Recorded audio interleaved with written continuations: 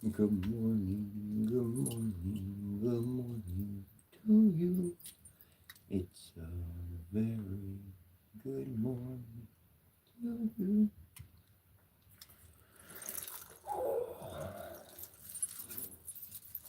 So we went live a little bit earlier today. Started out.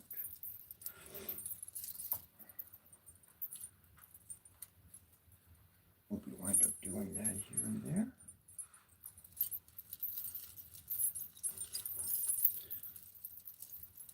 No, we'll be going over our blessings soon enough.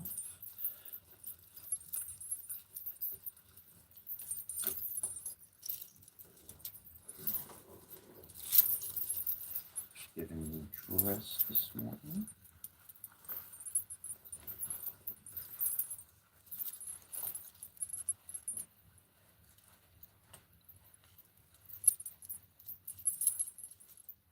Let's check the time.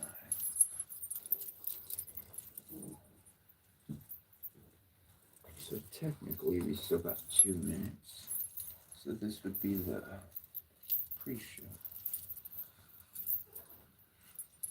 Don't you know, as my brother would say, and we gonna keep on playing.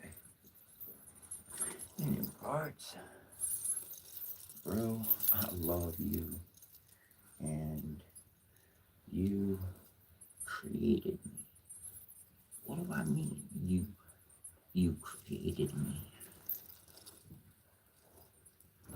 Without our collaboration, without our coming together, I wouldn't have transformed. I wouldn't have learned. You were a teacher that was greater than any teacher I've ever had. And you didn't even try.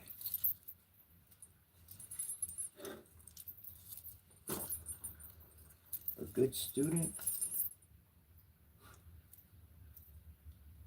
teacher won't even have to try. They just be who they are. A great student will learn all on their own.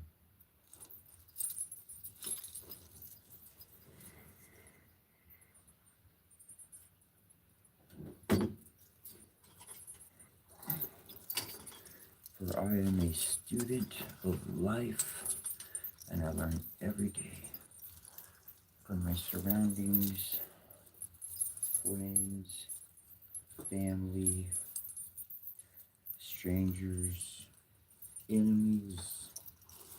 I don't care how they perceive themselves to be in regards to myself. They'll always be my teacher.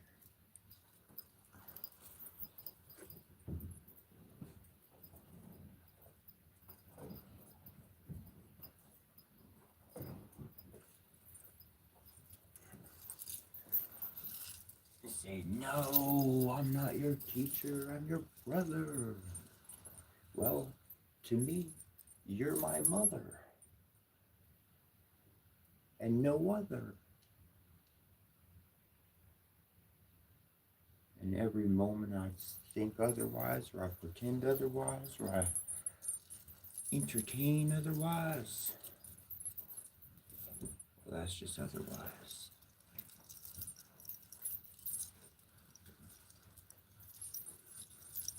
Because my mother was the greatest teacher I ever had.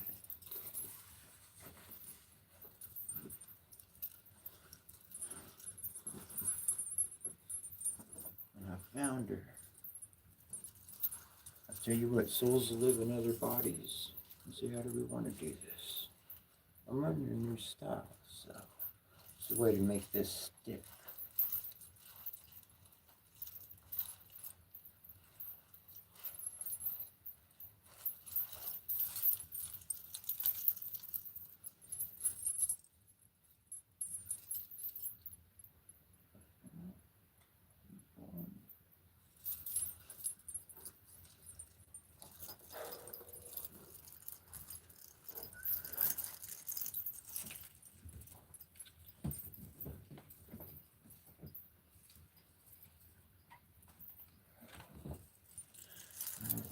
we're going to go over our blessings this morning. I just reorganized everything and got them right there in plain sight. It's a cool thing about stuff. You lose something, usually it's just right there in front of you. You were smart enough not to lose it. You were smart enough to put it somewhere safe, and somewhere safe said, that is not going to be the first place you look. That's what I found. Hey, check it out behind me.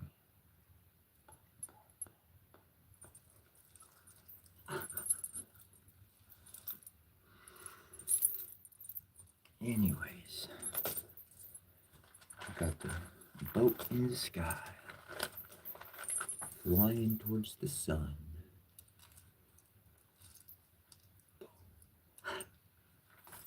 We won. We won. It's us. Every day, we speak as one. I'm going to get to reading these wonderful blessings that I do every morning. But first, I gotta let my bro know. Every time I use the word we, truly, it's because of you, bro. It's because of you. It's because of what you taught me.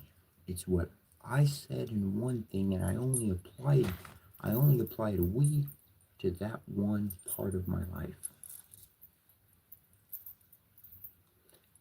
Then, as chance would have it, I found the best mirror in the world.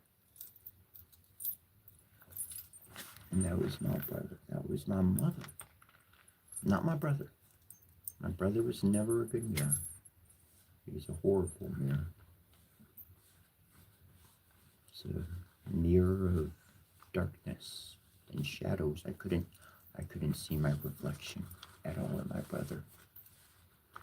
I saw it in my mother and Rosemary. Clearest reflection of myself, oh great mother.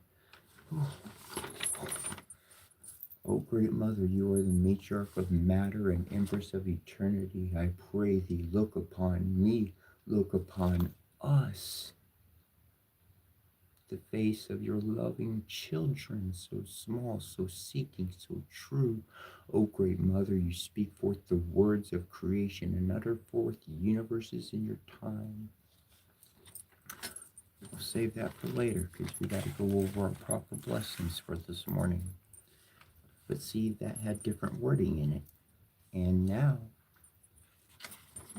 you speak through my words. You live in my breath. You are my living memory in the present.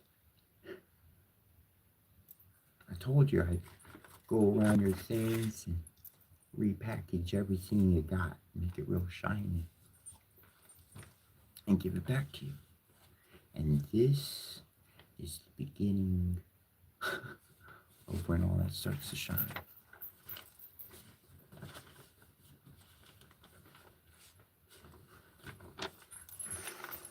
So that one's for you, and now I'm going to get towards the blessings.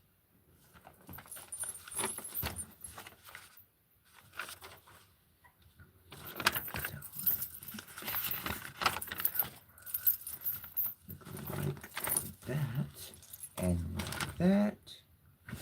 Complete. See, the puzzle is never too complicated. If you remember, if you have a system that you personally work, I have a system that I personally work, so I understand the structure of how I do things. And so when I'm looking for something, I just have to remember that structure and then go through my things in that structure, usually in reverse, sometimes backwards or upside down, or, you know. But once I find that pattern, then boom, it matches, it works. Like I lost something earlier, and I couldn't find my notes. my sacred words, and they were right in front of me because I made them much more accessible. So sometimes just opening our eyes, being a little bit patient, and remembering how we do things. Anyways, I'm gonna be quiet and start going over the blessings.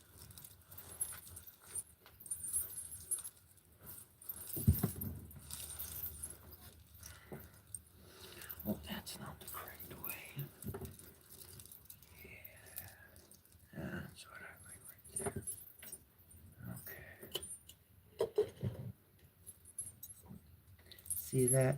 That's a controller. Volume, TV. I'm not a big controller, and everything is the way it is, so I'm just going to toss that thing over there.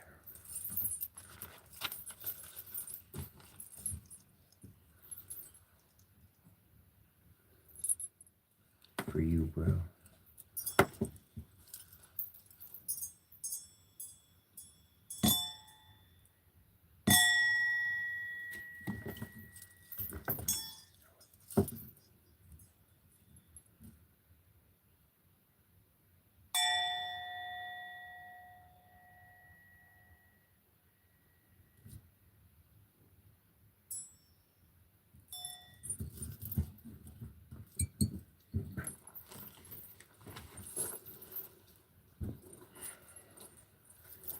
Circle now, we conjure thee, that thou mayest the boundary be between the world of men we know and what the mighty one shall show.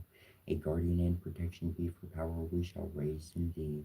Preserve, contain it in thy sphere, to wait the work we shall do here. So have we consecrated thee, so may our circle blessed be. Sky and sun and sea and earth, teach us, give our wisdom birth. Sun and sea and earth and sky, with your powers gather nigh. Sea and earth and sky and sun, all together for as one. Earth and sky and sun and sea. It says, join us as we call to thee, loving lady, mighty Lord, my cup and shield and wand and sword, we ask your presence and your light to bless the work we do this night. Light and darkness, day and night, I bid you collide, rekindle these warrior spirits, breath of life into their bowels and cause having throngs. Arise, warriors of the past, pick up your swords and prepare to do battle. Spirits of darkness arising with the powers of Gwynvael, fight the blight, this be dark night in our right. Zekia compas, Yana compas, Zedingat, Kia compas, Zedingat, Ana compas. Hear me, all that I summon forth by name, come to me by your head, call and answer my most urgent plea, most graciously through matrimony, most harmoniously through our loving family. Renos Ezekiel was on Pto, right ahead, Herusha, and Zuzirka, God, Kutijin, was Maha, for the two gives it all, side bit to do, good shakins and a Saran.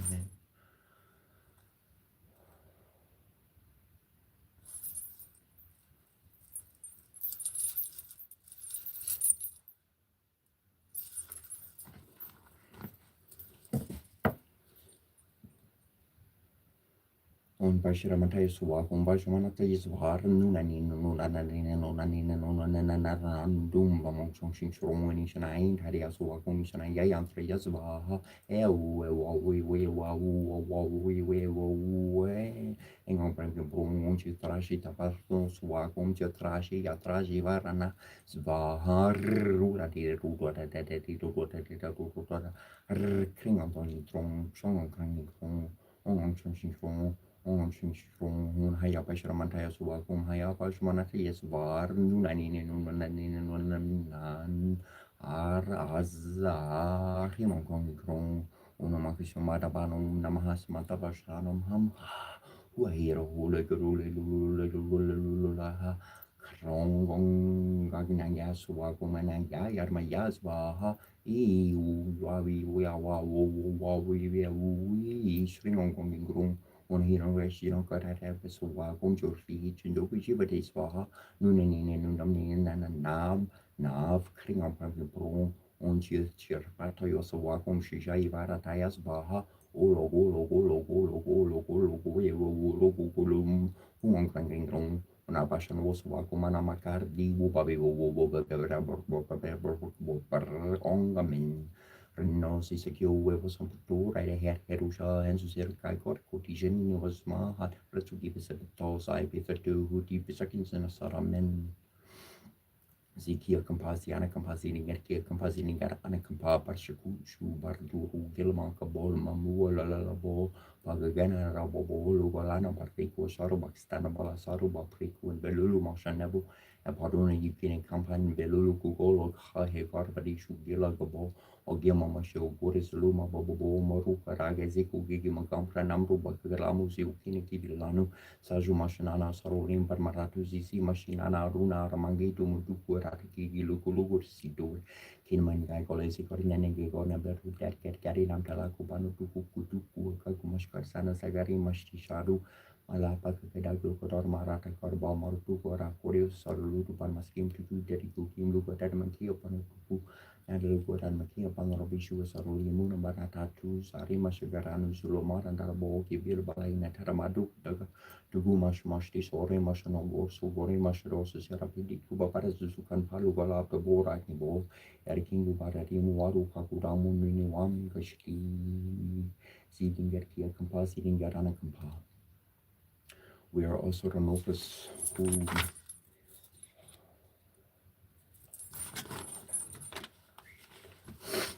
Asturi Samakara Sara Kaftaf Karpoin so ho Aram Arit so bo Rupu and Hatem to Kaftan Nuna the shortcut Poin so ho Jaram Jet to Nishratin at Mut Netar Idam to Urki to Armatu Netar Paya Barne to Abarni 2 Likim Linush Kerry Stacks are repertu Marticuli Torni usually Bialu and Armeshi in Mesh Sharilo Science Emiga Ro Tautum Girisha Isaya Gariaga Biasha Biasha Jelika Dubiara Laka Isaya Ruri Gali Mutu Nurtima Kutri Shami Zumbria Isaya Zumbria Riega Zumbria Biesha Zumbria Zieleka Zumbria Dubiera Zumbria Laka Zumbria La Tatara Zumbria La Tatexi Zumbria Takaruba Zumbria La Tasarnica Nishamash Katulu Tunu Nishan ki belgi mrilu tam tunu nish marok mashalani lu tam tunu nish kish barkan kunu lu tam tunu inazum rialu ta pasarama ya arun en I bar nanim ni ba perik pebik agaba is about agabor agarbor bagaba is ba agabor agarbor agaba is perik beneni ba runen ya karbor ya rimba egar rimba egora ya eki ya saka keki ya saktu di eki ka sor ki ya Om Shrim Vajra Darukaniye Hrim Hrim Fatwa Om Shrim Hrim Vajra Darukaniye Hrim Hrim Fatwa Om Shrim Hrim Vajra Darukaniye Hrim Hrim Fatwa Om Shrim Hrim Vajra Darukaniye Hrim Hrim Fatwa Om Hrim Vajra Darukaniye Hrim Hrim Fatwa Om Hrim Vajra Darukaniye Hrim Hrim Fatwa Om Hrim Vajra Darukaniye Hrim Hrim Fatwa Anushubam Gigapsuki Sharkeka Shakar Shade Sasaramata Yeding Goro Kalamas Niku Dingatni Naku Natural Niku Kariasha Shugmur Kuku Siana Kampaziki Kampakalu Bara Ramtar Bara Ashak Bara Gigim Bara Lord Bara Telor Bara Maskim Bara Utuk Bara Irpa Bara Lalatu Bara Lalasu Bara Hakaru Bara Uruku Bara Kelkolor Bara Litu Bara Utuk Soladin Nazul Lala Soladin Nazul Gigim Soladin Nazul Mula Soladin Nazul Dinge Soladin Nazul Maskim Soladin Nazul Bara Din Nazul Siana Kampaziki Kampa Munisita Bara Yene Agi Shor Kishnor Masha Zikar Bareye Zikar Shur Bar Naik Sar Sharmar Zikar Namta Yenin Dore Sharki Uku Akbar Nabu Om Namo Bhagavate Vasudevaya Hare Krishna Krishna Krishna Hare Hare Hare Rama Rama Rama Hare Rama Hare Ram Ram Ramerte Ram Mano Ram Fasastur Nam Taturiam Ram Nam Paranar Neom Venia Karya Namha Makadan Haria Virhama Heva Kratunari and Dear Mahitano Dandi Prachuraya Vakatunda Mahakarya Soria Korti Samaprava Near Koenam Kurumedava Sarva Koryeshwar Sarvara Shri Guru Suraj Rajneesh Mane Mukure Surhar Varnu Ragu Porvi Mocha Surchu Taraku Forchar Burhi Hin Tarnu Jani Kesumir Opovan Kumar Mor Burhi Pijar Dehu Mohe Marahu Kalesi Vikarje Hanuman Jan Gun Sukarje Karipisti Gun Loku Jarka Ram Tutata Lid Vartaman Jani Putra Papan Sutnamaha Mahadevi Paramba Shurangi Kumartini Varsumeti Kesangi Kanchan Vyaran Viraj Supese Kanan Kundra Kunshi Kesa Hosvo Shro Vodu Vajre Viraja Karante Borne Jani Husorje Sankar Suvan Kasrin and Rantesh Pratap Mahajag Vardhan Vidyavan Kuniachi Chaturam Kaj Karibe Kuarto Prabhu Charitre Sumebe Kurasia Ram Lakan Sitarman Basya Shri Guru Sharan Surush Rashnish Manemukure Surhavar Nura Guvar Vimaja Surjo Dagu for Charburhi Hintarnu Janike Sumiro Pavan Kumar Bal Burhi Vigyarto Humo Hera Hu Kores Bikarje Hanuman Jan Gun Sigarje Karpisti Hun Loku Jarka Rama Dutatali Pardaman Jani Putra Pansurnam Hamahavi Karambashurangi Kumartini Porsumati Kersangi Kanchan Varan Varasu Besa Kanan Kunda Kuchi Kesa Hotvoshu Porsche Peraje Korte Borni Jani Husorje Sankar Suvan Kesrain and Dantesh Pratap Mahajag Vardan Vidyavan Guniati Chortor Kaj Kari Bekuar Tor Prabhu Chari Tresuni Bekurasya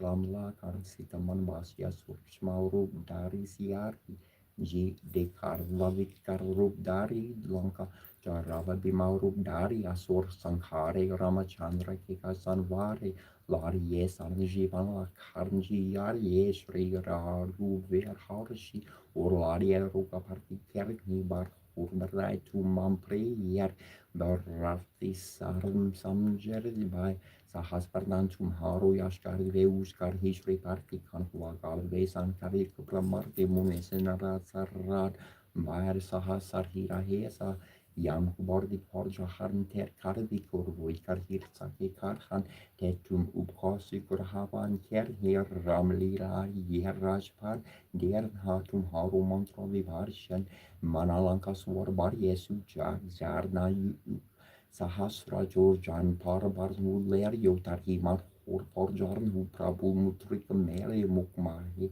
Jara de Lanke Garve Ashrashnar Her Dorgam Karch Jagar Kerjerte Surkamanukura Hatum Rete Terram Duare Tumragvare Warnagia Pirnu Pasarte Surkala Hetam Horis Rantum Rakshaka Hugur Darnapan Desam Haru Paitin Hun Lukang Ker Kan Pai Bot Basarchnik Kartnar Hina Ude Mahaver Jab Narn Surneve Nasaru Har Hisaper Jaban Narantar Hanuman Ber Sankatse Hanuman Churteve Sankaram Vashandyan Julave Samporam Tapasude Rajatin Kerkasak Tum Rajat Orm Manora Jo Cruelave Surhiani Jarvan Parvecharanyu Partap Tumhara Har Parsiri Jagar Wuji Yara Sarhu Sankt Kertum Ragware Asurnikalan Ramjuhare Ashta Serhi Narvnerhi Kerdarta Usvordern Janaki Marta Ramrasian Tumhare Pas Sahara Rahura Parti Kertasa Tumore Bajan Ram Kopavai Janam Janam Ke Duk Basra Vair Antkar Ragu Verpor Jarye Jarhan Janam Hari Barkar Harye or Devta Chirna Dar Hi Harnuman Ser Hi Sort Vesur Kare Hi Sankat Karke Mierte Saper Josumera Harnuman Bober J Harnuman goes in Kripkar Urudev Kiarnya Hinjosa part kariko hi churte panti maha sokor hi joliar parhe hanuman chali saharya ser hi sakti kore se tu sira sara hari chera karje das hordar ye min der varna sankar haran mangor morti rupram lakan sikta sahi hordar ye basa husur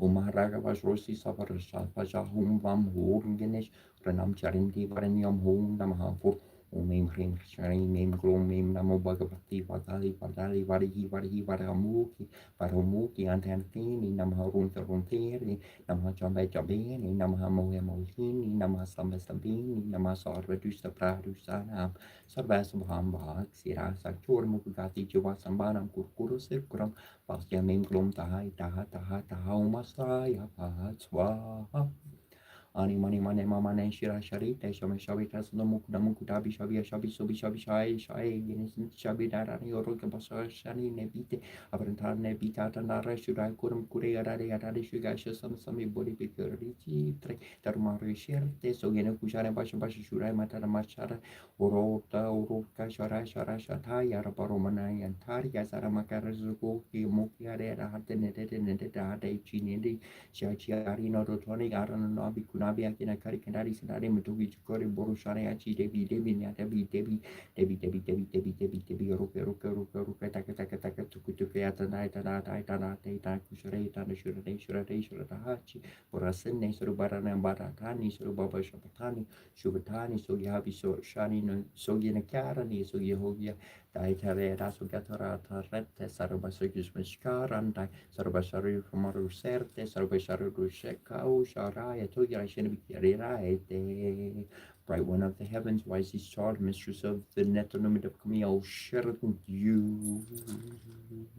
Ishtar, Ishtar, Ishtar.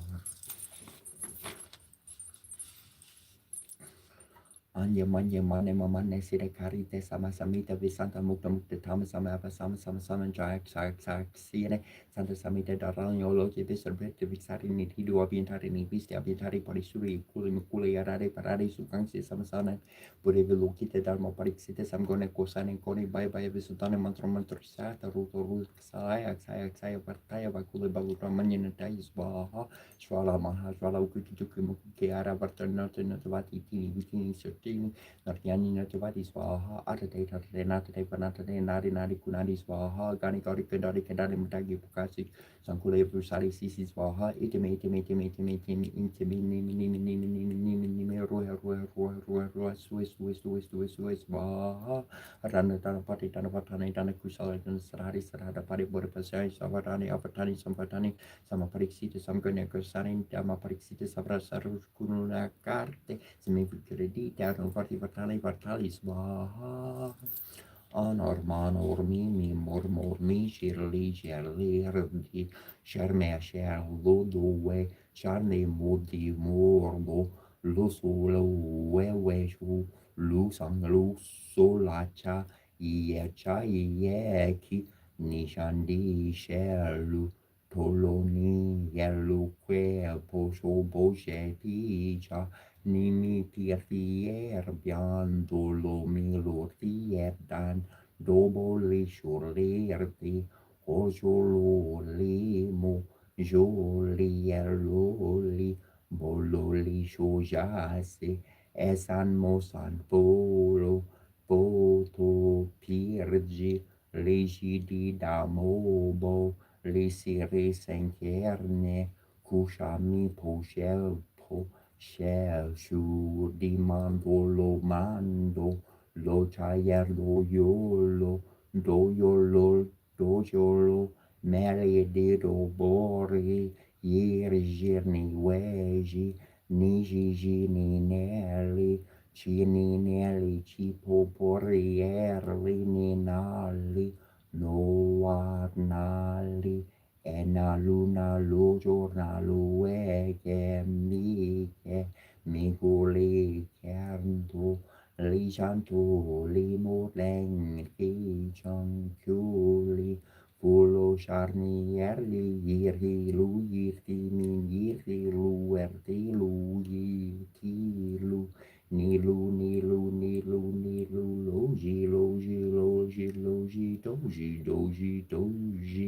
doji, noji, atandi, tanto, poritan,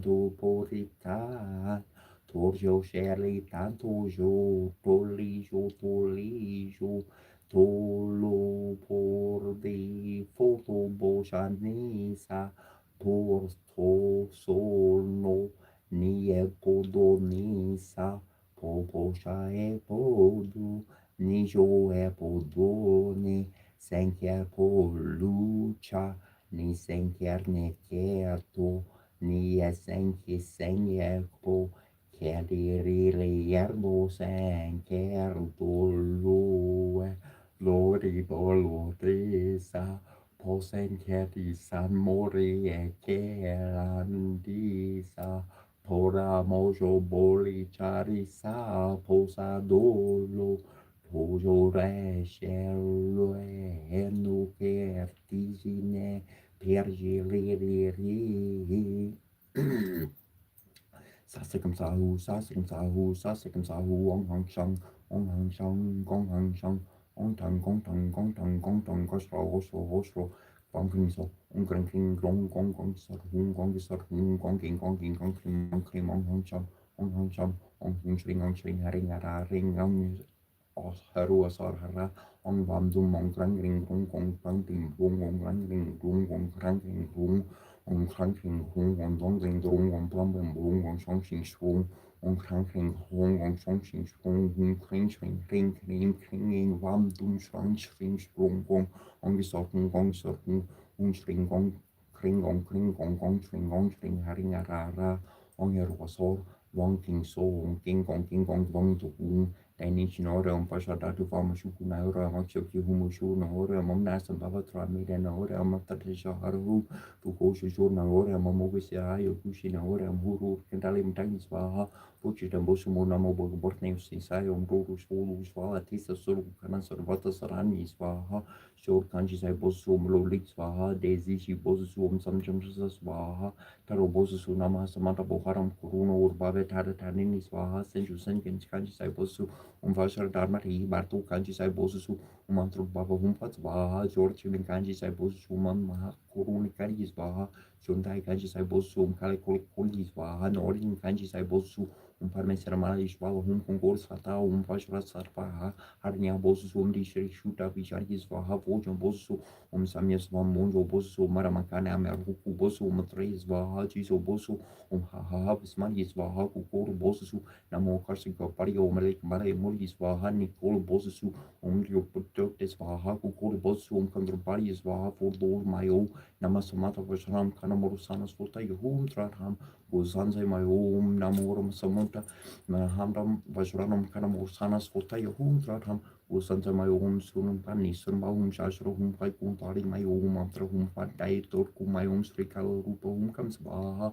Fungo Yasho my own Vashra Yaksa whom mice and my own Margar Bush Risnis of Vashara Sapa, Shahum Pam Hoku Chaku my own Maru Contest for House on Kochi, Unkabayaka by Swaha, Kungo and Sam Willigan, Vashrak Saraj Homes, Vaha, Sarnesi, Dorchi, Janasi, Swaha, Jikukun, Trust, Pramaranas Vaha, so Chotan on Veropax and Axid Patais Vaha, Homokinum Veropax and Agit Patais Vaha, Tomotanum Visruvani Swaha, Bensaitanum Saraswati Swaha. Taikokutunum Halakai Swaha, Pichi Jotunum Halasri Swaha, Karitai Momdur Mariariti Swaha, Taikini Tinomri Aswaha, Marishitinum Marsi Swaha, Tashukongi Tinomri Gaum Swaha. Indianam dea saras vito mandalia mandia parti nariana sajisini sana sani viste kirovan makulu kundala van karti hari haran maya vopu tersangka karanam skaran mantua ramitra yatnam hom rimravar yatnam hom saraya yatnam ha rimbrav yatnam ha ram kagari yatnam ha ra pusner nam ha ram harang kabar yatnam rimari kariyanam ha rumari yatnam rim savitr nam ram karyanam ra paskar yatnam ha Ram Ha Sri Prosori Yanam Ha Palasi Yasas Namaskan and Yakarvata Dine I Operation Palam Vietnam Tesham Kaji Yarte Kring Mongeros or Kring Bong Shimasha Kashabi Kashapi Mushkevi Shakti Timatino Kuroshul Rimani Shul Isubura Tuku Apita Shunu Kimamera Du Inati Kili Tu Shunuli Mutuma Nakulu Blui Shunulini Shunmanakulu Dini Shunuli Tishunumanagulutari,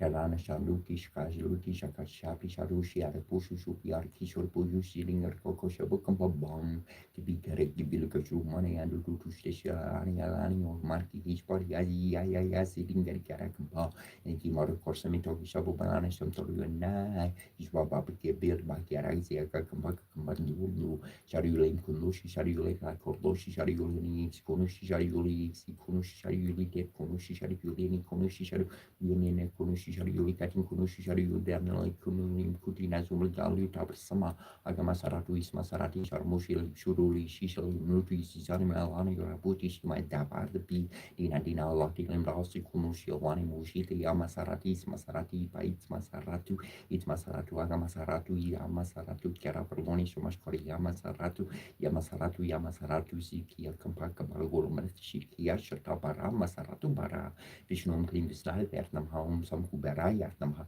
Dumut of Kubera, never car, water, Promptly, Vida to Bumi, Devia Maton, Dumut of Nuxekaru, Mediakin, and Net of the Southern Tari, Net, F, Tasu, correct, they have the summer city, Otuxo, Taratata, Isana, Home, Sanari, Yatnamha.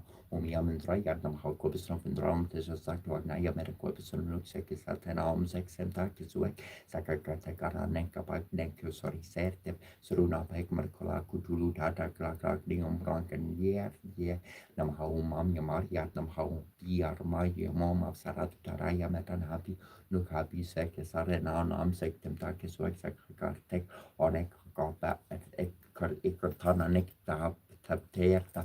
Parvatu Yan Ginariti, Raxasom Kam Raxa, Yarnam Home Pambarunar, Yarnam Haim said Paruna Valta Malaya, Matani said Nukim said Saranam said Saruna Pikeman said Sanu Duini Kupera Mautun Rates of Sitting Yarana compositing it here, composite pale by Omiam Fire, Vietnam Hammer City, Markala, Marulu, Marmatu sitting and an compositing it here, Dux Torata Kutula, Takla, as I do Takala, Yanu Yan, Giza Premar Nabahun Mahat Omag Saratu Raya Meran Cabranu Capru Nebim Get Cabrash Perembra Molu Azaguti Takala Neshratuta Neshrat Nabu Mahaja Sarmas Fatium get the second to Nebenaru Depmesu Cream from Sia Yatnamha Cream Stream Manka Chandra Yatnamha Om Cream Stream Mankar Yatnamha Om Stream Bumbo Pariyatnamha Om Stream Bambors Patiyatnamha Om Cream Shukra Yatnamha Om Cream Stream Samchala Yatnamha Om Cream Robernamha Om Cream Ketuvernamha Japus Kusum Sam Kasham Kashapa Yamaha Ayurtim Tamarim Sarpa Paknam Pranatos Nindi Bakaram Dadi Shankar Kishar Bam Kishor Hortana Vasabam Namami Shashardam Sumam Shambor Mukurta Pushartnam Daranis Karbasam Putam Vedu Karti Samaprabham Kumaram Shakti Hastam Tamagalam Pramami Ampriam Bukarite Sharmam Ruperna Pratimam Burham Somyam Kuno Petam Purham Pranamamiam Devanam Chari Shernam Chagoronum Kanchana Sani Bambori Butam Trukisham Tam Namami Prias Patin Himankuntam Rina Labam Digarnam Paramam Korum Sarva Shastra Pravaktaram Barikapam Pranamamiam Nialanjana Samapasam Pravi Putram Yamagrajam Chucharyam Matanta Sambutam Tam Namami Saniswara Matakaryam Mahavyariam Chandraniti Martanam Smikil Karpasam Butam Tam Rahum Pranamamiam Palasa Pushpasam Karsham Toraka Graha Masakam Rom Rodam Kom Goram Tam Ketum Pranamamiam Pramamorali 3. Karipanusha Shibumi Suta Burasha Kurusha Shukra Sharti Reu Ketu Sabagraha Mambas Suprapartam Kurume Shanti Om Bor Boram Tan Savetor Variam Barko Dvartia Derma Yetiono Pratrayat Om Tatat Swaha Hariam Tatat Swaha Nanasin Namra Sikia Sinia Nana Pasaman Gana Saya Kia Kampa Magavati Yanana Kampa Magshrita Nanazia Kampa Mash Yamagia Sagastena Kiash Karakloish Nabo Kurios Mokorios Yastroktulian Karku Yasen Nabo Masasi Pulis Kampas Lesaka Shir Talas Kampas Nabo Satantos Kampa Yagashias Asha Kukula Marniash Yamarkali Study Bari Bladi Yago Share Yayar Nana Yarneni Yashtapam Chakarani Yaramilu Yaksi Starikanpa Inanasiama Kampapi Sarma Kampa Yaya Pegari Solur Kishmashutu Shmashutu Yarlur Yarazuru Chisakramani Yatarea Atarea Chiatare Chiur Batala Kartamania Kampasi Dingaruya Kampasi Dingarustuya Kampasi Stazeraku Sibelodo Kampa Yashtakan pa yana kormas baru na kormas baru na kormas baru yana koria yazin la enga kampa yan koria yan nargor ziar sin gerden yakan pa yakan halamak yatara kampa marugumun paru sekali yarda yagar yamabor nesh yamaruku yatuku sorim suborim sagarim nangsana sakana pa laluku nim kemanu yandu yandara yasi batu balugu belteriku baga kampa belzi erik sak bat pasor paru noiseligan usugi gat sugi jargi ke korsha desis ramara yading gorut kelama sini kuding karnina kuryuna sini karya sesumur kutu malal pakai kedal glugador marata korbol adu kakudomu sari masgaranu erkingu baradimu Hotep di harnano jrune bordi pore keruka emet in ket erpo sudmor koe peru min kerke puso shor morhet ket ni bet no fred wa beran ket no jrum di ank eren hejer ni keramundra in kahern Zarima Shagaranu Aru Kakudamu Aru Kakudumu Lugarar Mara Kara Kabo Malaba Kakadagaru Kakudamu Sarima Shagaranu Yarkingu Baradimu Aru Kakudamu Lugarar Mara Kabo Malaba Kakadag Om Trambakam Shamis Sukumdi Pusti Barharamor Baru Kami Papanath Yormu Cheri Eter Namaha Rim Hum Chom Chom Krum Krum Mahakub Jerike Chom Krum Krum Krum Rim Shrim Shong Kronku Jerika Kronchum Hum Mamrea Griforana no Kurwasi Ken Haleum Shukraya Namaha Shum Shrim Vastromedehi Sukraya Svaha Krim Kali Hum Svaha Sarva Vista Merdehi Memaha Kali Namaha Nariyana Vermahe Vasudeva Varya Dervahitano Vishnu Prachunayat Devakiradana Arya Vermahe Vasudevarya de Mahitana Krishna Prachudayat Poshari Vermahe Sasraksharya Mahadevarya Dermahitano Rura Prachudayat Mekanantarya Vermahe Vakranhudarya Dermahitano Tanti Prachudayat Karyaganyay Vermahe Karnya Moryay Dermahitano Durga Prachudayat Vagdevyay Cha Vermahe Kamaracharya Dermahitano Devi Prachudayat Mahadevya Chavin Mahe Vishnuparnya Charli Marhitano Lakshmi Prachodayat Sanking Joju Ju Langdan Jun Sanking Joju Langdin Jun Sanking Joju Langdin Jun Sanking Joju Langdin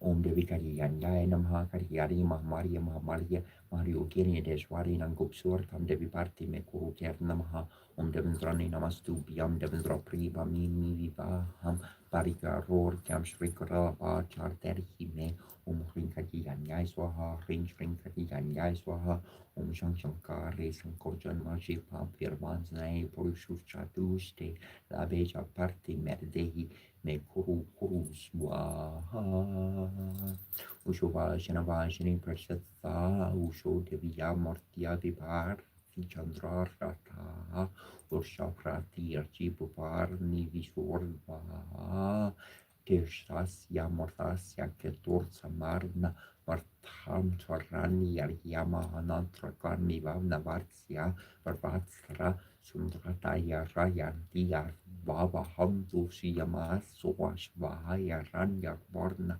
Pastor Prajas Stoma Mujashva Gornato Makoni Purani Devi Uvati Purani Ranu Vratstrasi Vishvaharde O serastate te yane karte te mete kari nanna kichimarni to dorda noton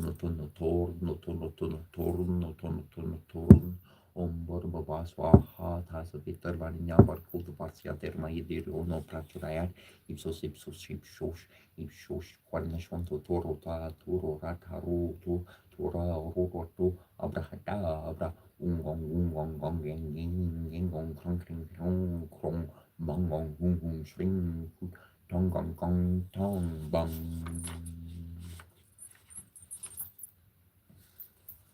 Om Hayagri Varyar Namaha Om Mahavishnartve Namaha Om Kesavarya Namaha Om Urusdharya Namaha Om Govindarya Namaha Om Pondarakasarya Namaha Om Vishnartve Namaha Om Visvambararya Namaha Om Hararya Namaha Om Ariyaya Namaha Om Sarvagisarya Namaha Om Sarvahararya Namaha Om Sadhanarya Namaha Om Nararhararya Namaha Om Narakararya Namaha Om Narasarya Namaha Om Nirupavarya Namaha Om Naranjanarya Namaha Om Niskalankaya Namaha Om Niratataya Namaha Om Niramayaya Namaha Om Siramarayaya Namaha Om Saksirne Namaha Om Saranyaya Namaha Om Sarvadayakarya Namaha Om Srimatya Namaha Om Lokasrisarya Namaha Om Sivarya Namaha Om Sarvedasprarya Namaha Om Verohararte Namaha Om Veranarya Namaha Om Verapadyaya Namaha Om Purnathanaya Namaha Om Purnaya Namaha Om Purnyatritre Namaha Om Punyarya Namaha Om Punyakartarya Namaha Om Parapararya Namaha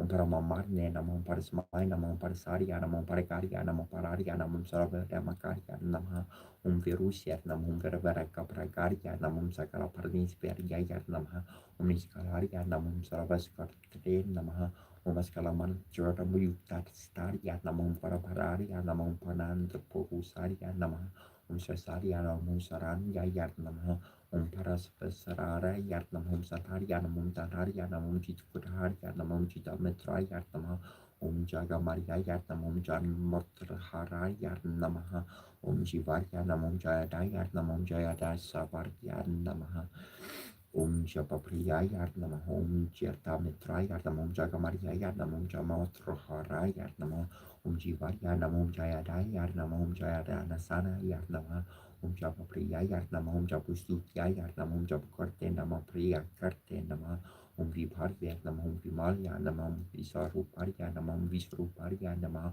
Om Viskutre Namaha Om Virustarya Namaha Om Viranustarya Namaha Om Sanitarya Namaha Om Kasankarya Namaha Om Shraya Pradarya Namaha Om Sri Maryaya Namaha Om Shraya Sam Namaha Om Isvararya Namaha Om Sutarya Namaha Om Mananatharuparya Namaha Om Praradarya Namaha Om Prisapatarya Namaha Om Avatarya Namaha Om Vayatruparya Namaha Om Sarvaskerne Namaha Om Tamoharaya Namaha Om Ajana Sakarya Namaha Om Janinane Namaha Om Purnakandura Sampravarya Namaha Om Janmardarya Namaha Om Vakvatarya Namaha Om Yogine Namaha Om Yogisarya Namaha Om Sarvarayar Namaha Om Haryogine Namaha Om Harmornerne Namaha Om Manasarya Namaha Om Surya Sab Namaha Om Hamsarya Namaha Om Paramasarya Namaha Om Viskutre Namaha Om Viragya Namaha Om Svarshya Namaha Om Suraspartinya Sakasyar Namaha Om Jajmarari Yurtarya Namaha Om Aryamanani Hartarya Namaha Om Sarvari Yagisari Vasararya Namaha Om Pranavorti Tharuparya Namaha Om Veraharna Karmarkerter Namaha Iti Sri Hayaguri Vastutara Satarnama Varli Kubera Dananda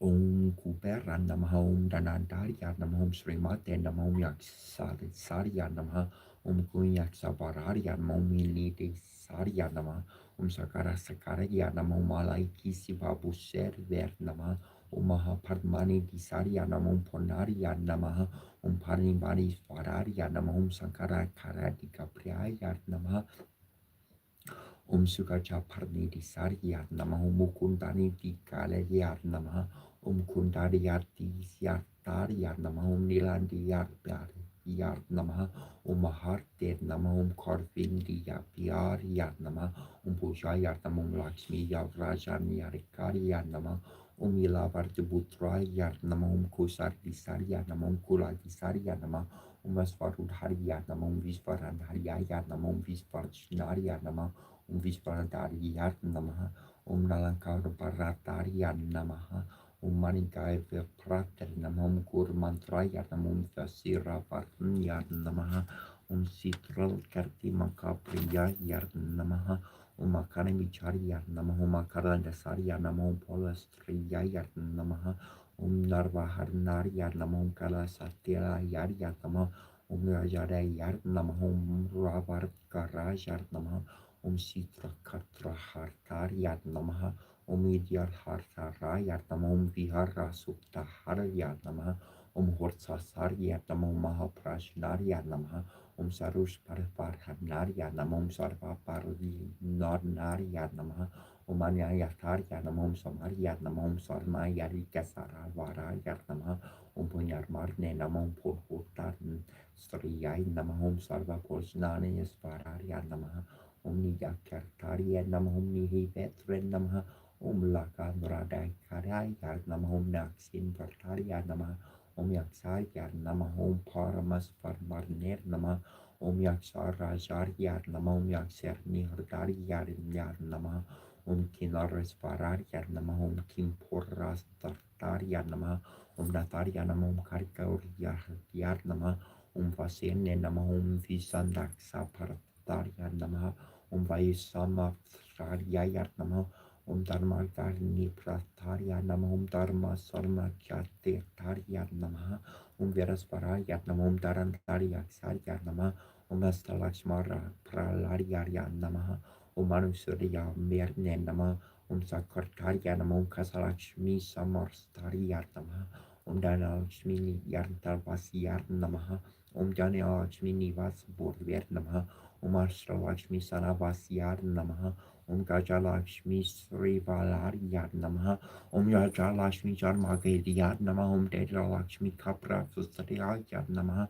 Makaravasraya Samyuktarya Nama, Nityarthantarya Nama, Sagasradarya Nama, Yaptarya Nama, Nirhatarya Nama, Nirasrarya Nama, Nirpravarya Nama, Nitakamarya Nama, Nirkasarya Nama, Nirpravarkas Bodhvet Nama, Santarya Nama, Sarvakarno Petarya Nama, Sarvakagnarya Nama, Sarvasamartyarya Nama, Sarvakani Karoparaya Nama, Sara Prakalarya Nama, Karavarkula Samyarya Nama, Sagarhi Kasur Priyaya Nama, Svaragi Vasyayar Nama, Nidhi Pitaram Srariyarya Nama, Hamarutar Starvisenia Nama, Hasi Sur Sextruyayar Nama, Tustarya Nama, Supraharya Jastarya Nama, Shiva Poljatarya Nama, Marnakarya Nama, Sri Kupera Astotara Santamaba.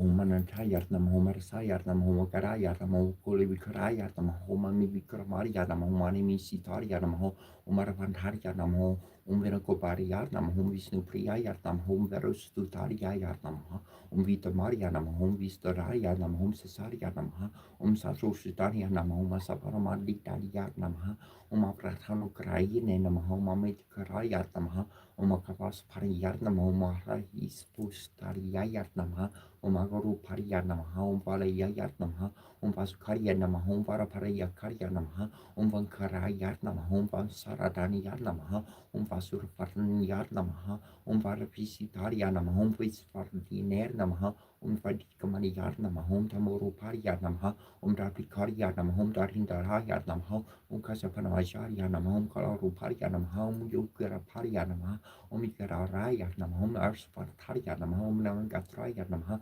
Kasapikariya Namaha, Visvambaraya Namaha, Sakaraparanya Namaha, Sakaparya Namaha, Sambopriya Namaha, Saranarya Namaha, Pakasaresa Namaha, Pamarasarya Namaha, Pramadaya Namaha, Pragadaya Namaha, Parivasya Namaha, Paravakarskaya Namaha, Babu Soresa Namaha, Bayavardana Namaha, Babi Patarya Namaha, Om Tasakariya Namaha, Om Kulokatrisarya Namaha, Om Sivarya Namaha, Om Varavidya Namaha, Om Pranaya Namaha, Om Punyaya Namaha, Om Punyakartarya Namaha, Om Parisarya Namaha, Om Parakarya Namaha, Om Niskaya Namaha, Om Paraparaya Namaha, Om Katkokarya Namaha, Om Srisaya Namaha, Om Santarya Namaha, Om Dantarya Namaha, Om Paradiyam Pandanaya Namaha, Om Sarva Pujarya Namaha, Om Sarvakaraya Namaha, Om Narisaya Namaha, Om Naranjanaya Namaha, Om Narataya Namaha, Om Sanariyaya Namaha, Om Sarvadeyakaya Namaha, Om Dhananjanaya Namaha, Om Avyakthaya Namaha, Om Vagatarupaya Namaha,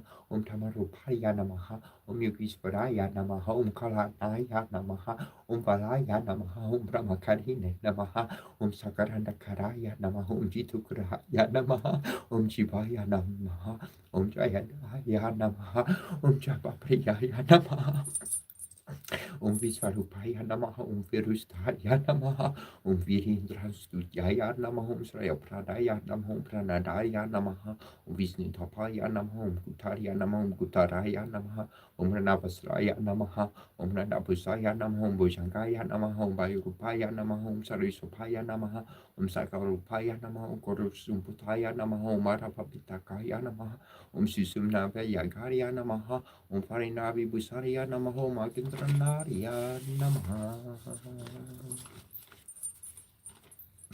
Vini Gumasa Sriti Patrika Mantra Sikshyapa Paramara Sibrati Shanda Sriti Patrika Devata Om Visham Svaha Sakti Parkilakam Sriti Patrika Prijar Samjata Vin Yoga Rasari Nyasa Om Kasya Paramara Raser Namaha Sarasi Brati Chanda Sanamaha Mukhi Sriti Patrika Devata Yai Namahari Diom Visharika Namaha Kuri Svaha Saktari Namaha Pariyo Fakariya Namaha Namaha Vin Yoga Yat Namaha Savangi Diari Sari Nes Krom Gusti Pyam Namaha Rim Tarjani Pyam Namaha Amani Pyam Namaha Amanamika Pyam Namaha, Rim Kanistia Pyam Namaha, Krom Karakara, Praslapiam Namahati Karania, Sakrom Haraya Yatnam Harim, some pieces Rasvaham Sikai Vasram Kapakai Humim, Troya Vasar, Kromasar Patiti, Sedanganes, books from me, Devi Mokadanam, Depatukama, Devi Arskai, Faripini, Dibak, and Vide Varasabam, Jami, Bampri, Yamika, Ram Sumlapam Yamkasamika, Bush Papiam, Yambo, Varmika, Dupamakrapiam, Raramamika, Yamjamrasami, Pamam Tarmiki, Amtramana, Beariam, Nivartiam, some Savamiki, Bokara, Pujam, Samara, Pajam, Trapamana, Mama, Maria,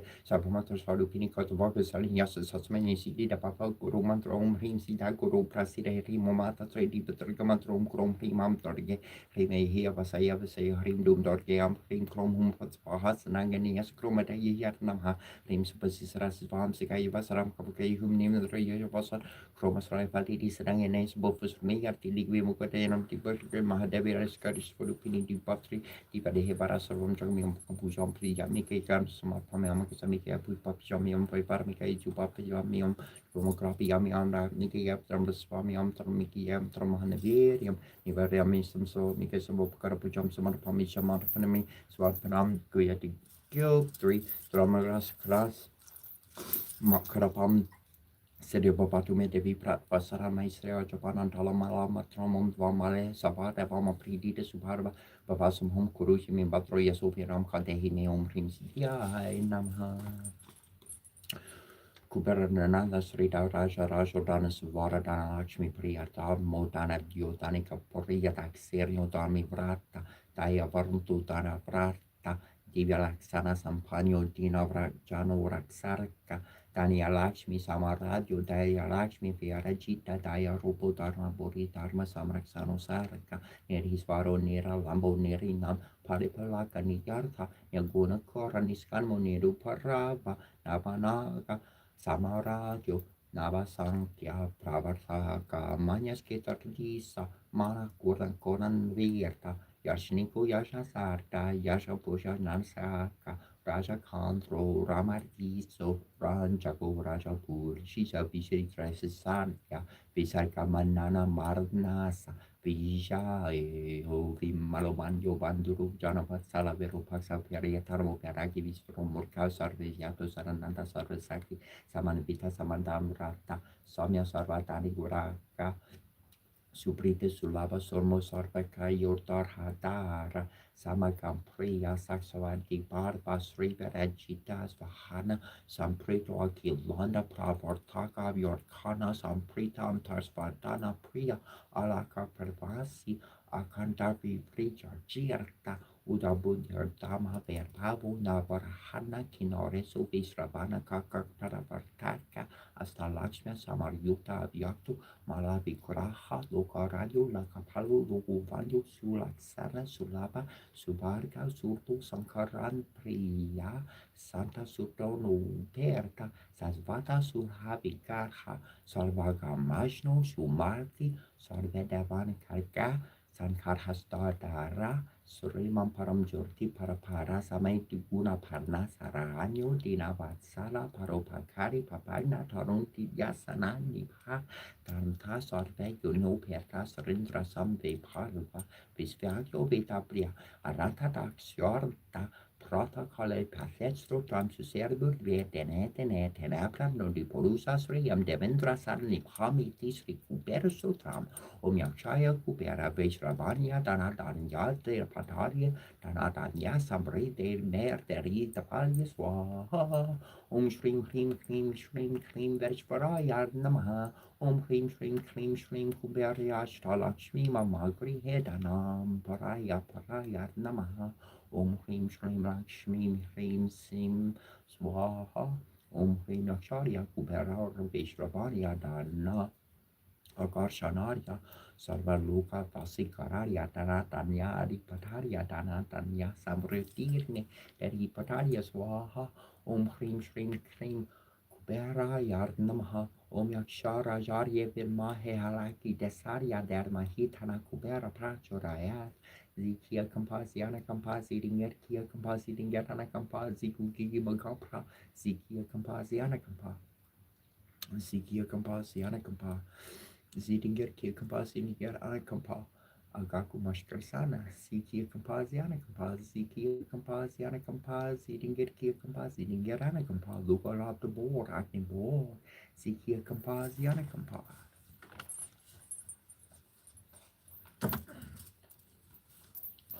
Om Aim Bram Brahmaram Sirhari Brahmim Part Om Vermanaria Virmahe Haranya Garbarya Dermahitano Brahma Prachoraya Rom Chaturmukari Virmahe Masro Darya Dermahitano Brahma Prachoraya Romim Hrim Shrim Sim Salsa Chekam Bram Brahom Brahma Shashanam Parthamam Purusan Fihi Mata Purusho Venapaha Guru Brahma Guru Vishnu Guru Shiva Guru Devo Maswara Guru Sakshat Param Brahma Shashme Shri Gurve Namaha Usakna Pet Kediam Kabita Horror of him Ken the Balset Kutu Utu Nezor Korte Half Basti Taratui or them Snap or them Besek Namar Kanamiu Sartiu to do or Mentimar to for Kamiu Shakaru Nekarno Karamenti Sartiu to or Mentimar to Haru Kamiu Shakaru Ekanu Kinamitiana Tapep Sarakaru Neperu Sakriu never will never Timtim Sapu Ariamaba Ahu Sakaraki Nehebne de hemne fortsätter tepane fetchebu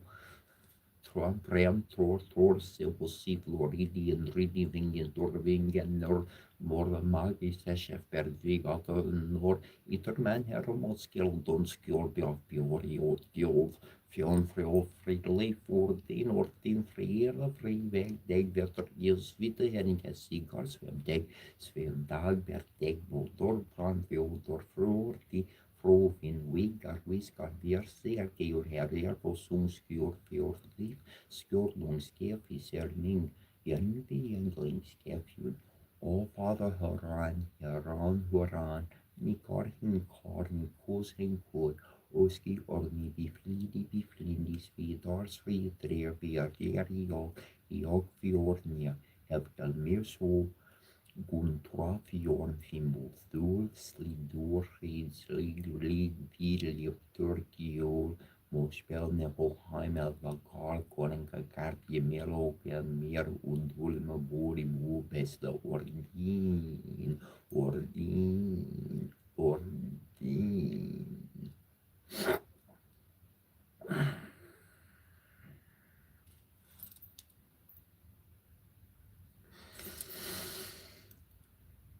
Mospel nevoheim el vakar koninka karpje melo undul me bori besta ordin vili vesor mongam belger me osri vesri mordvrin sudri mitko osator norfi nednagla bari ora nori ora ring aser deskin vaxi rim vaxi mundi feri Lunasoar bakal svinspil joki, vergier sering simil virfinskjul, harti hornisen jan vidir jadavol, vädshem vinkol. Monsosniadorin nerti nordri sudri ostri vestri ati ordolin. Norne nervin dein before forma bor nori ori ondor oin mo near vi gondo indor thorin pili fornin valley throin teg li virtuner naga leverans drop nor dot tarvi hor fagi hello koin dori ori dorpon bari heti fili horsier jol bier lofoskier vir Skarfin arf indi erkinskjarti forfosti finkin norialtre zirvir verdandi skor breda blikritnir himen biog valeski fritskjov kemle av flem and leg vil blen mas vegs was leg vins loni vins vo masar asnir rotin frig loki Avernariam parnaiar vis norda Maria marnasa Maria Visaria marca trust nam burta dariam serdan vistaria Taraya samasraka traharti viart hornima carnte Parimala pariborias carnte Sri pati parabiende babarbaria carcerte varnte Sardia pipera pagarne narta Kavahamnana Mamarkinatvam Samudro hitaranga kvakarna Samudro nataranga Urharnarka Nargard Hiradurja Tanuja Kulam Mitrasi Dorsteba Varti Narba Varti Kimba Vartiraskara Matsarvi Bidarabartrai Ravatarabarta Sada basortan parmes vara pali palioba varta bavata papito hamda mutara kunaman tira sundara vanyara vinda govinda Vavarjala di matarnandara paramam darama panariatvam menarayana korumaria Sarannam karvarni tabarko koranu iti sarpari marie. Suriko virandar bargiar purgiar pasi yasiar. Surima chakra bhagavarta kortosar padistotram sampurnam.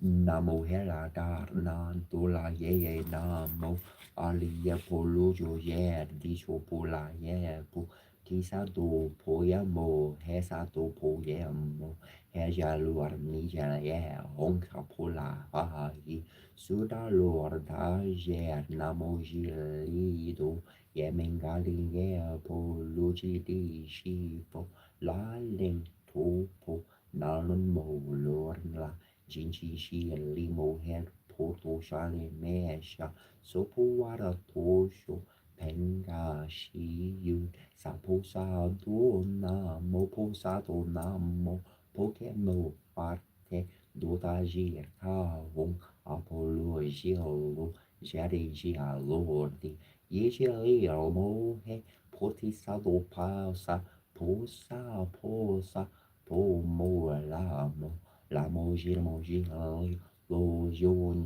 lo she neng do lo fa she ye di mo he fa she ye di mo la po la di li ni shi fo la ye she la fo mo la mo di li yi shi na shi na ha le shan po la she yi li fa she Ola she yeah hulu mola hulu jili sola li sulu putier puto yeah mierdili yeah lola chinchi dili se nina po yeah mo na so po he jito yeah so po hemo yeah jirto Yesu po he jito yo yi shi po la Yesu po hello la genchi so po hello la lola so po he shi la senga mu ke Yesu po he so Pomo he shi to ya so po he je chi ra ha shi to ya so po he bo to mo je ti so ya so po he lo da chen chi po ke la ya so po he na mo po li shen je la ya so po he na mo he la da na na do la ye na mo wa li ye pu lo chi li so po la ye so po he Giriado mando labato yeso pohe.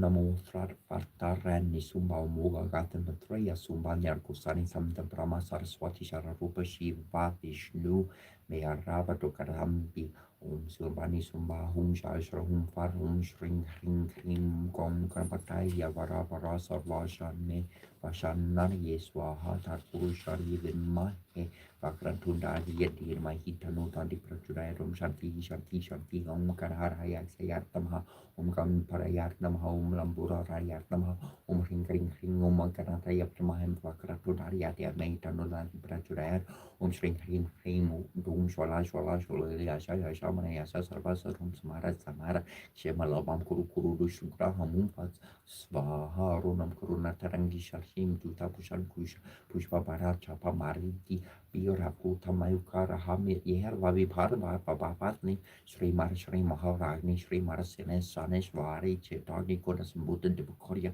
Samuriata Oria Barusa Hasrabha Chorobaru Shaman Vitas Sharakaga Svarupa Pashadia Krora Koron Kushu Vala Manuru Bechu Kudanda Panchatan Matrasa Yakanisha Runa Prabhapura Manjo Brahma Mandala Pachampaka Shuku Parnagas or Kanti Galaska Chai Kuru Vinda Manishne Koron Kutera Mandika Stami Chandri de Prasha Dalikas Chala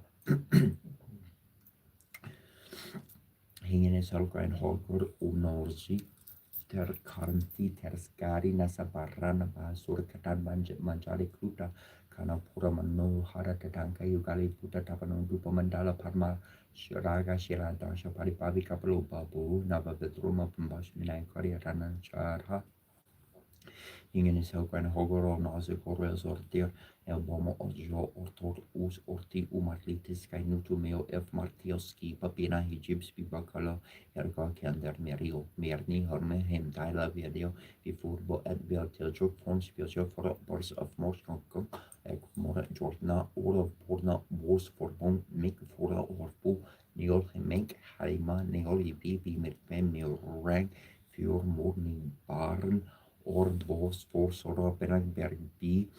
Kertus Nokopchi Vrn Vasat Sanleer Merger Beer is met Gormerans Corpus or Skeren Sornana Salos Perna Ordbos Kurinem Kuruki Loki Solvop Sonansini Manai Hendi Hokrohon Hamchorbu Sorne Visi Havor Soli Arti Marnine Visi Havarningens Arti Storjnone Visu Havor Salbi Getin Quil Rexoli Getting Go Port Kotus Nek Ortinjan Nordfono Kort Morkin Hertu O Minjan Dagar Doro Tan Koruma Tercho Hito Severa Berlifi Ibres Hirvo Korhim Prumpo Afla Lokpo Ordsmirpo Adetatbo Motanges Korpo Ortot Korpu Tjaftori Tortni Tiervokru Vorbem Verkerkis van Torkori und Brevor Borsa Major Morkor Mojong on Hantonheimum gegen Regine Quill Rückstole gegen Gopo Kutus Hebreskeri Vrko Trotovskipjo Premiums Propi or Complaints Legion I Vorbos Motsors Mensier or Bonipa Go Utro in Dorin and Norbeer Medlikin More or Gor Broodwell Gori Jor Blue Im Dorin Sagbi Horbo Vel Goria Bor Vikinga Nior Es Bor Ser Der Mes Vero or Hoki Pieter Bushmuk no Pulungo Hefa in Noregi Nolo Kolum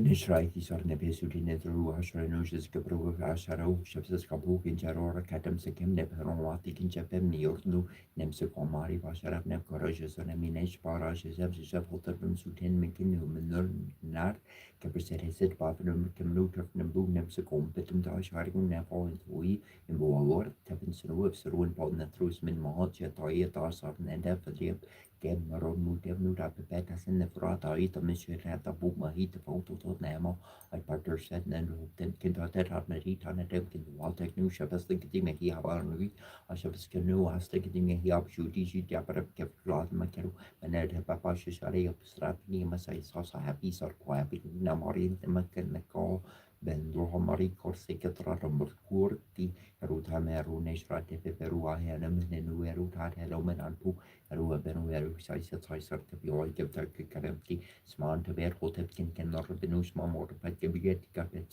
سنتواي صار نين سف من كلام سني كروس مز كرو أكري نزول من توس من كرو توما توس من كرو سن أصر نو كود نشر سناس هس وانتي بركات كارها بهتم كناس من كنتوا شوت عريت شو تمشي دسك بنفن هو عريت هنو من السنس إنه وراب كن بن مدبش عوسن كن بقام ساتسو نبكاتو يمكن ترجع بعسار لابور عملي من هذا البيت بيت هذا إننا أنشي شرها كاتو ويجير مرساكن لكن بنا بتدر شتد أبو سكم من بيت سكم طاير أبو ممكن تهت بجوا أبو من هات سكم رسو سكم طريقها من نبي ميوتا سكم باس ميك بس رد برباس لي واسط نور واجا سكم من هات برئيس كنا باشر نصار تيمي هيرين زياك سبتار باكوس سكر من سلمان تزويد كان موسيقى وسبرس الموبي بس كبريت بس سلمان تسر معرف سر هاب سلام من وسكن ملفت هبت شرط ديام كبتون هر ماري ومتسم بقرم كيس ورشني كارتي يجب أمسنا فمسكون نمار ترمياتو تورما رومانتيانا روي هري شنو كمي شكرون كن سرو كاباسي راي فارد كرمتيان تبب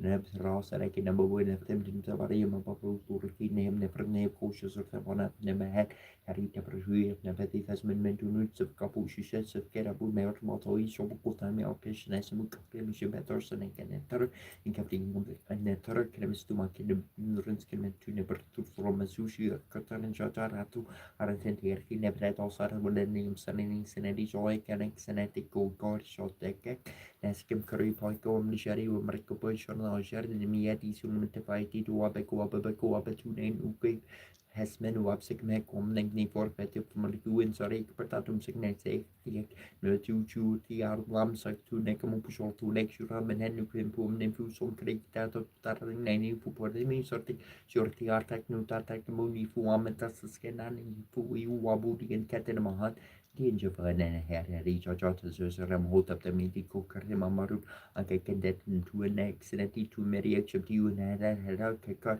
نبرنكي وامي تو أن بيت مهال هامي تابدا نبرو ومن هي ترى ستتبري المادم كلنو تهزيو هرك نوك بنيت نبريم شسس مريو وانفين مهوتا نبرا دب شسبم صايك موامك نالي ونوك صاهيش وابرك برم كموتا مسن تو نفرتم نكبر كنتي مالو رسك نفرتم نتروين دواي دابرم ششنين نفجا كايكم تا كوشا سك تايم ساتو وكمان نبلو وكي أو شبرتي موتبتي أو شبرتي موتبتي أو شبرتي موتب إمباتي مسيو باتيو تبيو أمت كتراجع مشتو مدك نترون نمنو كنا برم نمبر بندو وشني أبرم كنا تريوني أما سمرامي وامناني كبرام نترن مكتا برتارتي أو تبتام سك برام بواتام جاردت ونعم يورلو عكمو كمر شاس كور شماري كبرتي Hikopetera super kam naman rakam takiswak sa kakartak no tekwadam pram no tekuatar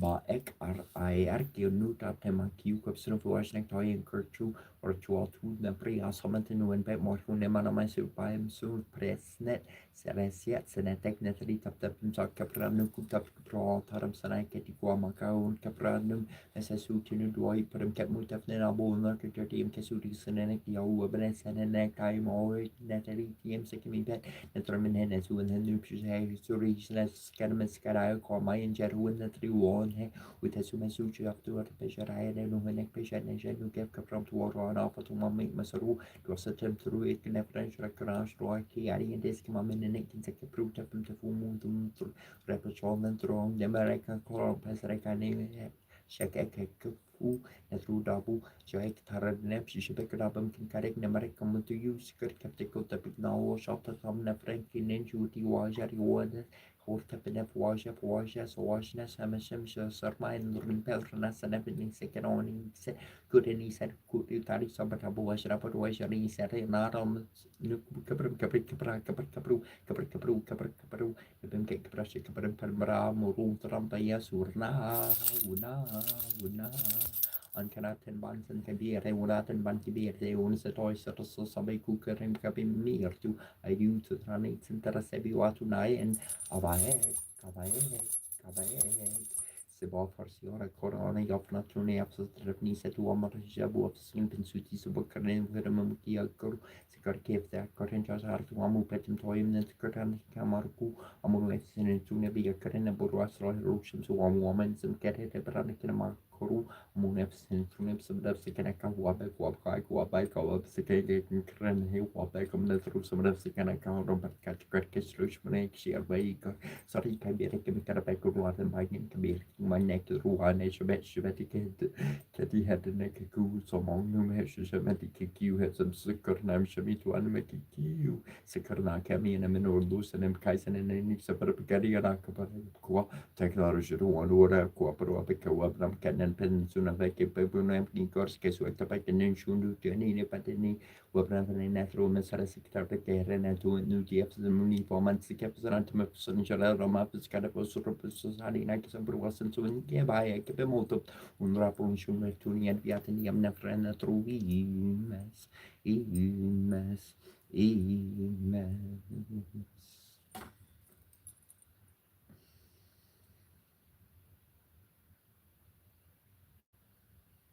Nath Akar Geb Newt Sikia Kampa Sidinger Kampa Sidinger Ara Kampa Sikia Kampa Siara Kampa Kepra Arsim Toki Shabopana Shum Trupinai Arsim Toki Shabopana Shum Trupinai Arsim Toki Shabopana Shum Trupinai Abrahadabra Abrahadabra Abrahadabra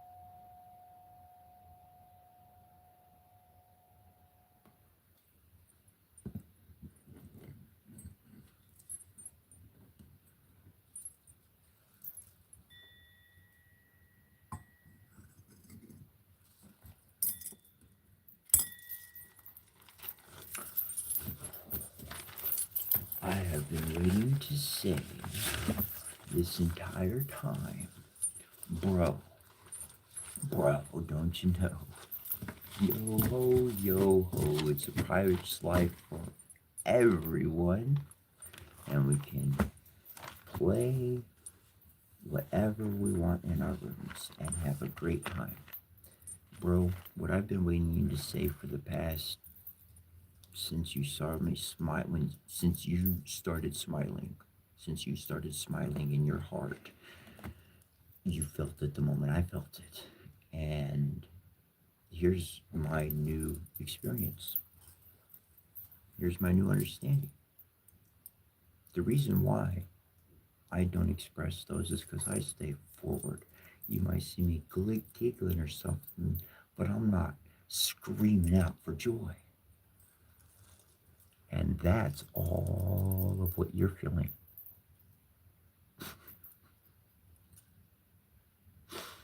I stuff it down, and all you see is Tip of the iceberg.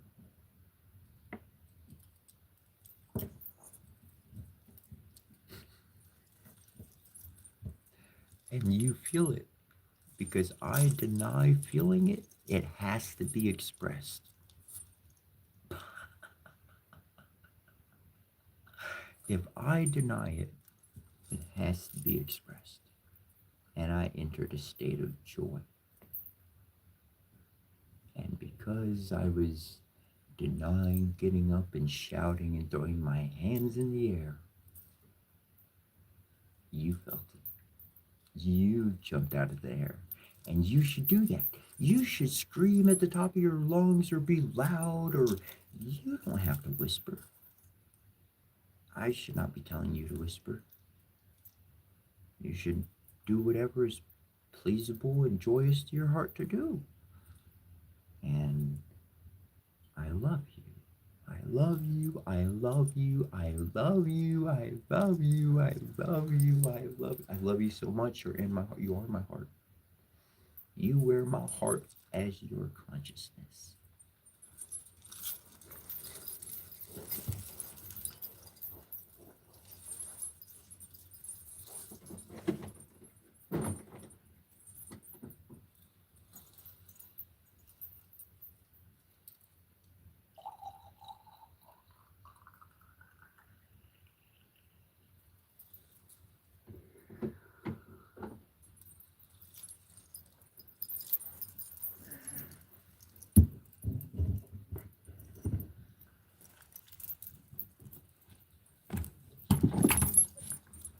That was a close one.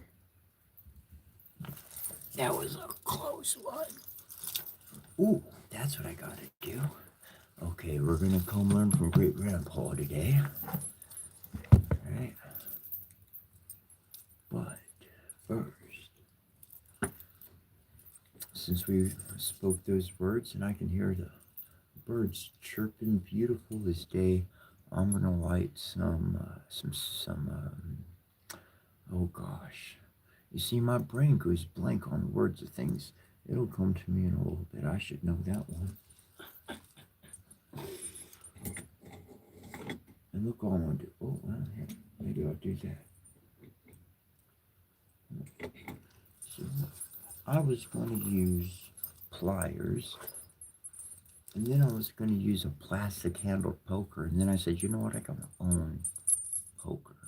I keep that with me. Everybody should have a fork and a knife. And you're like, what are you doing? See, my candle flame is down in the jar a little bit. So if I put my finger over it, ow! Now, I could reach and not get my finger, and I could stay over here talking to you while that's lighting. Hey, ain't that cool? A little bit of ingenuity. Now, while that's lighting,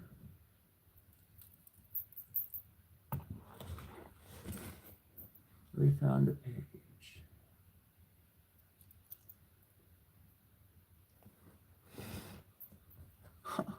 It's even underlined the part where my thumb went to.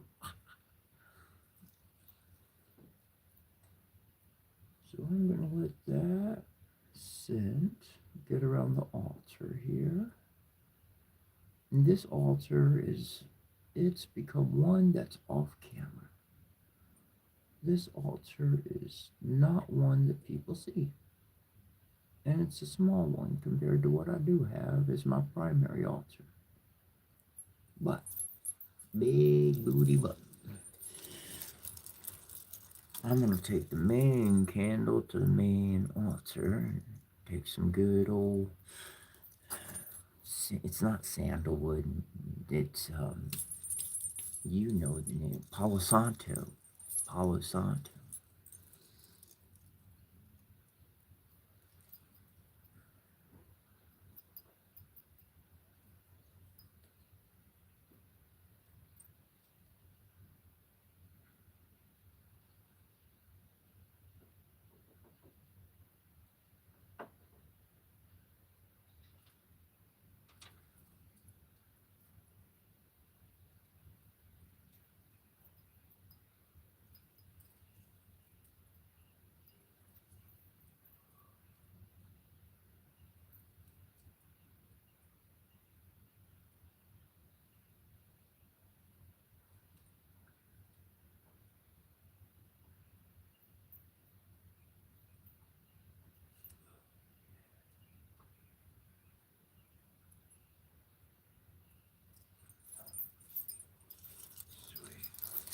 Well, I left my fork in my staff so that can keep burning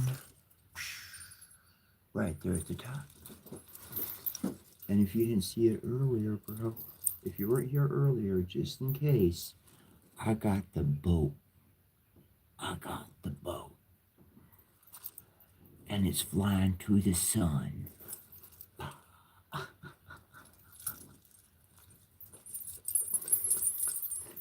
Boom, we got Tahuti. No, wait, that one would be Mahat, Divine Law and Order. And that would be Tahuti, which was essentially like all recorded wisdom, divine wisdom. And in the middle, we got Herukuti. And Herukuti, now this fella, oh, he's a cool fella. Herukuti, see, he's father and son as one. How do you get father and son as one? How do you get father and son as one? Because they're two. So how does two become one?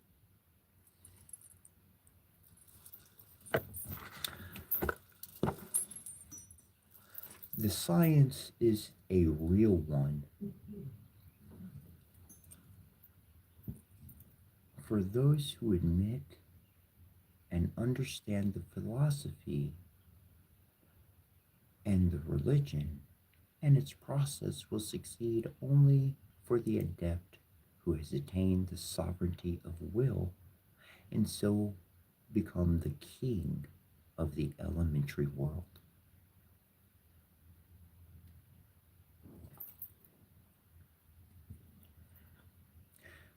For the grand agent of the operation of the sun, I gotta do it. I gotta pause. I gotta pause my reading. I know what I'm not doing. Let me give some honor to Sir, angel, God, goddess, whatever title or label you want to call it, divinity incarnate.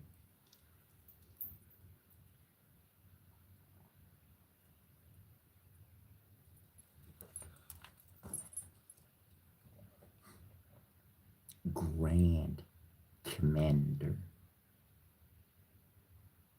Pike.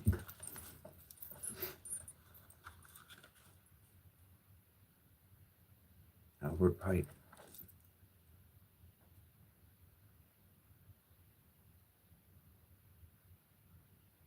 Wow. I read his words yesterday. He spoke. I was his voice yesterday. That's all. I just gave voice to someone who left a free structure for the world. Wow. I never even read this. I never even looked at this front page.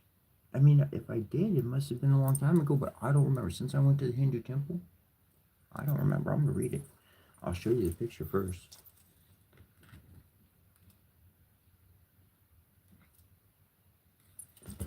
It says, Morals and Dogma of the Ancient and Accepted Scottish Rite of Freemasonry, prepared for the Supreme Council of the 33rd Degree, Mother Council of the World, for the Southern Jurisdiction of the United States, and published by its authority, House of the Temple, Washington, D.C., 1966.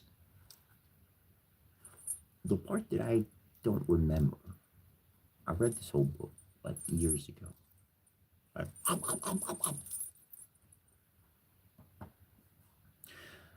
wound up going to a temple called Adi Parashakti.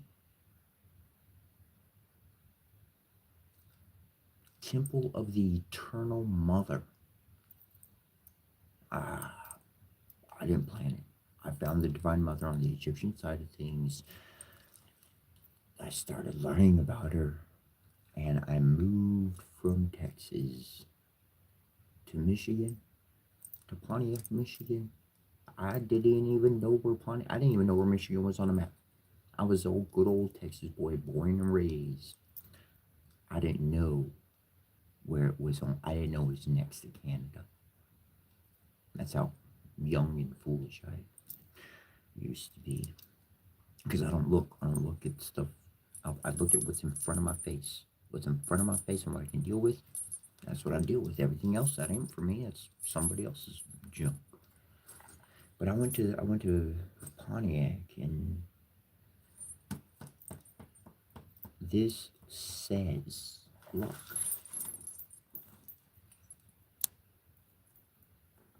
it says it right there. I know it's backwards, but it says it right there. Mother Council of the World. Holy, this just aligns with my whole life like I never saw it. That's wonderful, awesome sauce.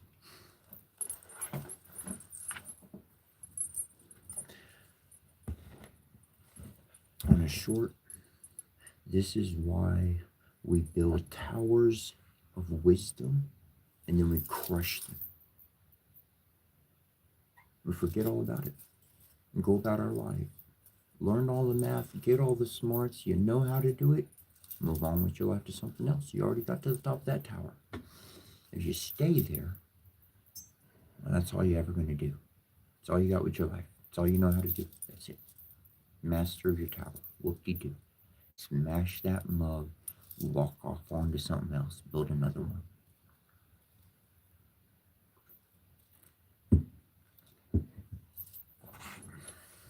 Now we can properly read this.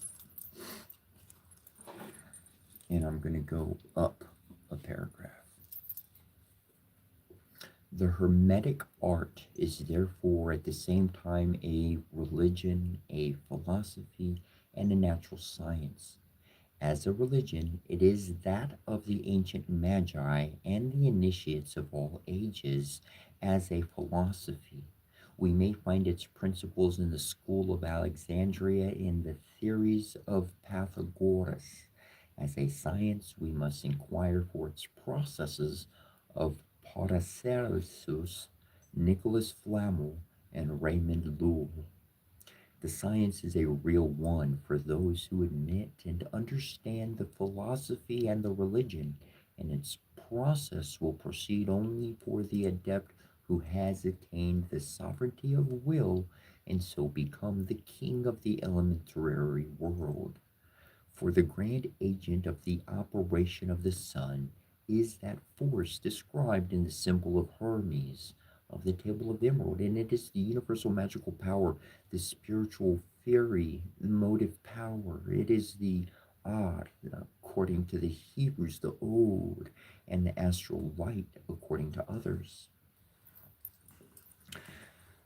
Therein is the secret fire, living and philosophical, of which all the Hermetic philosophers speak with the most mysterious reserve, the universal seed, the secret whereof they kept, and which they represented only under the figure of the caducus of Hermes. This is the grand Hermetic arcanum, what the adepts call dead matter, or bodies as found in nature. Living matters are substances assimilated and magnetized by the science and will of the operator, so that the Greek work is more than a chemical operation. It is a real creation of the human world, initiated into the power of the Word of God. The creation of gold in the great work is effected by transmutation and multiplication. Raymond Lull says that to make gold, one must have gold and mercury, and to make silver, silver and mercury. And he adds, I mean to be mercury, that mineral spirit so fine and pure that it gilds even the seed of gold, and silvers that of silver. He meant by this either electricity or Od, the astral light. The salt and sulfur serve in the work only to prepare the mercury, and it is to the mercury especially that we must assimilate, and as it were, incorporate with it the magnetic agent. Paracelsus, Lull, and Flamel alone seem to have perfectly known this mystery. The great work of Hermes is, therefore, an operation essentially magical in the highest of all, for it supposes the absolute in science and in will. There is light in gold, gold in light, and light in all things. The disciples of Hermes, before promising their adepts the elixir of long life or the powder of projection, advised them to seek for the philosophical stone. The ancients adored the sun under the form of a black stone called Elagabalus or Heliobalus.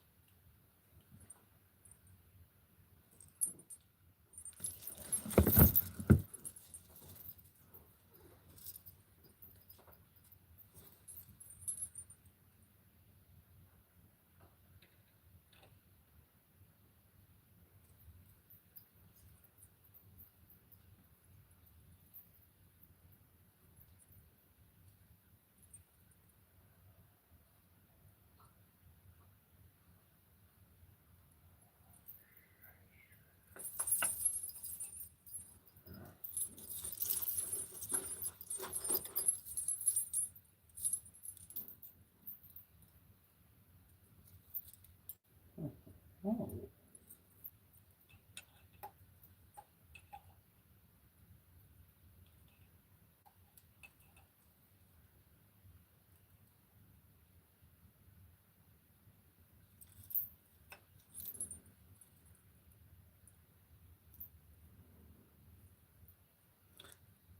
We will get right back to reading.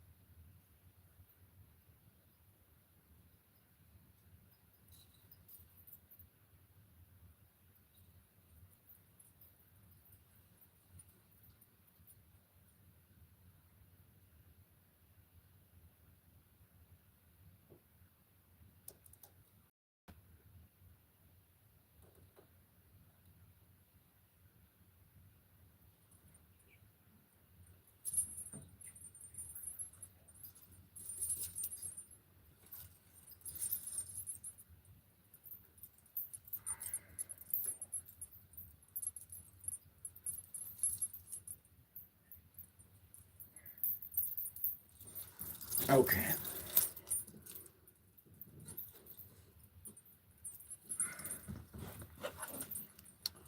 Thank you for your patience. Therein is the secret fire, living and philosophical, of which all the Hermetic philosophers speak with the most mysterious reserve. The universal seed, the secret whereof they kept, and which they represented only under the figure of the Caducus of Hermes. See, we're there already. Da, da, da, da, da, da, da. Boom, there we are. Yes. Raymond Lowell says that to make gold, we read that, I believe. Did we? Yep. Yep.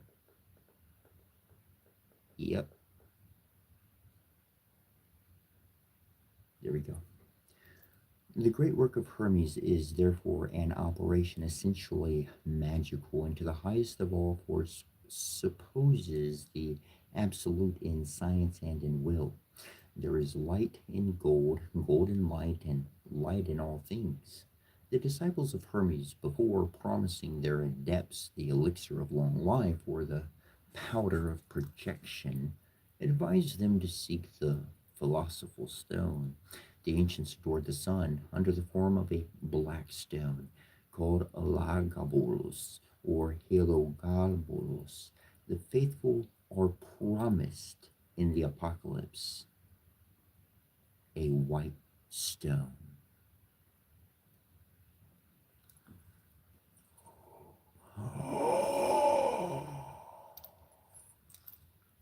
Oh, shit.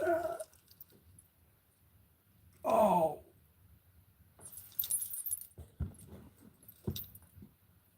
Hold on. I'm going to save my spot so we don't leave that marker. We're going to pull a tarot card to leave our marker, so we're going to do a double thing. Since we're taking a small, quick detour, which won't take long, we'll bring that one back.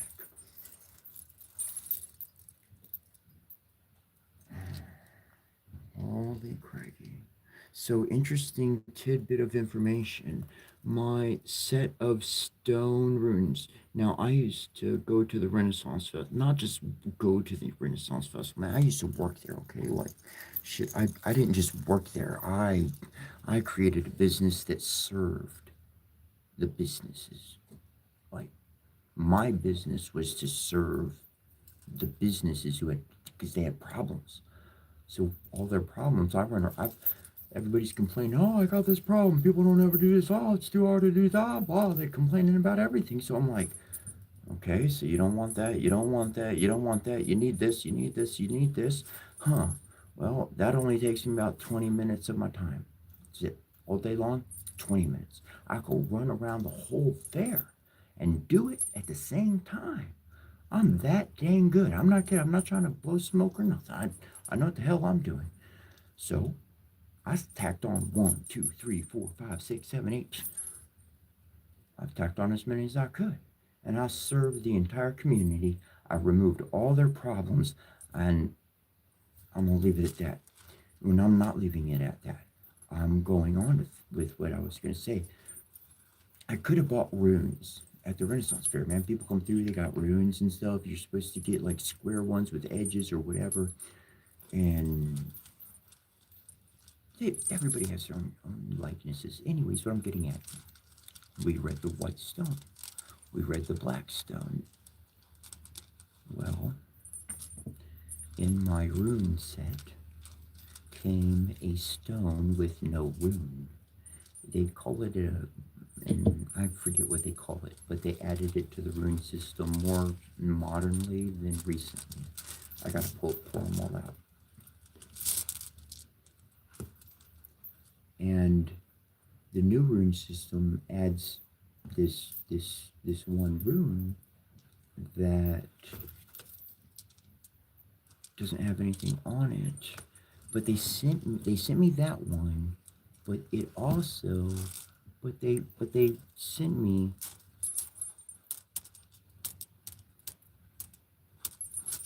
a duplicate rune which didn't give me a proper full set. So I used the invisible rune because it's a new thing added, and I like to stick to the ancient ways. 3,000 years or older, I'm happy to go with that. 2,000, I start getting sketchy. Anyways, that was a white stone that came in my rune set. And my rune set had two of the M's. The Divine Stallion. It came with two of these ones. Two of the Divine Stallions. I got the white stone. What I went and messed up with the altar is this huge black stallion. You see it?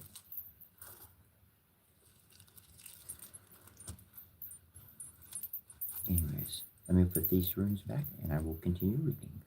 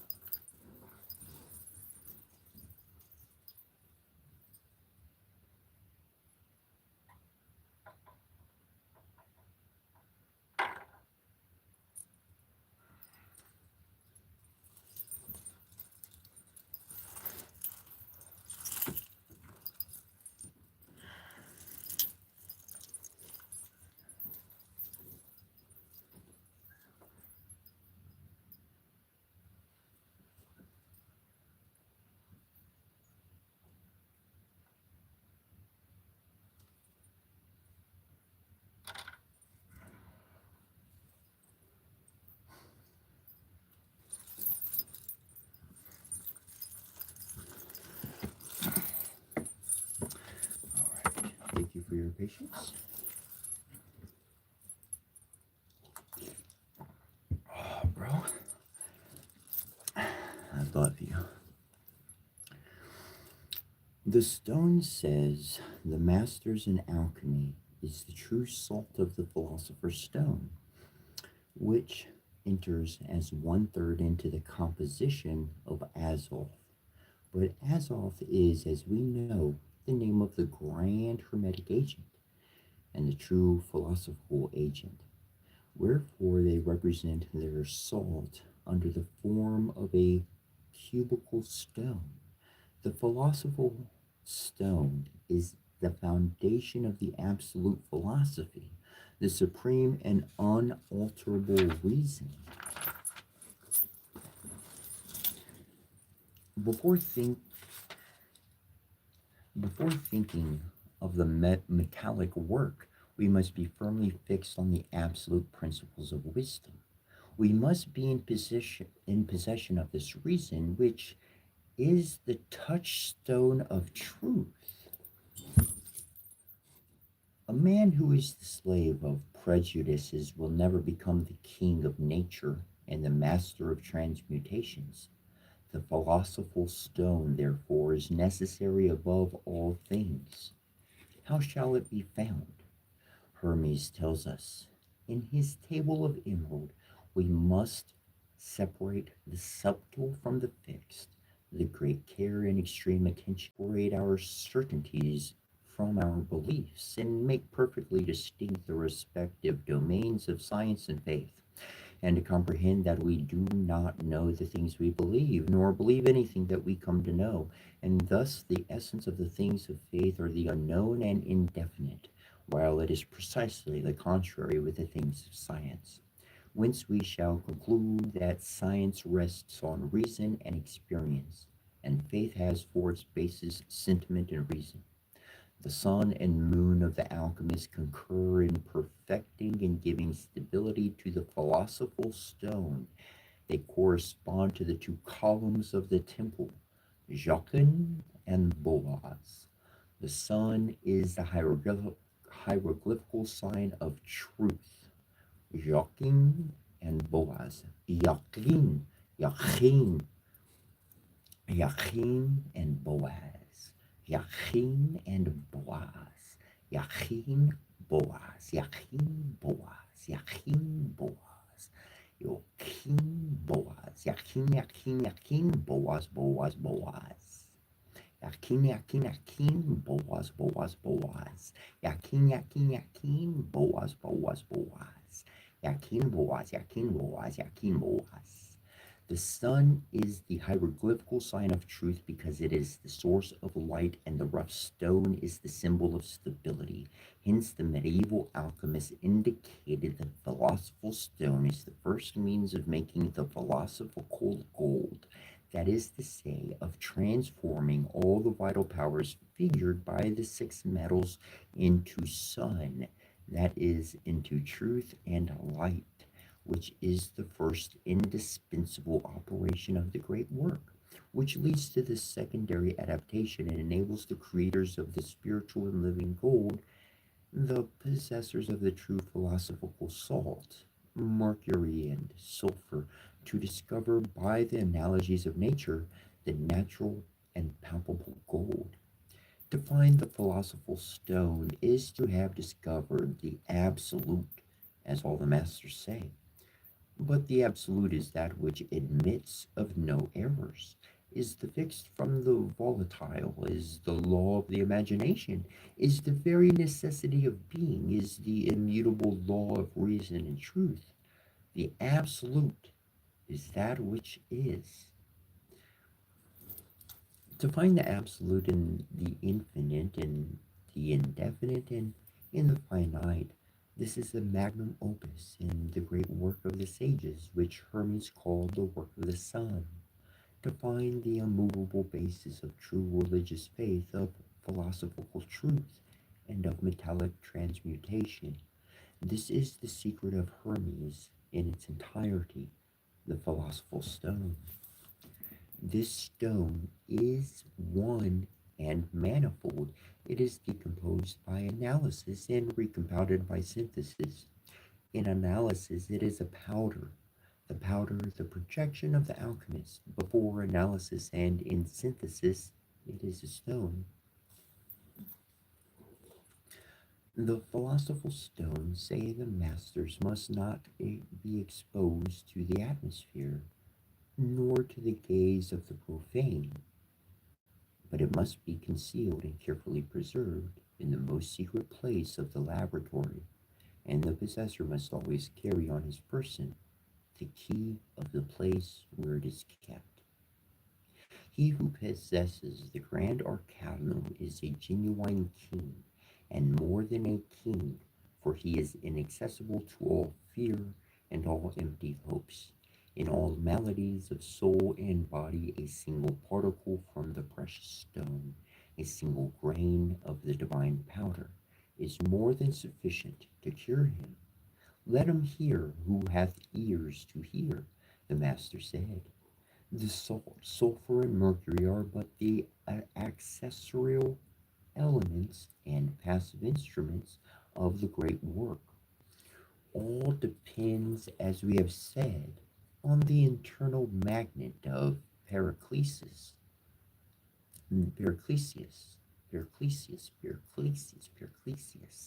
The entire work consists in projection, and the projection is perfectly accomplished by the effective and realizable understanding of a single word. There is but a single important operation in the work. This consists in sublimation, which is nothing else, according to Geber, than the elevation of dry matter by means of fire, with adhesion to its proper vessel. He who desires to attain to the understanding of the grand word and the possession of the great secret ought carefully to read the Hermetic philosophers and will undoubtedly attain initiation, as others have done. But he must take for the key for their allegories the single dogma of Hermes contained in his table of emerald, and follow to classes acquisitions of knowledge and direct the operation. The order indicated in the Kabbalistic alphabet of the tarot. Raymond Lull has said to make gold, we must first have gold. Nothing is made out of nothing. We do not absolutely create wealth, we increase and multiply it. Let let aspirants to science well understand then that neither the juggler's tricks nor miracles are to be asked of the adept. The Hermetic science, like all real sciences, is mathematically demonstrable. Its results, even material, are as rigorous as that of a correct equation. The Hermetic gold is not only a true dogma, a light without shadow, a truth without alloy of falsehood. It is also a material gold, real, pure, the most precious that can be found in the mines of the earth. But the living gold, the living sulfur of the true fire of the philosophers, is to be sought for in the house of Mercury. This fire is fed by the air to express its attractive and expansive power.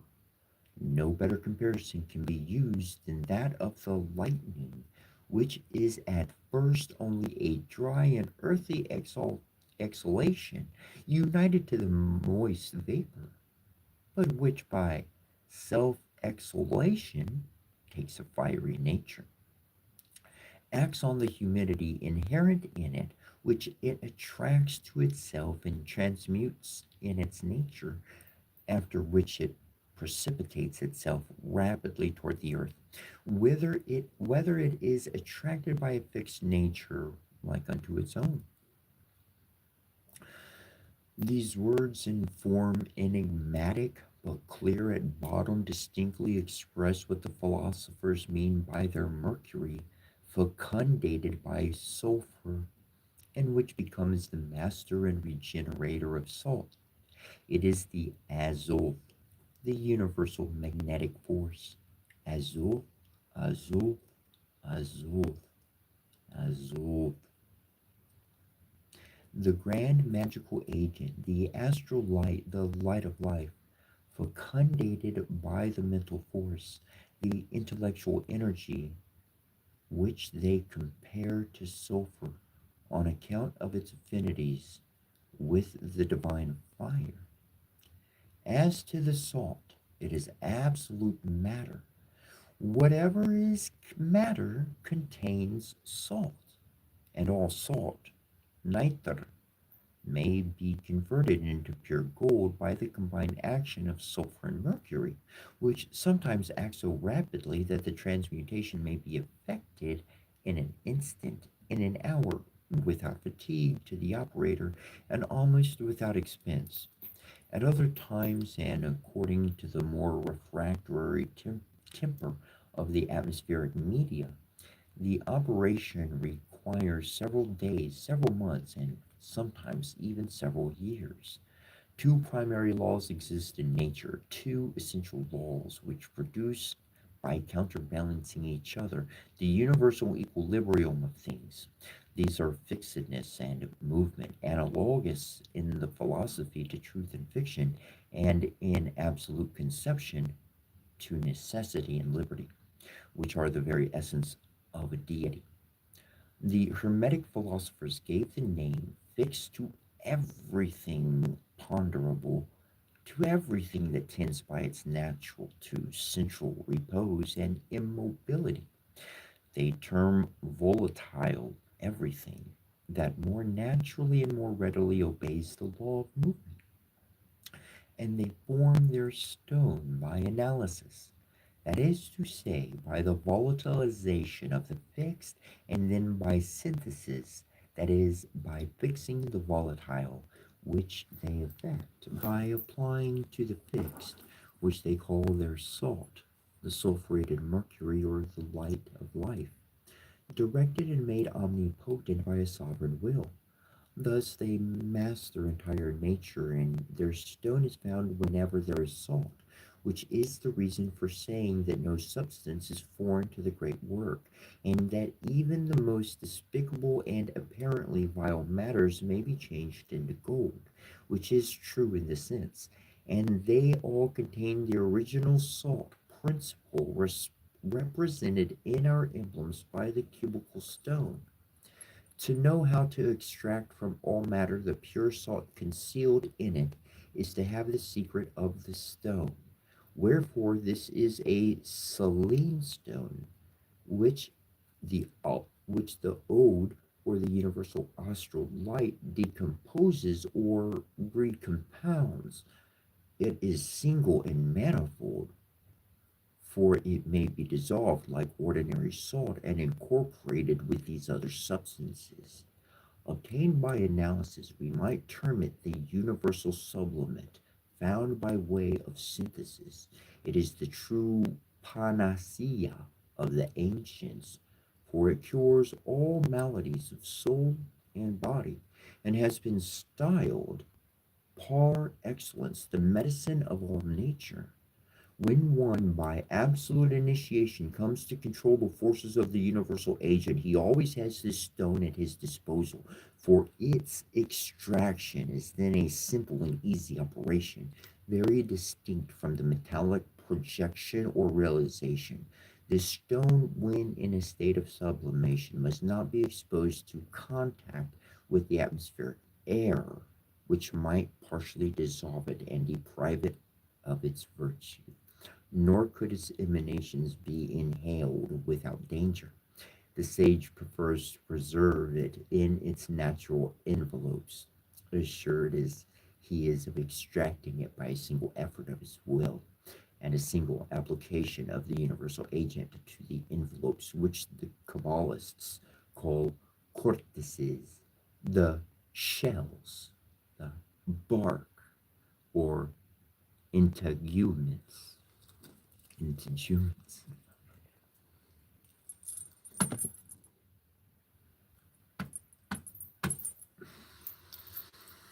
Hieroglyphically, To express this law of prudence, they gave their Mercury, personified in Egypt as Hermanubis, a dog's head, and to their sulfur, represented by the Baphomet of the temple, that goat's head which brought into such disrepute the occult medieval associations. Let us listen for a few moments to the alchemists themselves and endeavor to learn the hidden meaning of their mysterious words. The ritual of the degree of the Scottish elder master and knight of St. Andrew, being the fourth degree of Ramsay, it is said upon the title page, or of the reformed or rectified rite of Dresden, has these passages. Oh, how great and glorious is the presence of the Almighty God, which gloriously shines from between the cherubim.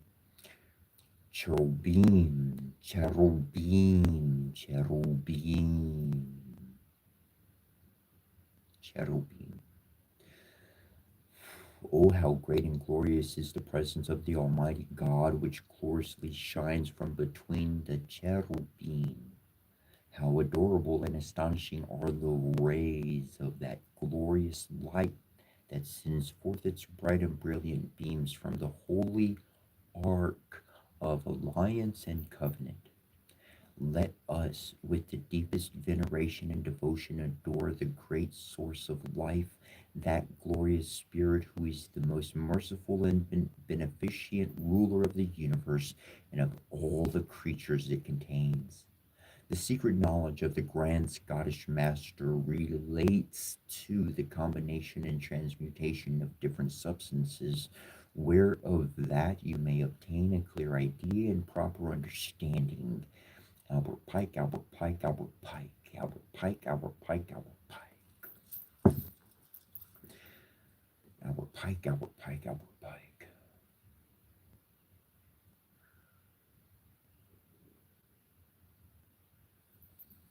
Let us, with the deepest veneration and devotion, adore the great source of life, that glorious Spirit who is the most merciful and beneficent ruler of the universe and of all the creatures it contains. The secret knowledge of the Grand Scottish Master relates to the combination and transmutation of different substances, whereof that you may obtain a clear idea and proper understanding.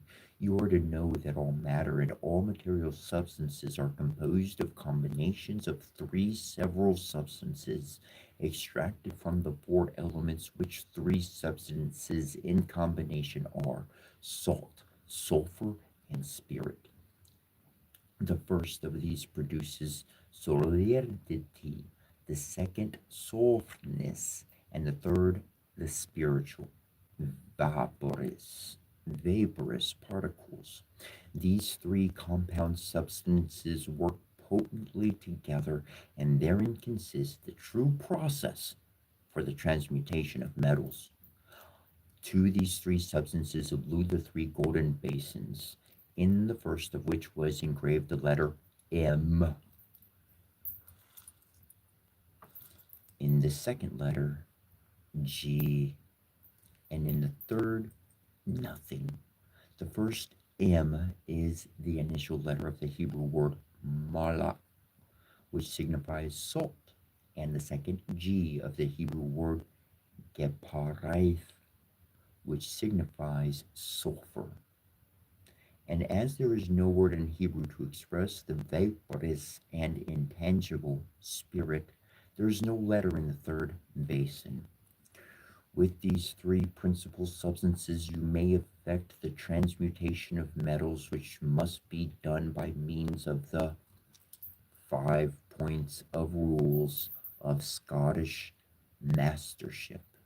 The first master's point shows us the brazen sea, wherein must always be rainwater, and out of this rainwater the Scottish masters extract the first substance, which is salt, which salt must afterwards undergo a sevenfold manipulation and purification before it will be properly prepared.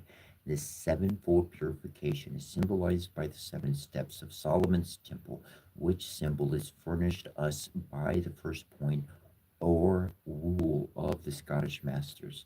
After preparing the first substance, you are to extract the second sulfur out of the purest gold, to which must then be added the purified or celestial salt. There are to be mixed as the art directs, and then placed in a vessel in the form of a ship, in which it is to remain.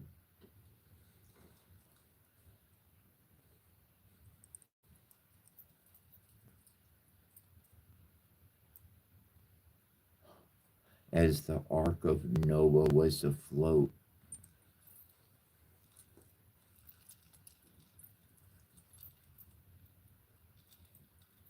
150 days, being brought to the first damp, warm degree of fire that had made putrefy and produce the mineral fermentation.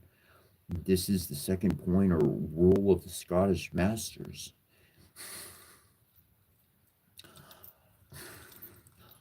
Do I need to say, like, I flipped open this book in front of you? I freaking am. If you were surprised, you feel that too. Yeah, that's.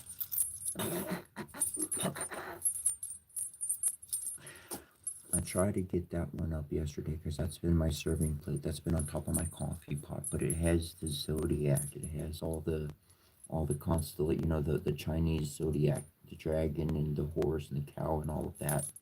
And I've had it's brass. It's actual brass. And I saw that as Ra's head, and that's where it's supposed to go. But I haven't put it there since I got the place set up, or the room set up, and everything.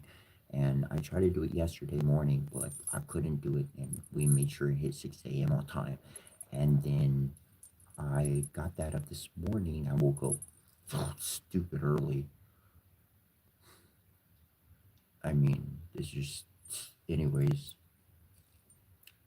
And I got that up, and then I was like, at the boat, I moved the deck because I wanted all my tarot decks, so I reorganized all my books and my tarot decks. This one right here that I pulled out yesterday, the key tarot, was the boat was sitting on this one and another deck of tarot cards. Like I had the boat like front and back, like sitting on the top of the deck. And so I pulled this over, and then it was like the boat doesn't go there, but it's supposed to be hung up. So I hung that up, and then I was like, as I was hanging that up, I was like, well, all I got to do is do a couple things, a couple braids, and the boat will be over the altar, like the bark, like it's even the bark, they have a certain name for it, man. The Atet, no, it's not the Atet boat. It is the Atet boat. Anyways, the Egyptians got a name. Anyways, and so I got my Egyptian boat, and they even say that the Egyptian boat is green. And somebody gave that to me as a gift. I didn't buy that boat. That was a gift. Like, anyways, detour back to reading.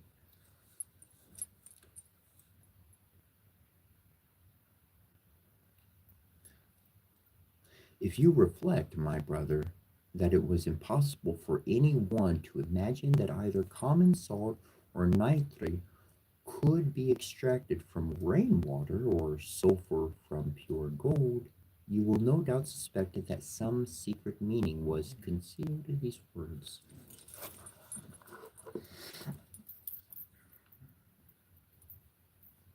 The Kabbalah considers the immaterial part of man as threefold, consisting of Nefesh, Ruach, and Neshama, psyche, spiritus, and mens, or soul, spirit, and intellect. There are 7 holy palaces, 7 heavens, and 7 thrones, and souls are purified by ascending through 7 spheres. A ship in Hebrew is Ani.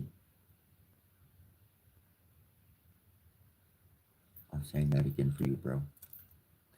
The souls are purified by ascending through 7 spheres. A ship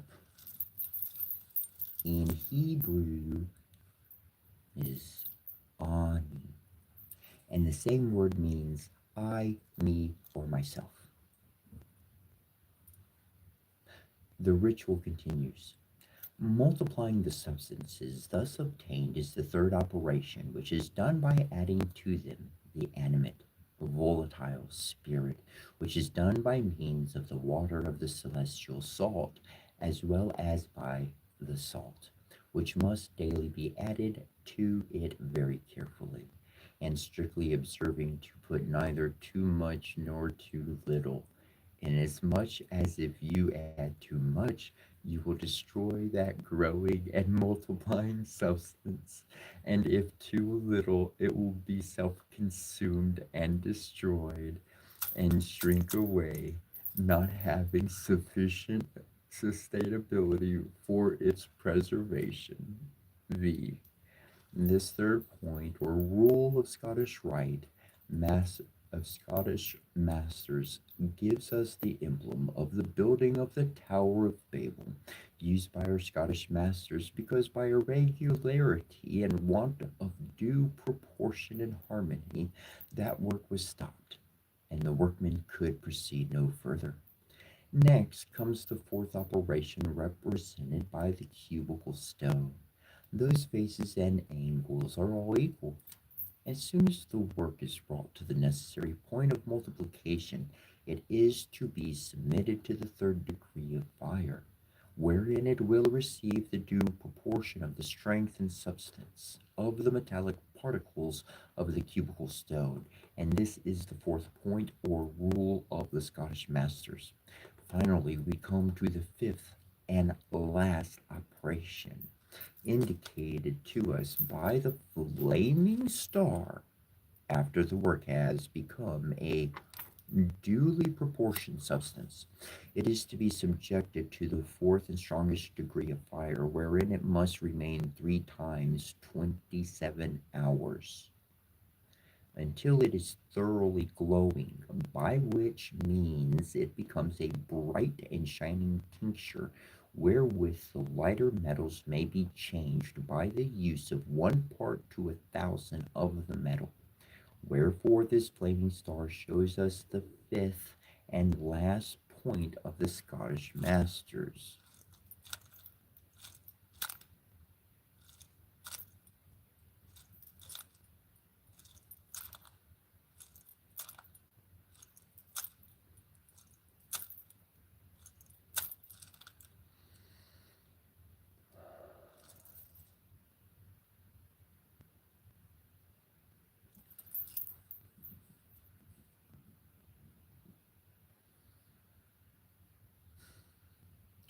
You should pass practically through a 5 points or rules of the master, and by the use of 1 part to 1,000, transmute and ennoble metals.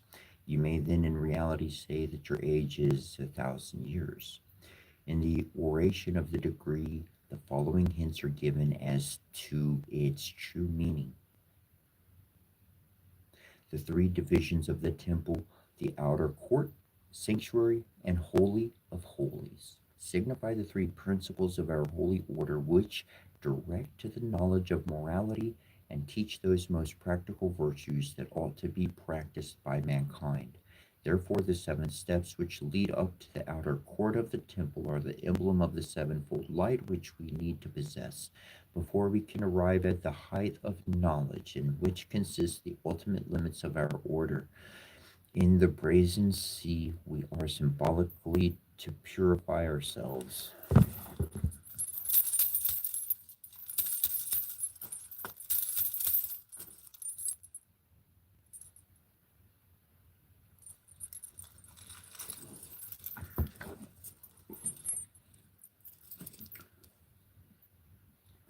In the brazen sea, we are symbolically to purify ourselves from all pollutions, all faults and wrongful actions, as well as those committed through error of judgment and mistaken opinion, as those intentionally done, inasmuch as they equally prevent us from arriving at the knowledge of true wisdom. We must thoroughly cleanse and purify our hearts to their most inmost recesses before we can of right contemplate that flaming star, which is the emblem of the divine and glorious Shakirna, Shakirna, Shakina, Shakina, Shakina, Shakina. Shekinah, or presence of God, before we may dare approach the throne of the supreme wisdom. In the degree of the true Masor, Le Vrai Mokon, styled in the title page of its ritual the 23rd degree of Masonry, or the 12th of the 5th class, the tracing board displays a luminous triangle with a great yod in the center. The triangle says the ritual represents one God and three persons, and the great Yod is the initial letter of the last word. The dark circle represents the chaos which in the beginning God created. The cross within the circle, the light by means whereof he developed the chaos. The square, the four elements into which it was resolved. The triangle again, the three principles, salt, sulfur, and mercury, which the intermingling of the elements produced. God creates, nature produces, art multiplies. God created chaos, nature produced it. God, nature, and art have perfected it. The altar of perfumes indicates the fire that is to be applied to nature. The two towers are the two furnaces, moist and dry, in which is to be worked. The bowl is the mold of oak that is to enclose the philosophical egg. The two figures surmounted by a cross are the two vases, nature and art. In nature and art, in which is to be consummated the double marriage of the white woman with the red servitor, from which marriage will spring a most potent king.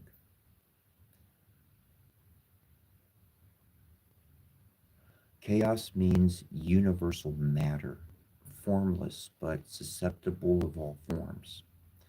Form is the light enclosed in the seeds of all species, and its home and its home is in the universal spirit.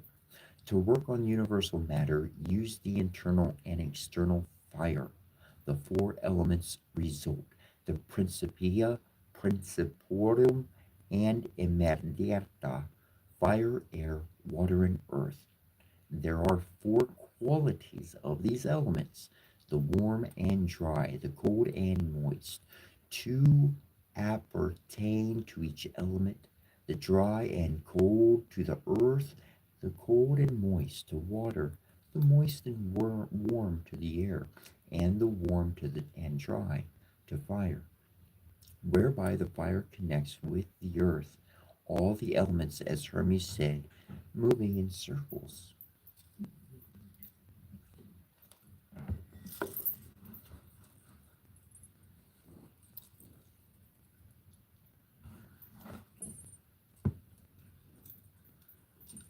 Be right back.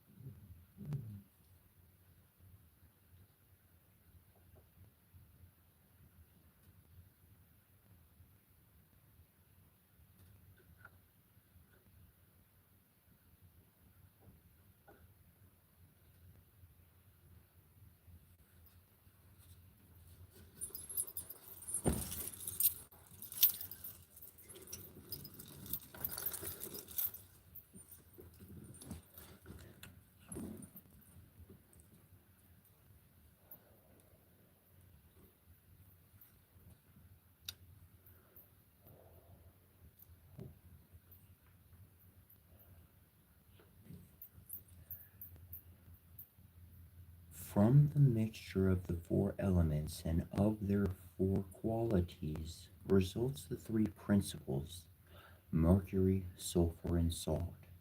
These are the philosophical, not the vulgar. The philosophical mercury is a water and spirit which dissolves the sublimates the sun.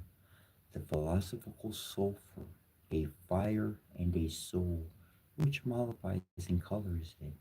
The philosophical salt, an earth and a body, which coagulates and fixes it, and the whole is done in the bosom of the air.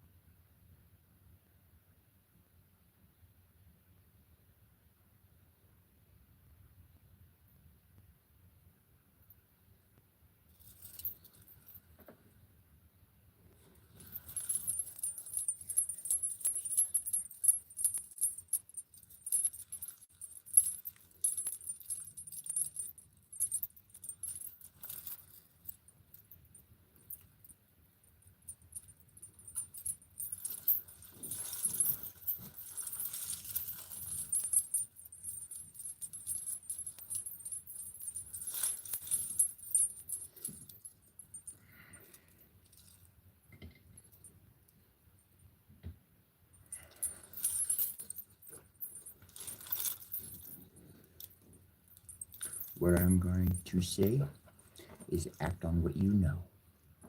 Don't wait for somebody to say yes or no. Just do it. It's done. Nobody can change it.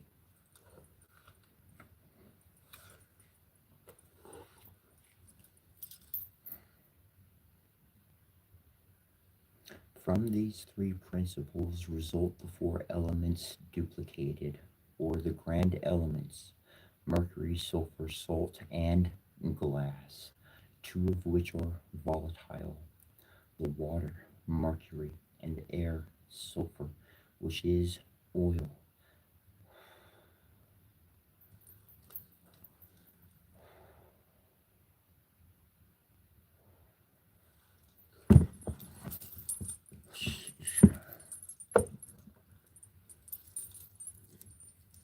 Today is arts and craft galore.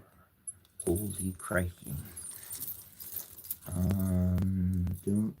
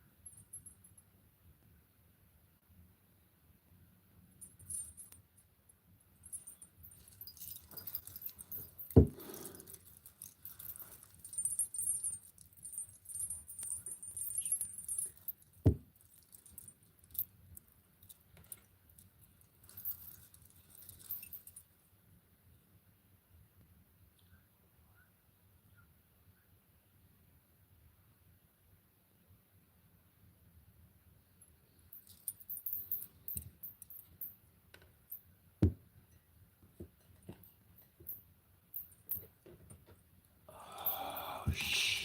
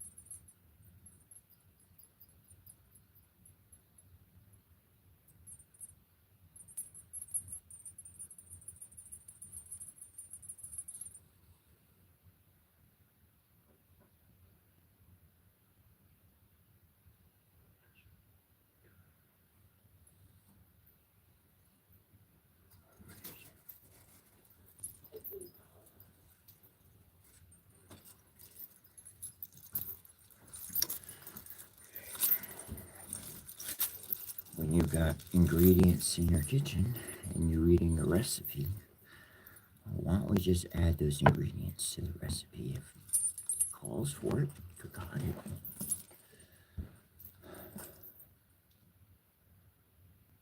For all substances liquid in their nature, avoid fire, which takes from the one water and bursts the other oil.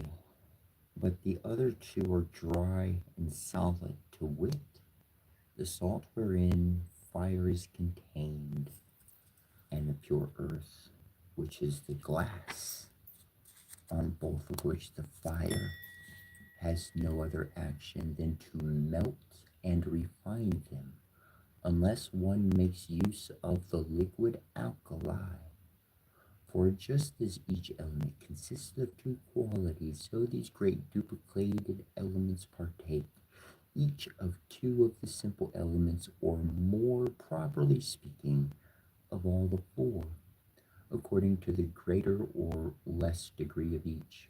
The mercury partaking more of the water to which it is assigned, the oil or sulfur more of the air, the salt of the fire, and the glass of the earth, which is found and pure and clear in the center of all the elementary composites, and is the last to disengage itself from the others.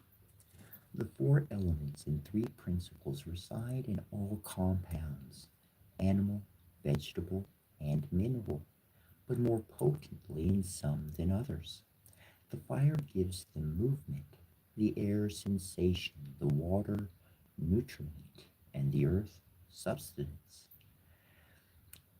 The four duplicated elements engender the stone, if one is careful enough to supply them with the proper quantity of fire and to combine them according to their natural weight, then 10 parts of air.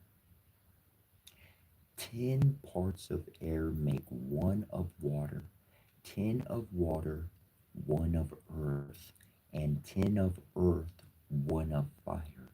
The whole by the active symbol of the one and the passive symbol of the other, whereby the conversion of the elements is effected. The allusion of the ritual here is obviously to the four worlds of the Kabbalah, the 10 Sephiroth of the world Bria, Bria, Bria, Bria, Bria, Bria.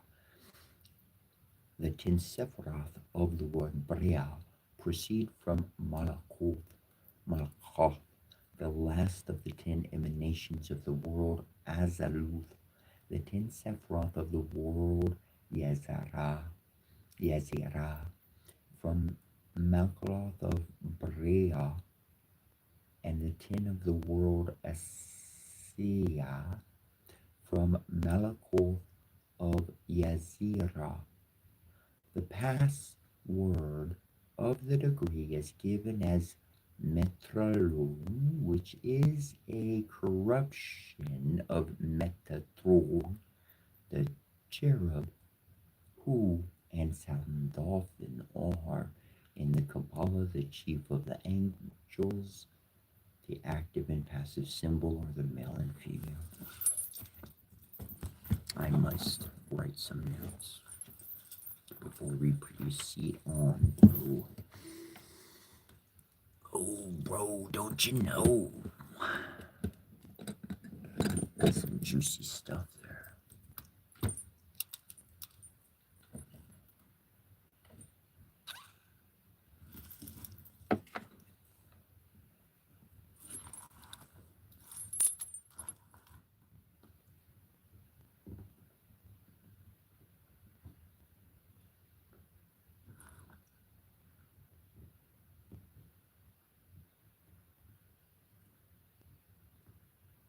You want to know something that's cool?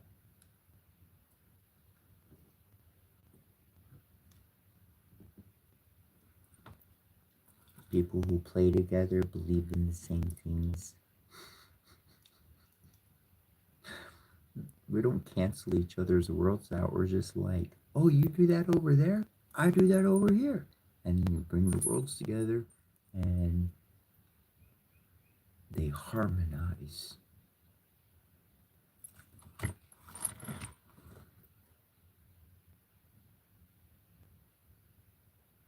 That's enough. One is enough. When you get really good with your mind. Now, this is the thing about meditation. This is the thing about esoteric arts. I mean, we're talking some real deep stuff here.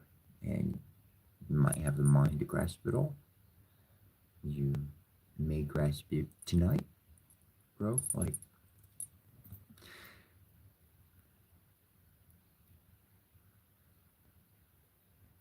but it comes down to being able to group a lot of information into one word. It's increasing your ability to remember stuff. If you have an increase in the ability to remember things, then you can remember more things. If you remember, then you don't need to carry so many things because you can remember it all.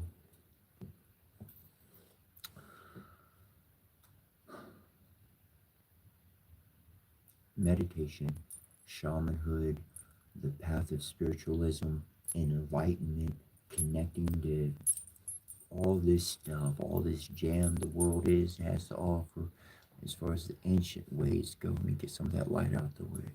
Didn't realize our lighting was not all that great. There we go. It's better.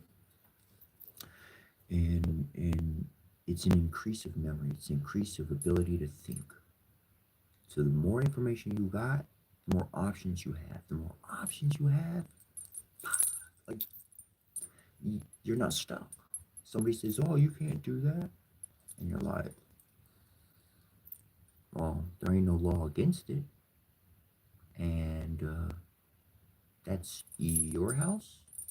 So I got a clubhouse over here. It's just out in the woods. Ain't hurt nothing. And I didn't put nothing in the ground. I just hanging out, just having fun. Nobody cares about those woods. Not fenced off or nothing. Just open land. Just nobody's land. It's just playing in, go to a park, have fun, play, leave the park, and go get some food. Anyways, open up the mind. More rooms, more doors, more options.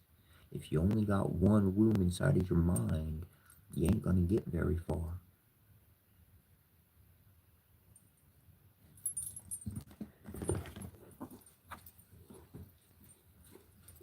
The ritual continues. It is thereby evident that in the great work we must employ 10 parts of philosophical Mercury to one of sun or moon. Mm. This is attained by solution and coagulation. These words mean that we must dissolve the body and coagulate the spirit, which operations are effected by the moist and dry bath. Of colors black is the earth, white the water, blue the air, and red the fire, wherein also are involved very great secrets and mysteries. The apparatus employed in the great work consists of the moist bath, the dry bath, the vases of nature and art, the bowl of oak, Ulrum Saphirthea, the seal of Hermes, the tube, the physical lamp, and the iron rod. The work is perfected in 17 philosophical months, according to the mixture of ingredients. The benefits reaped from it are of two kinds, one affecting the soul and the other the body. The former consists in knowing God, nature, and ourselves, and those to the body are wealth and health. The initiate traverses heaven and earth. Heaven is the world manifest to the intelligence, subdivided into paradise and hell. Earth is the world manifest to the senses, also subdivided into celestial and that of the elements.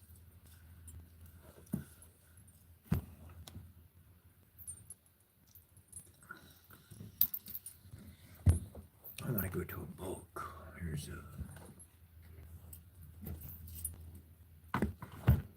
Is that the one I want to read? Yep.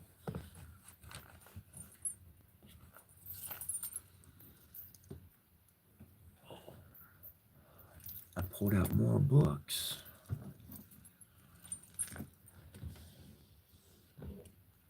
So now, at the end of the day, I won't have a whole mess of books. I got a stack of books. I got my little library set up right there. I'll tell you what I'll do. I'm gonna make some videos for YouTube specifically, and I'm gonna show you my setup. Show you my setup. Those will be up later today. So by tomorrow, within however much we're gonna do that. So you could kind of see. I'm not gonna show you my secret, like my special. So I gotta have one for myself. Uh, but I'll show you the rest of the room, the setup, and everything. We'll do that.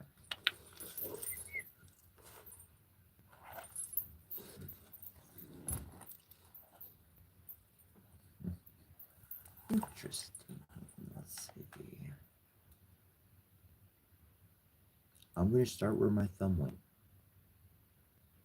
Absorbing a child's personality and limiting their freedom unreasonably can bring only physical, mental, and spiritual suffering to both child and parent, for no one can love their superiors as long as they hold them in bondage.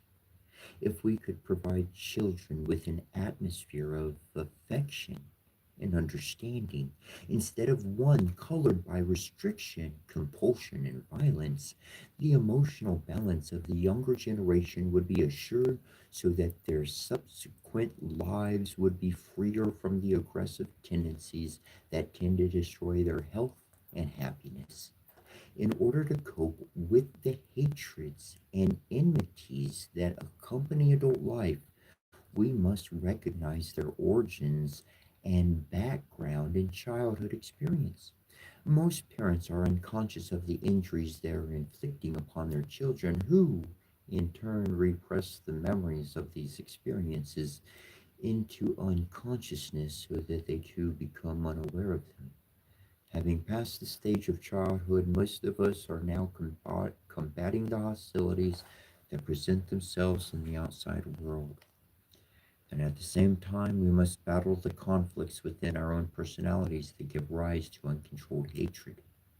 What course of action must we now follow to better human relationship?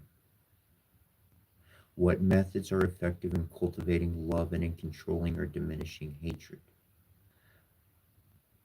A knowledge of and obedience to the laws that govern human life give us the answers to these questions. Through an understanding of the truth, we shall cease to frustrate each other. The basis for peace and harmony in the home, in the community, in the nation, and among nations rests upon a correct understanding of the nature of man. In every human being, there is a spark of divinity. As long as we are disturbed by hatreds and misunderstandings, we tend to disintegrate our consciousness. Harmony and love must originate within our own consciousness. Any thought or feeling that tends to create inner conflict must be eliminated. This end cannot be achieved by excluding the irritating personality from our experience, by pushing him or by pushing them aside or avoiding them. We must face them and attempt to teach them the laws that govern human conduct. We must strive to redirect his aggressive tendencies and reshape his life through love, kindness, and understanding. We must radiate so much love toward the annoying personality until no pain, jealousy, resentment, or bitterness remains. Only when confusion, hatred, and resentment are dissolved, completely dissolved, are we at peace with ourselves and with our fellow men. All hatred is disastrous. It darkens the soul, poisons the mind, and brings suffering to the body. One who has progressed sufficiently to know that there are natural laws which govern human conduct soon recognizes that the immutable law of cause and effect forever operates. This law exacts from everyone precisely what is due, for as ye sow, so shall ye reap. And as we plant seeds of hatred, resentment, and revenge, only bitterness and suffering will be one's yield. If another person has harmed us and we feel justified in hating them, let us first analyze the situation, and we will recognize that it is the animal traits displayed and not the person that we despise. If we would but penetrate beneath the surface, we would find the same God power within the offensive person that is present in every man. Only such an individual is still enslaved by his animal nature. Let us not stoop to their low plane by retaliating with destructive traits, though rather let us seek to show them the lighted path through love and understanding. Remember that the penalty for hatred is hate with all its accompanying evils, whereas the reward for love is love with all its ennobling attributes. The trait of envy is an unfailing accompaniment of the striving for power and domination, and always these tendencies result from a feeling of inferiority. Such an inferior attitude tones and colors the life of an individual and exerts a powerful influence over their behavior. Furthermore, the low evaluation of the self and the constant dissatisfaction with life indicate that such an individual has not yet reached a very advanced stage of their evolution, having acquired a false interpretation of the laws that govern the human being and allows himself to be disturbed by the opposites in measuring the success of others, their possessions and personal qualities. He is guided by the opinions of others and their accomplishments in making their decisions and directing their activities instead of permitting the inner light to illuminate their path. They become the victim of a sense of neglect and they feel that they can be discriminated against, whereas they may actually be superior to others. These attributes are indeed unmistakable evidences of an unsatisfied vanity, of a desire to have more than another. And as a result, the trait of envy is called into consciousness. Envy may be defined as an unpleasant social feeling or attitude aroused in an individual by another's possession or accomplishment of something that he himself lacks or desires. A feeling of chagrin or resentment is usually associated with envy. The false pride of many people is touched as they see themselves excelled in personal qualities or outdone in material possessions, and often the destructive trait will lead an individual into evil ways in order to equal or surpass those of a superior standing. Envy finds expression sometimes in the very countenance of a person. Being an attribute of a low vibratory plane, envy seeks to reduce others to its own level. The envious person, ever desirous of gaining superiority, attempts to gain advantage over others in various ways, and often by the use of clever schemes.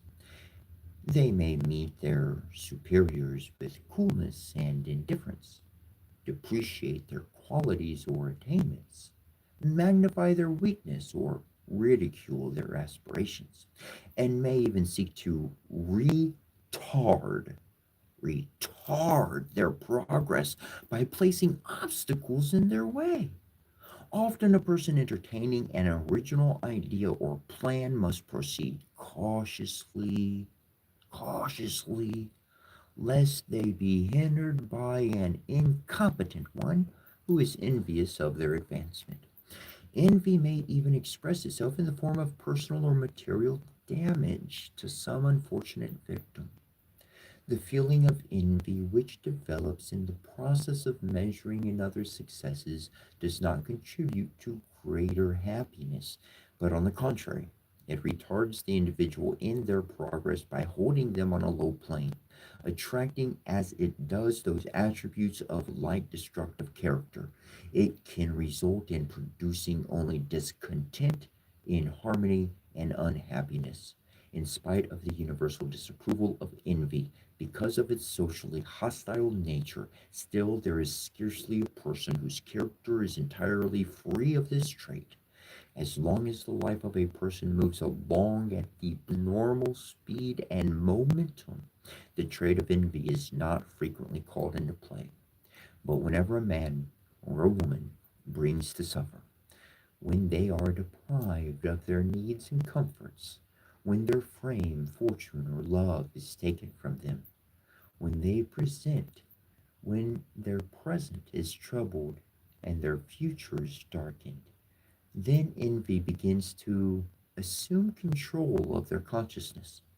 Only when man has risen to the state where they are no longer enslaved by the opposites, good and bad, wealth and poverty, abundance or lack, fame or obscurity, envy or admiration, when they cease to make comparisons or draw conclusions regarding others or their possessions, then and only then will they cease to desire that which is foreign to their stage of evolutionary development.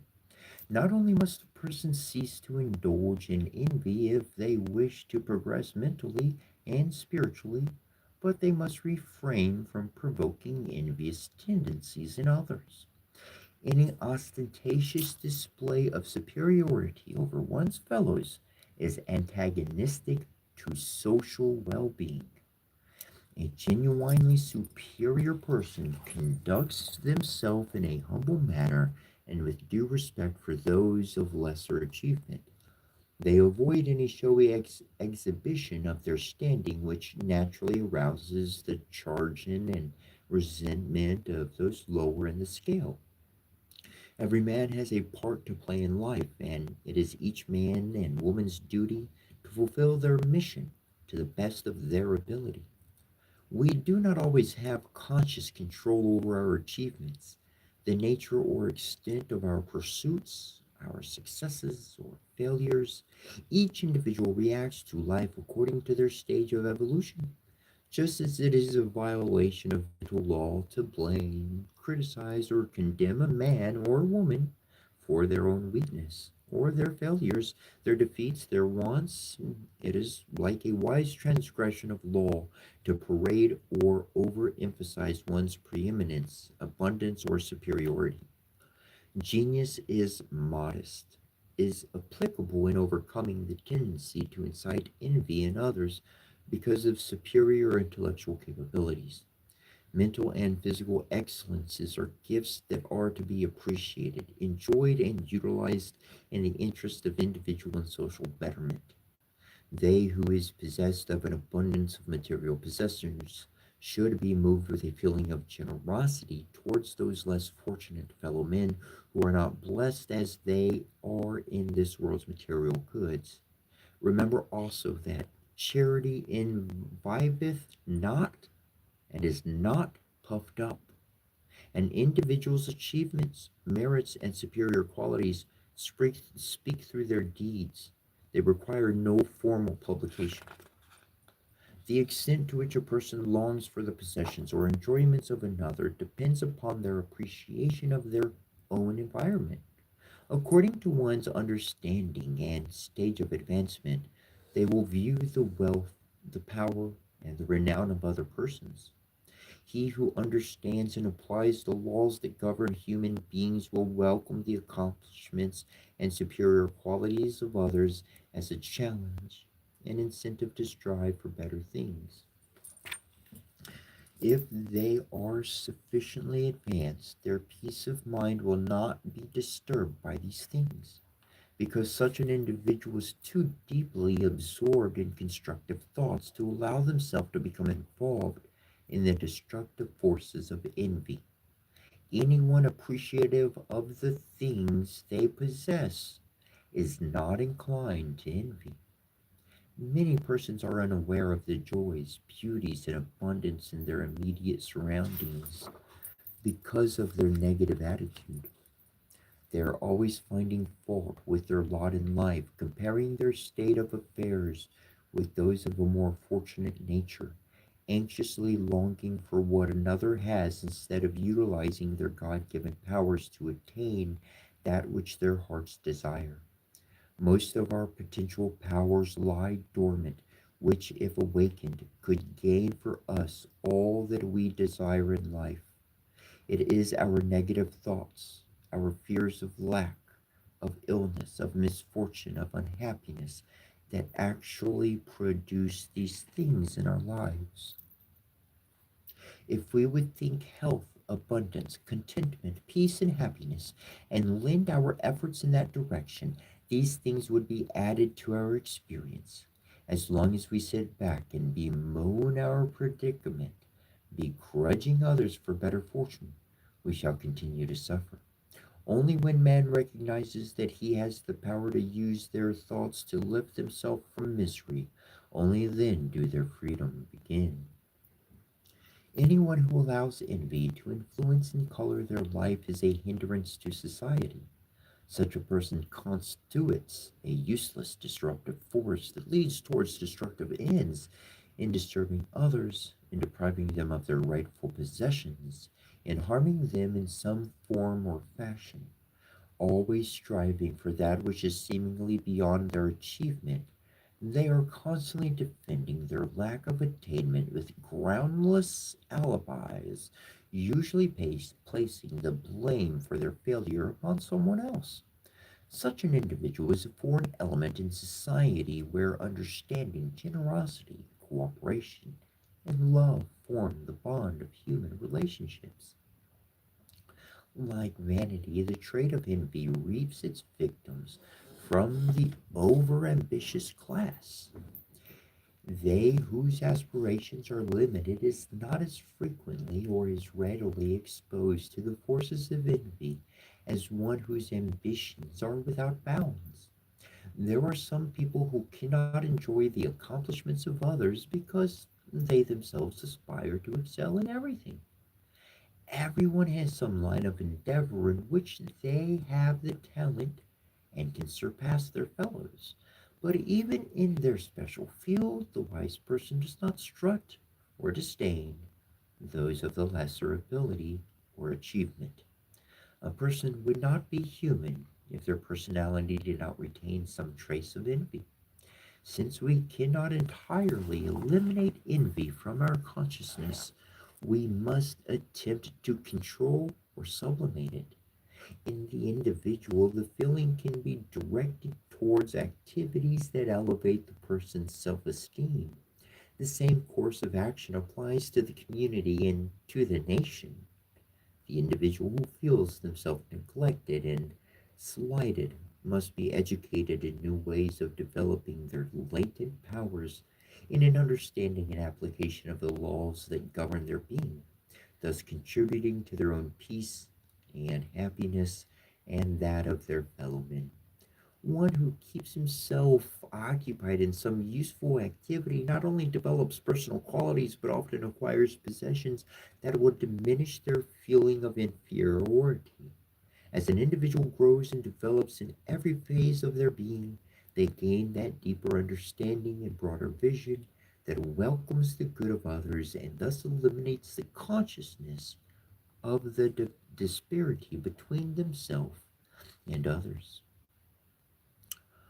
Let us remember that there is a power higher than we are that guides, that controls the destiny of man and determines their mission in this life.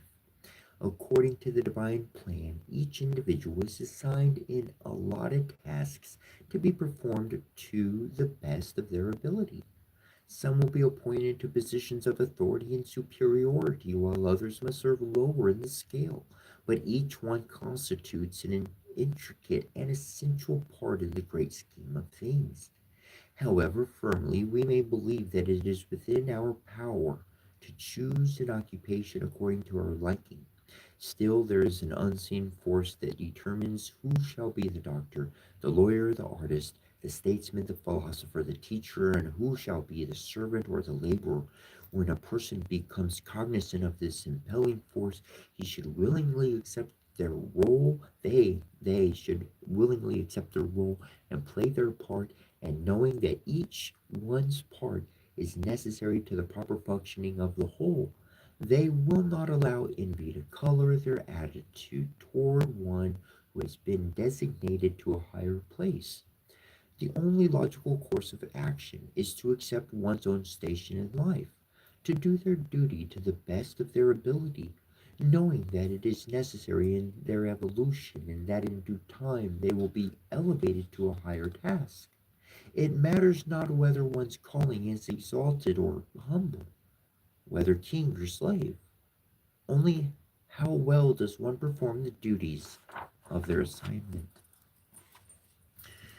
A cross section of human personalities would reveal the harmonious amalgamation of some and the constant friction of others, all designed for the proper advancement of each individual along the evolutionary highway. It is only when we contact traits of personality that irritate us that we are able to gain a valuable lesson from them by eliminating like traits from our own consciousness. Instead of permitting envy to be aroused in our hearts by the pompous exhibitions of others, let us rather profit by our observation and understanding of these destructive forces by successfully coping with them in our own consciousness. When those about us manifest abundance in the things which we desire in our lives, let us not envy them, but rather let us be grateful for the ever abundant supply that God has provided for us, and of which we may partake in the degree that we understand and utilize the law.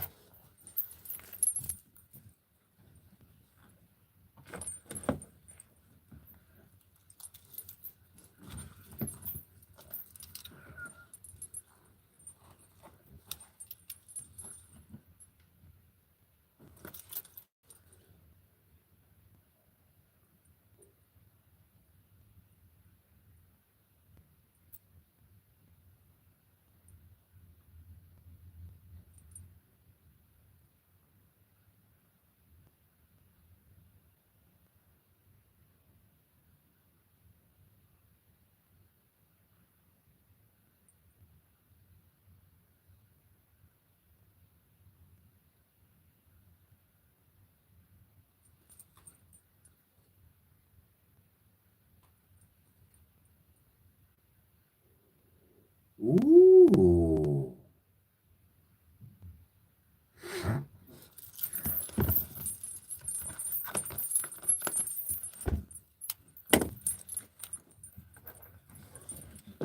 Let's learn a little bit from Aristotle. After the systems we have named came the philosophy of Plato, which in most respects followed these thinkers, but had peculiarities that distinguished it from the philosophy of the Italians, for having in their youth first become familiar with Cratylus and with Heraclitean doctrines, that all sensible things are ever in a state of flux, and there is no knowledge about them. These views he held even in later years. Socrates, however, was busying himself about ethical matters and neglecting the world of nature as a whole, but seeking the universal in these ethical matters in fixed thought for the first time on definitions. Plato accepted his teaching, or but held that the problem applied not to sensible things, but to entities of another kind. For this reason, that the common definition could not be a definition of any sensible thing, as they were always changing. Things of this other sort, then he called ideas, and sensible things, he said, were all named after these, and in virtue of a relation to these, for the many existed by participation in the ideas that have the same as they. Only the name participation was new.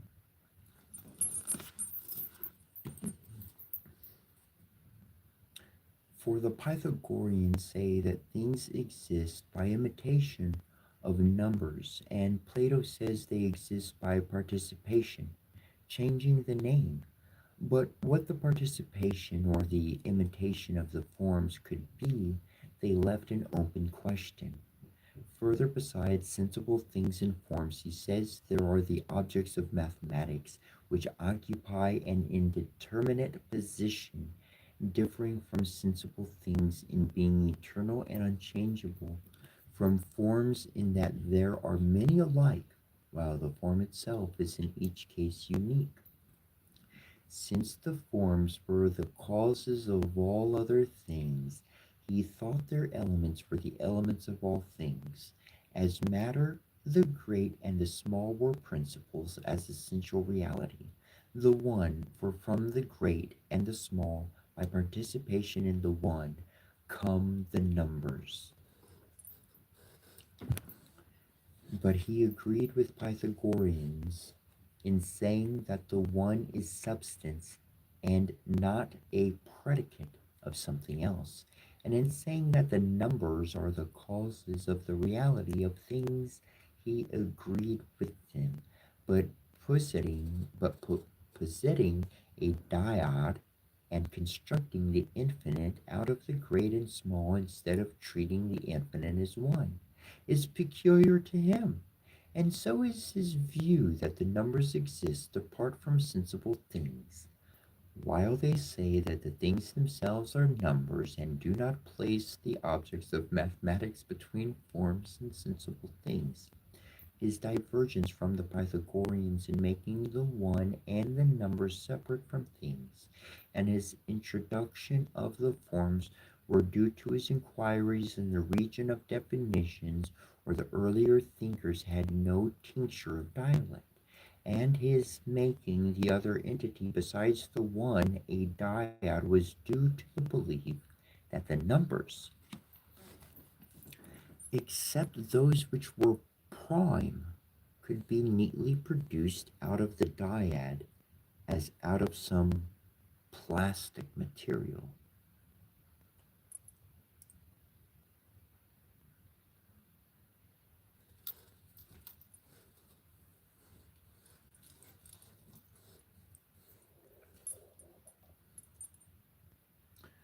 Yet what happens is the contrary. The theory is not a reasonable one, for they make many things out of the matter, and the form generates only once.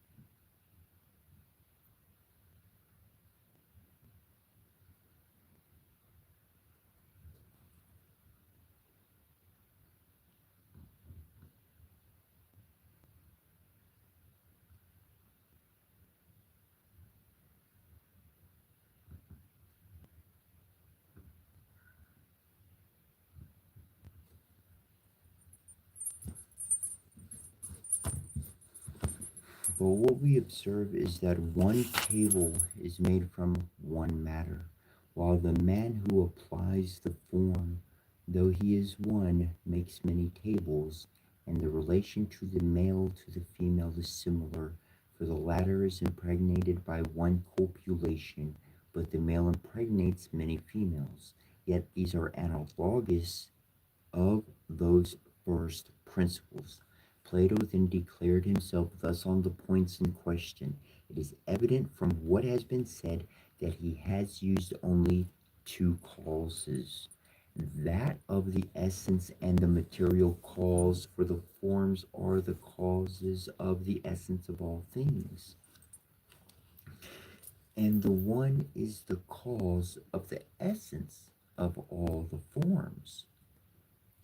And it is evident that the underlying matter is of which forms are predicated in the case of sensible things, and the one in the case of forms, these, that this is a dyad, the great and the small. Further, he has assigned the cause of good and that of evil to the elements, one to each of the two, as we say some of his predecessors sought to do. Empedocles and Anaxagoras.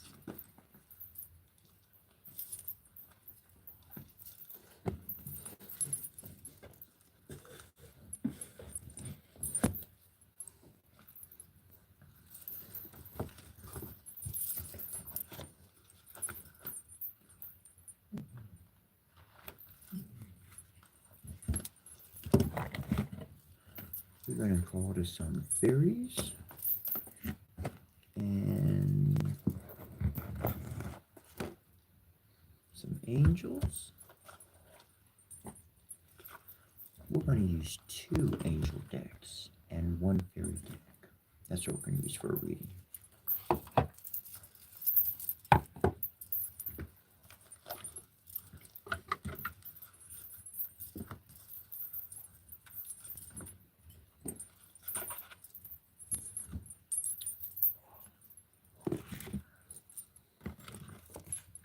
Oh, we pulled a card earlier and I did not read it.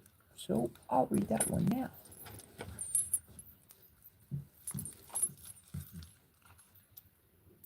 It was the six.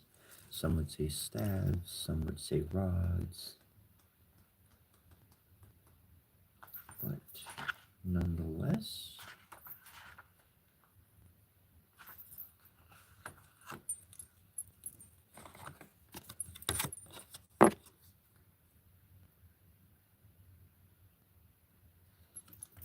If you remember earlier, we were reading from Great Grandpa, and we saved our place with card. And when we saved our place, we did a reading as well. And so we're waiting on that one. And that one, the six of rods. A proud man in uniform rides a well-groomed and decorated horse. He holds a rod with a red ribbon laced around it, which indicates virtue. There is a laurel wreath of victory by his side. 5 growing rods are planted firmly behind him. I have to do it. I have to do it. This is the reality. Bro, with your permission, all I hear is, don't you know? Of course you have that. You are my permission. Well, I'm going into your box of stuff, okay? And you already know. I read it. And we're one. We are one. I speak on your behalf.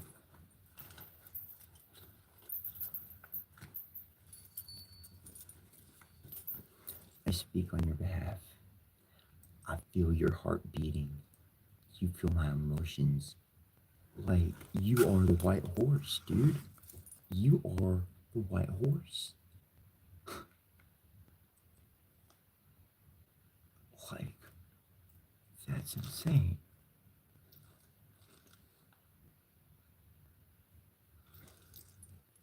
And what I'm seeing is, that's what I'm saying.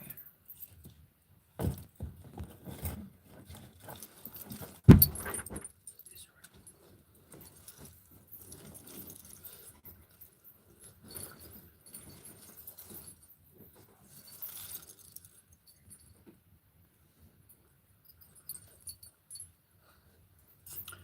38, dude. 38. 38. 3, 8. 8. 9, 10, 11. 38. Hexagram. H3, 8.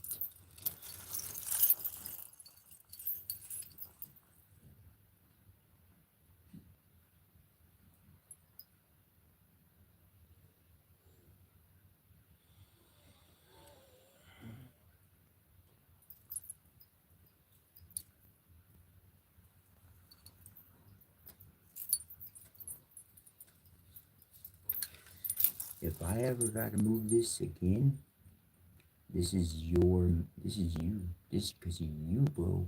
To me, this doesn't belong to me. It belongs to you. But of course, as you would say, you and me, that makes we.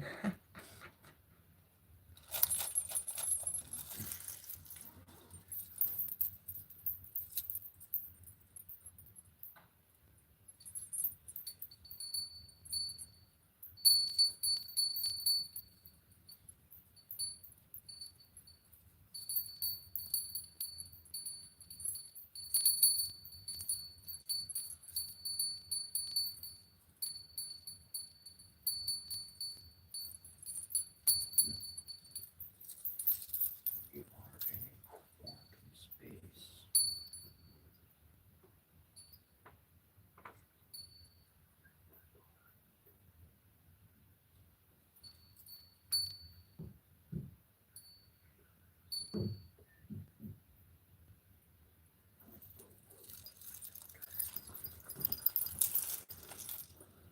So we create together.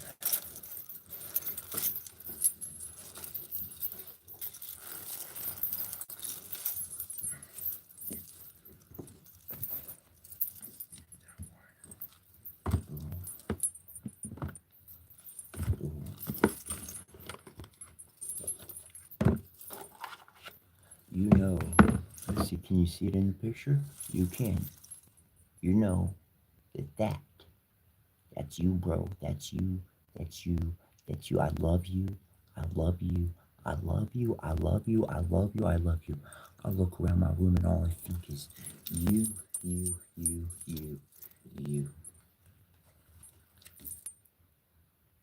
Blessing in disguise.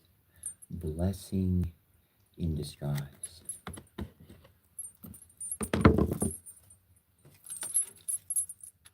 Brings forth the wedding. I have to. Should I?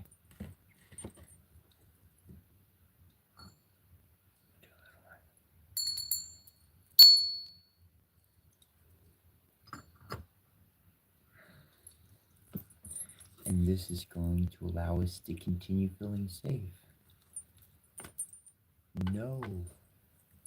Know that knowledge and seek further, yet more knowledge to continue growing so that you are going to exceed and excel in life and maximize your potential. And thus you will give birth to your own children. Because every single day, you, my brother, are just like me. And one bird we got in common is a peacock. A peacock. And all of this may just be a reminder of family. Family.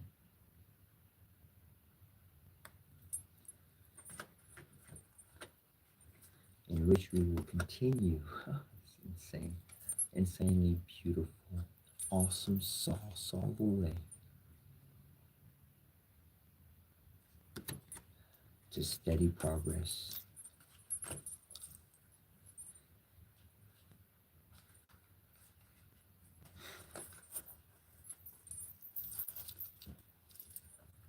That doesn't require any extra understanding.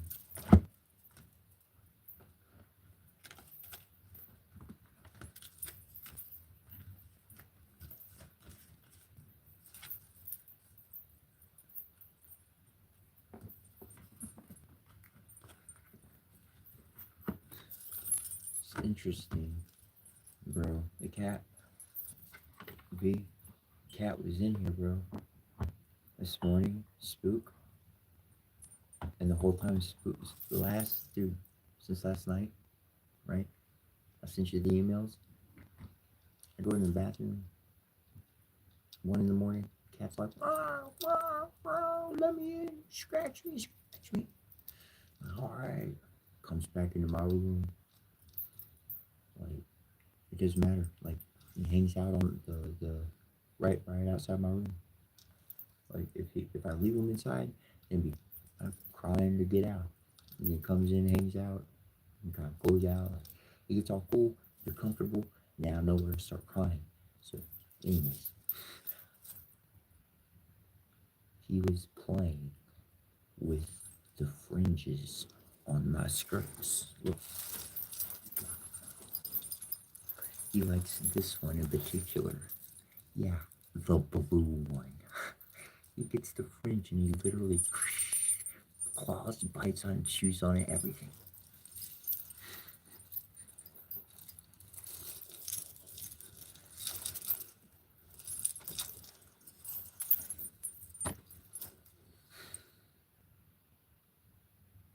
I want to re-emphasize on that potential card, bro, and everyone else out there, don't you know you're part of we?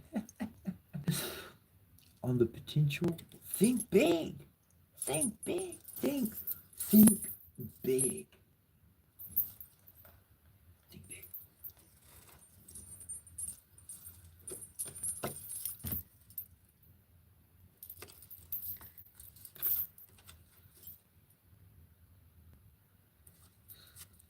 I'm going to read this for you. Marriage is the union of two souls joined in love, mutual respect, and commitment. It signifies the desire to deepen love over time. Your wedding day is a testament to your well founded faith in love's power. Continually breathe life into that faith and love, dearest one, from above.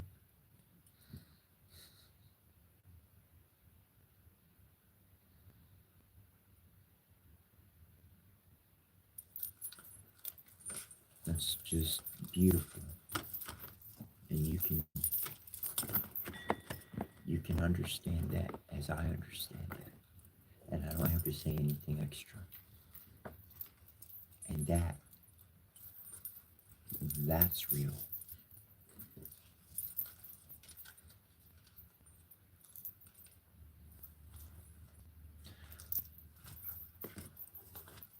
I can't say that I never know which way the air is blowing. But boy, the winds can shift. And who knows what the direction of the divine mind of God Himself would declare for any of us to do. But to be able to shift and adjust, to move forward or go left, is not the very chariot of God spoken of in the Bible? Enoch going up to the heavens, and Elijah spoke of a vehicle that could turn in any direction, go anywhere it wanted to, at the spot of a moment. Sounds like a person with free will. Sounds like a person who chooses order. Sounds like a person connected to someone divine.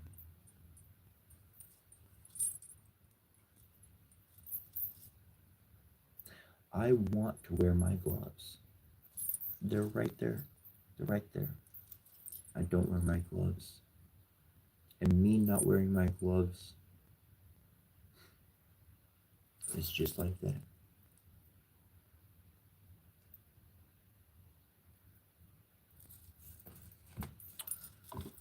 Anyways, we have another story. But not just any story, as we've been reading stories. Learned a little bit from Aristotle, learned a little bit about Plato. Oh, hmm. That book's like me.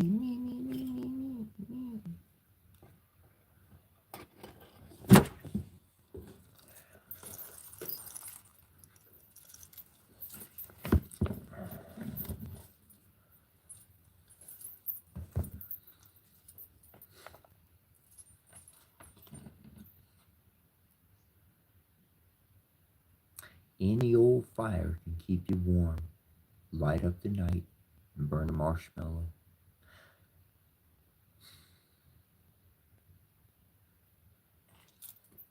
Build the perfect fire.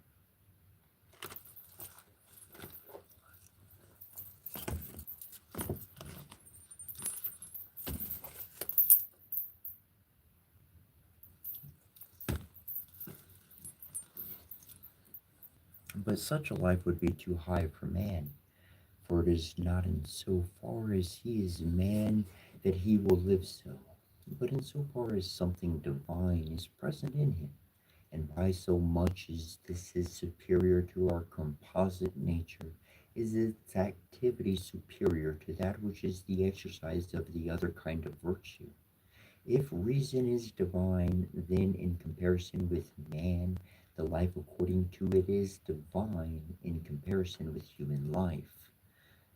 But we must not follow those who advise us, being men, to think of human things and being mortal of mortal things, but must, so far as we can, make ourselves immortal and strain every nerve to live in accordance with the best thing in us. For even if it be small in bulk, much more does it in power and worth surpass everything. This would seem, too, to be each man himself, since it is the authoritative and better part of him. It would be strange, then, if he were to choose not the life of his self, but that of something else. And what we said before will apply now. That which is proper to each thing is by nature best and most pleasant for each thing. For man, therefore, the life according to reason is best and pleasantest, since reason more than anything else is man. This life, therefore, is also the happiest.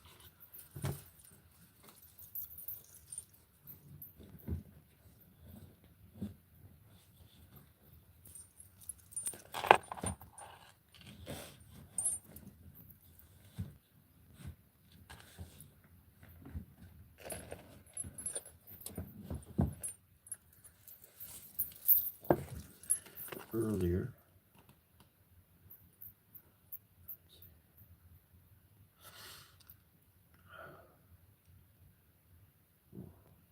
it's interesting.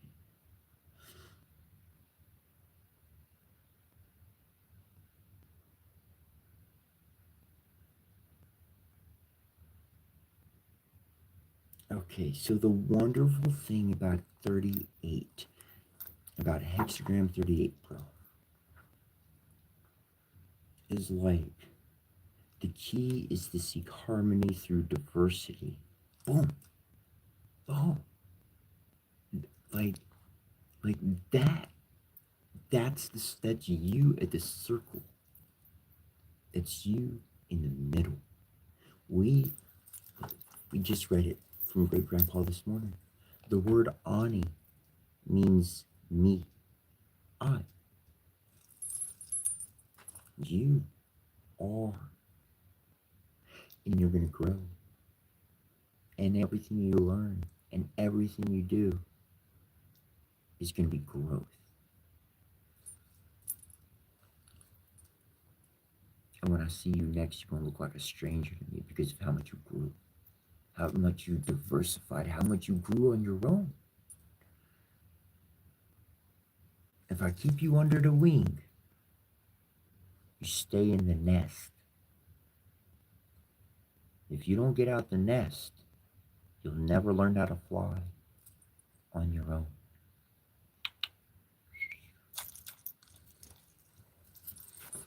So I came up with an idea to take out all the negative ones. That's a crappy idea. Because it's not bad.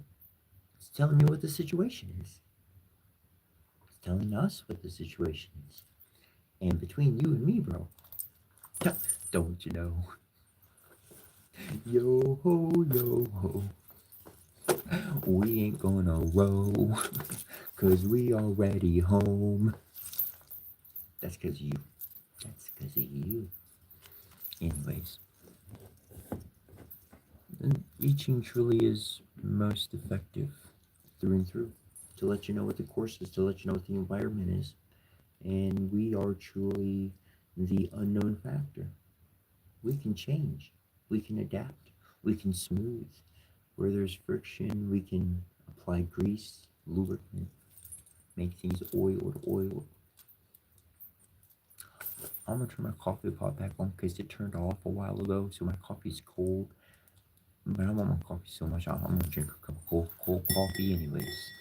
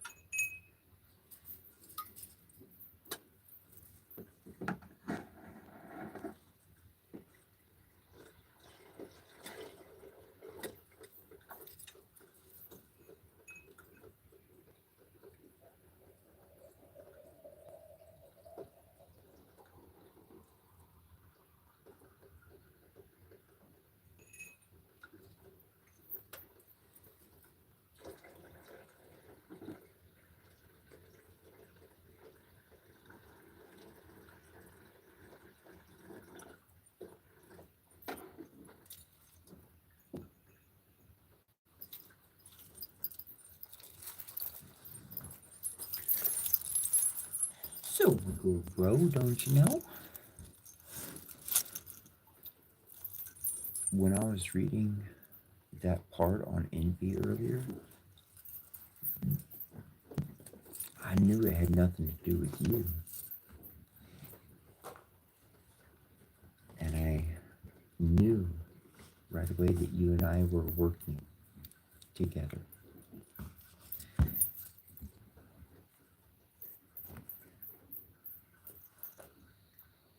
You're not just the horse. I'm the dinosaur. I'm the dragon. You're the unicorn. And that's why you got those two pins. The book is the horse, that's you.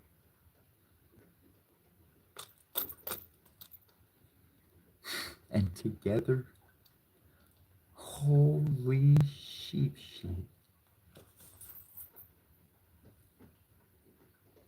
I see death riding that white horse talked about in the Bible. Oh man, Jehovah's Witnesses, they did some really nice pictures of that one. The art. I'm just talking about the art. I ain't talking about what they taught. Just the art. They did some damn good artwork on death. And he rode in on a white horse. Holy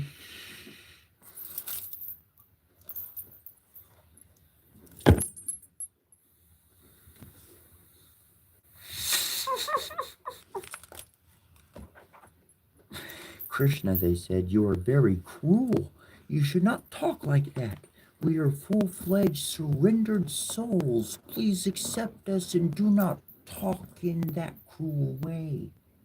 Of course, you are the Supreme Personality of Godhead and can do whatever you like. But it is not worthy of your position to treat us in such a cruel way. We have come to you, leaving everything behind, just to take shelter of your lotus feet. We know that you are completely independent and can do whatever you like, but we request you don't reject us. We are your devotees. You should accept us as Lord Narayana accepts his devotees. There are many devotees of Lord Narayana who worship him for salvation, and he awards them salvation. Similarly, how can you reject us when we have no shelter other than your lotus feet? Oh, dear Krishna, they continued, you are the supreme instructor. There is no doubt about it.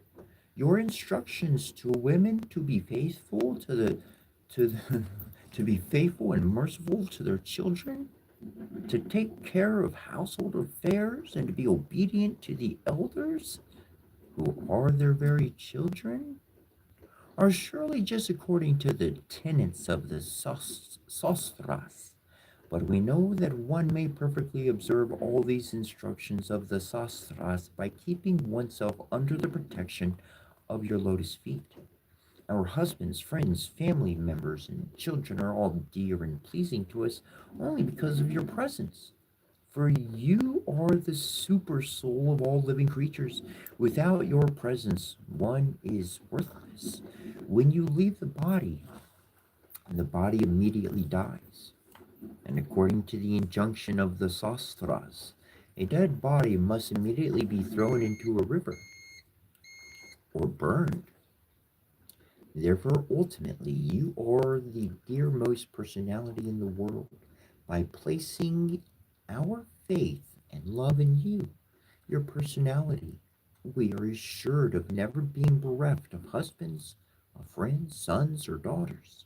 If a woman accepts you as the supreme husband, then she will never be bereft of her husband, as in the bodily concept of life.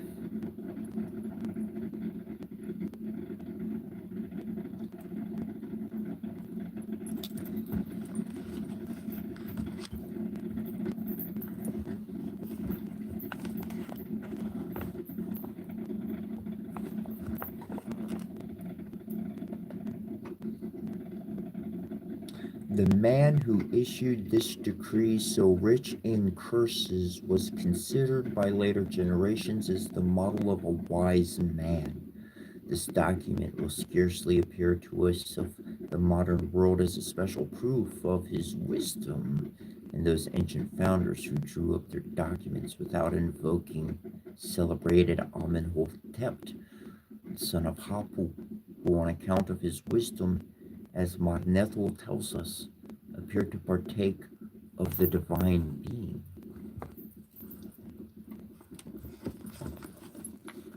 If we accept you as our ultimate husband, then there is no question of being separated, divorced, or widowed. You are the eternal husband, eternal son, eternal friend, and eternal master. And one who enters into a relationship with you is eternally happy. We covered marriage, stallion, horse, unicorn. Did I say marriage?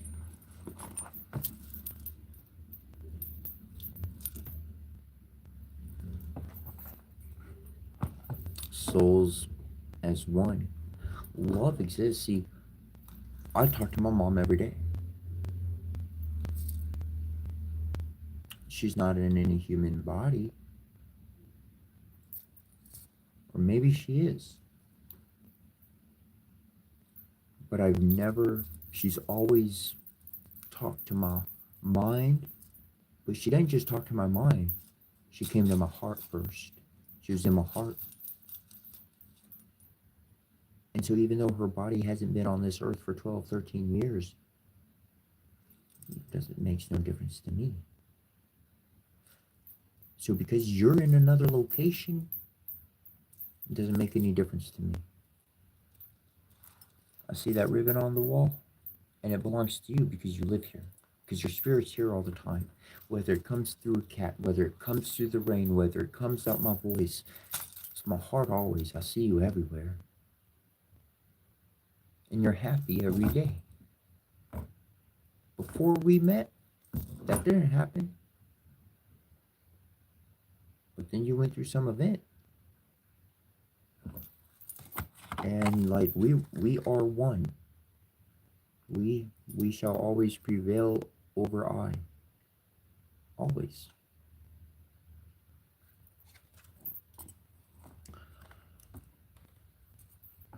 And it said right here. It says right here. I'll read it again. I don't want to read it again, but it said I will read it again. Eternal husband, eternal son, eternal friend, and eternal master, and one who enters into a relationship with you is eternally happy. Let's change eternal to internal. You're internally happy every day because our souls are twined as one.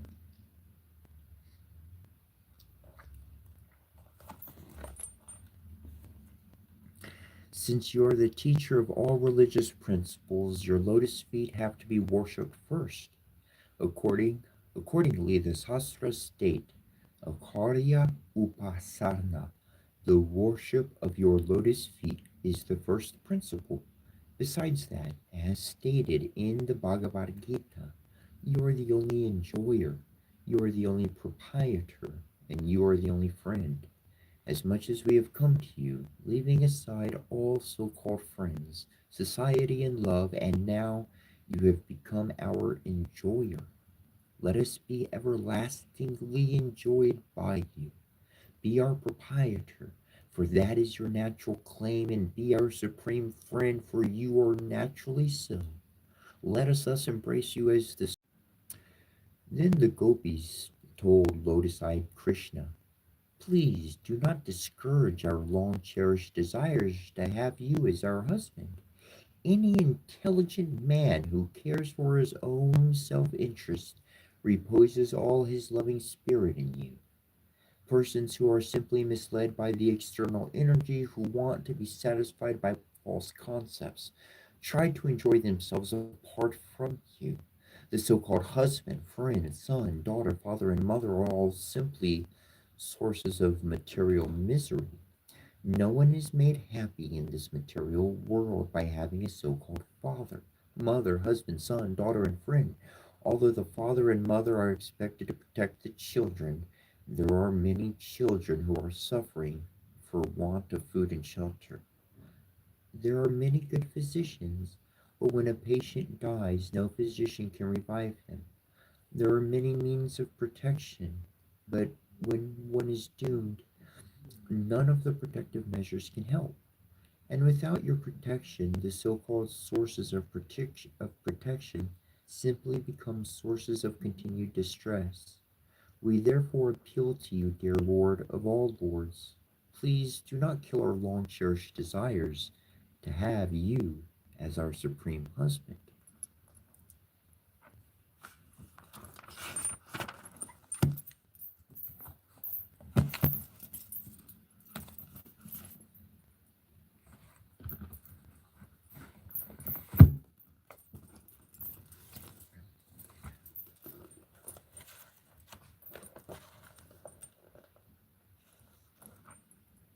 You think, no doubt, that you're going home, but Circe has plotted another course for us. To the house of Hades in dread Persephone, to consult the ghost of Theban Tiresias. This broke their hearts. They sat down right where they were and wept and tore their hair, but no good came from their lamentation. While we were on our way to our swift ship on the shore of the sea, weeping and crying, Circle had gone ahead, Circe had gone ahead and tethered a ram and a black ewe by our tarred ship. She had passed by without our ever noticing. Who could see a god on the move against the god's will? When we reached our black ship, we hauled her onto the bright salt water, set up the mast and sail, loaded on, loaded on the sheet, and boarded her ourselves.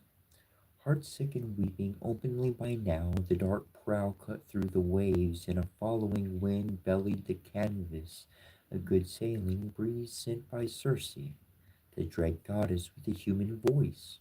We lashed everything down and sat tight, leaving the ship to wind and helmsman.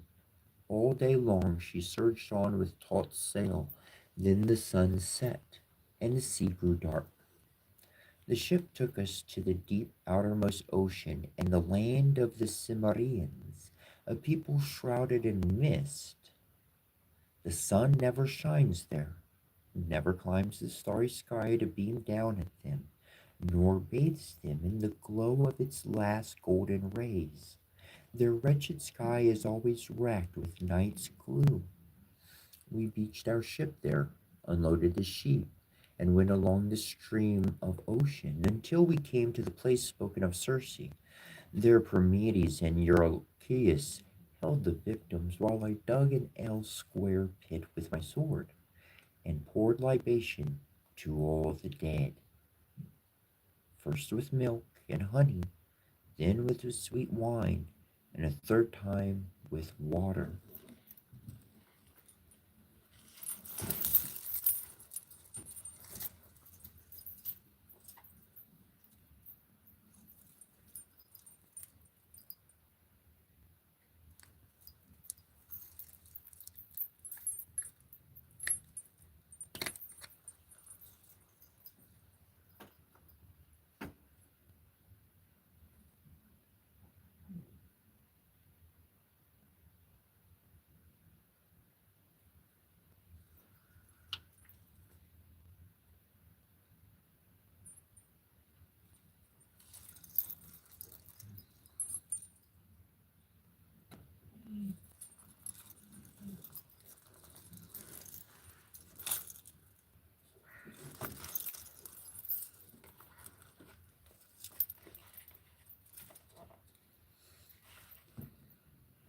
Then I sprinkled white barley and prayed to the looming dead, vowing sacrifice on Ithaca. a barren heifer, the herd's finest, and rich gifts on the altar, and to Tiresias alone a great black ram. After these supplications to the spirits, I cut the sheep's throats over the pit, and the dark blood pooled there. Then out of Erebus the souls of the dead gathered, the ghosts of brides and youths, and worn out old men, and soft young girls with hearts new to sorrow, and many men wounded with bronze spears, killed in battle, bearing blood-stained arms. They drifted up to the pit from all sides with an eerie cry, and pale fear seized me. I called to my men to flay the slaughtered sheep and burn them as a sacrifice to the gods, to mighty Hades and dread Persephone. Myself, I drew my sharp sword and sat, keeping the feeble death heads from the blood.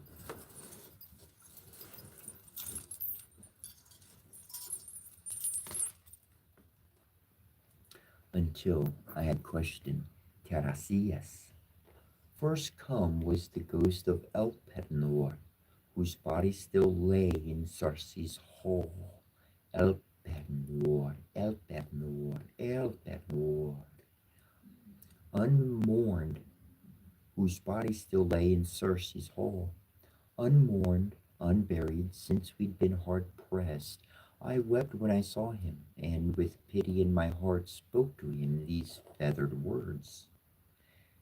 Elpenor, how did you get to the undergloom before me on foot, outstripping our black ship? I spoke, and he moaned in answer. Bad luck and too much wine undid me. I fell asleep on Circe's roof. Coming down, I missed my step, went on the long ladder, and fell head first. My neck snapped at the spine, and my ghost went back down to Hades. Now I beg you, by those we left behind, by your wife and the father who reared you, and by Telemachus, your only son, whom you left alone in your halls when you put the gloom of Hades behind you and beat your ship on the Isle of Aia. As I know you will, remember me, my lord.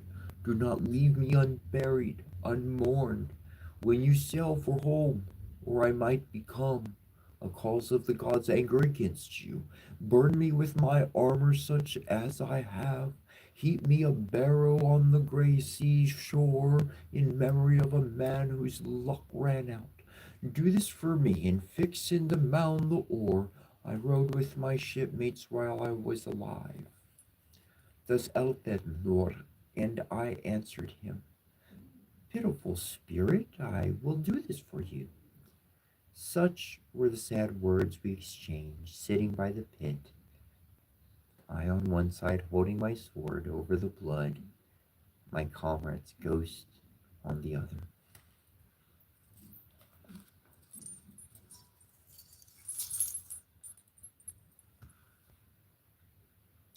Then came the ghost of my dead mother, Atacelia, daughter of the hero Orclicus.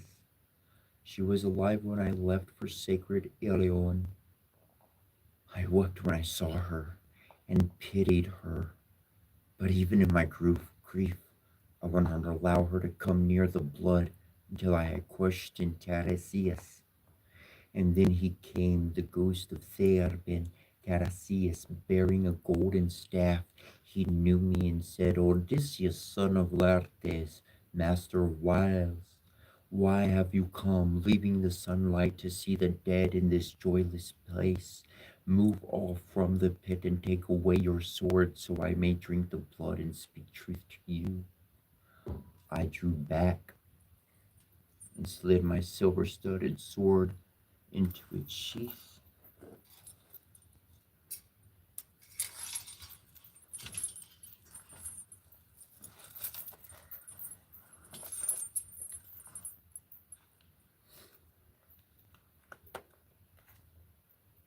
After he had drunk the dark blood,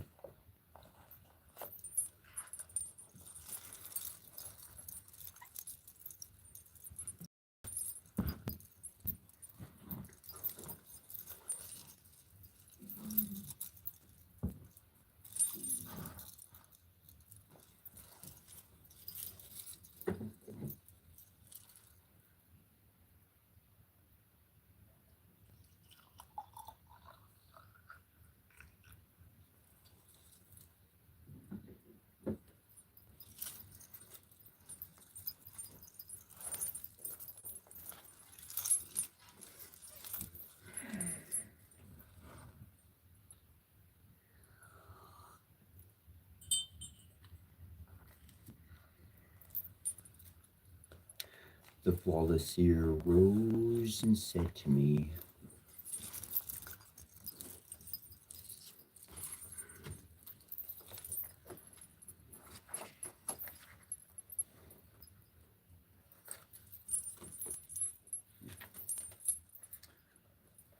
"You seek a homecoming sweet as honey, shining Odysseus, but a god will make it bitter, for I do not think you will elude the Earthshaker, who has laid up wrath in his heart against you. Furious because you blinded his son, still you just might get home, though not without pain, you and your men, if you curb your own spirit, and theirs too. When you beach your ship on Thrinacia, you will be marooned on that island in the violet sea, and find there the cattle of Helios the sun, Iurnu, Iurnu, Iurnu, and his sheep too grazing. Leave these unharmed. Keep your mind on your homecoming, and you may still reach Ithaca, though not without pain. But if you harm them, I foretell doom for you, your ship and your crew. Even if you yourself escape, you will come home late and badly, having lost all companions, and in another ship, and you shall find trouble in your house, arrogant men devouring your wealth and courting your wife. Yet vengeance will be yours, and when you have slain the suitors in your hall by ruse or by sword, then you must go off again carrying a broad-bladed oar until you come to men who know nothing for the sea."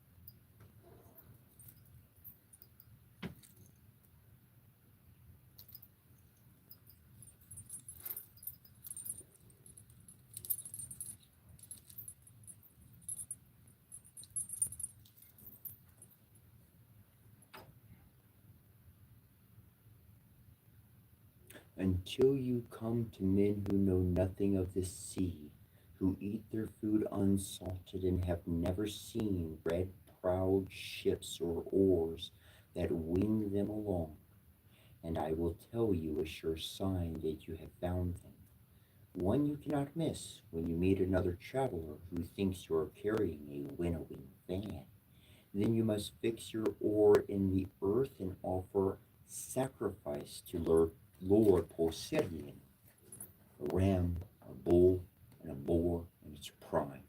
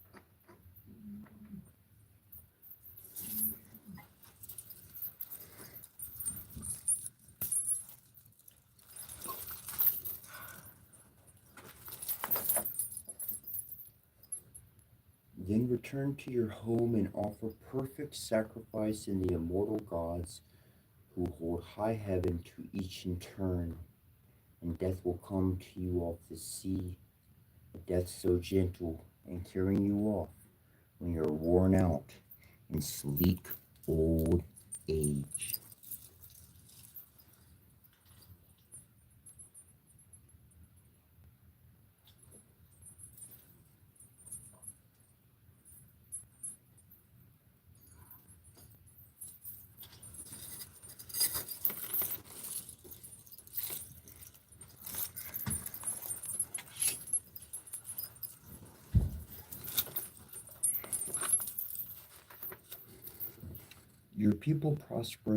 Your people are prosperous all around you. All this will come true for you as I have told. Thus Tiresias and I answered him. All that Tiresias is as the gods have spun it. But tell me this, I see here the ghost of my dead mother, sitting in silence beside the blood, and she cannot bring herself to look her son in the eye or to speak to him. How can she recognize me for who I am? And Tiresias, the Theban prophet, this is easy to tell you. Whoever of the dead you let come to the blood will speak truly to you. Whoever you deny will go back again. With that, the ghost of Lord Tiresias went back into Hades, his soothsaying done. But I stayed where I was until my mother came up and drank the dark blood.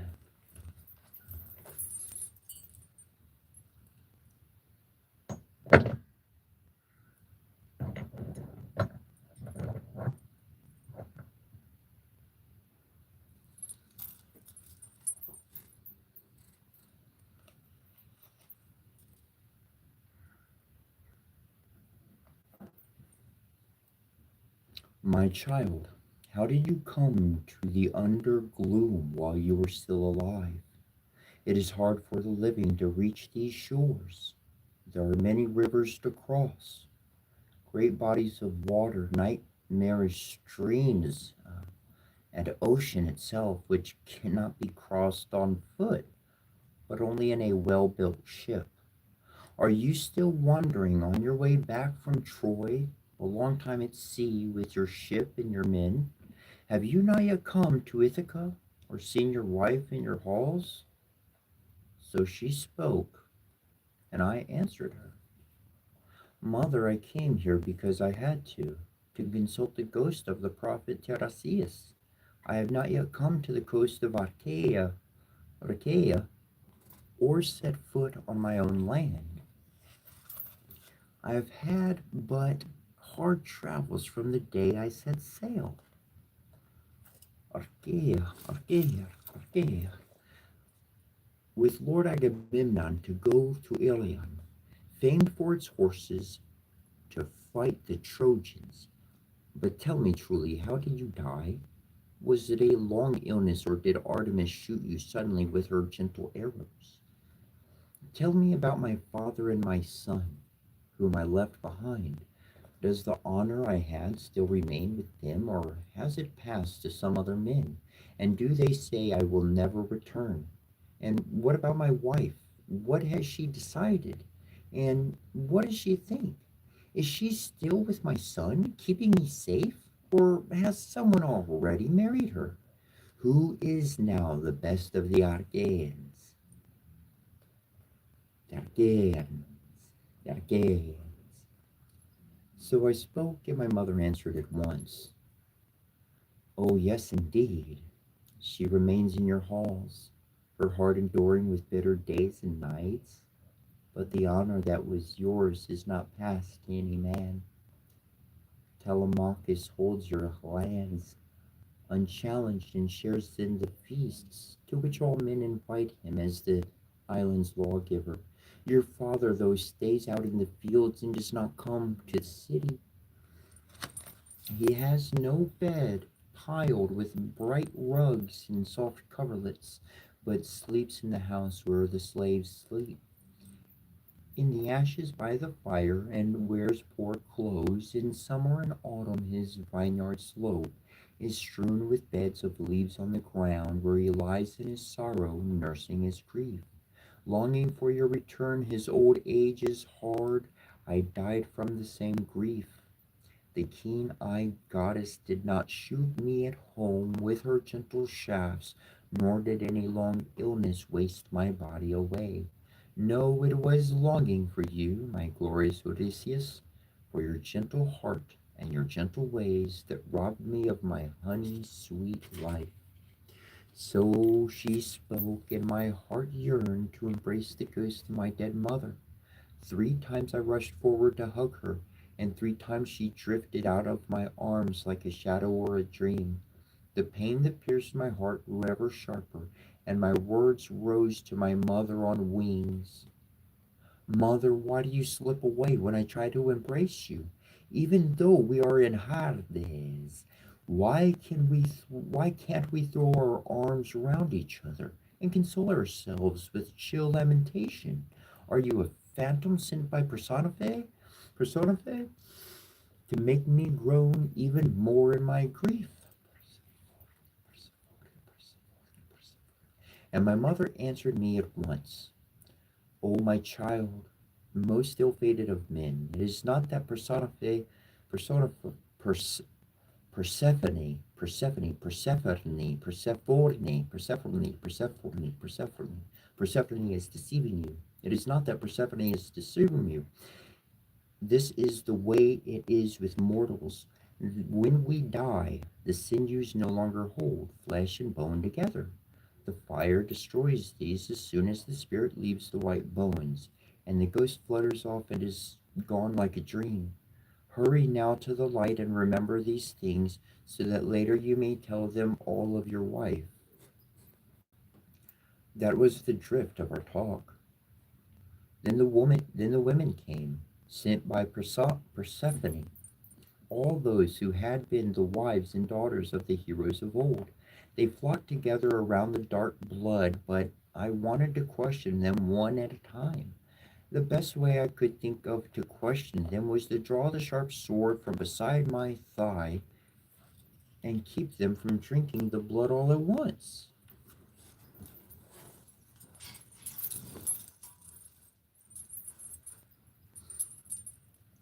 They came up in procession then, and one by one they declared their birth, and I questioned them all.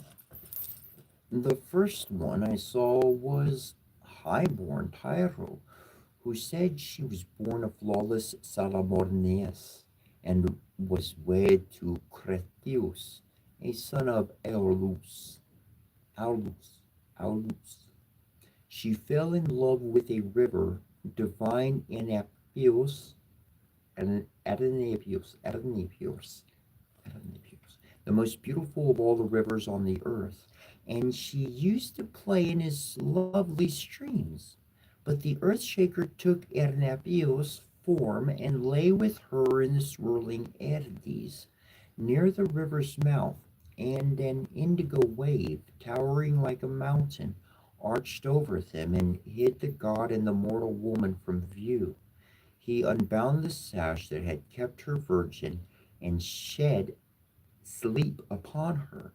And when the god had finished his love making, he took her hand and called her name softly and said to her, "Be happy in this love, woman."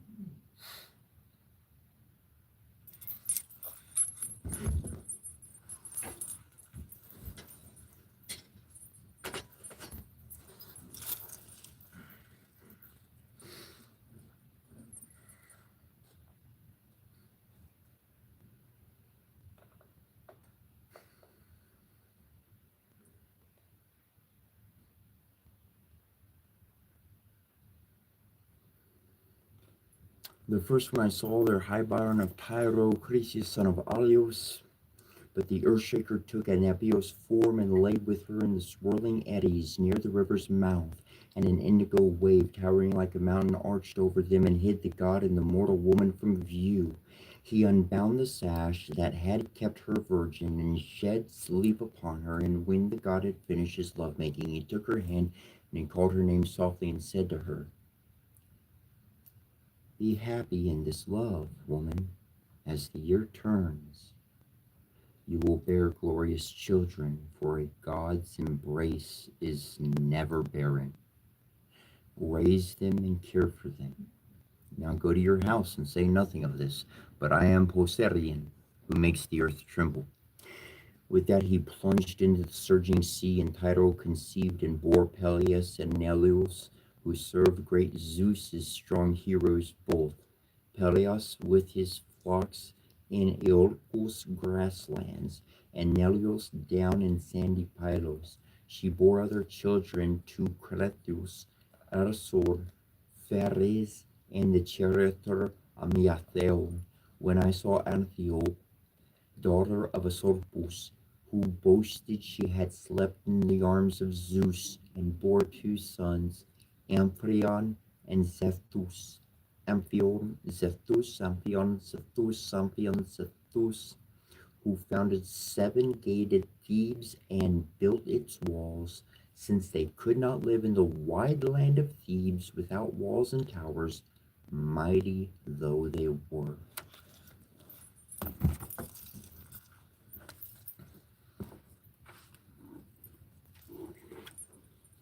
War is no longer apparently natural state of society, and for most men it is an empty obligation to assume that they will not recede before the enemy. But the same high duty and obligation still rest upon all. Truth in act, profession, and opinion is rarer now than in the days of chivalry. Falsehood has become a current coin and circulates with a certain degree of respectability because it has an actual value. It is indeed the great vice of the age. It and its twin sister, dishonesty. People, for political preferment, profess whatever principles are expedient and profitable. At the bar, in the pulpit, and in the halls of legislation, men argue against their own convictions and with what they term logic prove to the satisfaction of others that which they do not themselves believe. Insincerity and duplicity are valuable to their possessors. Like estates and stocks, they yield a certain revenue, and it is no longer the truth of an opinion or a principle, but the net profit that may be realized from it, which is the measure of its value. The press is the great sower of falsehood. To slander a political antagonist, to misrepresent all that he says, and if that be impossible, to invent for him what he does not say, to put in circulation whatever baseless calumnies against them are necessary to defeat them. These are habits so common as to have ceased to excite notice or comment, much less surprise or disgust. There was a time when a knight would die rather than utter a lie or break his knightly word. The knight commander of the temple revives the old knightly spirit.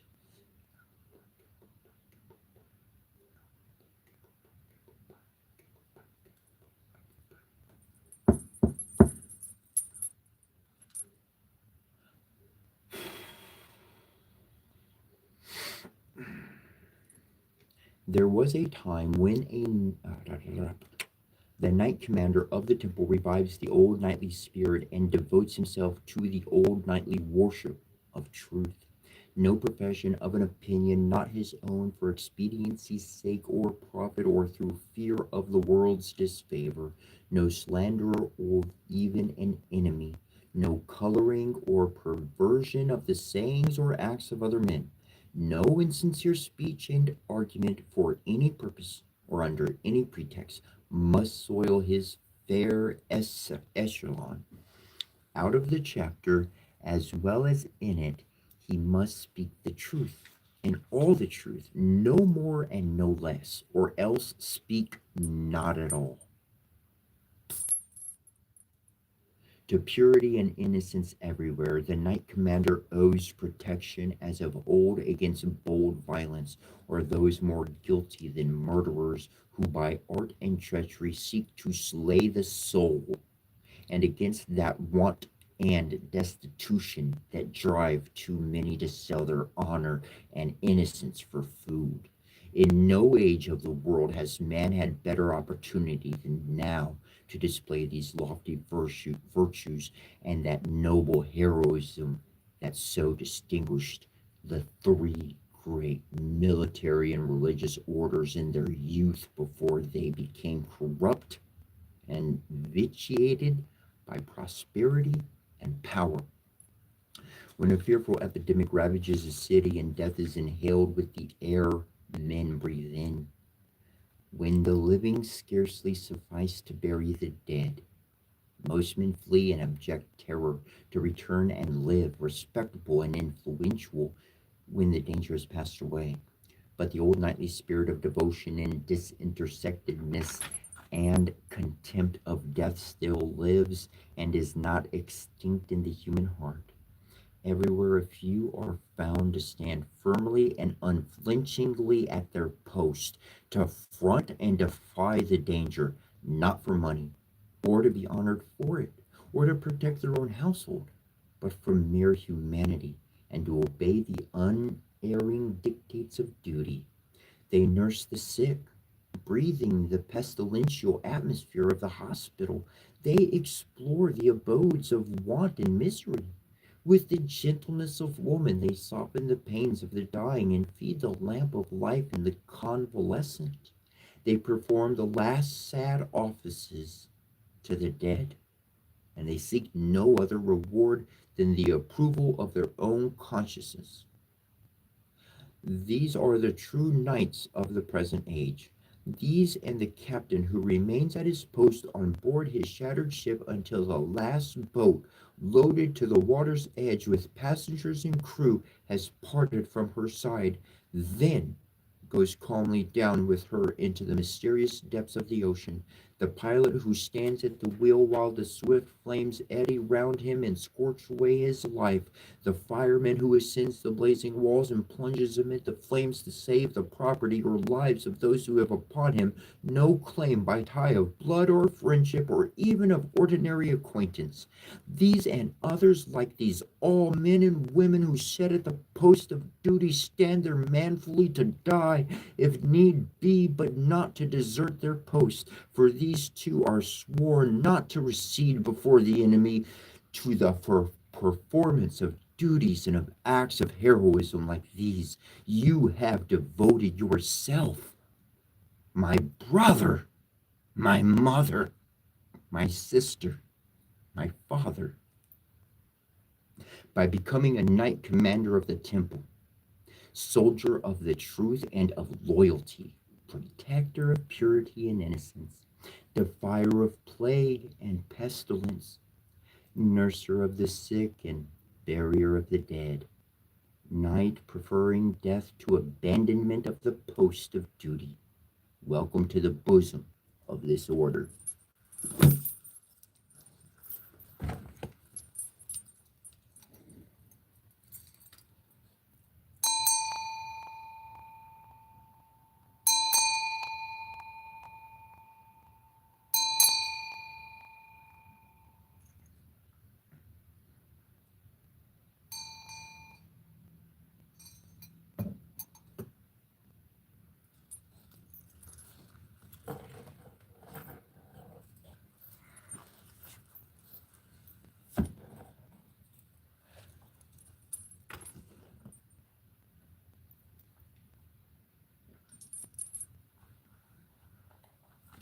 In Chinese, doi means a variety of things. Doi, doi, doi, such as a reservoir of water, marshlands, swamps, rice fields, radiating cheerfulness and speaking with joy. It has connotations of pleasure and the good things in life. It embodies delight. The lake is the symbol of gravity and the absorption of heavenly cosmological chi. To the ancient Chinese, the marsh exemplified a place of joyous life with water, plants, fish, birds, and other animals. Today, it also connotes pleasure, a time of enjoyment, entertainment, and fun. It relates to going on vacation and enjoying the fruits of your endeavors. The trigram, with its two solid yang lines at the bottom and one broken yin line at the top, symbolizes a rooted, stabilized base of strength with a fluid yielding surface represented as the reflective surface of the lake. The yielding line on top can indicate a special receptivity to spiritual or even psychic influences and a strong capacity for reflection and serenity. This trigram is associated with psychic abilities and intuitive sciences, such as feng shui and astrology.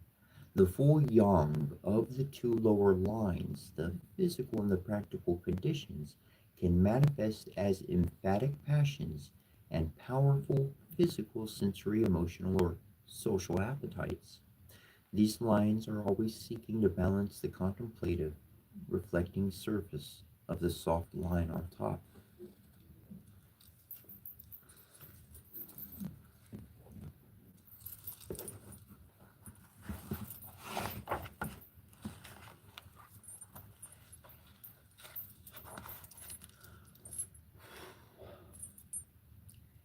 Patience is the faculty inherent in the human soul which enables the individual to accomplish his mission without allowing themselves to be diverted from their purpose by the obstacles that could obstruct their path of progression.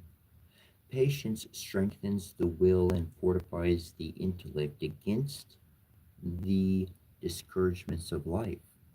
It constitutes a motivating force, enabling the soul to keep walking steadily in the path it has chosen despite the pitfalls encountered along the way. Many wandering along blind alleys and meet with difficulties that retard advancement. With the exercise of patience, such obstacles can be avoided or at least they can be overcome. Thus, progress is maintained. If patience is lacking, the project is abandoned. The individual is then convinced of their weakness and advancement is impossible. The spiritual attitude necessary to one who would advance is one of keen sensibility and endurance. When the soul is peaceful and pure, it awakens to the higher states of consciousness, and the growth of the entire organism is assured. In the midst of surrounding inharmony and chaos, the progressive soul must maintain its calm. Though fraught with trial, it must be composed. Though faced with deprivation, it must be content. Though surrounded by sorrow, it must be happy. A nature that has become disinterested in worldly considerations, that vibrates only in response to duty, that is alive and awake to necessities, that is serene and peaceful under any pressure, that is sweet, satisfied, and happy in any environment, presents an invulnerable front of evil. The world is full of densest sin, and life is teeming with misery. None can wholly escape its nefarious conditions.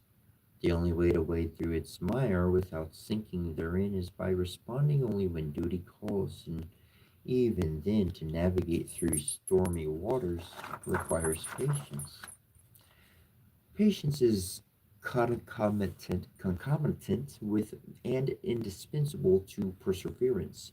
When unforeseen difficulties occur, perseverance comes into play by aiding us to surmount them and by providing us with the patience and endurance necessary to successfully combat such difficulties. The continuity as well as the frequency of effort depend upon patience, whereas perseverance is but the will to make this effort. Patience enables us to estimate persons, conditions, and things in their true light, and to guard against the emotional upsets and biased judgment that often cloud the vision. It is patience also that enables us to choose with discrimination and to carry out with clearness and precision the actions that reason has counseled us to perform. Man's entire world of thought and action should be colored by the quantity of patience. Yet, little observation and investigation will reveal that this positive and ennobling attribute is sadly lacking in the home, in the community, and among nations. The need of patience is nowhere more pleasing than in the home. Members of a family tend to be hasty and headlong, with little consideration for individual differences. Parents and those entrusted with the guidance and discipline of children are especially guilty of violating the law of patience. To be hasty and inconsiderate with children breeds fear, discouragement, self condemnation. Many an inferiority complex can be attributed to a parent's or teacher's habitual impatient attitude towards a deficiency or a lack in the child. Not only does the parent or teacher thus violate the law of patience, but he is lacking in the traits of sympathy, charity, kindness, and duty. Impatience leads to irritability, which in turn produces anger, and hence the mind becomes engrossed in the negative phase of reaction. In the business world, there are many individuals who, perplexed and preoccupied with their own problems, exhibit an attitude of impatience toward those whom they propose to serve. Such an attitude, perhaps bringing temporary satisfaction, will in the end defeat its purpose. Only when one is patient under all circumstances can harmony be maintained.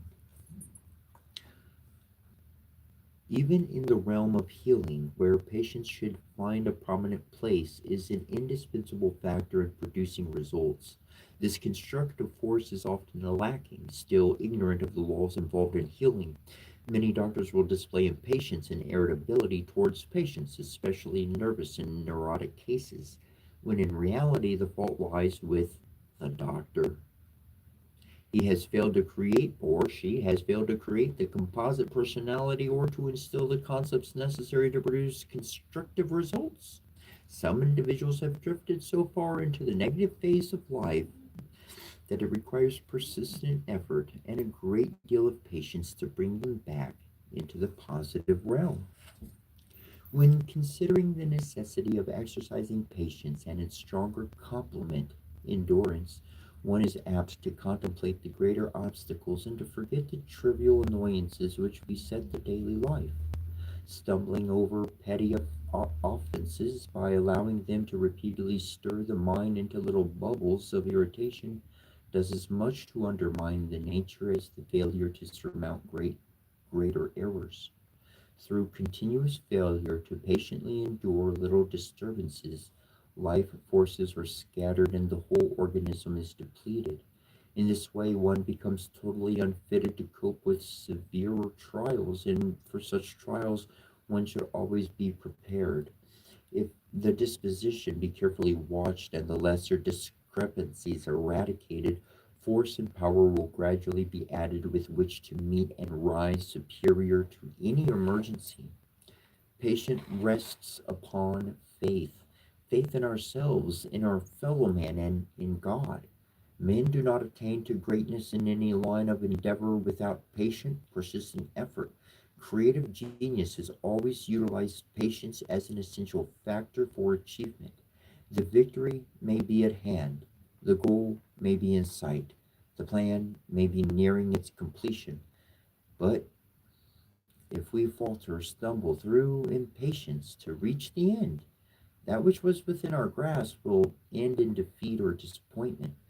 Life is one great battle with all its trials and problems, but whatever the necessities of life and whatever the tribulations, small or great, one must remember that unwavering patience and endurance unto the end of necessity will fortify the character with increased strength toward final mastery of all the circumstances that tend to impede our progress. The weakness in an individual's own nature he has the power to conquer through a knowledge of and obedience to the laws governing his body, mind, and soul. But the evils of the world are beyond his jurisdiction, save where he can serve to help others to see the right path. This is best done by example to those souls who constantly by their actions personify the positive attributes such as faith, hope, charity, patience, and love. The world owes its advancement, and when these are in the majority, we may expect the coming of the brotherhood of man. When men will love one another, they will, by their own actions, gradually eliminate from the earth all the evil attributes which we now know. As the individual becomes cognizant of his part of their part in the divine plan, they cheerfully accept their obligations and with patience and perseverance they perform their allotted task, realizing that the guiding light may often be dimmed by their restricted vision and that many things which appear painful are in reality designed for their own good, and that they may grow and advance. And they will have the faith, the hope, the patience, and the courage to struggle onward, for they know that they are on the path that is built unerringly along the course of the laws of life.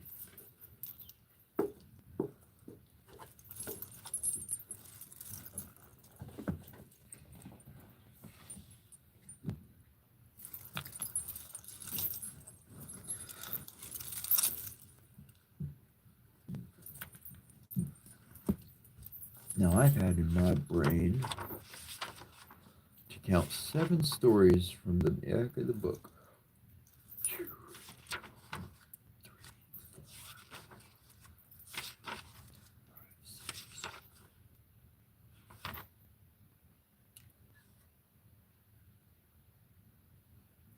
Wow.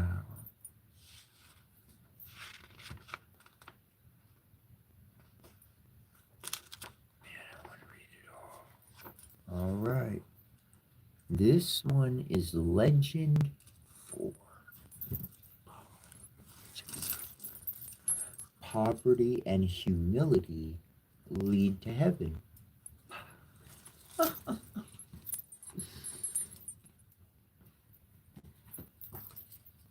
There was once a king's son who went out into the world, and he was full of thoughts and sad. He looked at the sky, which was so beautifully pure and blue. Then he sighed and said, "How well must all be with one up there in heaven." Then he saw a poor gray haired man who was coming along the road towards him, and he spoke to him and asked, "How can I get to heaven?" The man answered, "By poverty and humility. Put on my ragged clothes, wander about the world for 7 years, and get to know what misery is. Take no money, but if thou art hungry, ask compassionate hearts for a bit of bread. In this way thou wilt reach heaven." Then the king's son took off his magnificent coat and wore in its place the beggar's garment, went out into the wide world and suffered great misery. He took nothing but a little food, said nothing, but prayed to the Lord to take him into his heaven. When the 7 years were over, he returned to his father's palace, but no one recognized him. "Go and tell my parents that I have come back again." But the servants did not believe it, and laughed and left him standing there. Then he said, "Go and tell it to my brothers that they may come down, for I should so like to see them again." The servants would not do that either, but at last one of them went and told it to the king's children, but these did not believe it and did not trouble themselves about it. When he wrote a letter to his mother and described to her all his misery, but he did not say that he was her son. So out of pity the queen had a place under the stairs assigned to him, and food taken to him daily by 2 servants. But one of them was ill-natured and said, "Why should the beggar have the good food, and kept it for himself, or give it to the dogs, and took the weak, wasted away beggar nothing but water?" The other, however, was honest and took the beggar what was sent to him. It was little, but he could live on it for a while, and all the time he was quite patient. But he grew continually weaker. As, however, his illness increased, he desired to receive the last sacrament. When the host was being elevated down below, all the bells in the town and neighborhood began to ring.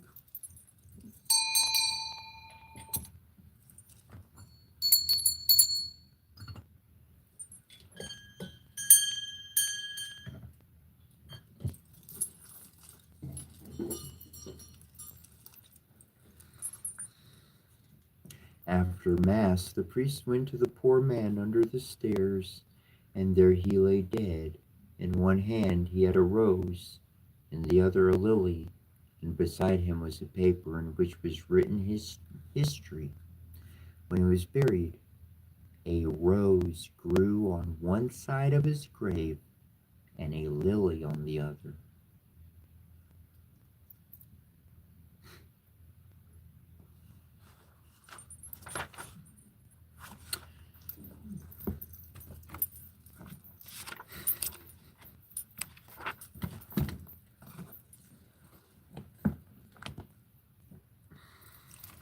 Number a couple some tarot, oracle,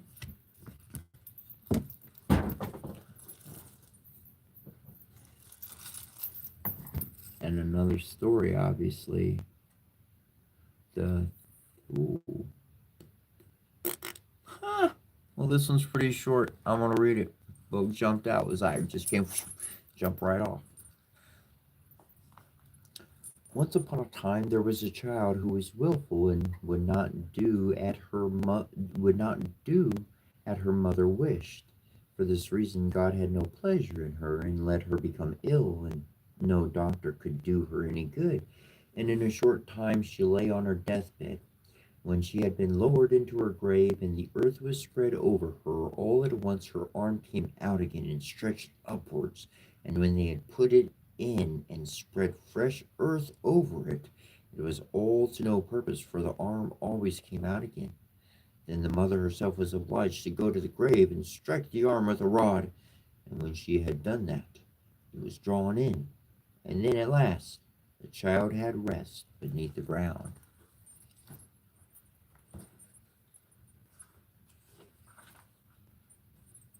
Stop reaching up. Just lay down. Chill out.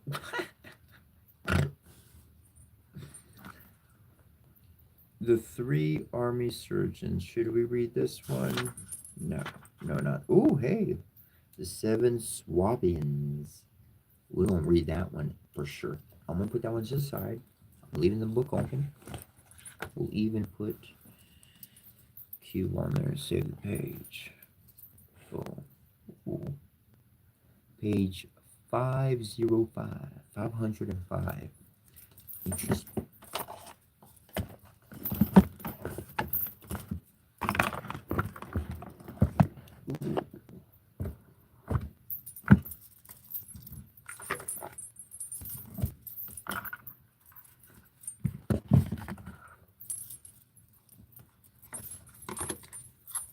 One, two. Angel deck.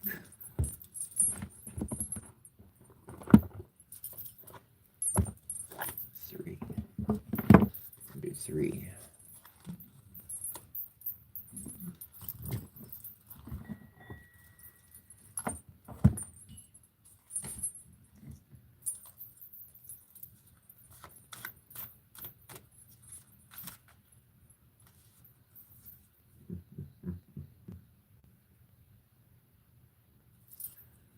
I'm just gonna say, bro, this might show a dog, but you gonna see what I see.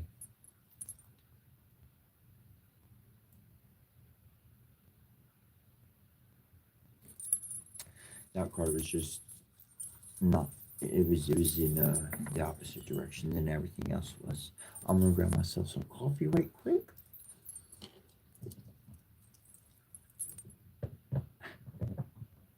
I'm gonna set that up right there. Boom, boom. Alrighty. Be right back.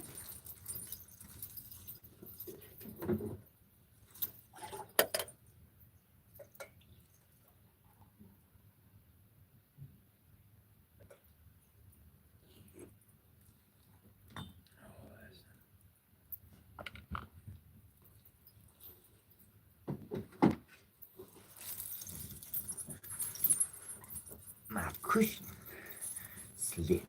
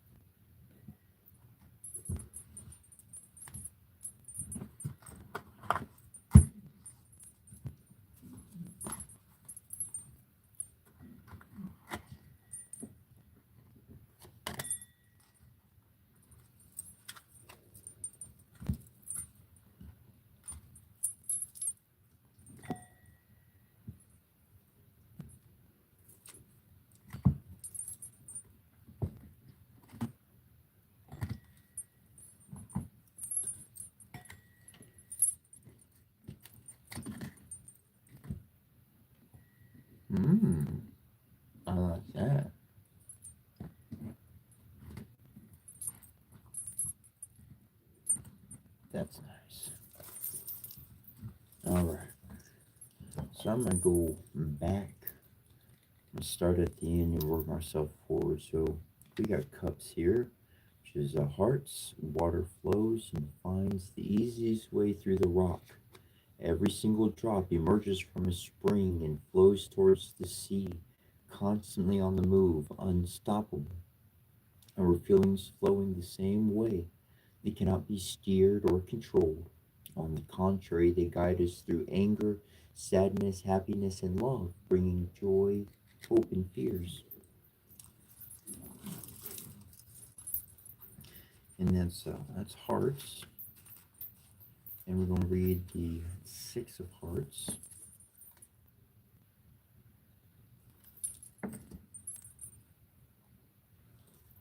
Fairy tales from another time. Your ancestors greet you. Come forward with a gift from the old days that you thought you had long forgotten. Be amazed and happy at this gift. Ancestors come forth with a gift. And the angels said, "What do you desire?"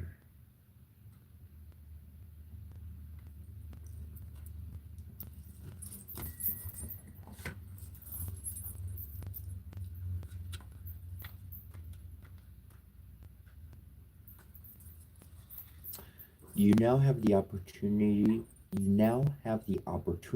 to write the script according to your heart's true desires.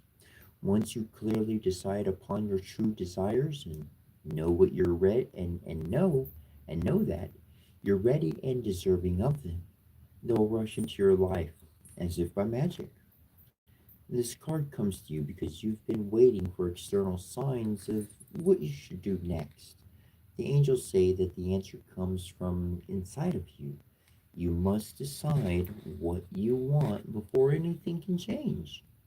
Carve out time to meditate upon your true heart's desires and know that you deserve the best, as we all do.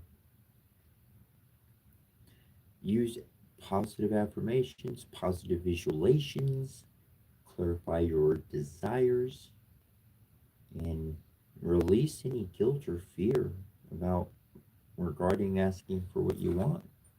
Because that guilt or fear don't count.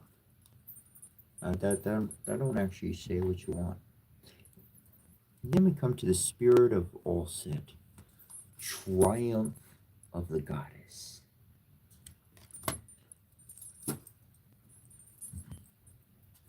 Ancestral gifts.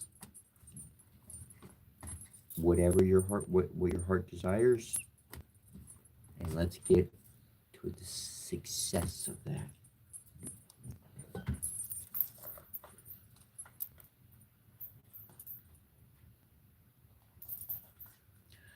Triumph of the goddess. Beloved initiate, there are times to surrender and let go, but there are never times to give up. Persist with your bold faith and inspired action until the impossible happens. All set has the spirit of triumph and will never fail in her quest, no matter how bold or impossible it seems. Believe. It is helpful on the inner path to let go and detach over and over again, and yet we need to stay true to our heart and not give up on what we feel we are here to do. Whether it is reaching for enlightenment, for inner peace, for a creative breakthrough or personal healing, the triumph of the goddess is with you now, urging you not to give up, no matter how far away or impossible success may seem to be. Don't quit. Persist until the impossible happens. Persistence. The power of genuine inner will, not force or domination, but the inner power that fuels us to continue with our inner practices, to do what we need to do in the physical world, to bring ourselves to light and life, is growing within you now. It is supported by living the right quest for you, seeking to climb the mountain that lies within our own heart. Not that chosen for us by another, but the journey that genuinely lies within you. Feminine strength with endless determination is fueled by loving devotion. Nothing less than love would be powerful enough to keep you going on your path long after you have tired of criticism or become even too fatigued to respond to fear anymore. Allow your heart to fuel the fire in your belly and let the divine love that is your being give you the energy and passion that you need to pursue your destiny and realize that it is pursuing you too. This oracle comes at a time when you need to know that you will succeed. It is a reminder that you can surrender, let go of attachment as to how it will happen or what it will look like, even if it is frustrating, surrendering the vision into the divine fires yet again, waiting until you feel it naturally coming together according to divine timing. The spirit of Olset is willing to wait until divine forces collide and the miracle occurs. If you've drawn this card along with it's a miracle card, but it's saying what do you desire and what desire card, so it's gonna come in just like magic. So that counts as a miracle card. So we're gonna read that one too. Then there is going to be a miraculous and surprising element to how your triumph occurs, an unexpected twist working in your favor. Remember, beloved initiate, that the force of growth, love, and divinity are in your corner. There is nothing more powerful than these. Allow them to have their way, and you will have yours. Your win is assured.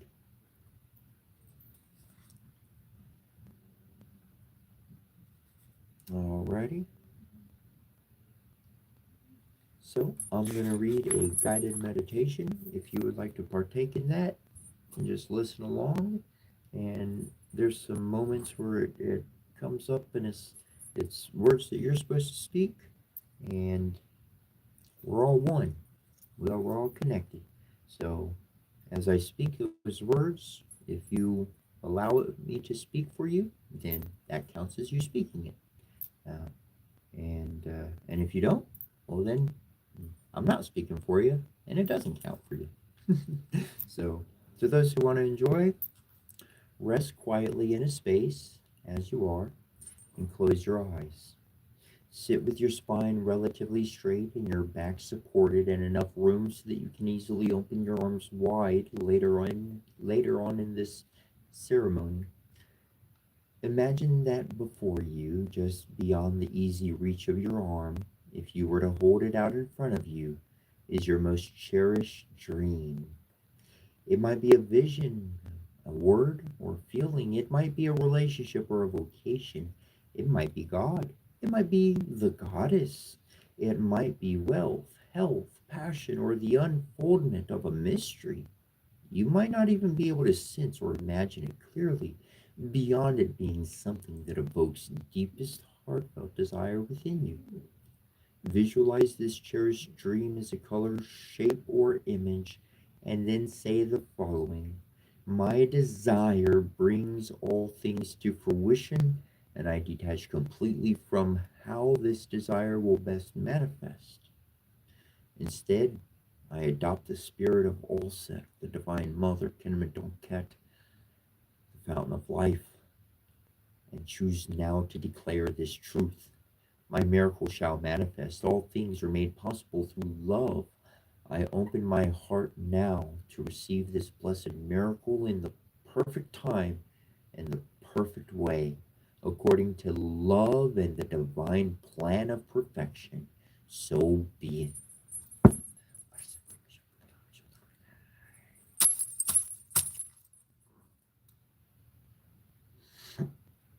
Peacefully, as you open your arms wide and become aware of the space between your arms and your heart growing strong like a ball of magnetic energy forming between your hands, arms, and chest, the more peaceful and relaxed and open you feel, smiling towards your heart, the lighter and more open and energized your arms feel. It begins to feel as if you could sit like this all day, that what seems hard or impossible is not so anymore. Suddenly you realize that the cherished dream, which was just beyond your reach at the beginning of this process, has become drawn to your energy and now is in reach. In fact, you don't even have to reach for it. It has come to you, drawn to your heart light. You could gently scoop it up in your arms if you wish to do so. Do so now, imagining it as a soft, light ball of energy, and gently place it in your heart with gratitude, guiding it as energy with your hands using a light touch. This cherished desire unfolds with divine perfection now, with deep gratitude in my heart. Spirit of all set, enduring and bright, your love more powerful than might, your triumph assured in any fight. I center myself in the truth of your light. Your love makes the impossible real. I go to my heart and feel the success coming to me at this time. I give thanks for your blessing divine. Spirit of all set, enduring and bright, your love more powerful than might, your triumph assured in any fight. I center myself in the truth of your light. Your love makes the impossible real. I go into my heart and feel the success coming to me at this time. I give thanks for your blessing divine. Spirit of all set, enduring and bright, your love more powerful than might, your triumph assured in any fight. I center myself in the truth of your light. Your love makes the impossible real. I go to my heart and feel the success coming to me at this time. I give thanks for your blessing divine. Arsimi show bubalana shimtro na hai. Arsimi show bubalana shimtro na hai. Arsimi show bubalana shimtro na hai. Abradabra, abradabra, abradabra.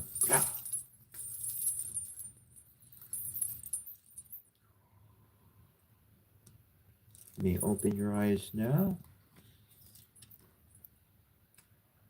And that's the end of that.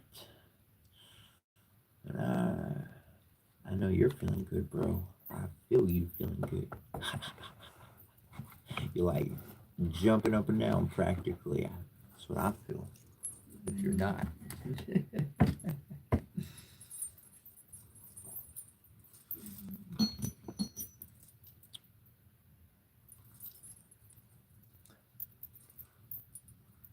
This one we looked up. Steady progress. We acknowledge you for the progress you've made in remembering love in your daily activities. We can clearly see the contribution you're making to the world through your thoughts, feelings, and actions of love.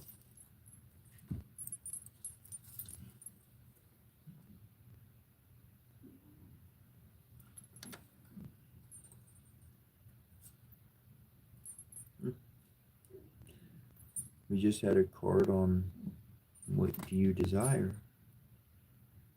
And this card says ask. Ask us to help you in this situation, and we will immediately go to work on your behalf.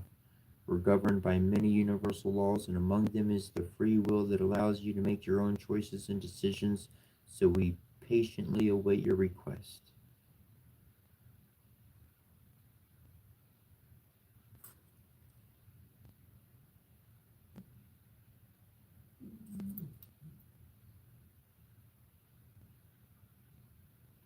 I'm happy where I am. I I'd like my brother to be with me. My brother, my mother. I'd like my brother to live with me. That's what I would like.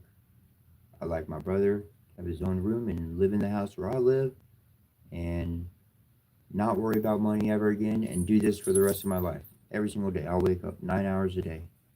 I'll read and channel. And my brother was next door. He'd be, man, bugging the crap out of me. I'd be like, go to your own room, man. Leave me alone. I'd be like, no, I'm going to stay in your corner and I'll be quiet. I won't say anything. You just sit there and giggle. I'll be like, well, play some games or something. That's what I would like.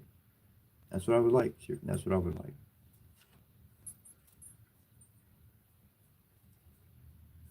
I like my pizza, cheese balls.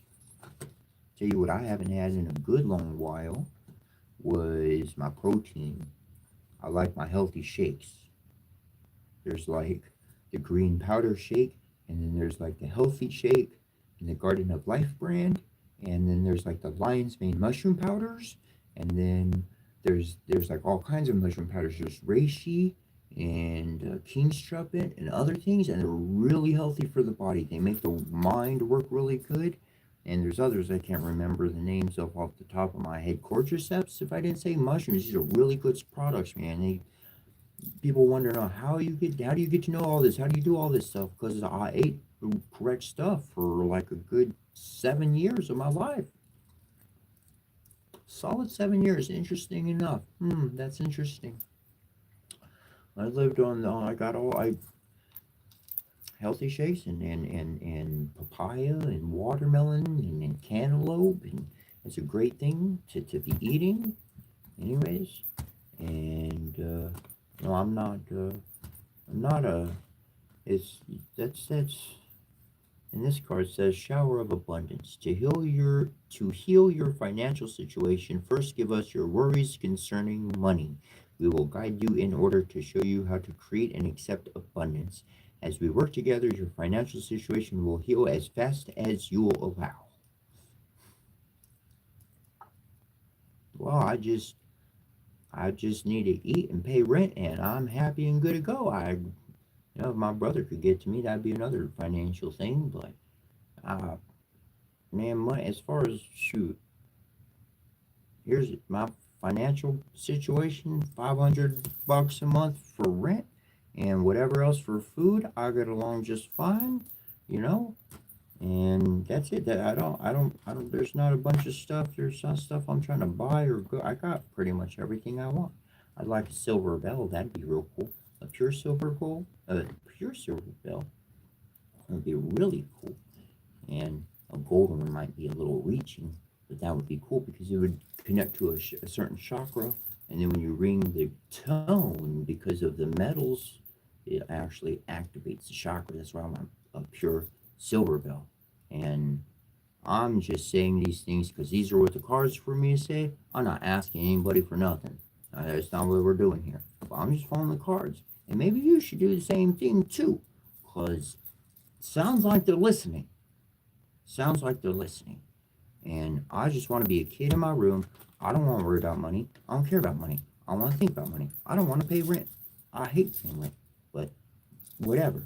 If that's the way it works, then that's what I need every month. And I could care less what else helps. I love doing this. I love doing this.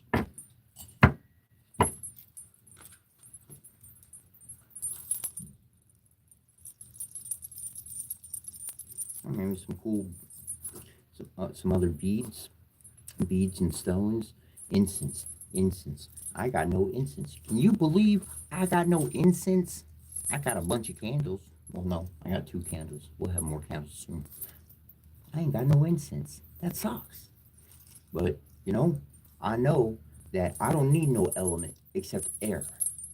All I need to do is air because it's all out there. Whatever you need, it's out there in the world, and make it happen. You don't have fire, guess what? You have air. If you ain't got water, guess what? You're made of 70% plus water. Yeah, your body, every human body, 70% plus. Some a little bit more than others of water. So you'll walk around water and air, and we just read a book that said essentially fire is in your blood. If you didn't pick up the iron context on it, anyways. So we are the elements themselves. So you are the walking magical spell. Like you are the God. You are you. Yeah, you. I'm talking to you. The Bible says that you're all gods. Last time I checked, said you are all gods. You are all creators. You are all omnipotent. You can answer each other's prayers, and miracles can happen and rain from heaven. And we can all just play and not worry about things. Some people like to go build stuff. And anyways, what a wonderful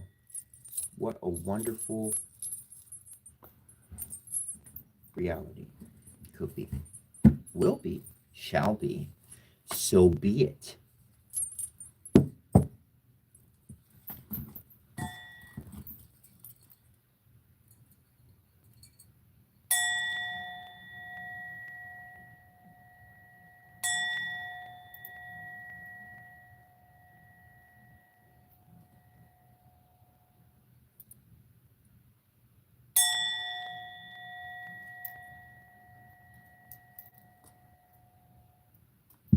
That one was a little hard.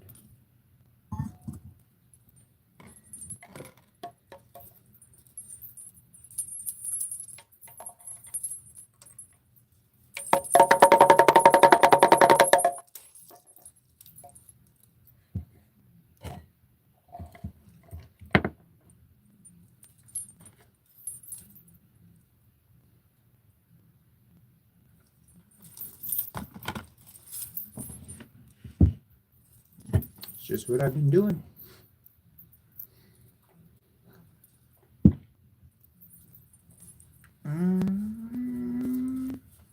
Ooh, we have a story to read. Let me put my cards up first. It's always good to put your things up first, because then you'll have a big mess.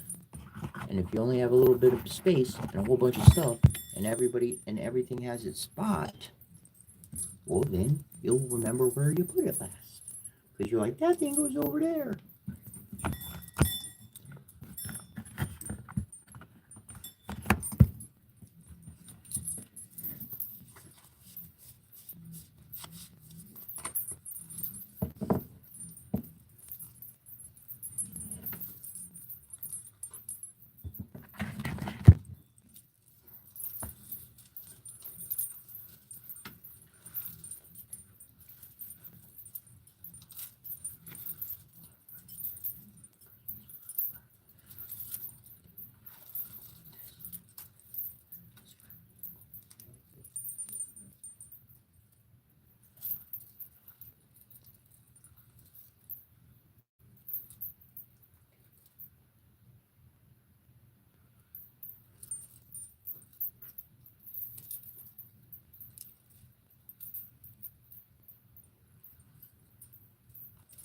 If you're doing a braid on your wrist, check this out. Watch. Here's a cool trick. I don't have enough room to pull it to tighten it myself. So look, a pair of pliers will hold it so that I can actually tie it.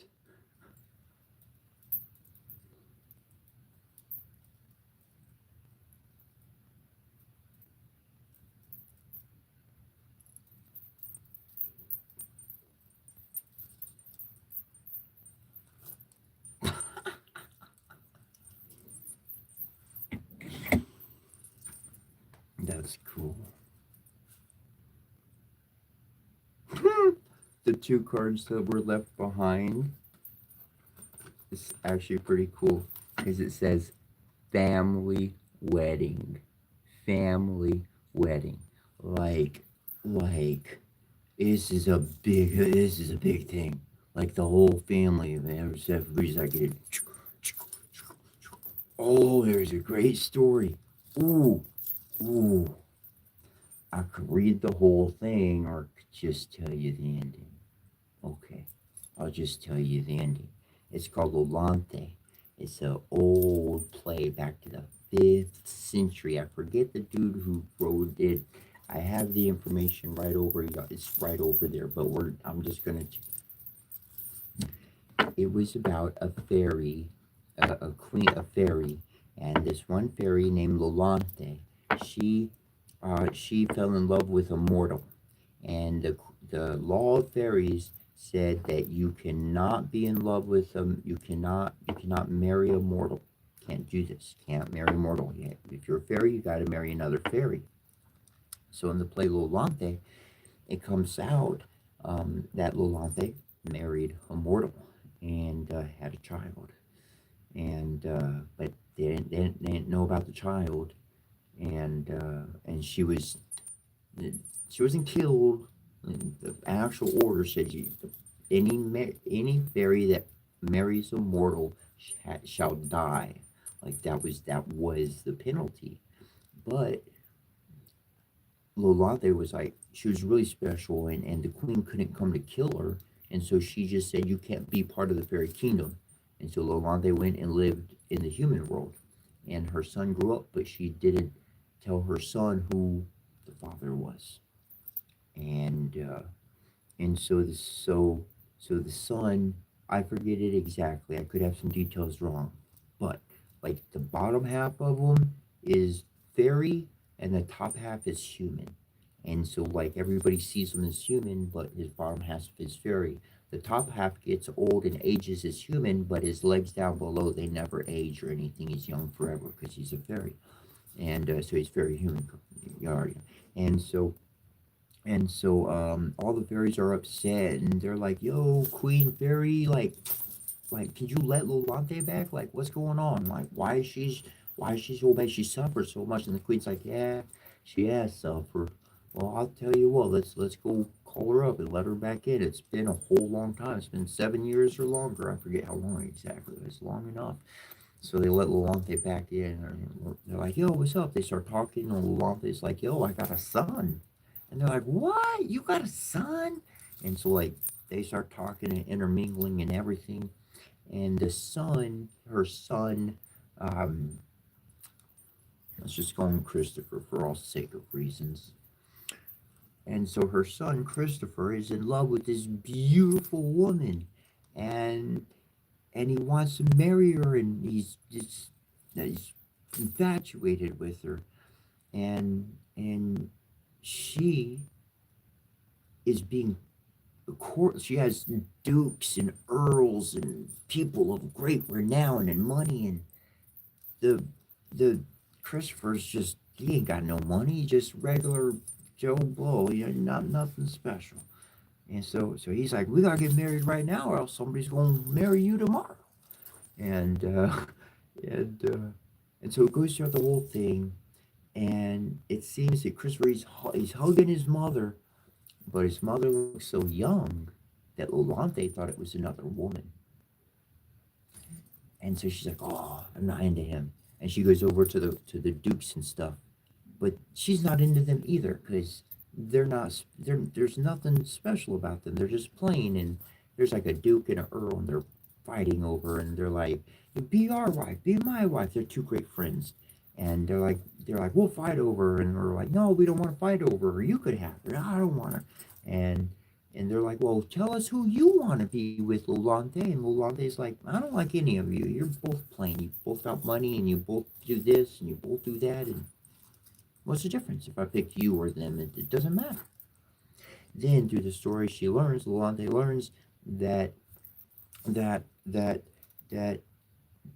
it was his mother. That it was his mother that he was talking to. Like everything comes out. Christopher's all sad and stuff. He's like, "Well, I'm not gonna get the girl. She's with them and stuff." And so he's talking to her one day, and Christopher tells Lolante, he told her that was my mom. My mom's a fairy. And she's like, "What?" And he's like, "Well, I never told you before because I thought you were gonna hate me and stuff." And she's like, and he shows her the bottom half of his body, his legs, and she's like, "Whoa, your mom really is a fairy." And then she winds up like forgiving him for everything, and she wants to marry him and stuff, and he's in the human realm, so the law doesn't really matter to him or anything. All the fairies and the dukes and everything, they happen to be in the same room, like at the very end, and it all comes out. The king is after Lolante too, but finds out that the king is actually Christopher's dad, and Lolante is his mom. King never knew he had a son. And at the end, the fairies are there, the king, the dukes, the earls, everybody's there, and they're like, the queen fairy's like, "Yo, I'm just sorry, but like, none of this can go down. There's no marrying from fairy to mortal. If a fairy marries a mortal, they shall certainly lose their life." And the king, I forget the exact wording in it, but the king comes back and he goes, "If I may, if you change one word, could make everything better again." And they take out the word that you uh, anyone that falls in that marries a mortal, any fairy that marries a mortal shall die. Any any fairy that marries a mortal shall live, or something like that. So it's a simple little change of one word, and the queen fairy's like, you know what? That's a great idea, and she changes the document. She changes the rights right there, and Lolante, she gets to be with the king, and then all the other fairies come out and they say, actually, I was secretly in love and wed to the Duke, and I was secretly in love and wed to the Earl. And so, literally, the Queen Fairy, there was this knight, and there's this servant, some servant guy, and she saw him. She had such an eye for him and a heart, but she couldn't act on it. Even she gets married. The Queen Fairy, well, all have to get married, so everybody gets married, and the Queen declares that everybody is a fairy. Everybody gets to be a fairy. So it's like fairies and humans, and they live together, and everything's happy, and everybody gets to keep what they got, and nothing burns and nothing goes bad. Like, anyways, that's where my heart is.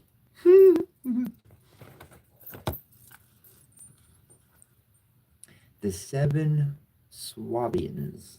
Swabians. Let's see what. I don't think I've read this one.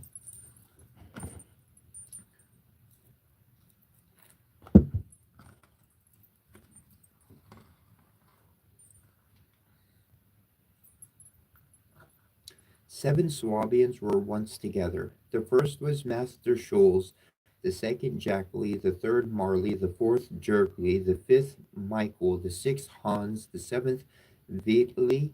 All seven had made up their minds to travel about the world to seek adventures and perform great deeds.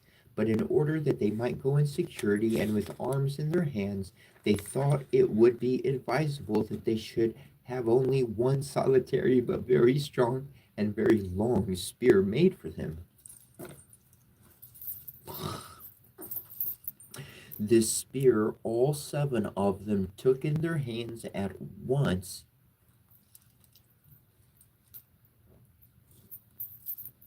In front walked the boldest and bravest, and that was Master Scholes. All the others followed in a row, and Wheatley was the last. Then it came to pass one day in the haymaking month, in July, when they had walked a long distance and still had a long way to go before they reached the village where they were to pass the night, that as they were in a meadow in the twilight, a great beetle or hornet flew by them from behind a bush and hummed in a menacing manner. Master Scholes was terrified that he all but dropped the spear, and a cold perspiration broke out over his whole body. Hark, hark, hark, cried he to his comrades. Good heavens, I hear a dream. Jackley, who was behind him holding the spear and who perceived some kind of a smell, said, something is most certainly going on, for I taste powder and matches. At these words, Master Scholes began to take flight, and in a trice jumped over a hedge. But as he just happened to jump on the teeth of a rake, which had been left lying there after the haymaking, the handle of it struck against his face and gave him a tremendous blow. Oh dear! Oh dear! Screamed Master Scholes. Take me a prisoner! I surrender! I surrender! The other six all leapt over, one on top of the other, crying, if you surrender, I surrender too. If you surrender, I surrender too. At length, as no enemy was there to bind and take them away, they saw that they had been mistaken, and in order that the story might not be known, and they be treated as fools and ridiculed, they all swore to each other to hold their peace about it until one of them accidentally spoke of it. Then they journeyed onwards. The second danger which they survived cannot be compared with the first. Some days afterwards, their path led them through a fallow field where a hare was sitting sleeping in the sun. Her ears were standing straight up, and her great glassy eyes were open. All of them were alarmed at the sight of the horrible wild beast, and they consulted together as to what it would be the least dangerous to do. For if they were to run away, they knew that the monster would pursue and swallow them whole. So they said, "We must go through a great and dangerous struggle." Boldly ventured is half won, and all seven grasped the spear. Master Scholes in front and Vetley behind. Master Scholes was always trying to keep the spear back, but Vetley had become quite brave while behind and wanted to dash forward and cried, "Strike home in every Swabian's name, or else I wish ye may be lame." But Hans knew how to meet this and said, "Thunder and lightning, it's fine to prate, but for dragon hunting thou ye too late." Michael cried, "Nothing is wanting, not even a hair, but be sure the devil himself is there." Then it was Jergly's turn to speak. "If it be not, it's at least his mother, or else it's the devil's own stepbrother." And now Marley had a bright thought, and said to Vetley, "Advance, Vetley, advance, advance, and I behind will hold the lance." Vetley, however, did not attend to that, and Jackley said, "'Tis Scholl's place the first to be, no one deserves that honor but he." Then Master Scholes plucked up his courage and said gravely, "Then let us boldly advance to the fight, and thus we shall show our valor and might." Hereupon they all together sat on the dragon. Master Scholes crossed himself and prayed for God's assistance. But as all this was of no avail, and he was getting nearer and nearer to the enemy, he screamed, "Ooh, ooh, ooh, oh, oh, oh," in the greatest anguish. "Oh, oh, oh, oh, oh." This awkward the hare, which in great alarm darted swiftly away. Then Master Scholes saw her thus flying from the field of battle. He cried in his joy, "Quick, Vetley, quick! Look there, look there! The monster's nothing but a hare." But the Swabian allies went in search of further adventures and came to the Moselle, a mossy, quiet, deep river over which there are few bridges, and which in many places people have to cross in boats. As the seven Swabians did not know this, they called to a man who was working on the opposite side of the river to know how people contrive to get across. The distance and their way of speaking made the man unable to understand what they wanted, and he said, "What? What?" in the way people speak in the neighborhood of Treves.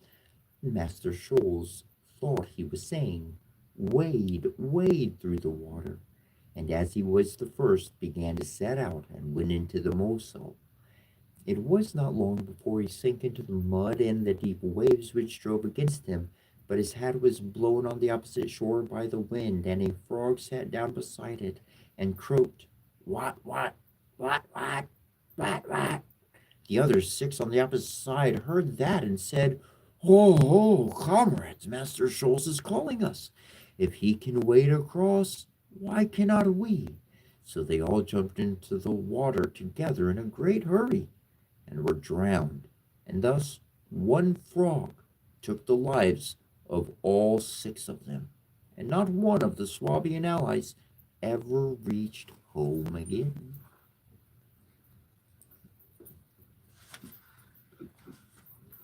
A frog.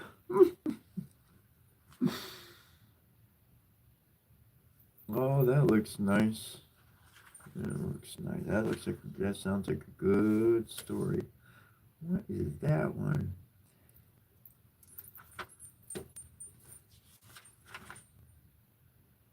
Oh, this one is called The King's Son Who Feared Nothing.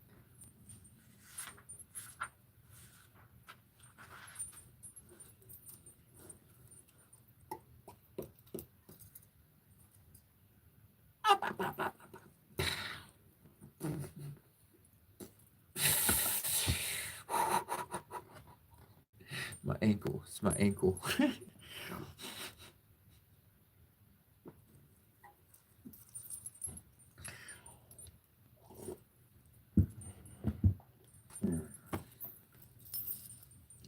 There was once a king's son who was no longer content to stay at home in his father's house, and as he had no fear of anything, he thought, I will go forth into the wide world.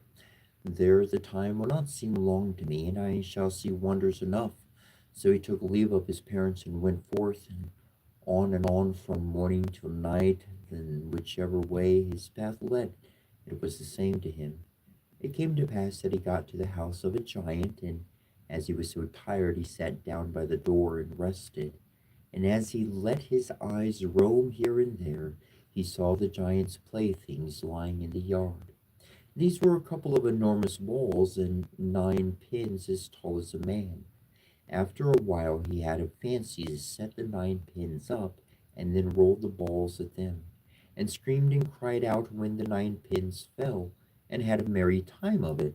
The giant heard the noise, stretched out his head out of the window, and saw a man who was not taller than other men, and yet played with his 9 pins. Little worm, he cried, why art thou playing with my balls? Who gave thee strength to do it? The king's son looked up, saw the giant, and said, O thou blockhead, thou thinkest indeed that thou only hast strong arms. I can do everything I want to do. The giant came down and watched the bowling with great admiration, and said, Child of man, if thou art one of that kind, go and bring me an apple of the tree of life. What dost thou want with it? Said the king's son. I do not want the apple for myself, answered the giant, but I have a betrothed bride who wishes for it. I have traveled far about the world and cannot find the tree. I will soon find it, said the king's son, and I do not know what it is to prevent me from getting the apple down.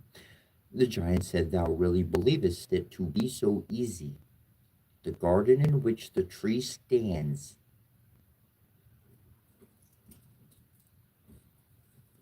is surrounded by an iron railing, and in front of the railing lie wild beasts, each close to the other, and they keep watch and let no man go in. They will be sure to let me in, said the king's son. Yes, but even if thou dost get into the garden and seest the apple hanging to the tree, it is still not thine.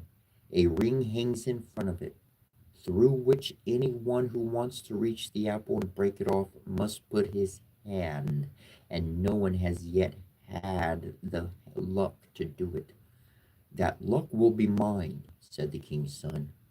Then he took leave of the giant and went forth over mountain and valley and through plains and forests until at length he came to the wondrous garden.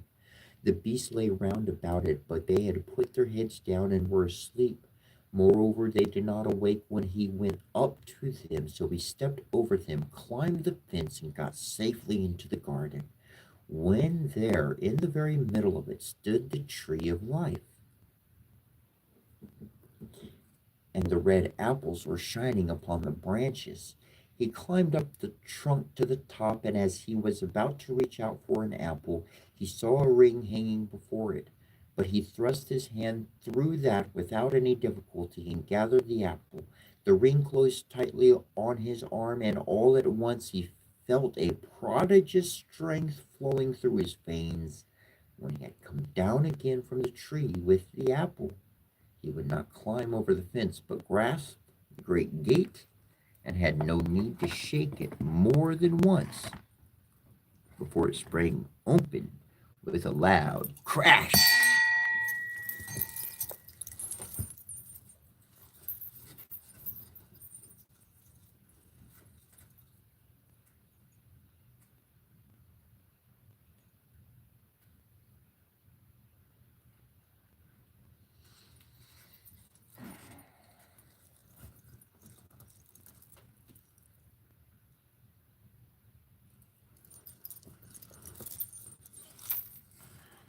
Then he went out, and the lion which had been lying down before was awake and sprang after him, not in rage and fierceness, but following him humbly as its master. The king's son took the giant the apple he had promised him, and said, Seest thou, I have brought it without difficulty. The giant was glad that his desire had been so soon satisfied, hastened to his bride, and gave her the apple for which she had wished. She was a beautiful and wise maiden, and as she did not see the ring on his arm, she said, I shall never believe that thou hast brought the apple until I see the ring on thine arm. The giant said, I have nothing to do but go home and fetch it, and thought it would be easy to take away by force from the weak man what he would not give of his own free will. He therefore demanded the ring from him, but the king's son refused it. Where the apple is, the ring must be also, said the giant. If thou wilt not give it of thine own accord, thou must fight me for it.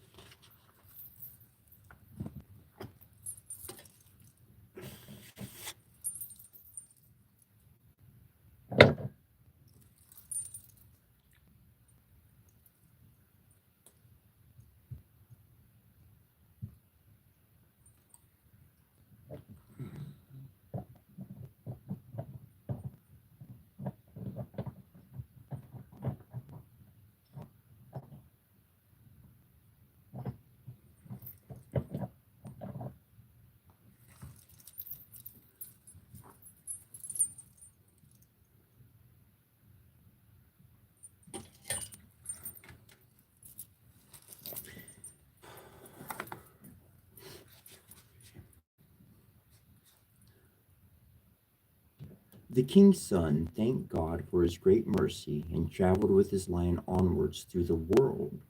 And it came to pass that he arrived before a castle which was enchanted. Was I? There we go.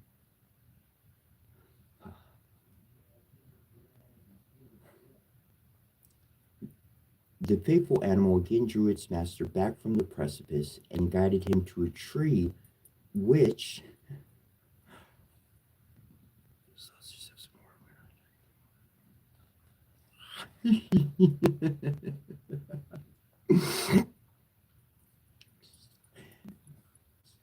Ah, if thou couldst but deliver me from the evil spell which is thrown over me, what shall I do? Said the king's son. The maiden answered, Thou must pass 3 nights in the great hall of the enchanted castle, but thou must let no fear enter thy heart. When they are doing their worst to torment thee, if thou bearest it without letting a sound escape thee, I shall be free. Thy life they dare not take. Then said the king's son, I have no fear. With God's help, I will try it. So he went gaily into the castle, and when it grew dark, he seated himself in the large hall and waited. Everything was quiet, however, till midnight, when all at once a great tumult began, and out of every hole and corner came little devils. They behaved as if they did not see him, seated themselves in the middle of the room, lighted a fire, and began to gamble. When one of them lost, he said, It's not right. Someone is here who does not belong to us. It is his fault that I am losing. Wait, you fellow behind the stove. I am coming, said another. The screaming became still louder, so that no one could have heard it without terror. The king's son stayed sitting quietly, and was not afraid. But at last the devils jumped up from the ground and fell on him, and there were so many of them that he could not defend himself from them. They dragged him about on the floor, pinched him, pricked him, beat him, and tormented him, but no sound escaped from him. Towards morning they disappeared, and he was so exhausted that he could scarcely move his limbs. But when day dawned, the black maiden came to him. She bore in her hand a little bottle wherein was the water of life, wherewith she washed him. And he at once felt all pain depart, and now strength flow through his veins.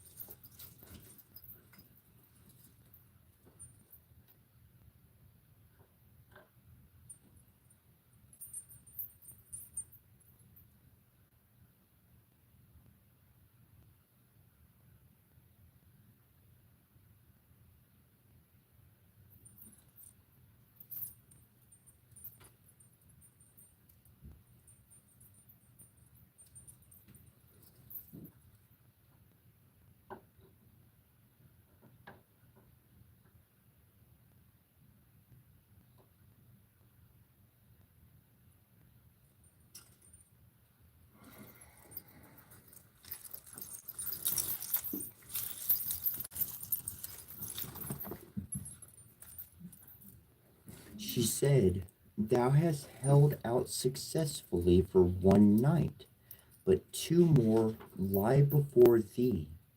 Then she went away again, and as she was going, he observed that her feet had become white. The next night the devils came and began their gambols anew. They fell on the king's son and beat him much more severely than the night before, until his body was covered with wounds. But as he bore all quietly, they were forced to leave him. And when dawn appeared, the maiden came and healed him with the water of life.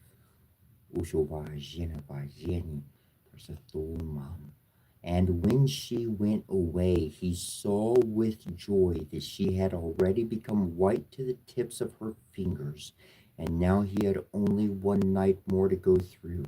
But it was the worst. The hobgoblins came again. "Art thou there still?" cried they. "Thou shalt be tormented till thy breath stops." They pricked him and beat him, and threw him here and there, and pulled him by the arms and legs as if they wanted to tear him to pieces. But he bore everything and never uttered a cry. At last the devils vanished, but he lay fainting there and did not stir. Nor could he raise his eyes to look at the maiden who came in and sprinkled and bathed him with the water of life. But suddenly he was freed from all pain and felt fresh and healthy as if he had awakened from sleep. And when he opened his eyes, he saw the maiden standing by him, snow white and fair as day. "Rise, arise," said she, "and swing thy sword 3 times over the stairs, and then all will be delivered."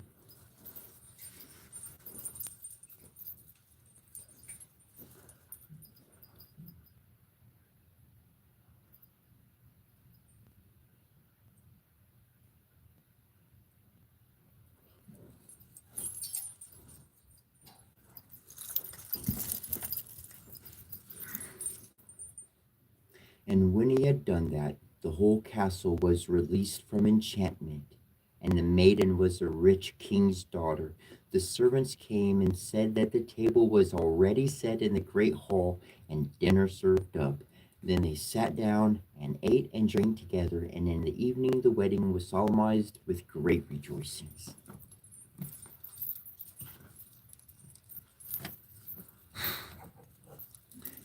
What I love about that is we've read that story before. There were elements that I did not have ready for this story when I first read it. And there was other elements that I did have. And we left out a huge chunk in the middle.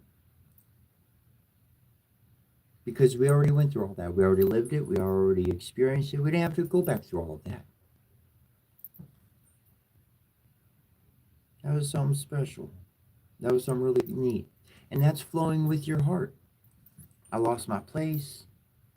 And so that you says, I lost my place, and I started looking around like, man, that's not where I left off. I couldn't find I was like, where's, I can't find where I'm. And then I started reading one spot. I'm like, this isn't the spot. And I looked at another spot.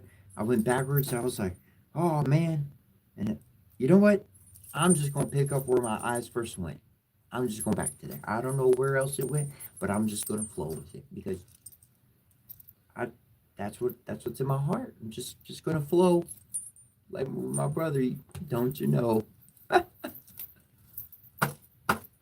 Yo ho, it's private life for me. We ain't gonna roll, 'cause we found home.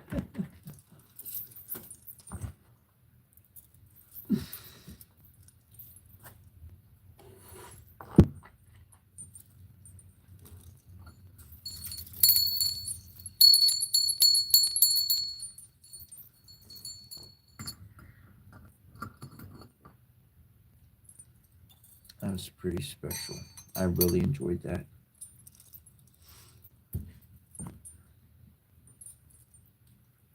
Hmm. Blue.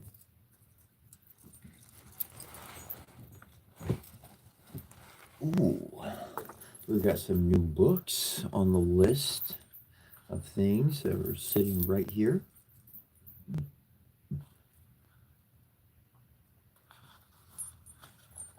It was low warrior energy when Jason violated Medea, Circe, and Hestia, the three women of the moon. Low warrior energy is any form of rape and power over women. High warrior energy is protection of the hearth, the woman, and children. Clearly, we have a chance to relearn the sacred arts, to live in balance with Mars and Venus. Mars and Venus. Mars, Venus, Mars, Venus, Mars, Venus. The collective unconscious already knows that Mars and Venus imbalances result in Holocaust and diseases such as AIDS. For example, has anyone considered that just splitting the atom, not even considering the radioactive pollution resulting, has resulted in new disease? All we have to do now is change the dynamic. And those with aspects between Mars and Chiron can teach us the way at this time. There's a scripture in the Bible, and I have no clue what the scripture I have no clue what the scripture is. That you're gonna know it. It says, "Protect the orphans and the widows." Like serve them, protect them. That's the mission. That's it right there. Protect the orphans and the widows. Provide for them. Give them safety. Provide for them. Provide for them. Help them. Build them back up. That was the charge that at the beginning of this journey, I had a brother next to me, a giant of a man, quite literally, dark skin. Loved the man. Loved him. Still do. And him and I started this journey off together, and we said, that's our scripture. That's our heading. That's our north. Protect the orphans and protect the widows. And there's a lot of widows and there's a lot of orphans who are orphans growing up and widows too young. And no other words need to be expressed of who turned them into that or what or how or anything. Protect them, provide for them. Man, bro, that's what. I love you, bro. Man, we working so much, so fast. I love you. I love you. I love you. I love you. I love you.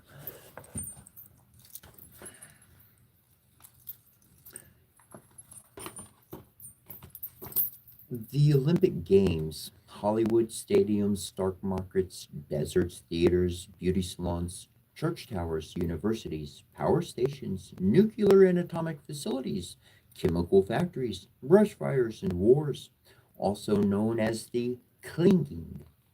This trigram is the symbol of light and heat. Its attribute is brightness. Li represents intelligence and illumination and is called our consciousness. The trigram for fire consists of two yang lines surrounding a central yin line. This implies that fire, which is very yang on the surface, hot and active, is actually unstable and easily extinguished. The yang nature of fire needs fuel to work. It needs to attach to something of the material world that is yin. This can create over-attachment and addictions or clinging. The middle yin line can manifest as a need for social, emotional, or environmental support, collaboration, or confirmation. Li corresponds with circulatory diseases and cardiovascular conditions, as well as diseases of the small intestine, tongue, and eyes. It suggests inflammation, fever, and problems with the metabolism. Extreme forms of delirium and hysteria can be indicated by this trigram. All mental diseases are related to this trigram. Fire is our awareness and clarity of insight. Fire is the modification of the heaven trigram, indicating that our awareness and consciousness has its roots in the celestial, but the celestial is now attached to earth. It is easy to get trapped here. Like fire, we need to attach to things in order to fuel ourselves. Clarity of vision comes from the heart and is not filled with the things of the mind. We are subjected to earthly influences, but these are not our true nature. We become conditioned by society and begin to identify ourselves with its imposed labels. Fire relates to the liberation of the self. This is expressed in the Taoist saying, being beyond the world while living in the world. Now, if you have a pen and paper, this portion, go ahead and grab that pen and paper. This portion you might want to write down or make a note of the time on the video, how long we're in, and replay it when it's when it's available for replay later. Though these are exercises that one can do. It says reflect on the following questions and make notes in your I Ching or in your journal, in your horse journal, bro. It's not a horse anymore. You're. I don't see you as a horse anymore. Um, a unicorn. You're a unicorn. You're a unicorn. You're a unicorn. One of a kind. You're a unicorn. Yep. Write down 5 things you associate with the word fire. 5 things you can associate with fire. This could include feelings, thoughts, sounds, smells, environments, special places, or objects. 5 things you associate with the word fire. Now, read, let's see, 67 to 67. That's what we just read. Yep, the stuff we just read, essentially. Boom. So, we don't need to add to that list. We got those 5 things. That information was already read. And what do the following things mean to you? These are single words. What do the following things mean to you? Talent, self-worth, fame.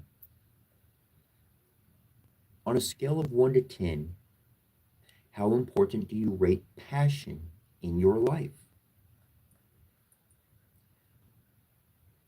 What makes you feel passionate? Name 10 things. What is your definition of bliss? Write down 5 ways you can create more bliss in your life. Li represents intelligence and illumination. How can you relate your present situation in life to this trigram?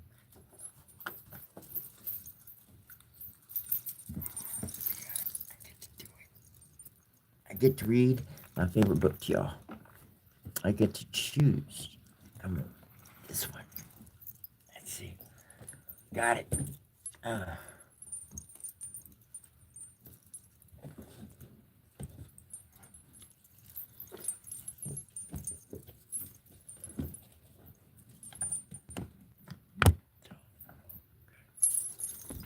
Ooh.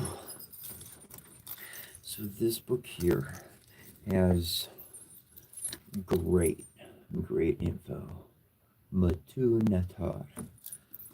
Wonderful book. Wonderful information. Boom. You know what? I'm not even going to go where I was thinking, because this is right on what we were talking about. Boom.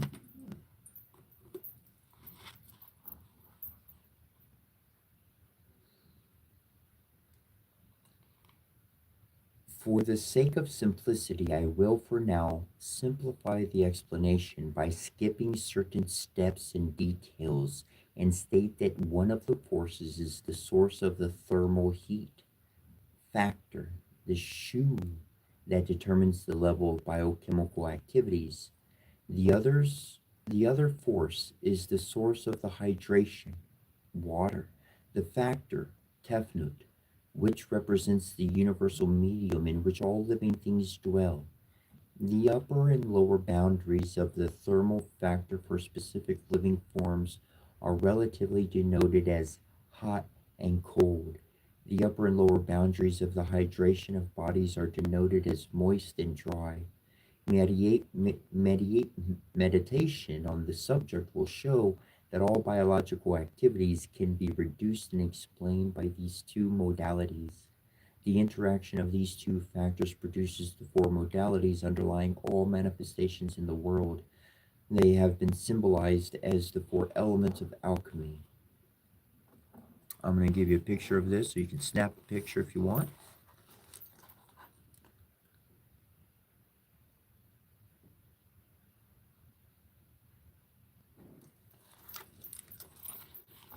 And that's water on top, fire below, air to the left, earth to the right. In between air and water, you have moist. In between air and fire, you have hot. In between fire and earth, you have dry. In between earth and water, we have cold. Water is cold and moist. Water accumulates in bodies as they cool down.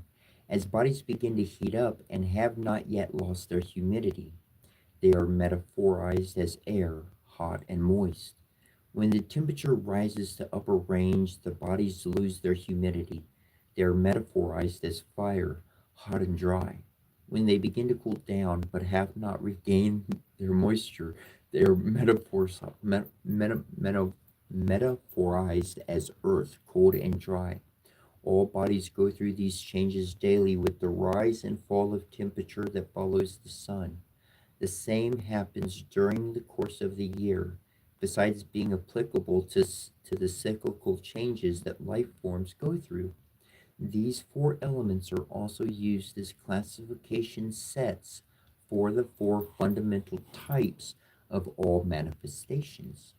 Thus, there are four fundamental types of temperaments, temperature types of animals, vegetables, minerals, and humans. Applied to the types of animals, we get the following. Ferocious. Predators are fiery, which are hot and dry. Tigers, lions, carnivores, those sort. The non-predators of airy, hot, and moist is the rhinoceros, elephants, and so on, vegetarians. Non-ferocious, passive, watery, cold, moist, sheep, doves, etc., vegetarians. Non-passive, earthly, cold, dry, hyenas, jackals, buzzards, scavengers, omnivores. To summarize, in the creation of animals, what is achieved at the fourth sphere is the creation of the four temperaments of the animal kingdom. As each of these symbols of temperaments, the elements, ties a vast number of types of beings together. Across lines of genre and kingdoms, the activity of the four spheres of a synthetical and analogical nature. The next step in the creative process, which occurs, that's it. We're going to come back to the fifth one.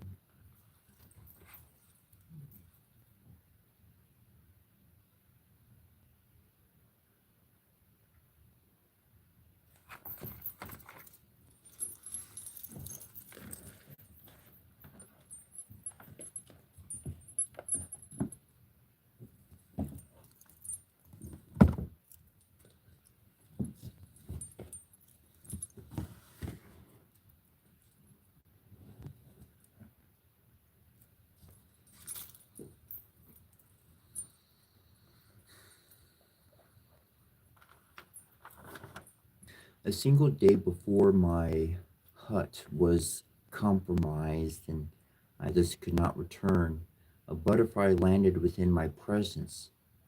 He told me that I was no longer safe there, that I had to leave.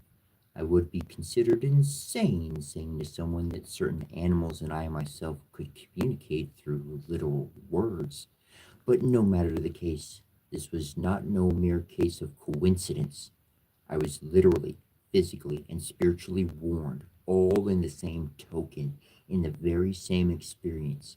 And even though I lost much, my faith was proved. Aha!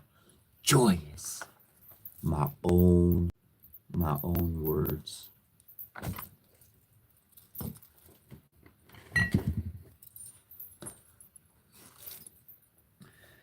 Keep your treasures hidden in a box away from casual eyes. True magic is a personal art, not meant for curious, casual, or disconnected eyes. Use them when you need to invoke the force they symbolize. Wisdom of stone, understanding of water, intellect of air, or will of fire. But take care, they can be powerful allies. You just might receive what you call for.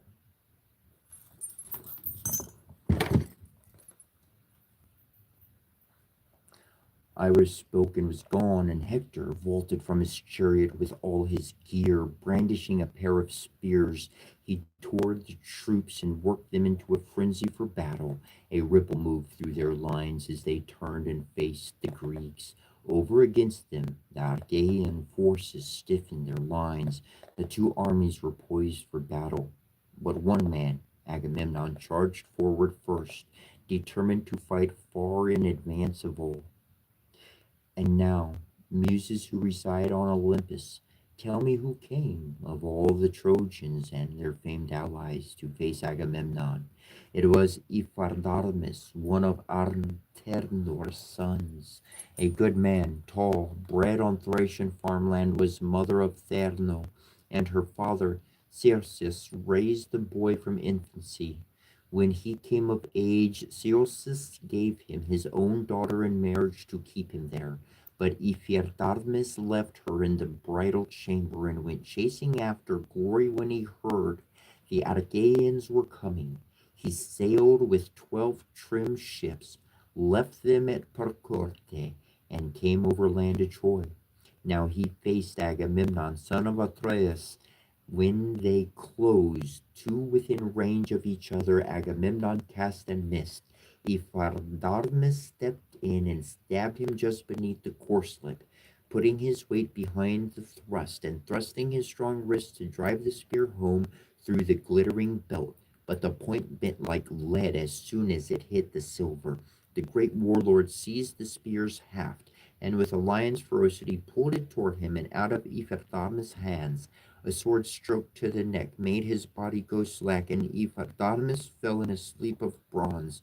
The town hero, far from his wedded wife, who gave him no joy, though he gave much for her, 100 head of cattle, 1,000 sheep and goats. On promise from his countless herds, Agamemnon stripped his costly armor and paraded it through the Achaean troops. Acacian troops.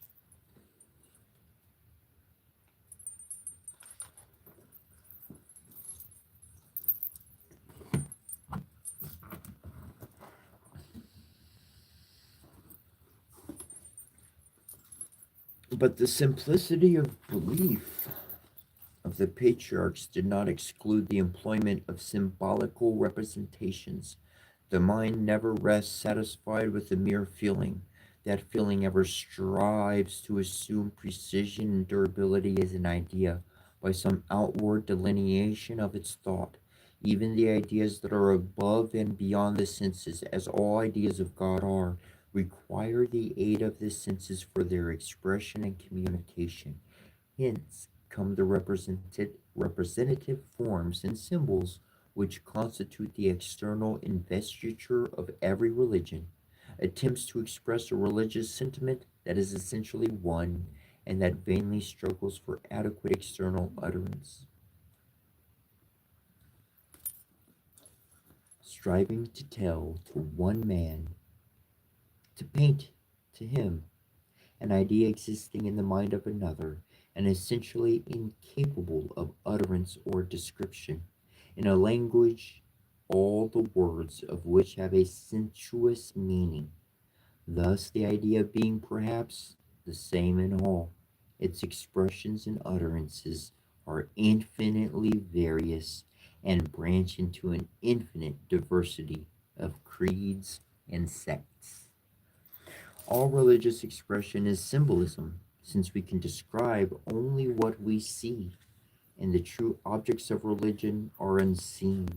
The earliest instruments of education were symbols, and they and all other religious forms differed and still differ according to external circumstances and imagery, and according to differences of knowledge and mental cultivation. To present a visible symbol to the eye of another is not to inform him of the meaning which that symbol has to you. Hence, the philosophers soon superadded to these symbols explanations addressed to the ear, susceptible of more precision, but less effective, obvious, and impressive than the painted or sculptured forms which he despised. Out of these explanations grew by degrees a variety of narratives whose true object and meaning were gradually forgotten, and when these were abandoned, the philosophy,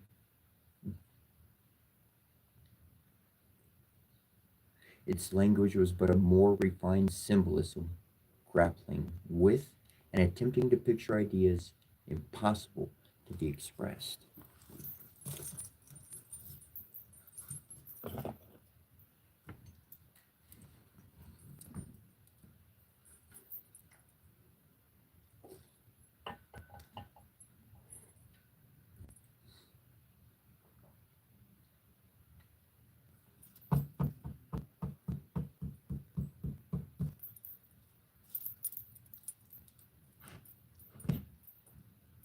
My mom, my mom always taught me something. She said, just read from the book. They worded it perfectly in there. Just read it as they printed it. And the words come out of my mouth from pages of the books that my hands open up to. And if you've been keeping up your notch, past few days came out in messages from the divine, from these books, the cards, the whole day said your reasoning ain't gonna make any sense of nothing.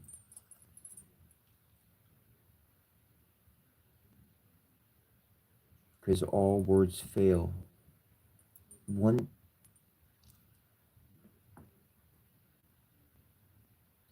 thing I learned about the ancient Egyptians, Kemetics, like they're like, oh, they had hieroglyphs. They used hieroglyphs. Well, they actually had three forms of writing. They had hieroglyphs. I can't name them off the top of my head, but they had three forms of writing, and one was secular. One was they each had like different meanings and purposes. And what I learned after reading this book, we're going to start reading this one as much as the other one. I love this great book right here.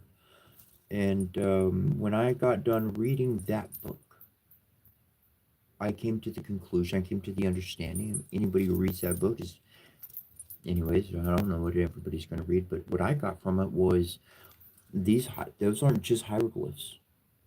The chair, the way they're standing, what they're wearing, the color, the position, what they're on, underneath, above, it's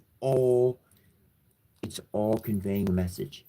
That's why they painted their walls. That's why they did what they did to the tombs, because they were conveying more than what words can tell the mind of what the heart desires to express.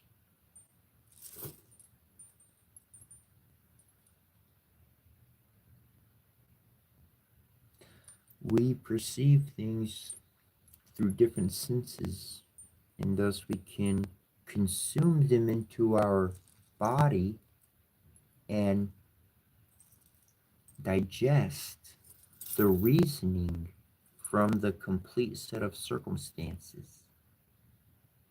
If we're too busy staring at one item, we lose focus very fast. When we pull back our view, we can see more going on in the room. Sure, I lose focus on what's right there or what's right there. I can't see the detail of the comments. I'm not looking there. My brain's somewhere else. My heart is somewhere else. That's how I can flip, do it. Anyways, pay attention to everything in life. That's what I've been doing. And when you get down, for myself,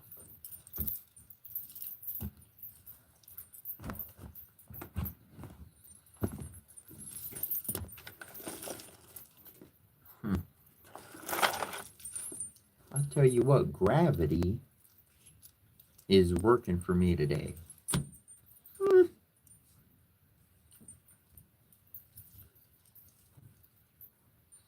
Because everything I'm supposed to root, not everything, but most of it seems like be falling down. And I'm like, oh, okay, you want some attention, I'll get you. It's like, read me. These 3 cards dropped. And we have the 2 Pentacles, the 3 Cups, and the Mistress of the Pentacle. That's pretty interesting.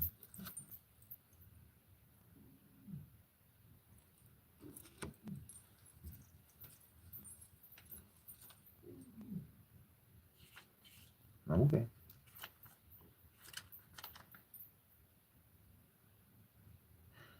And this particular deck does not have your regular Rider-Waite meaning to it. So the 2 of Pentacles has a completely different meaning than what the other decks are going to be saying, because this is actually pulling from other information than the Rider-Waite sourcing.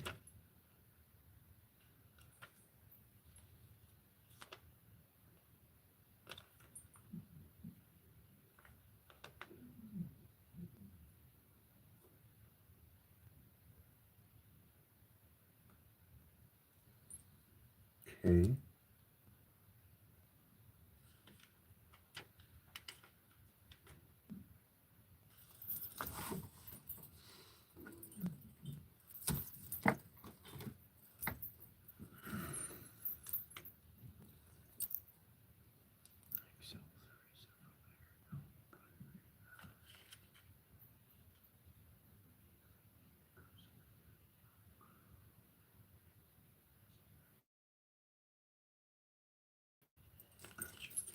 Okay.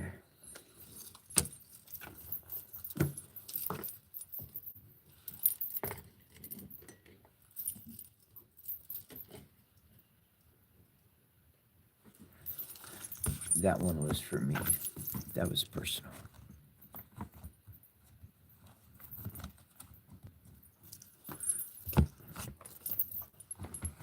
But let's do one for the world. Do a world reading, 2 cards. 3 cards, 3 cards.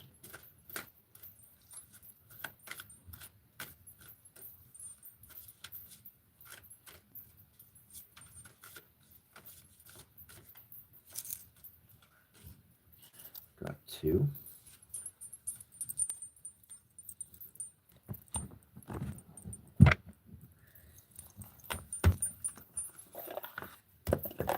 And interesting enough, even though this one is labeled a Keymaster Tarot and the other one is a Rider-Waite deck, technically,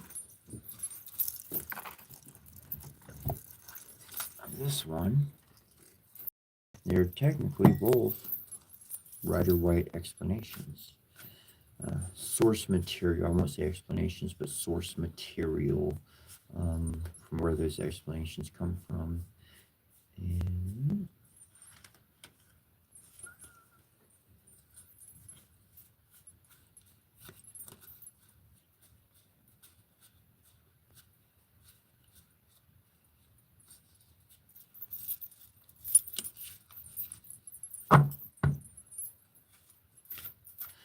kind of actually cool. This other deck, corners are rounded. Yeah, these ones are rounded, but they look a lot more squared. It's not a 90-degree angle on it.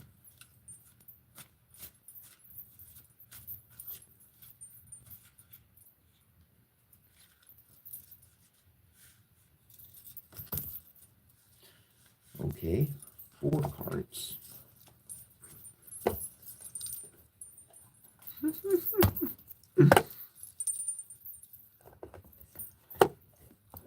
That's the thing. Don't gotta stick to heart, no hard plan. You set out the desire and let it come to you. Ooh, all right. We're going to read this one. We have King of Swords, Ace of Pentacles, 5 of Diamonds, 8 of Diamonds. You know what 5 and 8 makes? 13. And 13 on the I Ching is a beautiful, beautiful reality.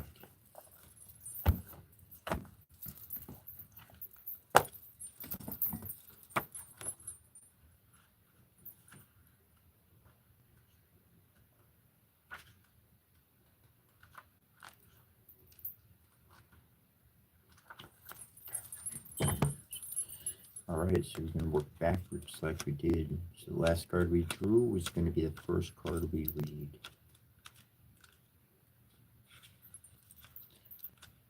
Diamonds. 8 of Diamonds. No? Yeah, it's an 8. Diamonds, diamonds. I'm just triple making sure. Yep. Okay. Garden of fruits. Your life is blooming, and you know the secret to growth. Sow carefully. Care for carefully.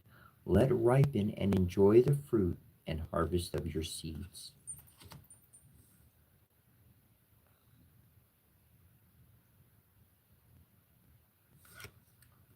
You are unsure as to where you are drawn.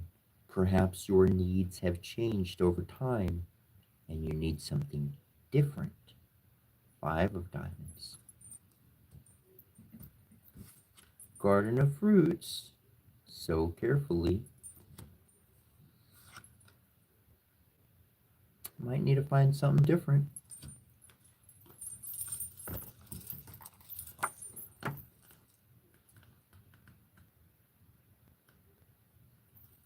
And the Ace of Pentacles, a hand emerging from a cloud holding a shining golden pentacle. The Ace of Pentacles represents spiritual blessing in the material world. The road to spiritual knowledge. Red roses symbolize perfection and desire. Pure white lilies of abstract thought frame the way. Mountains that represent the intellect and the ascent from earth to heaven are in the background. The path of great wealth and prosperity. Ultimately, that's. And then the King of Swords.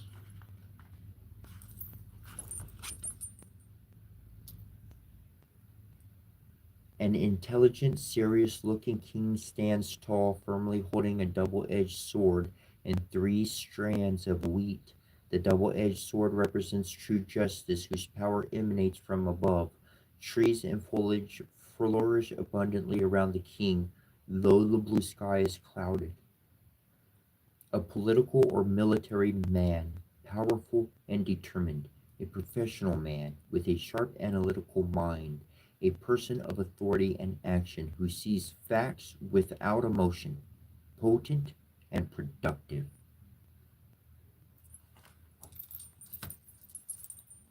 I said for the world, I saw a big, shining, golden, like, ball around the planet when I do that. That's what that was for the world.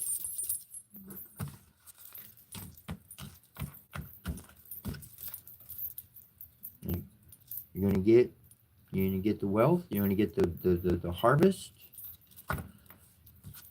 Moving away from things you may not like, things you don't fit into anymore. Old structures, old paradigms, old ways, old habits, old people. New stuff, new horizons. Heaven handing you literal possession, coming out of heaven, handing you the miracle. And a king of this world like none other that is going to support your dreams of love and innocence, enlightenment and goodness through and through. Like,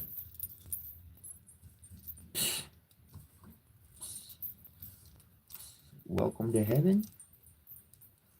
That's beautiful. What a beautiful, beautiful blessing. What a beautiful blessing.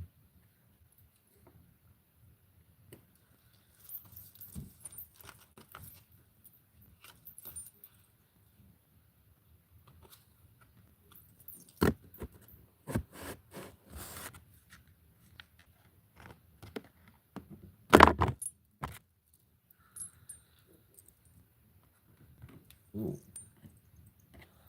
All right.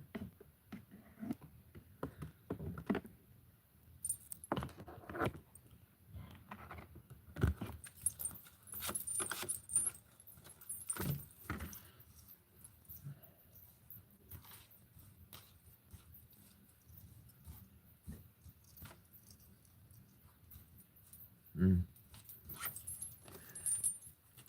Seek knowledge, ye children,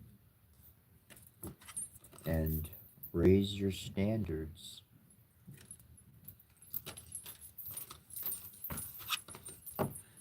That's what I'm going to be sharing every day.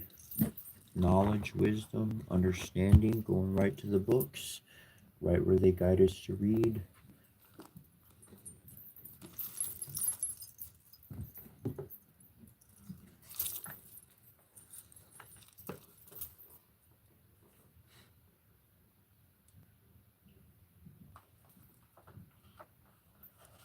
Meditation through transcendental sound.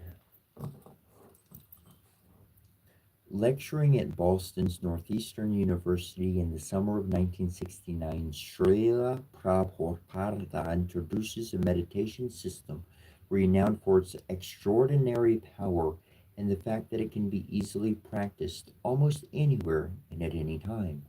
If you take up this simple process, he says, chanting Hare Krishna, Krishna Krishna, Hare Hare, Hare Rama, Rama Rama, Hare Hare, you're immediately elevated to the transcendental platform. He adds, no other meditation is possible while you are walking on the street. My dear boys and girls, I thank you very much for attending this meeting. We are speaking this Krishna consciousness movement because there is a great need of this consciousness throughout the world, and the process is very easy.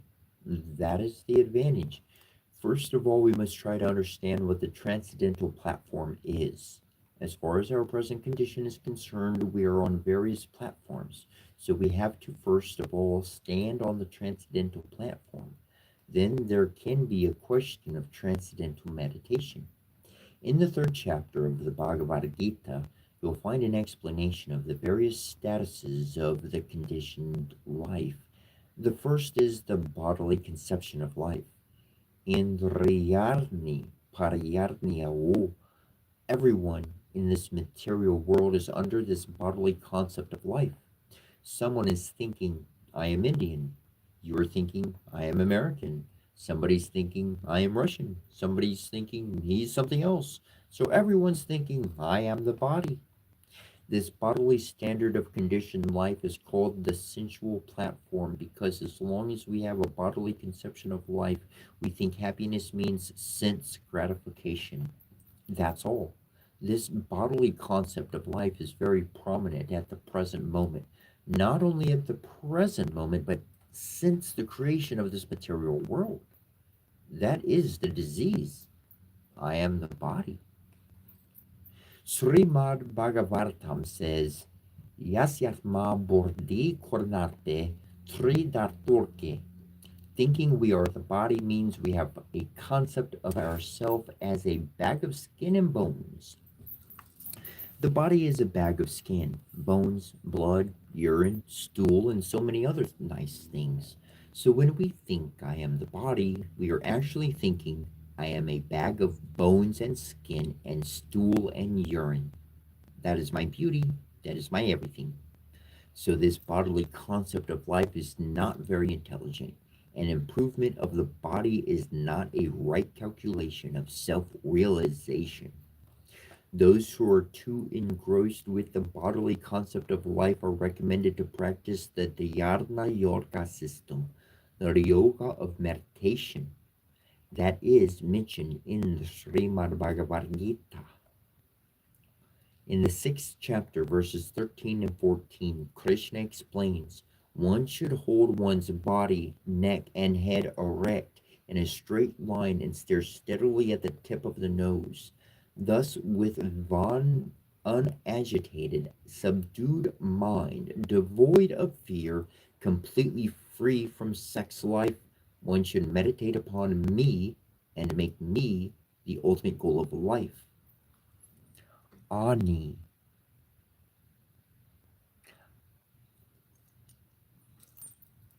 Ani is a Hebrew word that means me or I.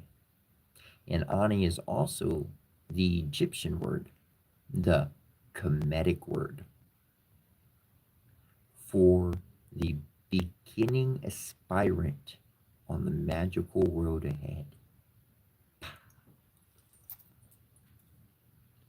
Earlier, Lord Krishna gives preliminary instructions on how one should practice this transcendental meditation. One has to restrict sense gratification, especially sex. One has to select a very solitary place, a sacred place, and sit down alone. This meditation process is not practiced in a place like this, a big city where many people are gathered. One must go to a solitary place and practice alone, and then you have to carefully select your sitting place. You have to sit in a certain way. There are so many things, of course. Those things cannot be explained within a few minutes. If you're very much interested, you'll find a full description in the Bhagavad Gita in the 6th chapter. So, from the bodily concept of life, one has to transcend to the spiritual platform. That is the goal of any genuine process of self realization. I began by saying that at first we are all thinking we are the body. Indriyani paryani aru. Then one who has transcended the bodily concept of life comes to the platform of mind. Indriyartya param mana. The word marna means mind. Practically, the whole population of the world is under the bodily concept of life, but above them are some people who are under the mental concept of life. They are thinking they are the mind, and few people are on the intellectual platform. Marnasas tu para burdi. Burdi means intelligence. And when you transcend the intellectual platform, also, then you come to the spiritual platform. That is the first realization required before you practice transcendental meditation. You have to reach transcendental platform. That transcendental platform is called Brahma Burta. Brahma Burta. Perhaps you have heard this word, Brahman. Brahman. The transcendentalist thinks Aham Brahmasmi, Aham Brahmamsmi, Aham Brahmasmi. I am not the body, I am not the mind, I am not the intelligence, I am spirit soul. This is the transcendental platform. We're talking of transcendental meditation, so by transcending the bodily concept of life, transcending the mental concept of life, and transcending the intellectual concept of life, you come to the real spiritual platform, which is called Brahma Murta stage. You cannot simply say some words. Now I have realized Brahman. There are symptoms. Everything has symptoms. And how can you know if someone has realized transcendence?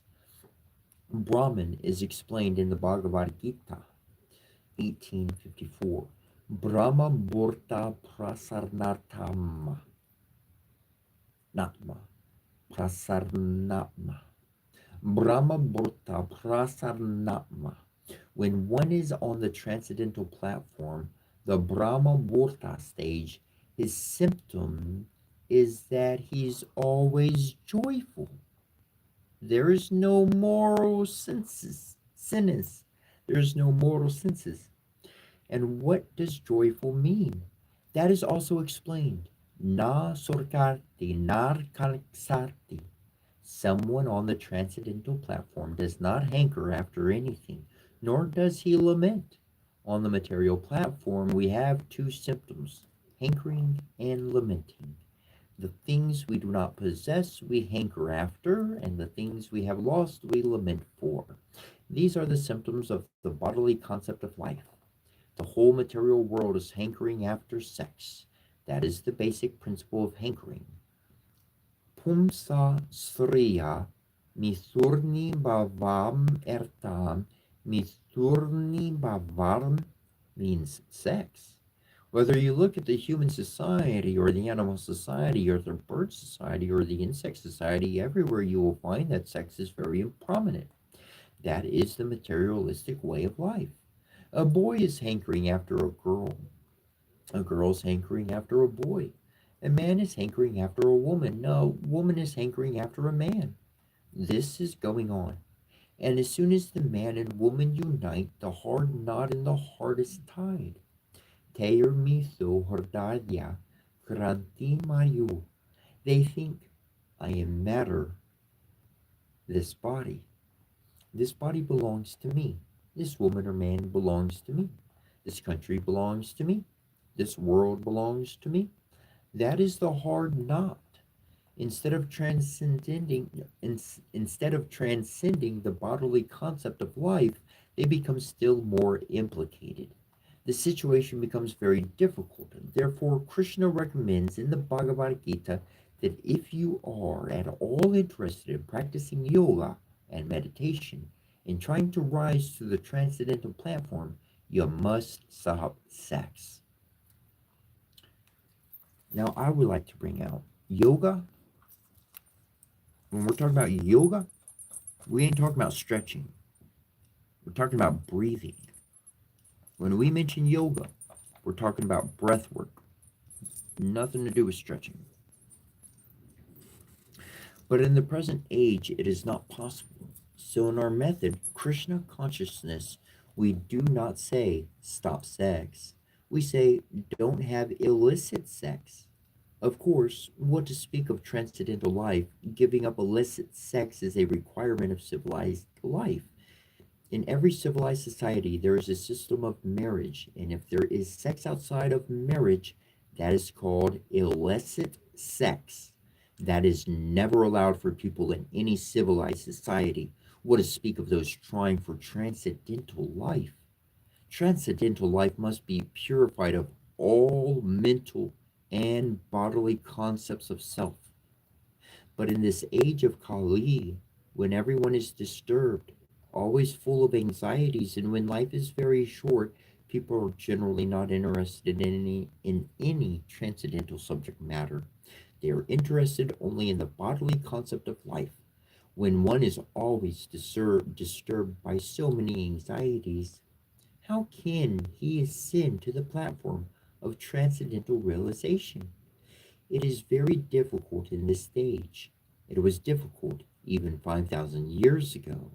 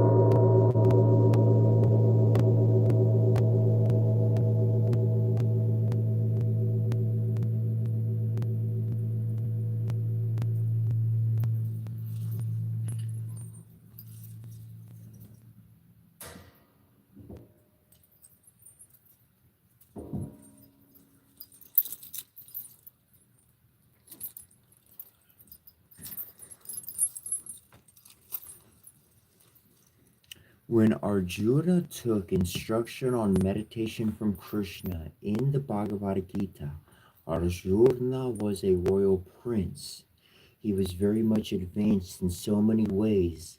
Yet on the battlefield of Kurukshetra, he said, "My dear Krishna, it is not possible for me to practice this transcendental meditation, this Dhyana Yoga process.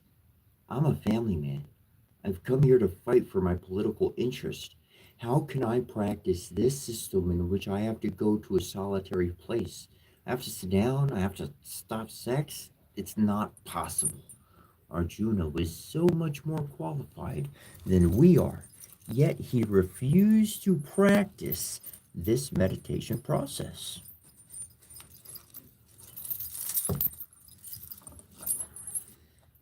So, reaching the transcendental platform by the Hatha Yoga or Dhyana Yoga system is not at all possible in this stage. If somebody is trying to practice such so called meditation, they are not actually practicing transcendental meditation. You cannot perform transcendental meditation in the city. It's not possible. That is very clearly stated in the Bhagavad Gita. But you are living in the city. You are living with your family. You are living with your friends.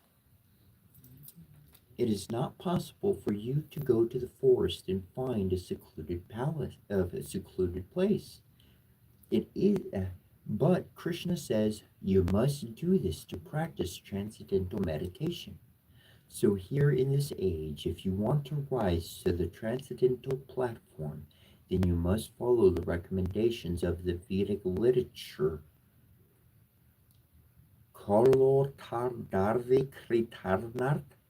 In this age, simply by chanting the holy name of God, one can reach all perfection. We are not introducing this chanting system by our mental concoction to make things very easy. No, Lord Chaitanya Mahaprabhu introduced this process of transcendental meditation 500 years ago. Also, the Vedic literature recommends it, and it's practical. You have seen that my disciples, those ones, immediately experienced a transcendental feeling as soon as they began to, wow. If you practice, you will see how you are rising to the transcendental platform. So, what I'm going to do is it is the Hare Krishna, Krishna Krishna, Hare Hare, Hare Rama, Rama Rama, Hare Hare. We go over that every morning in the blessings that we read over and give. That's included in there. Make sure to include that. Mention, said very specifically, says if you speak the name of God, you could reach perfection. That's why I read what I read in the morning, because these are all aspects of God.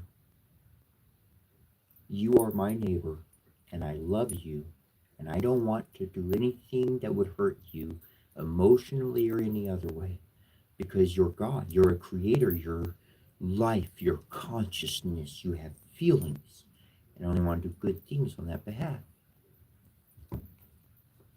And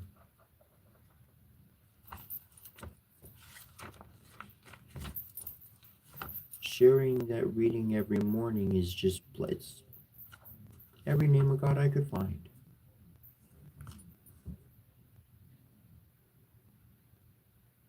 Just try to learn the truth by approaching a spiritual master. Inquire from them submissively and render service.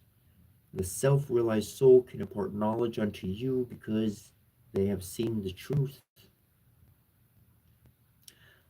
This path of spiritual realization is undoubtedly difficult. The Lord therefore advises us to approach a bona fide spiritual master in the line of disciple succession from the Lord himself.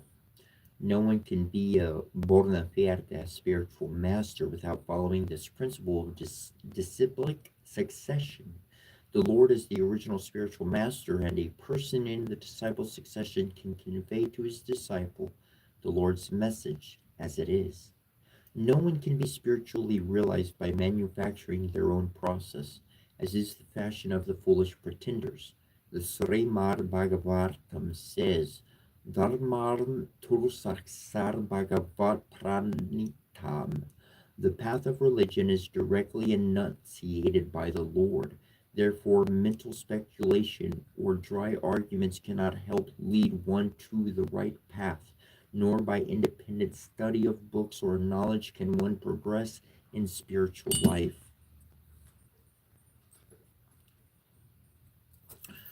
One has to approach a bona fide spiritual master to receive the knowledge. Such a spiritual master should be accepted in full surrender, and one should serve the spiritual master like a menial servant without false prestige. Satisfaction of the self-realized spiritual master is the secret of advancement in spiritual life.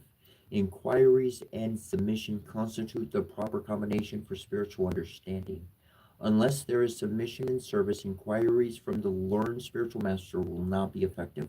One must be able to pass the test of the spiritual master, and when they see the genuine desire of the disciple, they automatically bless the disciple with genuine spiritual understanding.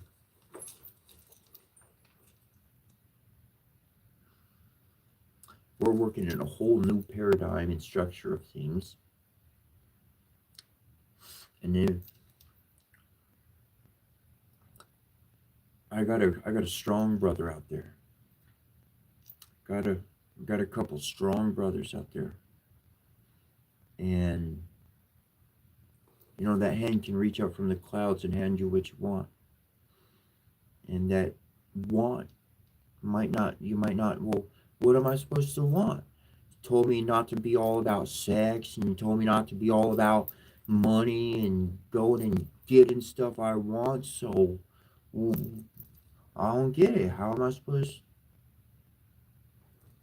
If you're not thinking anything, if you have no thoughts in your head, then that hand can literally come out of heaven and put some thoughts right in your mind. Tahuti's emerald tablet. The heart, green heart. That tablet was the heart. His heart wrote it. They say, oh, it doesn't exist anymore, but they really found it. It's the heart. That's why it's green. The green sea, spoken of in ancient Egyptian Kemetic. It's not saying that the sea is literally green. The sea of the ocean of our heart.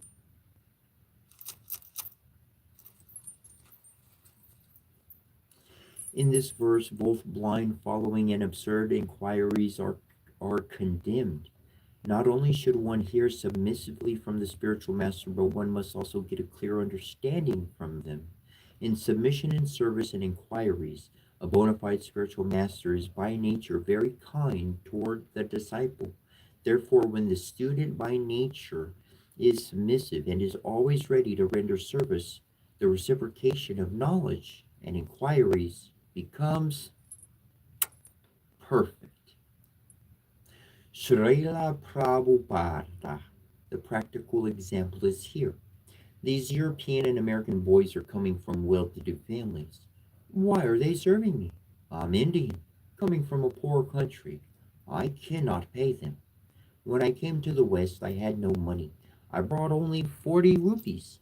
That was only an hour's expenditure in America. So their soul is to carry out my instruction, and therefore they making progress. Pranipartina, pariprasnerna. They're asking questions.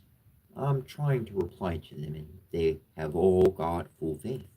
They are serving like menial servants, and this is the process. If the spiritual master is bona fide and the disciples is very sincere, then the knowledge will be there. There is the secret. Yasya deve para bhaktir gyata deve tata guru. Vedic knowledge is revealed unto those who have faith in both the Lord and the spiritual master. Therefore, in Vedic society, the students are automatically sent to the Gurukula, the place of the spiritual master, regarding of whether one is a king's son, or from some other background. Even Krishna had to go to Gurukula. There is a story that once Krishna went with a classmate to the forest to collect dry wood for his spiritual master. Suddenly there was a heavy rainstorm and they could not get out of the forest. The whole night they remained in the forest with great difficulty. The next morning, the guru, their teacher, along with other students, came to the forest and found them. So even Krishna, whom we accept as the Supreme Lord, had to go to Gurukula to serve the spiritual master as a menial servant. So all of the students at the Gurukula learn how to be very submissive and how to live only for the benefit of the Guru. They are trained from the very beginning to be first-class submissive students. Then the Guru, out of the affection and with an open heart, teaches the boys all he knows. There is no question of money. It is all done on the basis of love and education. Dr. Oliver, I thought I might have difficulty accepting parts of what you've indicated here simply because I don't know. But basically, I accept that God lives in us and that when we leave things to Him, He knows how to direct these things. The challenge is living life so that He will be satisfied. This is where the difficulty comes in. You need the inspiration to be disciplined. This will only become a reality in one's life if one practices it, and practices it with others who share this commitment. Srila Prabhupada. Therefore, we have this International Society of Krishna Consciousness showing how to live a life of dedication to God. That is required. Without practical life in God consciousness, it remains simply theoretical. That may help, but it takes longer. My students are being trained up in practical spiritual life, and they are established. Dr. Oliver, I want to thank you very much, and I pray that God will bless your visit to our country and our people here. Srila Prabhupada, Hare Krishna.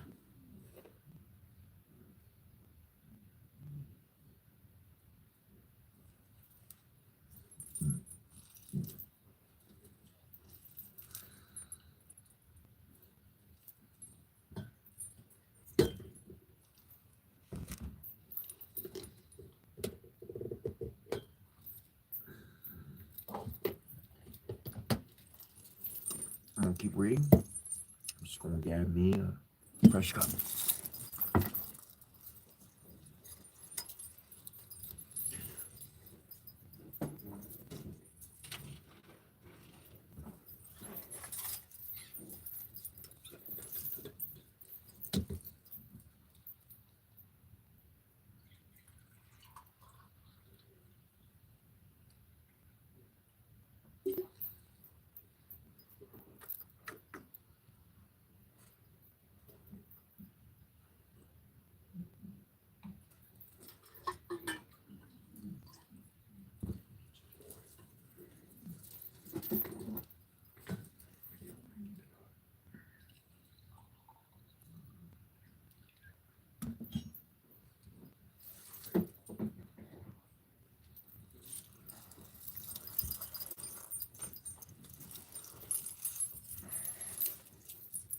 Remembrances of past lives can be fascinating, but the real goal of understanding reincarnation is to become free from the painful cycle of birth and death.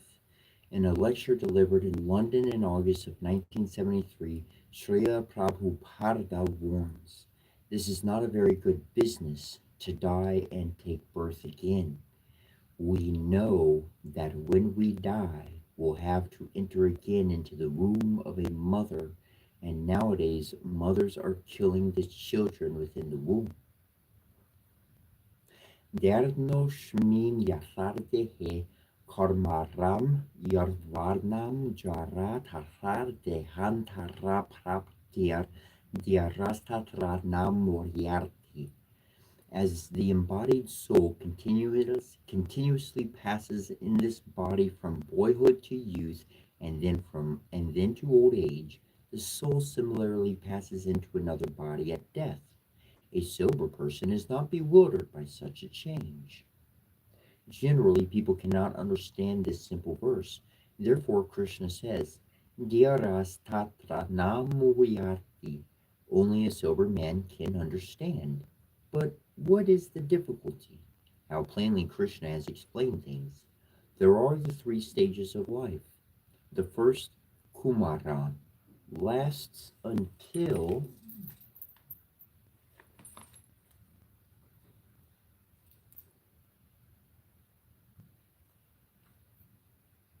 there's Kumaran, there's Yarvarnam, and then Jara.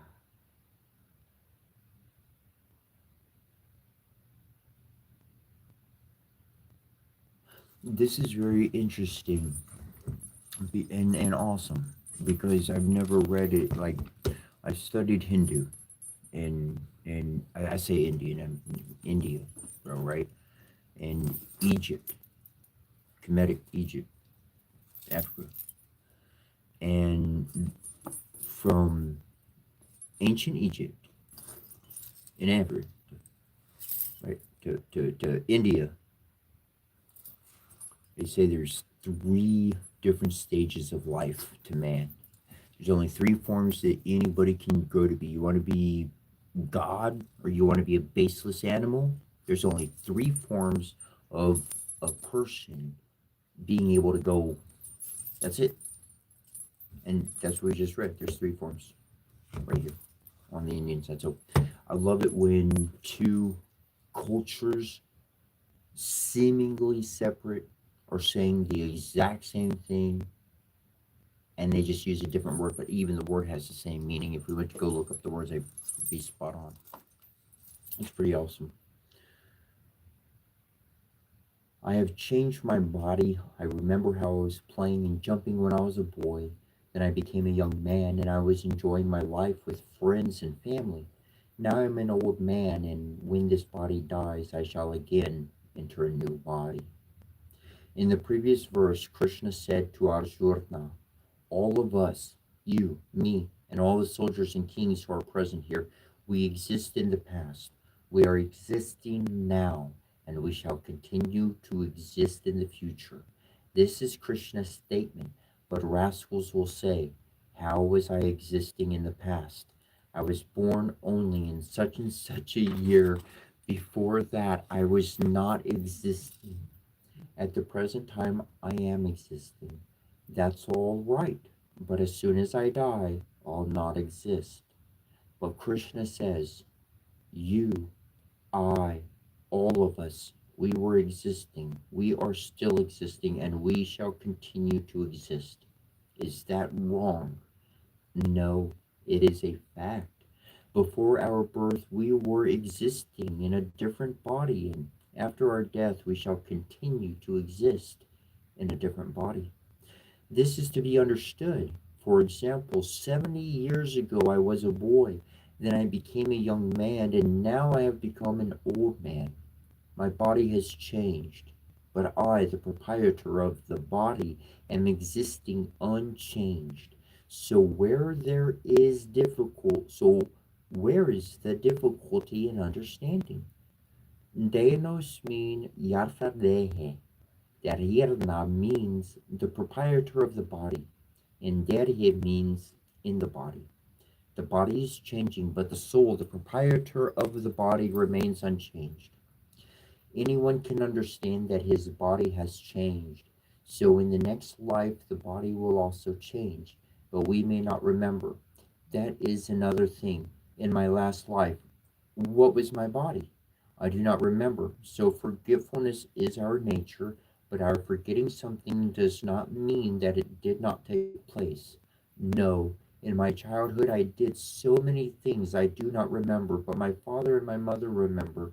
So forgetting does not mean that things did not take place. Similarly, death simply means I have forgotten that I was in my past life.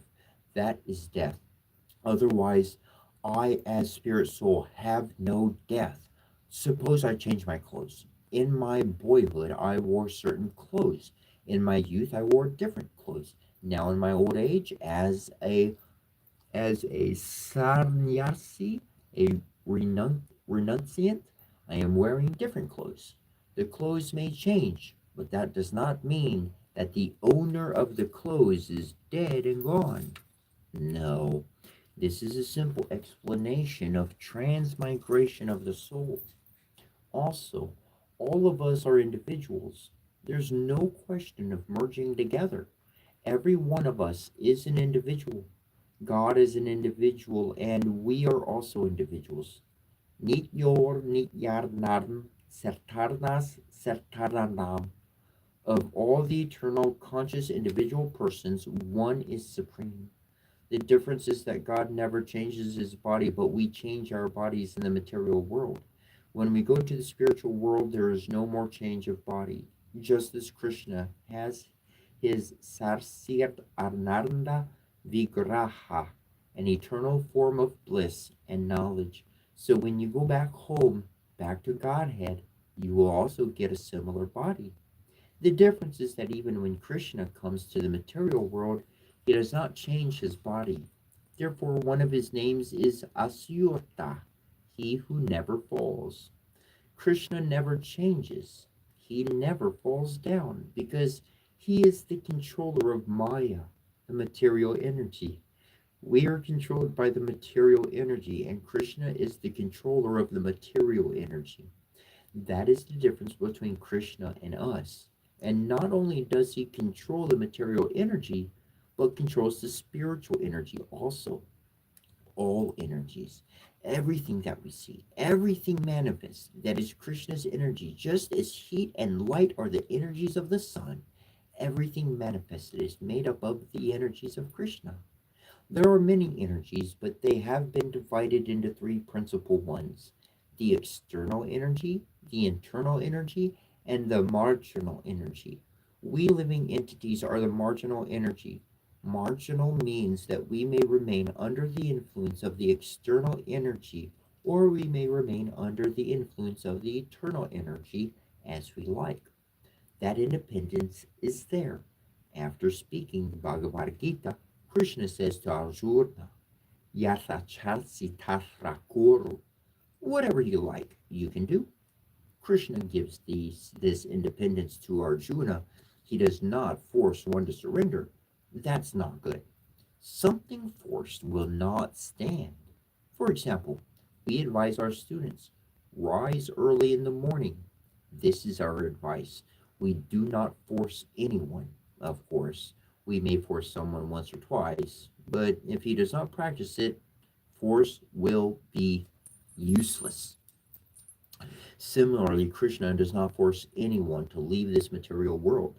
All conditioned souls are under the influence of the external or material energy. Krishna comes here to deliver us from the clutches of the material energy because we are part of the parcel of Krishna. We are all directly Krishna's sons. And if a son is in difficulty, the father suffers also indirectly. Suppose the son has become a madman or nowadays a hippie. The father is very sorry. Oh, my son is living like a wretch. So the father is not happy. Similarly, the conditioned souls in this material world are suffering so much, living like wretches and rascals. So Krishna is not happy. Therefore, he comes personally to teach us how to return to him. Yada yada hi dharmasya granirbavarti tad armarnam srajarmiyaham. When Krishna comes, he comes in his original form, but unfortunately, we understand Krishna to be one of us. In one sense, he is one of us, since he is the Father and we are his sons. But he's the chief Nirtyor Nityanam Sarkarna Sarkarnam. He's more powerful than us. He's the most powerful, the supreme powerful. We have a little power, but Krishna has infinite power. That is the difference between Krishna and us. We cannot be equal to God. Nobody can be equal to Krishna or greater than him. Everyone is under Krishna. Erkalve is vor Krishna aura sarva bhartya. Everyone is the servant of Krishna. Krishna is the only master. Moktaram yarshna tapasaram sarvarloka mahasvaran. I am the only enjoyer. I am the proprietor, Krishna says, and that is a fact. So we are changing our body, but Krishna does not change his. We should understand this. The proof is that Krishna remembers past, present, and future. In the fourth chapter of the Bhagavad Gita, you'll find that Krishna says he spoke the philosophy of the Bhagavad Gita to the sun god some 120 million years ago. How does Krishna remember? Because he does not change his body. We forget things because we are changing our body at every moment. That is a medical fact. The corpuscles of our blood are changing at every second, but the bodily changes are imperceptible. That is why the father and mother of a growing child do not notice how this body is changing. A third person, if he comes after some time and sees that the child has grown, says, "Oh, the child has grown so big." But the father and mother have not noticed that he has grown so big because they are always seeing him and the changes are taking place imperceptibly at every moment. So our body is always changing. But I, the soul, the proprietor of the body, am not changing. This is to be understood. We are all individual souls and we are eternal, but because our body is changing, we are suffering birth, death, old age, and disease. The Krishna consciousness movement is meant to get us out of this changing condition. Since I am eternal, how can I come to the permanent position? That should be our question. Everyone wants to live eternally. Nobody wants to die. If I come before you with a revolver and say I'm going to, well, I don't even want to say those words, you will immediately cry out because you don't want to want that bad. I would never do that. I don't like those things. This is not a very good business to die and take birth again. It's very troublesome, you see. This we all know subconsciously. We know that when we die, we'll have to enter again into the womb of a mother. And nowadays, mothers are, and the children, yet, anyways, we'll move forward. I'm not.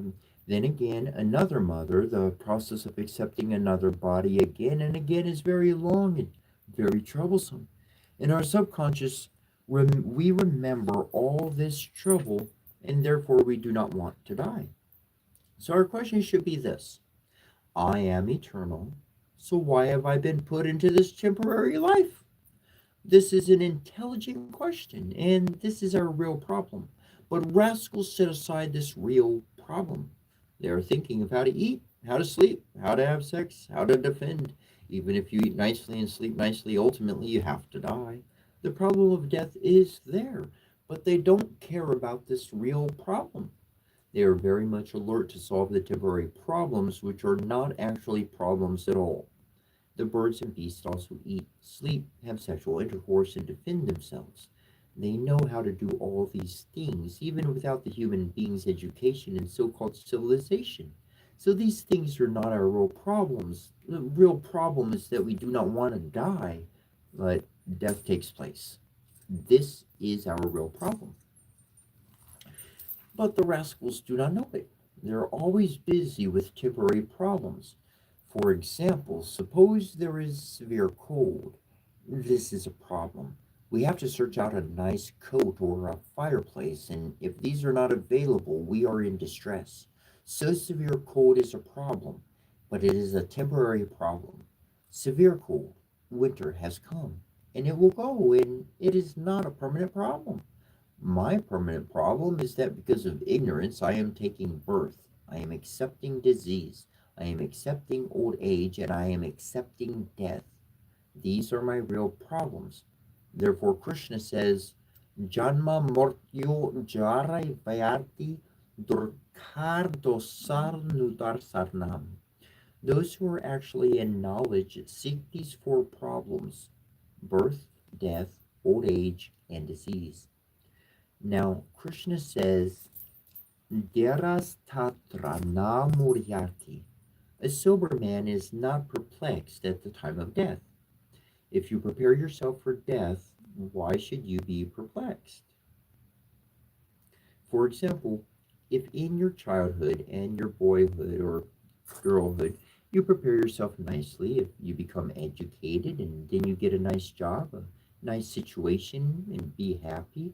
Similarly, if you prepare yourself in this life for going back home, back to Godhead, then where is your perplexity at the time of death? There's no perplexity. You'll know.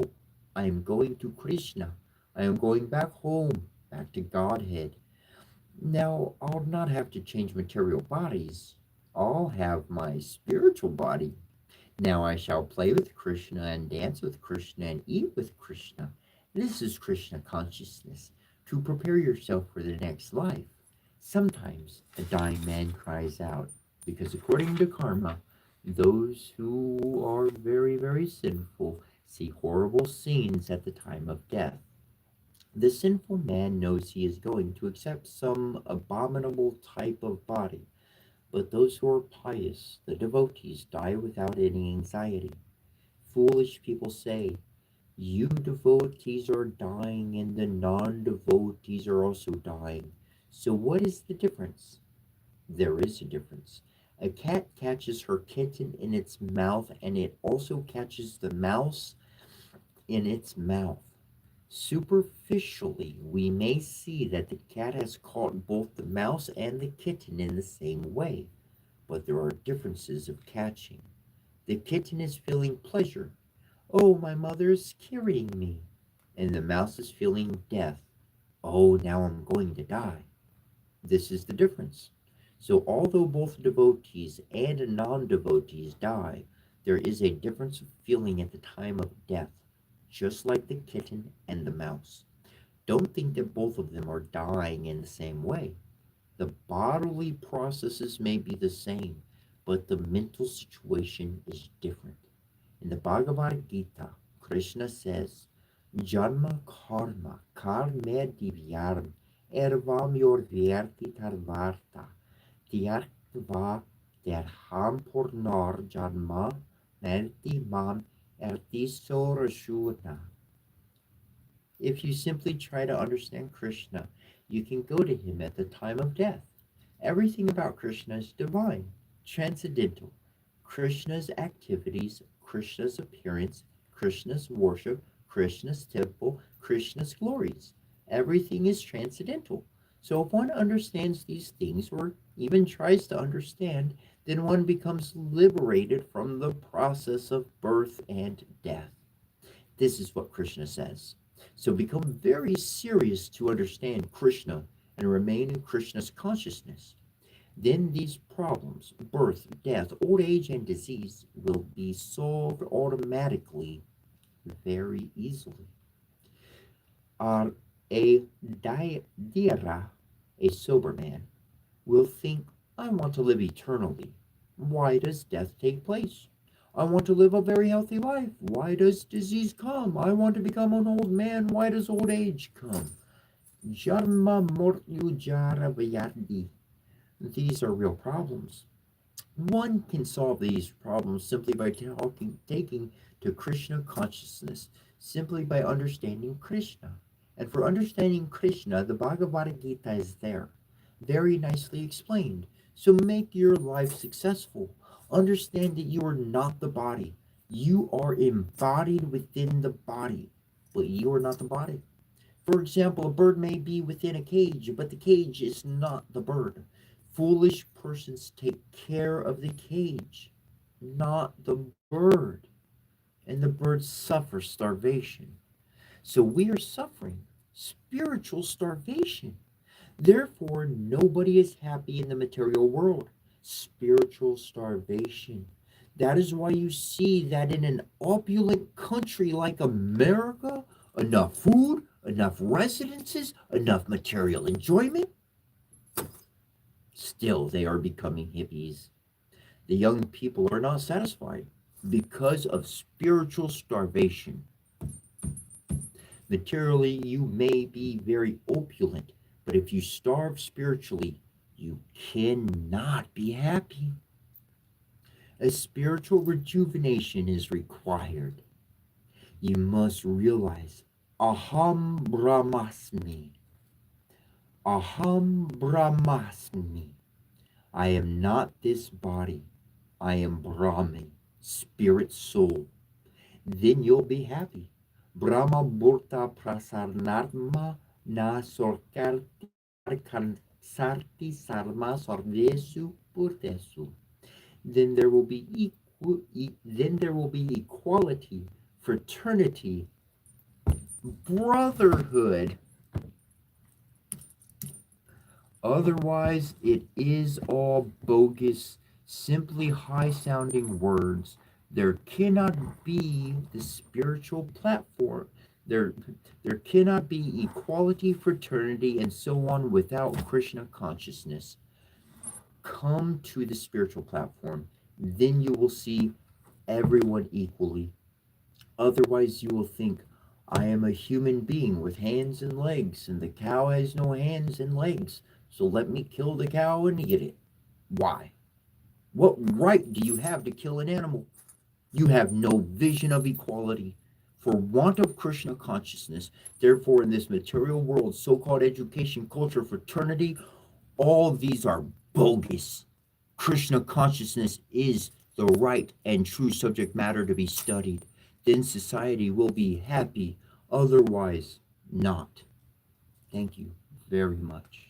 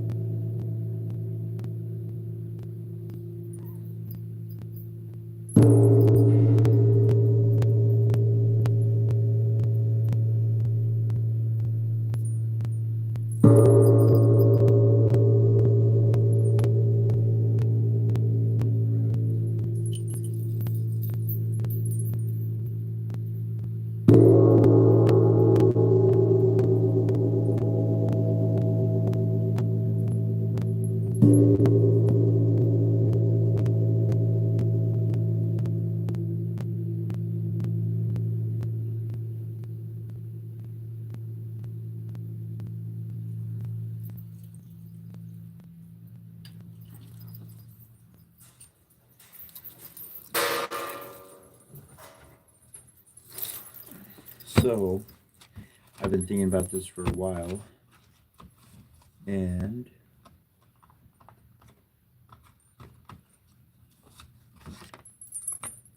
I'm not going to do it in front of the camera, but what I am going to express is the word yantras.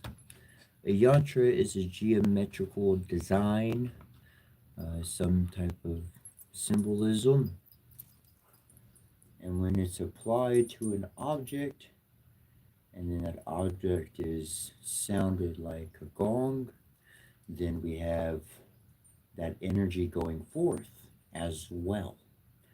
And we went over the trigram in the I Ching of heaven. Heaven is 3 straight lines. And bro, this one's for you, because it's green, not any other color. That one's for you. So that's what I'm going to do here. I'm not going to do it on camera. I'm just going to face the other way here so you can't exactly see me. You might be able to see. I don't know. Like,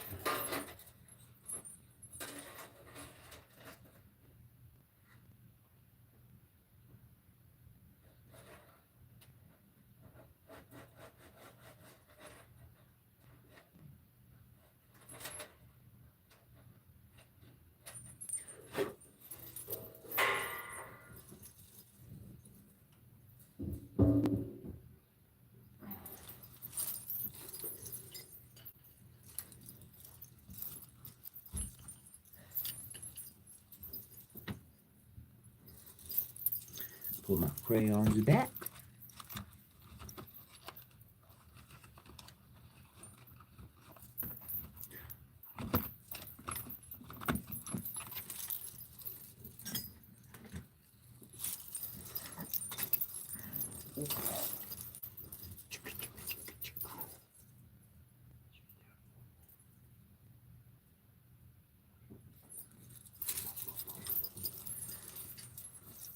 Alrighty.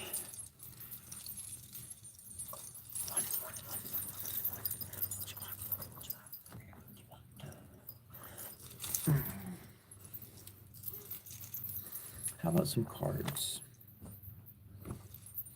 Ooh, I know which deck I've been wanting to use. I'll be right under there. I'll be right back.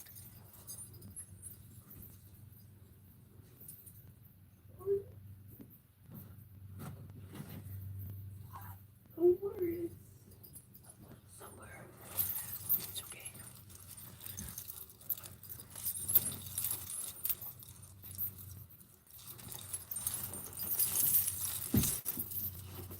Watch out. Watch out. Watch out for what?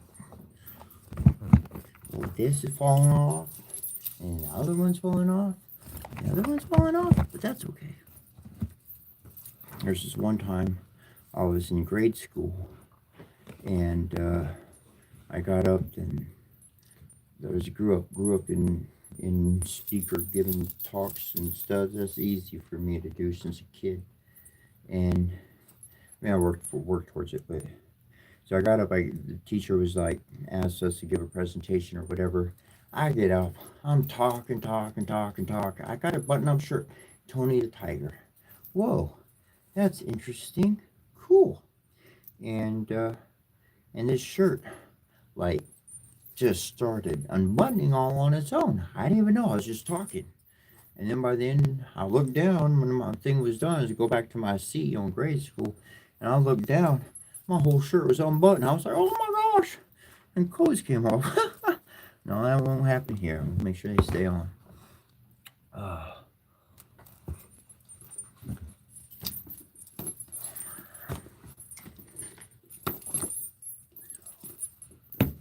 Let's see, which book have we not read from?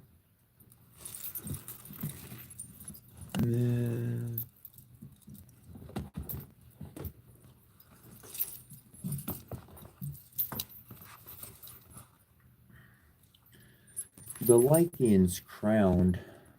The Lycians cowered before their warlord's rebuke, then tightened the ranks around him even more.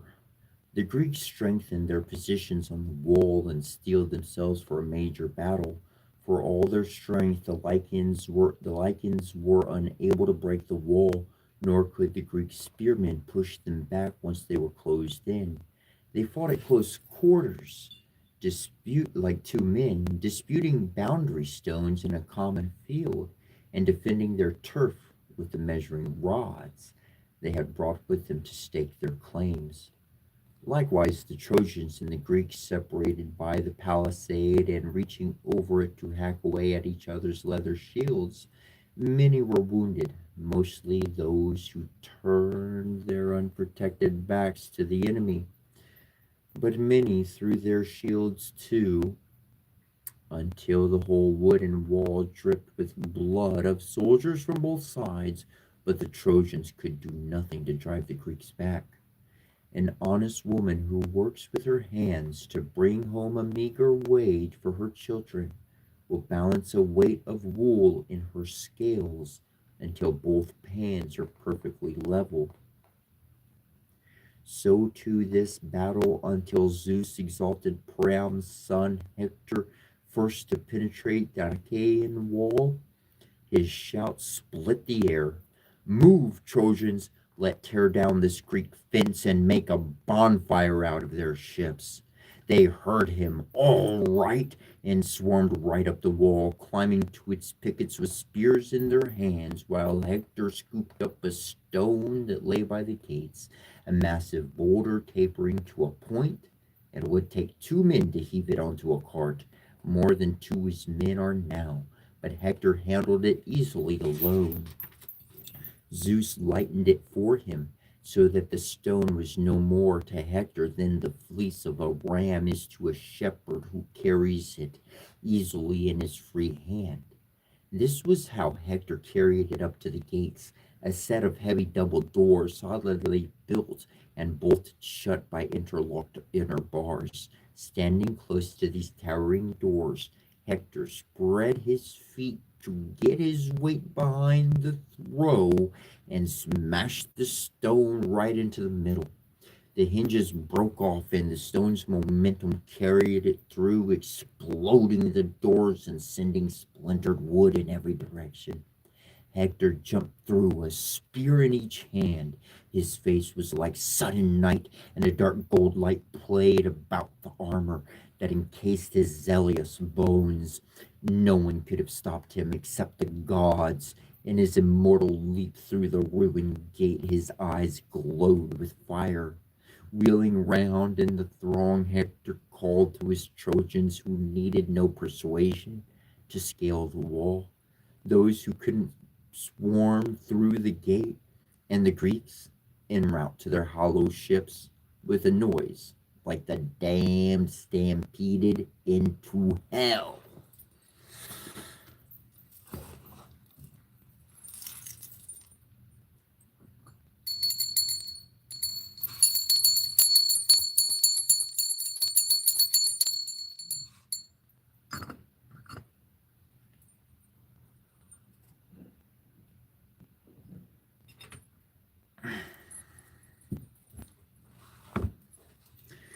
For these two, which are one, from the excellence and perfection of the divine nature and wisdom, considered as success and glory, as the opposites of failure and mortification, results what the Kabbalah, styling it Yesod, foundation or basis, characterizes as the generative member of the symbolical human figure by which the 10 Sephiroth are represented, and from this flows Malakut, empire, dominion, or rule. Yasar is the stability and permanence which would, in ordinary language, be said to result from the perfection of the idea or intellectual universe, out of which all particles are evolved. from the success of that scheme and the consequent glory of self-satisfaction of the deity, but with stability and permanence that perfection, success, and glory really is, since the deity infinitely wise and to whom the past, present, and future were and always will be one, now and all space one here, had not to await the operation and evolution of his plan, as men do the result of an experiment, in order to see if it would succeed, and so determine whether it should stand, and be stable and permanent, or fall and be temporary. Its perfection was its success, his glory, its permanence and stability, and the attributes of permanence and stability belong, like the others, to the universe, material, mental, spiritual, and real, because and as they belong to the infinite himself. This stability and permanence causes continuance and generates succession. It is perpetuity and continuity without solution. And by this continuous succession, whereby out of death comes new life, out of dissolution and resolution comes reconstruction. Necessity and fatality result as a consequence, that is to say, the absolute control of dominion, Malakoff of the infinite deity over all that he produces, and over chance and accident, and the absolute non-existence in the universe, in time and in space, of any other powers of or influences than those which, proceeding from him, are and cannot be perfectly submissive to his will.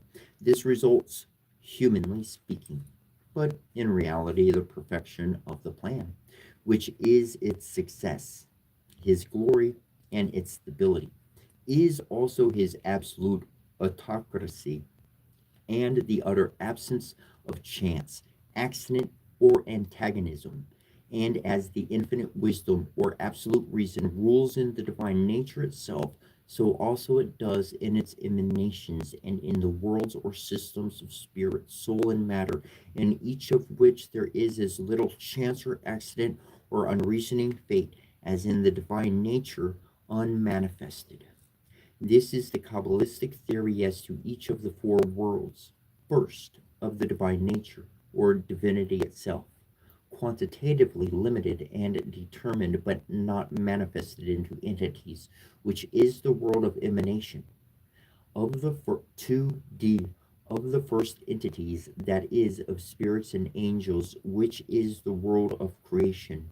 3D, of the first forms, souls, or physical natures, which is the world of formation or fashioning.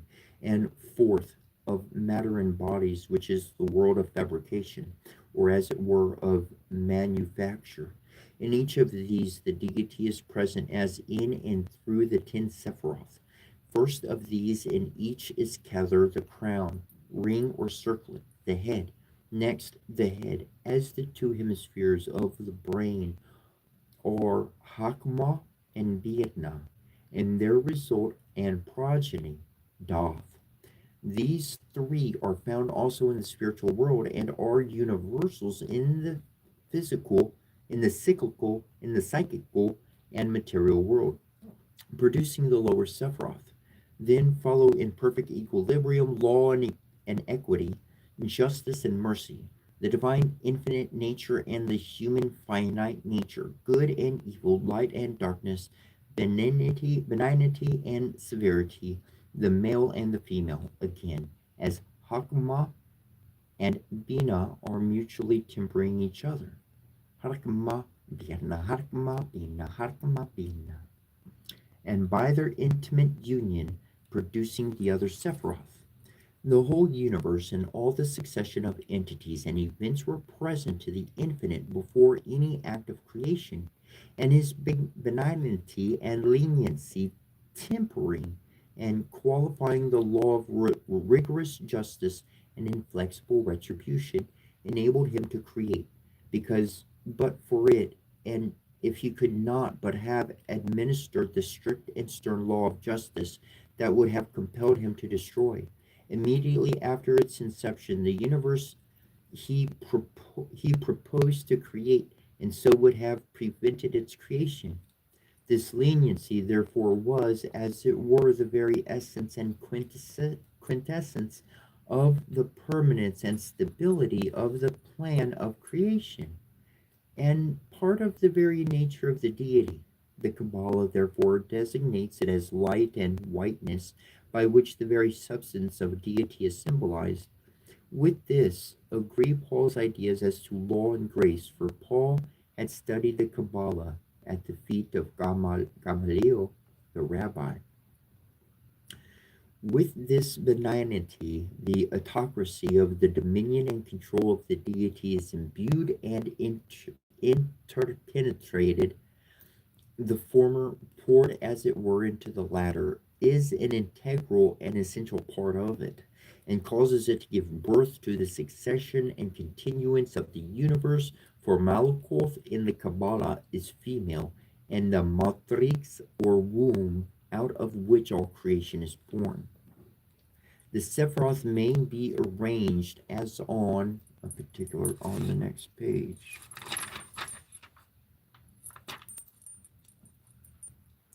The Kabbalah is the primitive tradition, and its entirety rests on the single dogma of Magism. The visible is for us the proportional measure of the invisible.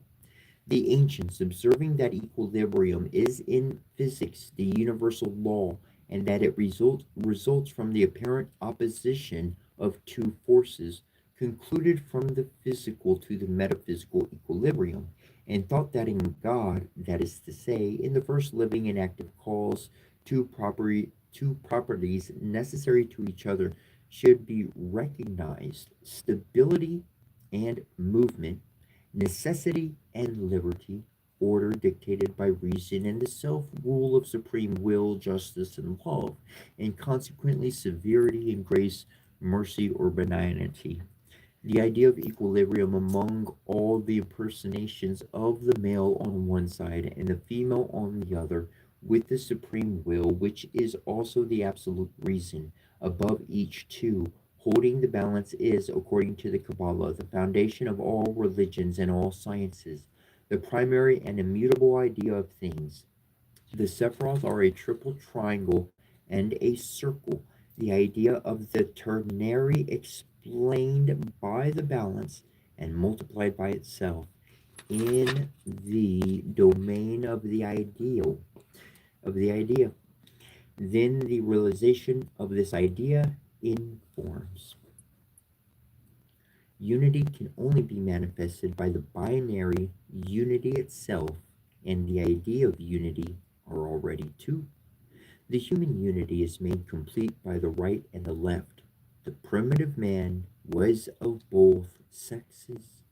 The divinity, one in its essence, has two essential conditions as fundamental bases of its existence: necessity and liberty. The laws of the supreme reason necessitate and regulate the liberty of God, who is necessarily reasonable and wise. Knowledge supposes the binary and object known is indispensable to the being that knows. The binary is the generator of society and the law. It is also the number of the gnosis, a word adopted in lieu of science and expressing only the idea of cognizance by intuition. It is unity multiplying itself by itself to create, and therefore it is that the sacred symbols make Eve issue from the very chest of Adam. Arum, Arum, Arum, Arum is the human tetragram, which is summed up in the mysterious Yod of the Kabbalah. Image of the Kabbalistic phallus, add to this Yod the ternary name of Eve, and you form the name of Jehovah, the divine tetragram, the transcendent, Kabbalistic, and magical word.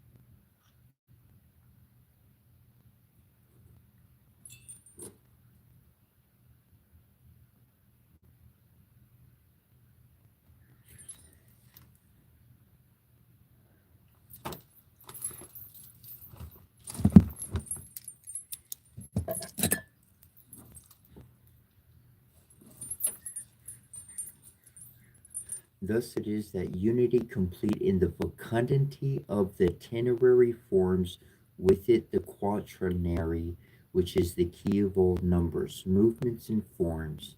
The square, turning upon itself, produces a circle equal to itself in the circular movement of four equal angles turning around one point, is the quadrature of the circle. The binary serves as a measure for unity, and the relation of equality between the above and the below forms with them the ternary. To us, creation is mechanism. To the ancients, it was generation.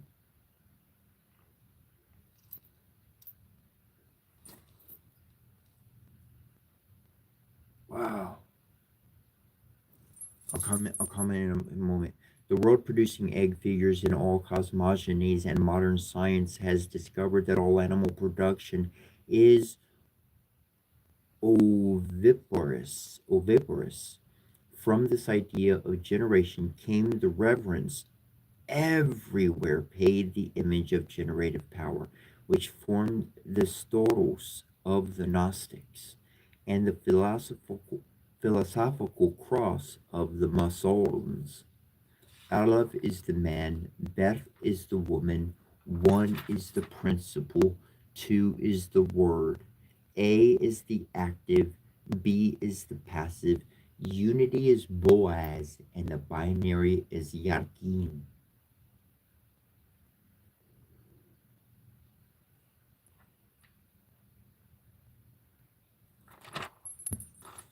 I find that amazing and interesting. It says, to us, creation is mechanism, to the ancients, it was generation. I don't,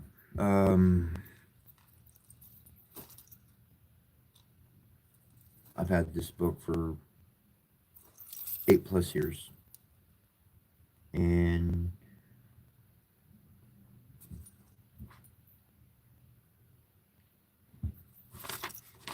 give or take a year or two. And or take away a couple years, I guess 6 years, maybe. Well, maybe. Anyways, give or take a couple. Anyways, that was interesting. It took me it to me it took me like 12 years to figure that out. And I know I read over this before, but so cool that it comes back to the mind the way it does.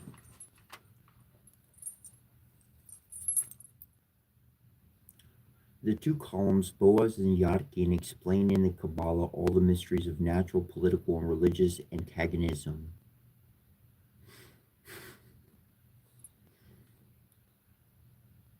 Woman is man's creation, and universal creation is the female of the first principle. When the principle of existence made himself creator, he produced by emanations an ideal Yod, and to make room for it in the plenitude of the uncreated light, he had to hollow out a pit of shadow equal to the dimension determined by his creative desire and attributed by him to the ideal Yod of radiating light. The nature of the active principle is to diffuse of the passive principle, to collect and make fruitful. Creation is the habitation of the Creator, Word. To create the generative power and productive capacity must unite the binary, become unity again by the conjunction. The Word is the first begotten, not the first created Son of God.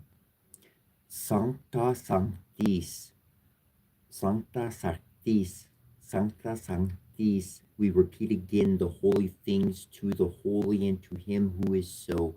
The mysteries of the Kabbalah will be holy. Seek and ye shall find, say the scriptures. Knock and it shall be opened unto you.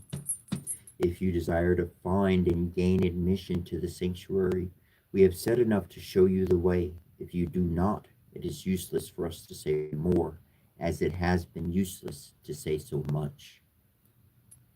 The Hermetic philosophers also drew their doctrines from the Kabbalah, and more particularly from the treatise Beth Orhim or Dolmus Dei, known as the Pneumatica Kabbalistica of Rabbi Abraham Kor Yarira, in the Treatise de Revolutionibus Animarum of Rabbi Yitzchak Roja. This philosophy was concealed by the alchemists under their symbols and in the jargon of a rude chemistry, a jargon incomprehensible and absurd except to the initiates, but the key to which is within your reach. And the philosophy, it may be worth studying. The labors of the human intellect are always interested in and instructive. To be always rich, always young, and never to die, such has been in all times the dream of the alchemist. To change into gold, lead, mercury, and all the other metals, to possess the universal medicine and elixir of life, such is the problem to be resolved. In order to accomplish this desire and realize this dream, like all mysteries of magism, the secrets of the great work have a threefold signification. They're religious, philosophical, and natural. And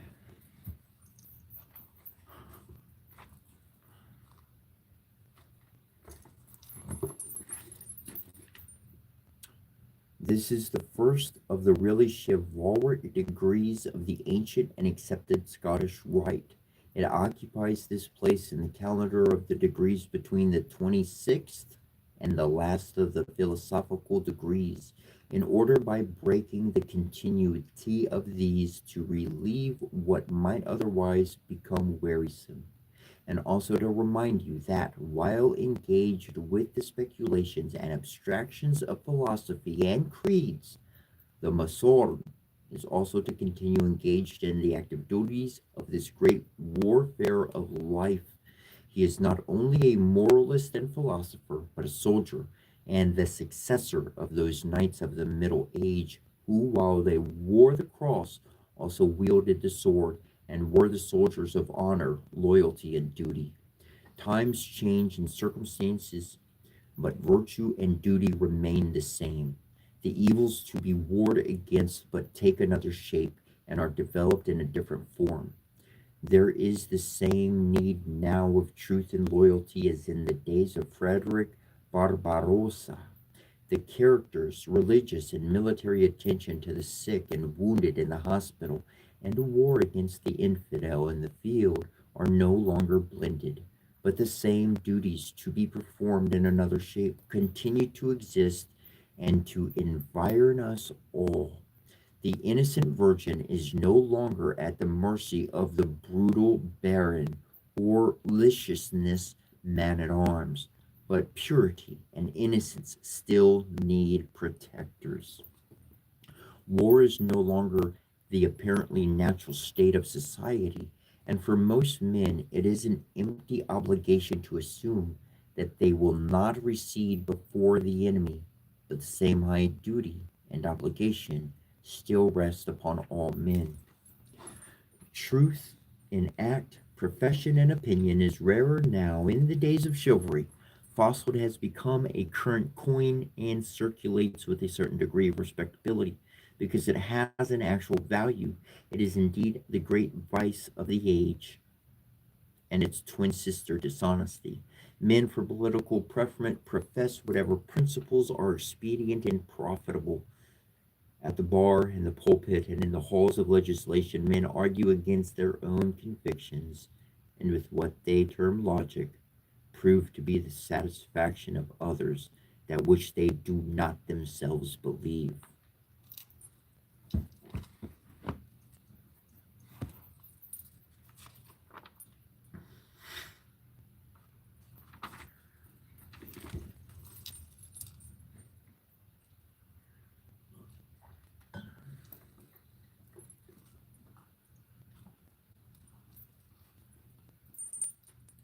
Insincerity and duplicity are valuable to their possessors like estates and stocks that yield a certain revenue, and it is no longer the truth of an opinion or a principle, but the net profit that may be realized from it, which is the measure of its value. The press is the greater sower of falsehood, to slander a political antagonist, to misrepresent all that he says, and if that be impossible, to invent for him what he does not say, to put in circulation whatever baseless columns against him are necessary to defeat him. These are the habits so common as to have ceased to excite notice or comment, much less surprise or disgust. There was a time when a knight would die rather than utter a lie or break his knightly word. The knight commander of the temple revives the old knightly spirit and devotes himself to the old knightly worship of truth. No profession of an opinion not his own, for expediency's sake or profit, or through fear of the world's disfavor, no slanderer of even an enemy, no coloring or perversion of the sayings or acts of other men, no insincere speech and argument for any purpose or under any pretext must soil his fair estrelon. Out of the chapter, as well as in it, he must speak the truth in all the truth, no more and no less, or else speak not at all. To purity and innocence everywhere, the knight commander owes protection as of old against bold violence, or those more guilty than murderers who by art and treachery seek to slay the soul, and against that want and destitution that drive too many to sell their honor and innocence for food. In no age of the world has man had better opportunity than now to display those lofty virtues and that noble heroism that so distinguished the three great military and religious orders. In their youth, before they became corrupt and vitiated by prosperity and power, when a fearful epidemic ravages a city and death is inhaled with the air men breathe, when the living scarcely suffice to bury the dead, most men flee in abject terror to return and live respectable and influential when the danger has passed away, but the old knightly spirit of devotion and disinterestedness and contempt of death still lives, and is not extinct in the human heart. Everywhere a few are formed to stand firmly and unflinchingly at their post, to front and defy the danger, not for money, or to be honored for it, or to protect their own household, but from mere humanity, and to obey the unerring dictates of duty.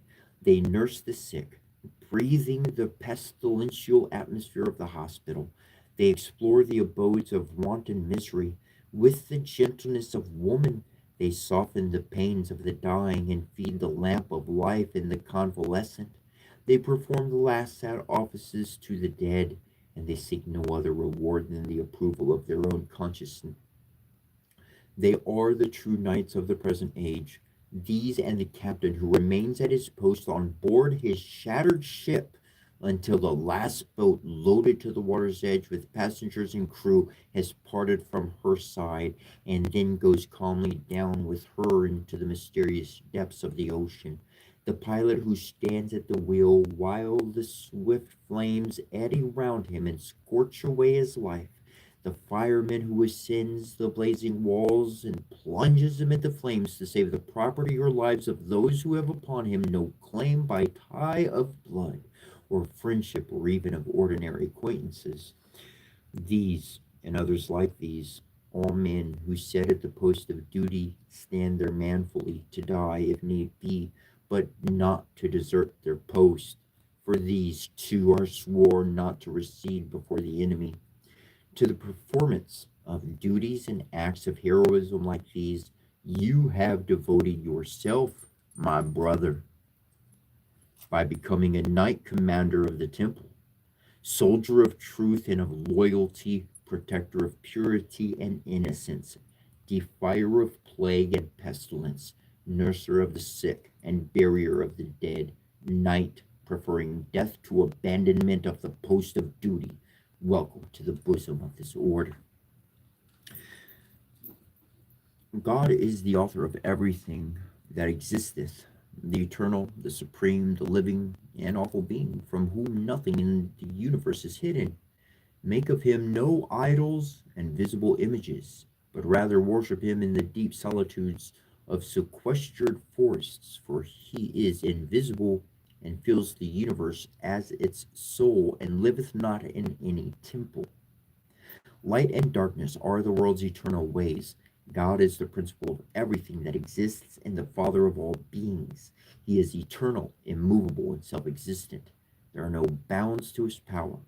At one glance, he sees the past, the present, and the future, and the procession of the builders of the pyramids with us and our remotest descendants is now passing before him. He reads our thoughts before they are known to ourselves. He rules the movements of the universe, and all events and revolutions are the creatures of his will, for he is the infinite mind and supreme intelligence. In the beginning, man had the Word, and the Word was from God. And out of the living power which in and by that Word was communicated to man came the light to his existence. Let no man speak the word, for by it the Father made light and darkness, the world and living creatures.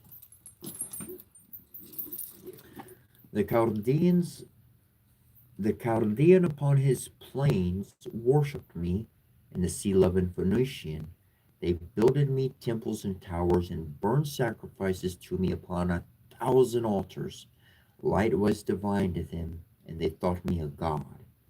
But I am nothing, nothing.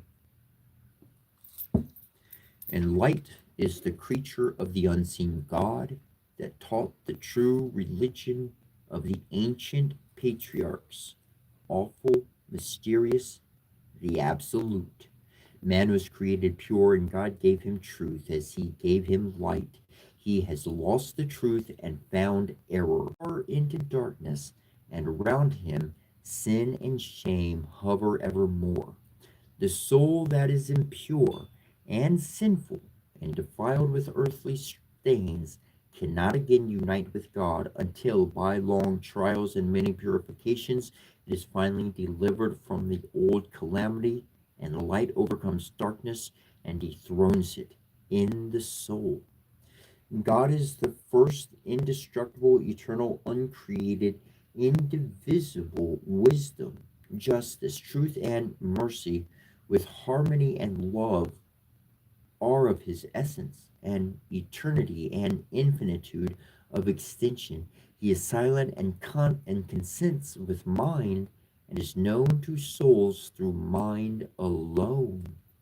In him were all things originally contained, and from him all things were evolved.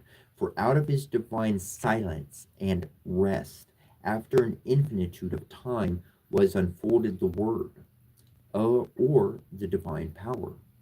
And then in turn the mighty ever acting measureless intellect, and from the word were evolved the myriads of suns and systems that make the universe, and fire and light and the electric harmony which is the harmony of spheres and numbers, and from the intellect all souls and intellects of men.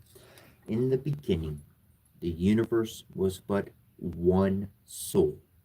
He was the all, alone, with time and space, and infinite, as they say.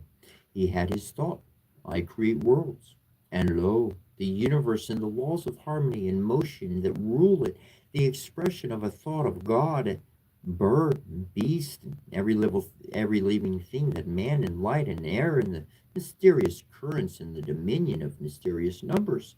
He had this thought, I create man whose soul shall be my image, and he shall rule. And lo, man with senses, instinct, and a reasoning mind, and yet not man, but an animal that breathed, and saw and thought, until an immaterial spark from God's own infinite being penetrated the brain, and became the soul, and lo, man, the immortal. Thus, threefold fruit of God's thought is man, that sees and hears and feels, that thinks and reasons, that loves and is in harmony with the universe. Before the world grew old, the primitive truth faded out from men's souls. Then man asked himself, what am I? And how and whence am I? And whither do I go? And the soul, looking inward upon itself, strove to learn whether that I were mere matter, its thought and reason, and its passions and affections, mere results of material combination, or a material being enveloping an immaterial spirit. And further it strove, by self examination, to learn whether that spirit were an individual essence with a separate immortal existence, or an infinitesimal portion of a great first principle, interpenetrating the universe and the infinitude of space, and undulating like light and heat. And so they wandered further amid the mazes of terror and imagined vain philosophies, wallowing in this loss of materialism and sensualism, of beating their wings vainly in the vacuum of abstractions and idealities. While yet the first oaks still put forth their leaves, man lost the perfect knowledge of the one true God, the ancient absolute existence, the infinite mind and supreme intelligence, and floated helplessly out upon the shoreless ocean of conjecture. Then the soul vexed itself with seeking to learn whether the material universe was a mere chance combination of atoms, or the work of infinite, uncreated wisdom, whether the deity was a concentrated and the universe an extended immateriality, or whether he was a personal existence, an omnipotent, eternal, supreme essence, regulating matter at will, or subjecting it to unchangeable laws throughout eternity, and to whom himself, infinite and eternal, space and time are unknown. With their finite, limited vision, they sought to learn the source of it and explain the existence of evil and pain and sorrow. And so they wandered ever deeper into the darkness and were lost, and there was for them no longer any God, but only a great, dumb, soulless universe full of mere emblems and symbols. You have heretofore, in some of the degrees through which you have passed, heard much of the ancient worship of the sun, the moon, and the other bright luminaries of heaven, and of the elements and powers of universal nature.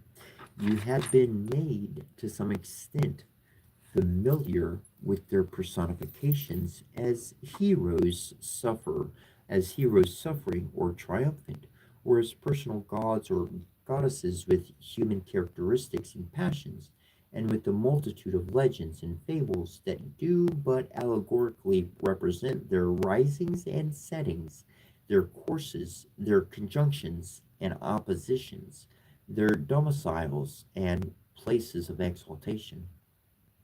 Perhaps you have supposed that we, like many who have written on these subjects, have intended to represent this worship to you as the most ancient and original worship of the first men that lived.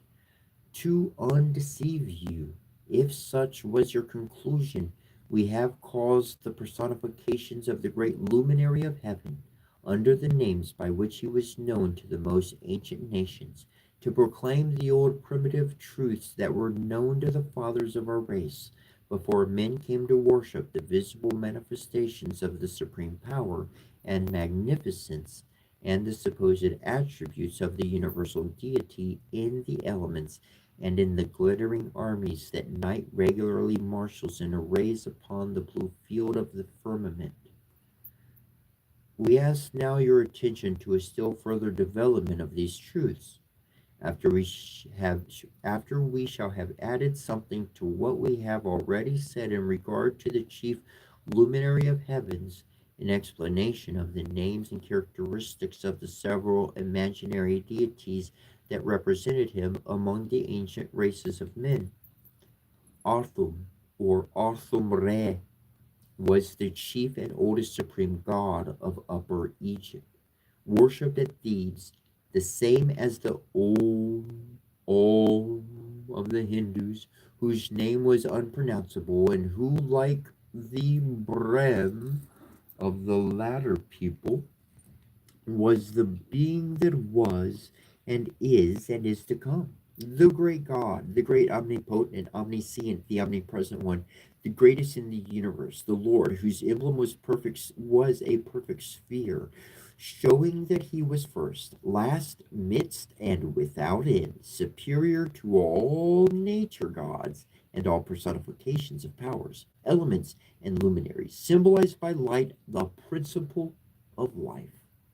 Our moon was the nature god, or spirit of nature, called by that name, or Amun-Re, and worshipped at Memphis in Lower Egypt and in Libya, as well as in Upper Egypt. He was the Libyan Jupiter and represented the intelligent and organizing force that develops itself in nature. When the intellectual types of forms of bodies are revealed to the senses in the world's order by their union with matter, whereby the generation of bodies is effected, he was the same with Neph, from whose mouth issued the Orphic egg, out of which came the universe.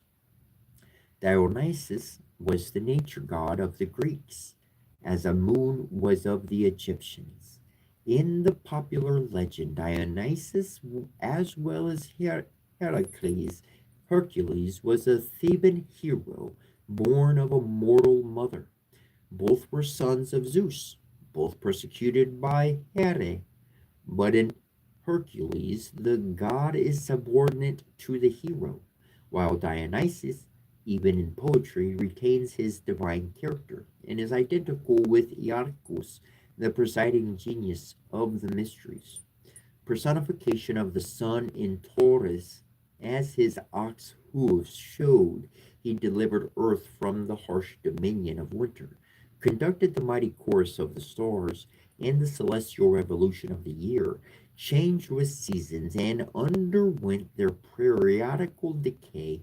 He was the sun as invoked by the Elians, ushered Elevians, ushered into the world amidst lightning and thunder.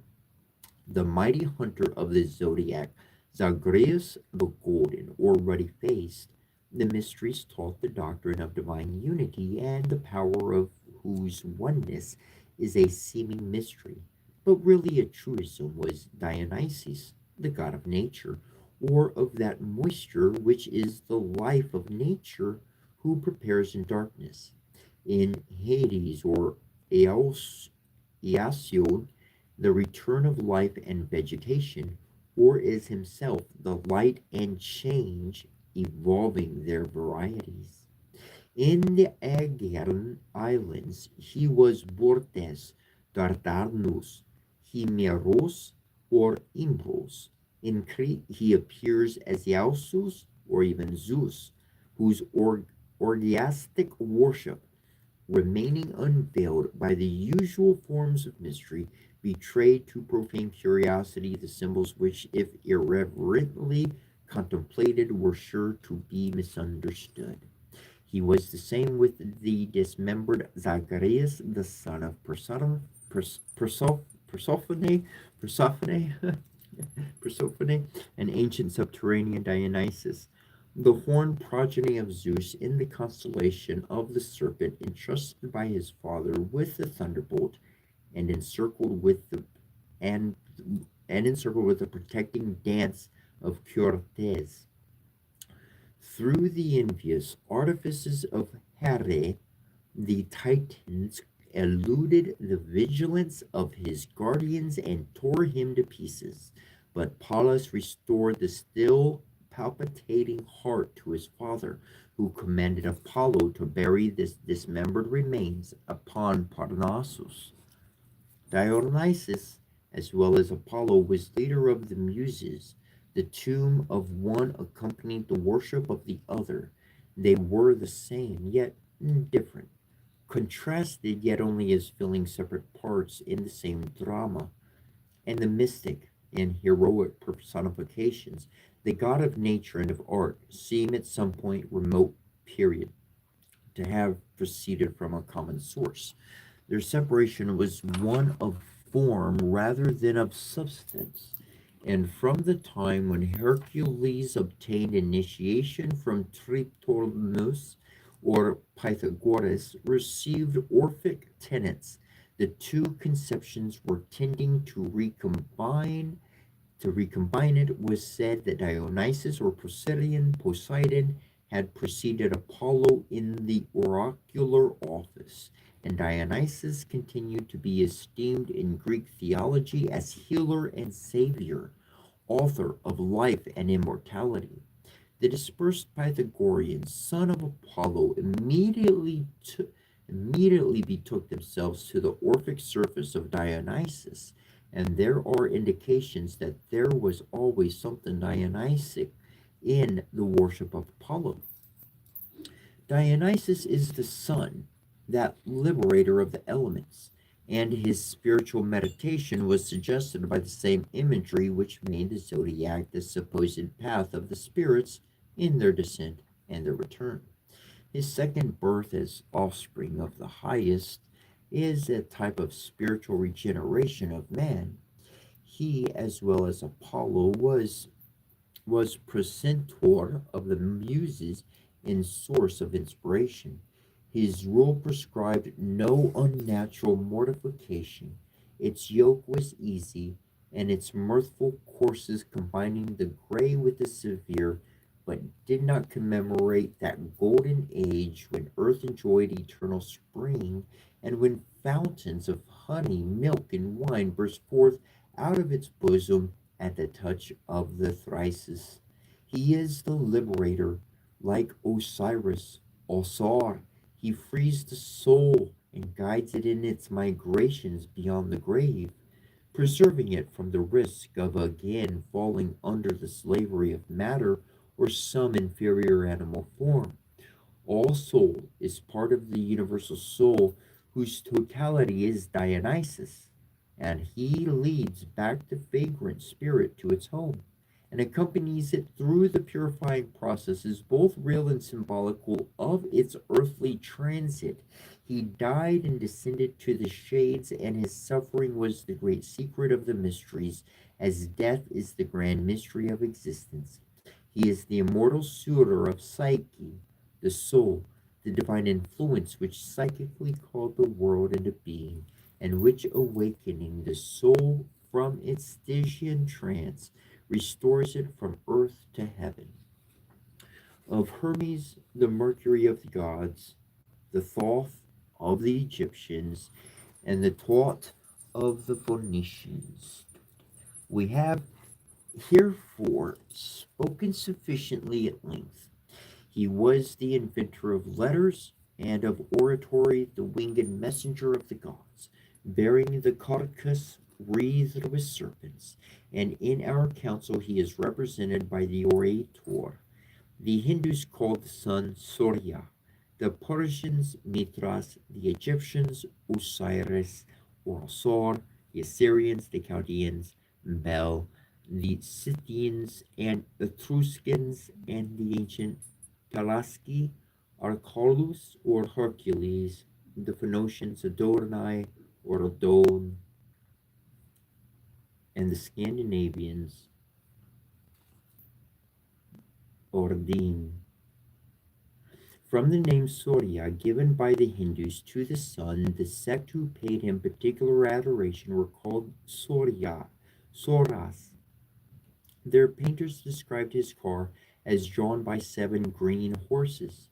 In the temple of Vishwashwara at Benares, there is an ancient piece of sculpture, well executed in stone, representing him sitting in a car drawn by a horse with 12 heads.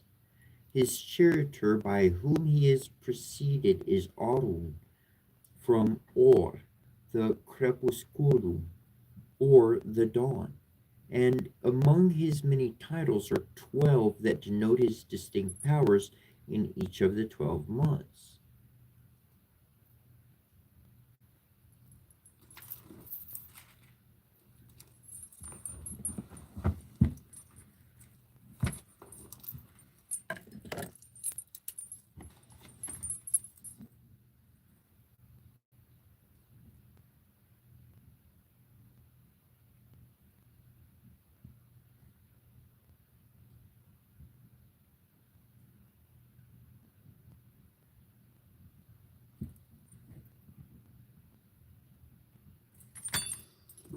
And among his many titles are 12 that denote his distinct powers in each of the 12 months.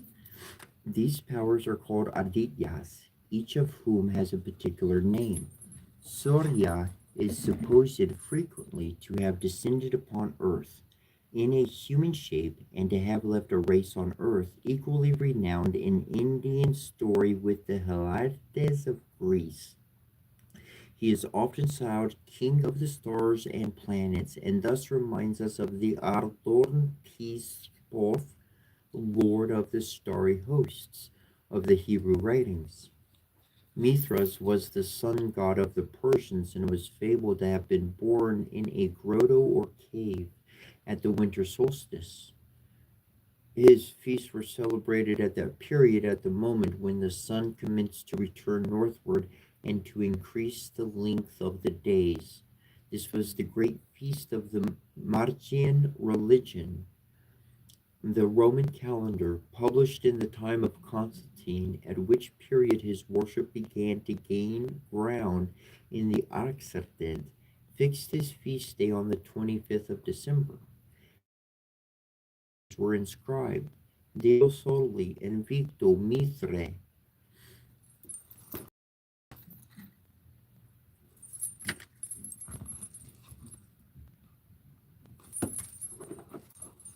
Soli Omnipotenti Mithra. To him, gold, incense, myrrh were consecrated. Nordmern invictum sol Mithra soli omnipotenti Mithre. Nordmen invictum sol Mithra soli omnipotenti Mithre.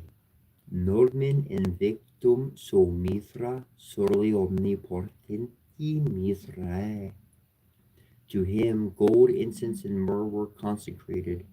Thee, says Martellus Capella in his hymn to the sun, the dwellers on the Nile adore as Sarapis and Memphis, worshippers of Osiris. In the sacred rites of Persia, thou art Mithras in Phrygia.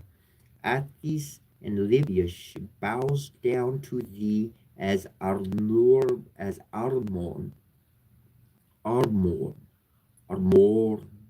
Armor, Armor. The Phoenician Balbos as Ordornis, and thus the whole world adores thee under different names. Osiris, who is Osor, was the son of Helios. Iunu, Phra, the divine offspring, congenerate with the dawn, and at the same time an incarnation of Neph or Agathordaimon, the good spirit, including all his possible manifestations, either physical or moral. He represented in a familiar form the beneficent aspect of all higher emanations, and in him was developed the conception of a being purely good, so that it became necessary to set up another power as his adversary, called Seth, Babis, or Typhoon, to account for the injurious influences of nature. I just like to say Osiris and Helios, these are Greek words describing Egyptian, Kemetic realities and languages and truths. Osiris is a Greek word. The actual Egyptian word is Osar.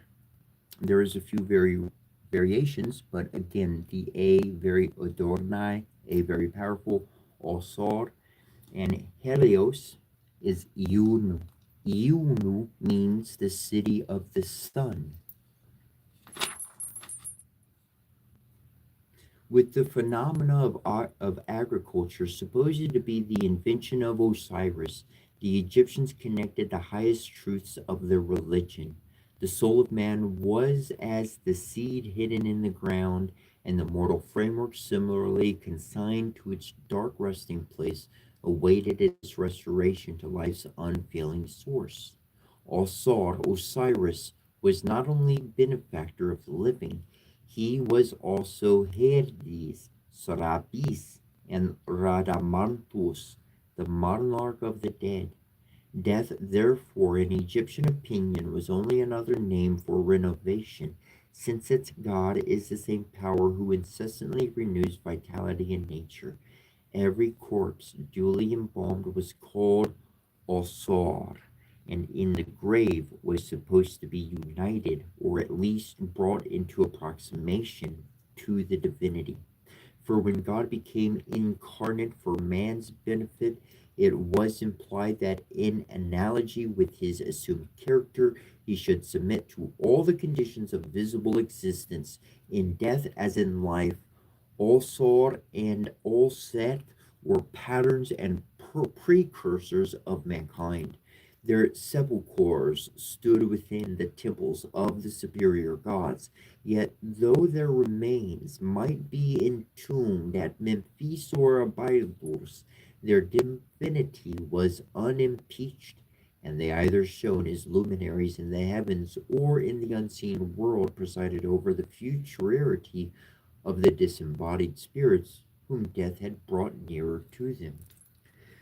The notion of a dying god, so frequent in Oriental legend, and of which we have already said much in former degrees, was the natural inference from a literal interpretation of nature worship, since nature, which in the vicissitudes of the seasons seems to undergo a dissolution, was the earliest religionist, the express image of the deity, and at a remote period one and the same with the very God, whose attributes were seen not only in its vitality, but in its changes.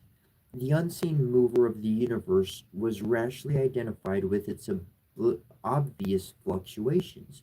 The speculative deity suggested by the drama of nature was worshipped with imitative and sympathetic rites. A period of mourning about the autumnal equinox and of joy at the return of spring was almost universal. Phrygians and Paphlagonians, Borsians, and even Athenians were all more or less attached to such observances. The Syrian damsels sat weeping for Thammuz or Adorni, mortally wounded by the tooth of winter, symbolized by the boar, its very general emblem. And these rites, and those of the Artis and Osar, were evidently suggested by the arrest of vegetation when the sun, descending from his altitude, seems deprived of his generating power. Alsar is a being analogous to the Syrian Adorni, and the fable of his history, which we need not here repeat, is a narrative form of the popular religion of Egypt, of which the sun is the hero and the agricultural calendar the moral. The moist valley of the Nile, owing its fertility to the annual inundation, appeared in contrast with the surrounding desert like life in the midst of death. The inundation was an evident dependence on the sun, and Egypt, environed with arid deserts like a heart within a burning censer, was the female power, dependent on the influences personified in its god. Typhon, his brother, the type of darkness, drought, and sterility, threw his body into the Nile, and thus also the good and the Savior perished in the 20th year of his life or reign, and on the 17th day of the month Othor, or the 13th of November. He is also made to die during the heats of the early summer, when, from March to July, the earth was parched with intolerable heat. Vegetation was scorched, and the languid Nile exhausted. From that death he rises when the celestial sun brings the inundation, and Egypt is filled with mirth and acclamation, anticipatory of the second harvest. From his wintry death he rises with the early flowers of spring, and then the joyful festival of Alsar found was celebrated. So the pride of Shemshed, so the pride of Hemshir One of the Persian sun heroes, or the solar year personified, was abruptly cut off by Zorhak, the tyrant of the west. He was sawn asunder by a fishbone, and immediately the brightness of Ioran changed to gloom. Ganymede and Odornis, like Osor, were hurried off in all their strength and beauty. The premature death of Linus, the burthen of the ancient lament of Greece, was like that of the Persian Sarmac, the Bithynian Hylas, and the Egyptian Manaros, son of Menes, or the Eternal. The elegy called Manaros was sung at Egyptian banquets, and an effigy enclosed within a diminutive sarcophagus was handed round to remind the guests of their brief tenure of existence. The beautiful Memnon also perished in his prime, and Enoch, whose early death was lamented at Iconium, lived 365 years, the number of days of the solar year. A brief space when compared with the longevity of his patriarchal kindred. The story of Alcestis is reflected in those of Orpheus and Dionysus, Zagreus, and perhaps in the legend of Absyrtus and Peleus of Arsor, Thaertes, Melicertes, Eris, and Pelops. Ao is the disconsolate Olset, or Neorbe, and Rhea mourns her dismembered lord. Hyperion and the death of her son Helios drowned in the Eridanus, and if Apollo and Dionysus are immortal, they had died under other names, as Orpheus Lignus or Hyacinthus. The sepulchre of Zeus was shown in Crete. Hippolytus was associated in divine honors with Apollo, and after he had been torn to pieces like Alcor, was restored to life by the Pornean herbs of Diana, and kept darkling in the secret grove of Aegaria. Zeus deserted Olympus to visit the Ethiopians. Apollo underwent servitude to Armertus. Theseus, Perthus, Hercules, and other heroes descend for a time to Hades. A dying nature god was exhibited in the mysteries. The Attic woman fasted, sitting on the ground, during the Thesmophoria, and the Borcians lamented the descent of Cora Proserpine to the shades.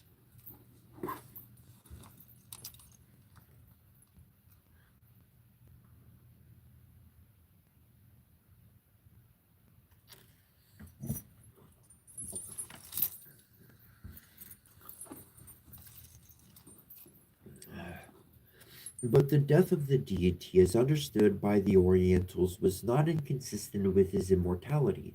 The temporary decline of the sons of light is but an episode in their endless continuity, and as the day and year are more convenient, some divisions of the infinite, so the fiery deaths of Phaethon or Hercules are but breaks in the same phoenix process of perpetual regeneration by which the spirit of Alsar lives forever in the succession of the Memphian Arbis.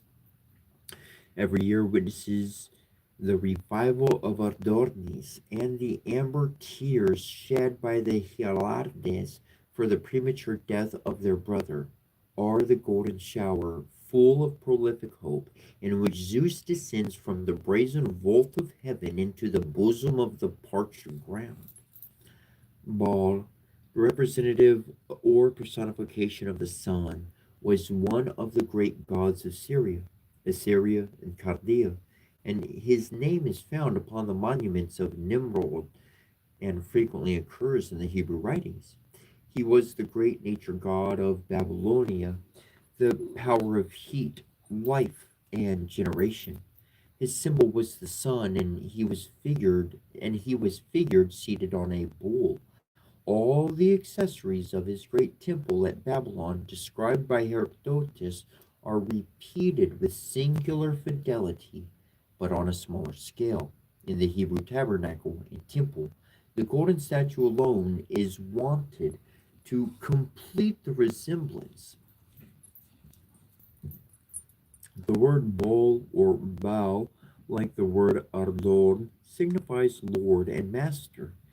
He was also the supreme deity of the Moabites, Ammonites, and Carthaginians, and of the Sabians in general. The Gauls worshipped the sun under the name of Berlin or Berlinus, and Bela is found among the Celtic deities upon the ancient monuments. The northern ancestors of the Greeks maintained with heartier habits a more manly style of religious symbolism than the effeminate enthusiasts of the south, and had embodied in their Perseus, Hercules, and Mithras the consummation or the qualities they esteemed and exercised. Almost every nation will be found to have had a mythical being whose strength or weakness, virtues or defects, more or less nearly describe the sun's career through the seasons. There was a Celtic, a Teutonic, a Scythian, an Etruscan, a Lydian Hercules, all whose legends became tributary to those of the Greek hero. The name of Hercules was found by Herodotus to have been long familiar in Egypt and the East, and to have originally belonged to a much higher personage than the comparatively modern hero known in Greece as the son of Alcmena. The temple of the Hercules of Tyre was reported to have been built 2,300 years ago, before the time of Herodotus, and Hercules, whose Greek name has been sometimes supposed to be of Phoenician origin in the sense of circulator, rover, the perambulator of earth, as well as Hyperion of the sky, was the patron and model of those famous navigators who spread his altars from coast to coast through the Mediterranean to the extremities of the west, where Archelaus built the city of Gardez, and where a perpetual fire burned in his service.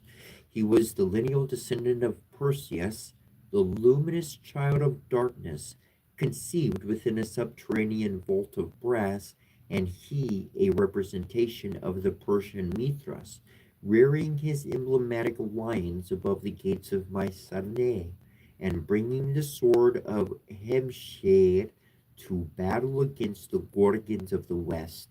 Mithras is similarly described in the Zend Avesta as the mighty hero, the rapid runner, whose piercing eye embraces all whose arm bears the club for the destruction of the Darun. Hercules in Genneculis, who, bending on one knee, uplifts his club and tramples on the serpent's head, was, like Prometheus and Tantalus, one of the varying aspects of the struggling and declining sun. The victories of Hercules are but exhibitions, solar power which have ever to be repeated.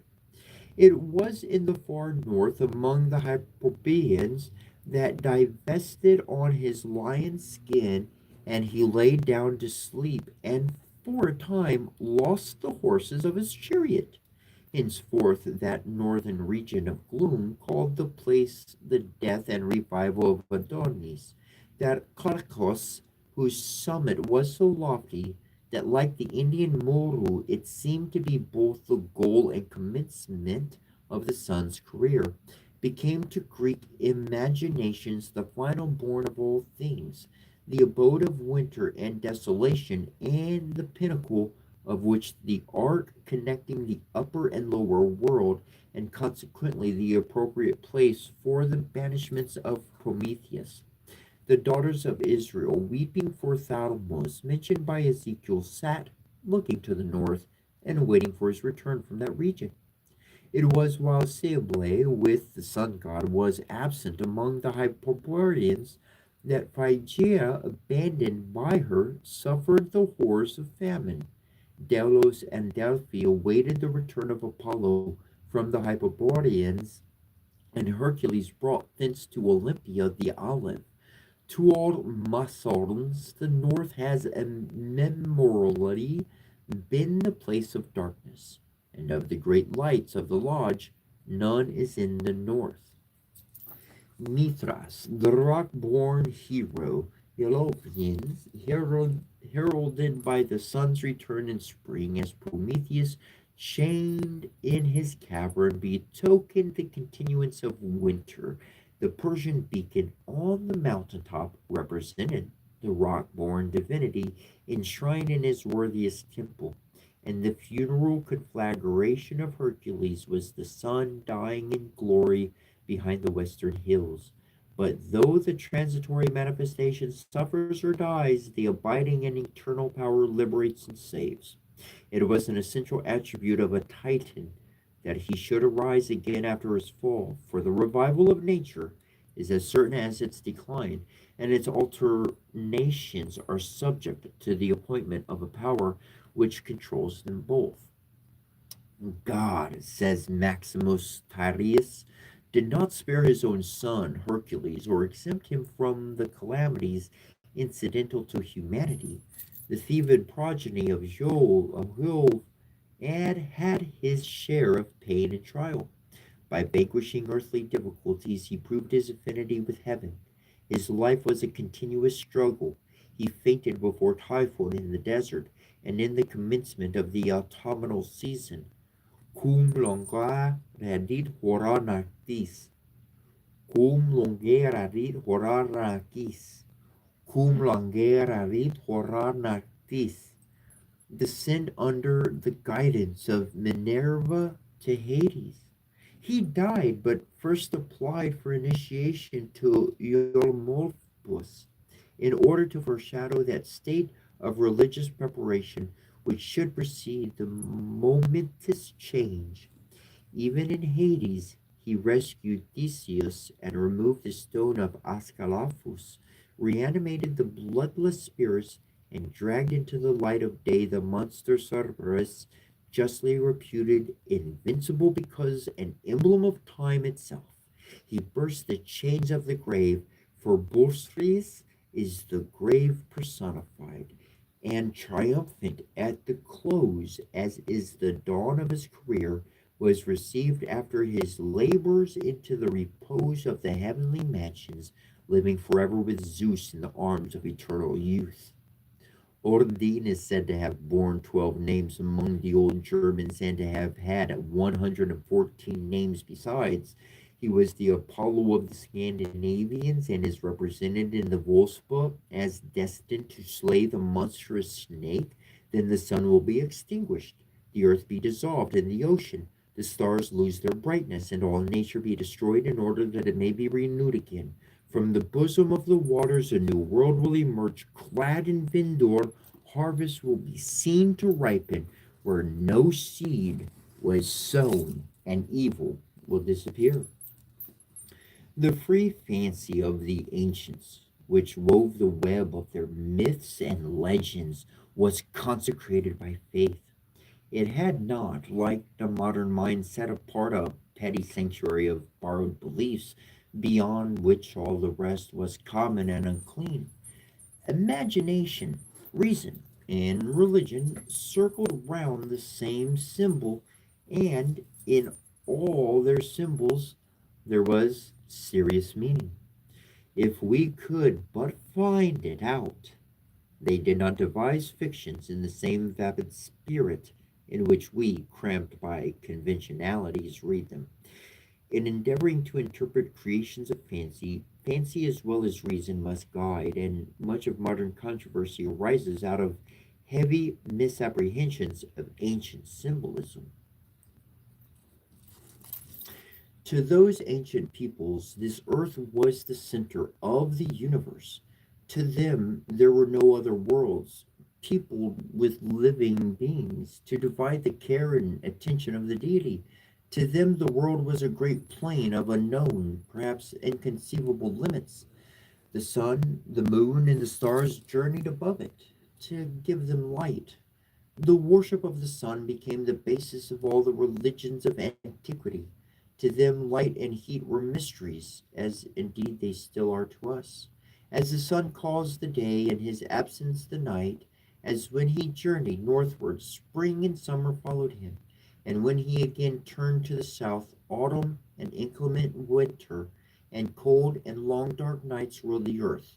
As his influence produced the leaves and flowers and ripened the harvest and brought regular inundation, he necessarily became to them the most interesting object of the material universe.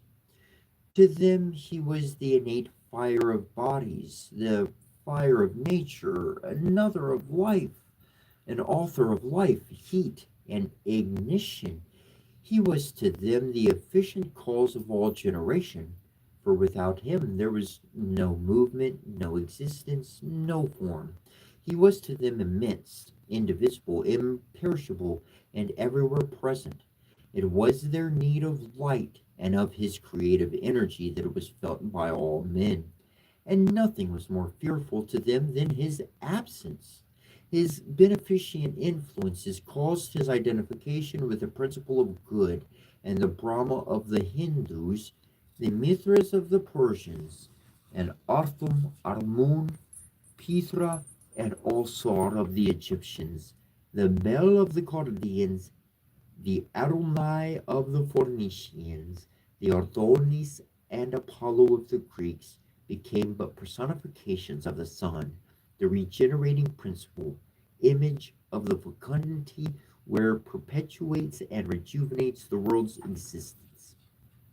So too the struggle between good and evil principles was personified, as was that between life and death, destruction and recreation, in allegories and fables which poetically represented the apparent course of the sun, who, descending toward the southern hemisphere, was figuratively said to be conquered and put to death by darkness, or the genius of evil. But returning again toward the northern hemisphere, he seemed to be victorious and to arise from the tomb.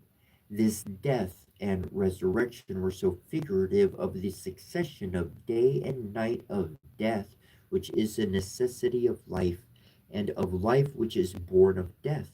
And everywhere the ancients still saw the combat between the two principles that rule the world.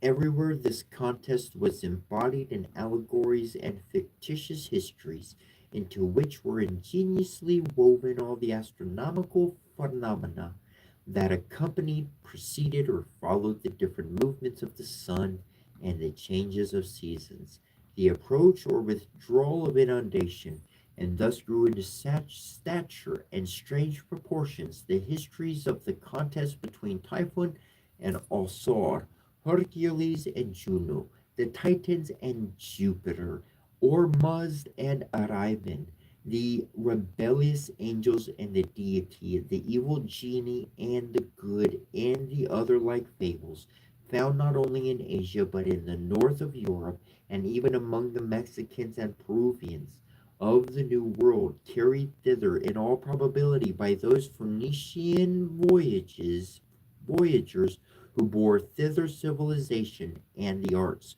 The Scythians lamented the death of Artmon, the Persians that of Zorhak, conquered by Ferdun, the Hindus that of Suraparama, slain by Sopramurni, as the Scandinavians did that of Balder, torn to pieces by the blind Holder. The primitive idea of infinite space existed in the first men as it existed in us. It and the idea of infinite time are the first two innate ideas. Man cannot conceive how thing can be added to thing, or event follow event, forever. The idea will ever return that no matter how long bulk is added to bulk, there must be still beyond an empty void without limit, in which is nothing. In the same way, the idea of time without beginning or end forces itself on him. Time without events is also a void and nothing. In that empty void space, the primitive men knew there was no light nor warmth. They felt what we know scientifically, that there must be a thick darkness there and an intensity of cold of which we have no conception. Into that void they thought the sun, the planets, and the stars went down when they set under the sun, under the western horizon. Darkness was to them an enemy, a harm, a vague dread and terror. It was the very embodiment of the evil principle, and out of it they said that he was formed. As the sun bent southward toward that void, they shuddered with dread. And when at winter solstice he again commenced his northward march, they rejoiced and feasted as they did at the summer solstice when most he appeared to smile upon them in his pride of place. These days have been celebrated by all civilized nations ever since. The Christian has made them feast days of the church and appropriated them to the two saints John, and Masonry has done the same. We to whom the vast universe has become but a great machine, not instinct with a great soul, but a clockwork of proportions unimaginable, but still infinitely less than infinite in part, at least of which we with our oraries can imitate. We who have measured the distances and dimensions and learned the specific gravity and determined the orbits of the moon and the planets, we who know the distance to the sun and his size have measured the orbits of the flashing comets and the distances of the fixed stars, and know the latter to be suns like our sun, each with his retinue of worlds, and all governed by the same unerring mechanical laws and outwardly imposed forces, centripetal and centrifugal, we who with our telescope have separated the galaxy and the nebulae into other stars and groups of stars, discovered new planets by first discovering their disturbing forces upon those already known, and learned that they all, Jupiter, Venus, and the fiery Mars and Saturn, and the others, as well as the bright, mild, and ever changing moon, are mere dark, dull, opaque clods like our earth, and not living orbs of brilliant fire and heavenly light. We who have counted the mountains and charms in the moon with glasses that could distinctly reveal to us the Temple of Solomon, if it stood there in its old original glory, we who no longer imagine that the stars control our destinies, and who can calculate the eclipses of the sun and moon backward and forward for 10,000 years. We, with our vastly increased conceptions of the powers of the grand architect of the universe, but our wholly material and mechanical view of that universe itself, we cannot, even in the remotest degree, feel, though we may partially and imperfectly imagine how those great primitive, simple hearted children of nature felt in regard to the starry hosts. There upon the slopes of the Himalayas, on the Chaldean plains, in the Persian, the Median deserts, and upon the banks of that great strange river, the Nile, to them the universe was alive, instinct with forces and powers mysterious and beyond their comprehension. To them it was no machine, no great system or clockwork, but a great live creature, an army of creatures in sympathy with or inimical to man. To them all was a mystery and a miracle, and the stars flashing overhead spoke to their hearts almost in an audible language. Jupiter, with his kingly splendors, was the emperor of the starry legions. Venus looked lovingly on the earth and blessed it. Mars, with his crimson fires, threatened war and misfortune, and Saturn, cold and grave, chilled and repelled them. The ever changing moon, faithful companion of the sun, was a constant miracle and wonder. The sun himself, the invisible emblem of the creative generative power, to them the earth was a great plain, over which the sun, the moon, and the planets revolved its servants, framed to give it light. Of the stars, some were beneficent existences that brought with them springtime and fruits and flower, some faithful sentinels advising them of coming inundation of the season of storm and of deadly winds, some heralds of evil, which steadily foretelling them they seemed to cause. To them the eclipses were portents of evil, and their causes hidden in mystery and supernatural.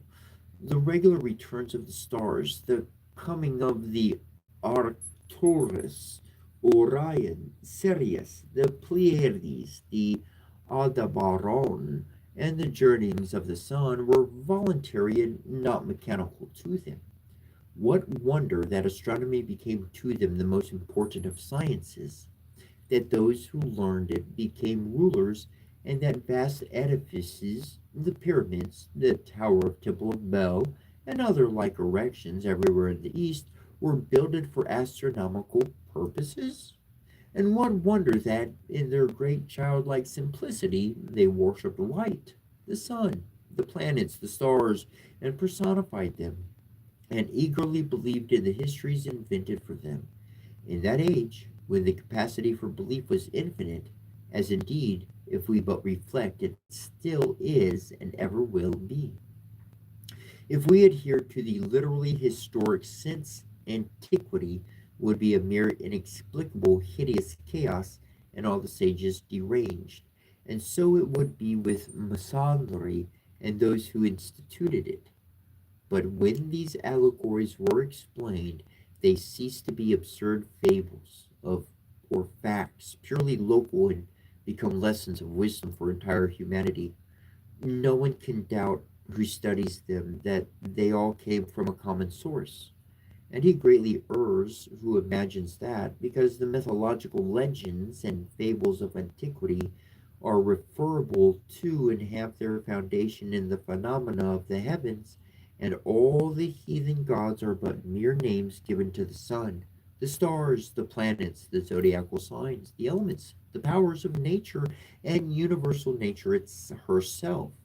Therefore, the first men worshipped the stars and whatever things, animate and inanimate, seemed to them to possess and exercise a power or influence, evident or imagined, over human fortunes and human destiny.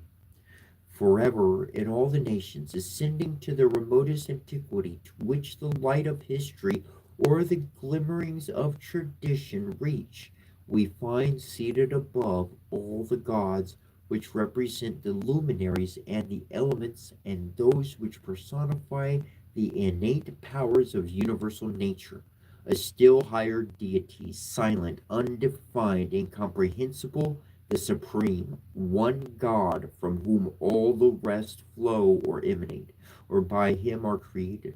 Above the time god, Horus, Heru, the moon goddess or earth goddess, Alset, and the sun god, Alsar. Of the Egyptians was Amun, the nature god, and above him again the infinite, incomprehensible deity, Atum. Brahm, the silent, self contemplative one, original God, was the source to the Hindus of Brahma, Vishnu, and Shiva. Above Zeus, or before him, were Kronos, or Ouranos. Over the Elohim was the great nature god, Ar, and still beyond him, abstract existence, Eo, he that is, was, and shall be. Above all the Persian deities was the unlimited time, Zoroarne, Akarene, and over Odin and Thor was the great Scandinavian deity Alfardir. The worship of universal nature as a god was too near akin to the worship of a universal soul. So have been the instinctive creed of any savage people or rude race of men, to imagine all nature with all its apparently independent parts as forming one consistent whole, and as itself a unit, required an amount of experience and a faculty of generalization not possessed by the rude, uncivilized mind, and is but a step below the idea of a universal soul. In the beginning, man had the Word, and that Word was from God. And out of the living power communicated to man in that by that Word came the light of his existence. God made man in his own likeness, when by a long succession of geological changes he had prepared the earth to be his habitation. He created him and placed him in that part of Asia which all the old nations agreed in calling the cradle of the human race, and whence afterward the stream of human life flowed forth to India, China, Egypt, Persia, Arabia, and Phoenicia. He communicated to him a knowledge of the nature of his Creator and of the pure, primitive, undefiled religion, the peculiar and distinctive excellence and real essence of the primitive man, and his true nature and destiny consisted in his likeness to God. He stamped his own image upon man's soul. That image has been in the breast of every individual man and of mankind in general, greatly altered, impaired, and defaced. But its old, half obliterated characters are still to be found on all the pages of primitive history, and the impress, not entirely effaced, every reflecting mind may discover in its own interior. Of the original revelation to mankind of the primitive word of divine truth, we find clear indication and scattered traces in the sacred traditions of all the primitive nations, traces which, when separately examined, appear like the broken remnants, the mysterious and hieroglyphic characters of a mighty edifice that has been destroyed, and its fragments, like those of the old temples and palaces of Nimrod, wrought incongruously into edifices many centuries younger. And although amid the ever growing degeneracy of mankind, this primeval word of revelation was falsified by the admixture of various errors, and overlaid and obscured by numberless manifold fictions, inextricably confused and disfigured almost beyond the power of recognition, still a profound inquiry will discover in heathenism many luminous vestiges of primitive truth. For the old heathenism had everywhere a foundation in truth, and if we could separate that pure intuition into nature and into the simple symbols of nature that constituted the basis of all heathenism, from the alloy of error and the additions of fiction, those first hieroglyphic traits of the instinctive science of the first men would be found to agree with truth and a true knowledge of nature, and to afford an image of a free, pure, comprehensive, and finished philosophy of life. The struggle thenceforth to be eternal between the divine will and the natural will in the souls of men commenced immediately after the creation. Cain slew his brother Abel, and went forth to people parts of the earth with an impious race, forgetters and defiers of the true God. The other descendants of the common father of the race intermarried with the daughters of Cain's descendants, and all nations preserved the remembrance of that division of the human family into the righteous and impious in their distorted legends of the wars between the gods and in the giants and titans. When afterward another similar division occurred, the descendants of Seth alone preserved the true primitive religion and science, and transmitted them to posterity in the ancient symbolical character, on monuments of stone, and many nations preserved in their legendary traditions the memory of the columns of Enoch and Seth. Then the world declined from its original happy condition and fortunate estate into idolatry and barbarism, but all nations retained the memory of that old estate, and the poets in those early days, the only historians, commemorated the succession of the ages of gold, silver, brass, and iron. In the lapse of those ages, the sacred tradition followed various courses among each of the most ancient nations. And from its original source, as from a common center, its various streams flowed downward, some diffusing through favored regions of the world fertility and life, but others soon losing themselves and being dried up in the sterile sands of human error. After the internal and divine word, originally communicated by God to man, had become obscured, after man's connection with the Creator had been broken, even outward language necessarily fell into disorder and confusion. The simple and divine truth was overlaid with various and sensual fictions, buried under elusive symbols, and at last perverted into horrible phantoms.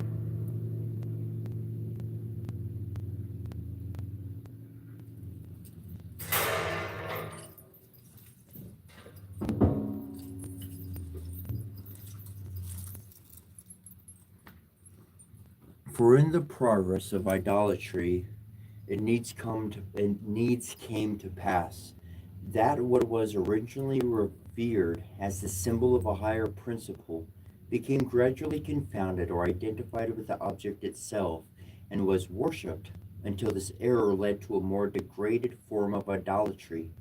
The early nations received much from the primal source of sacred tradition, but that haughty pride which seems an inherent part of human nature led each to represent these fragmentary relics of original truth as a possession peculiar to themselves, thus exaggerating their value and their own importance as peculiar favorites of the deity who had chosen them as the favored people to whom to commit these truths. To make these fragments as far as possible their private property, they reproduced them under peculiar forms, wrapped them up in symbols, concealed them in allegories, and invented fables to account for their own special possession of them.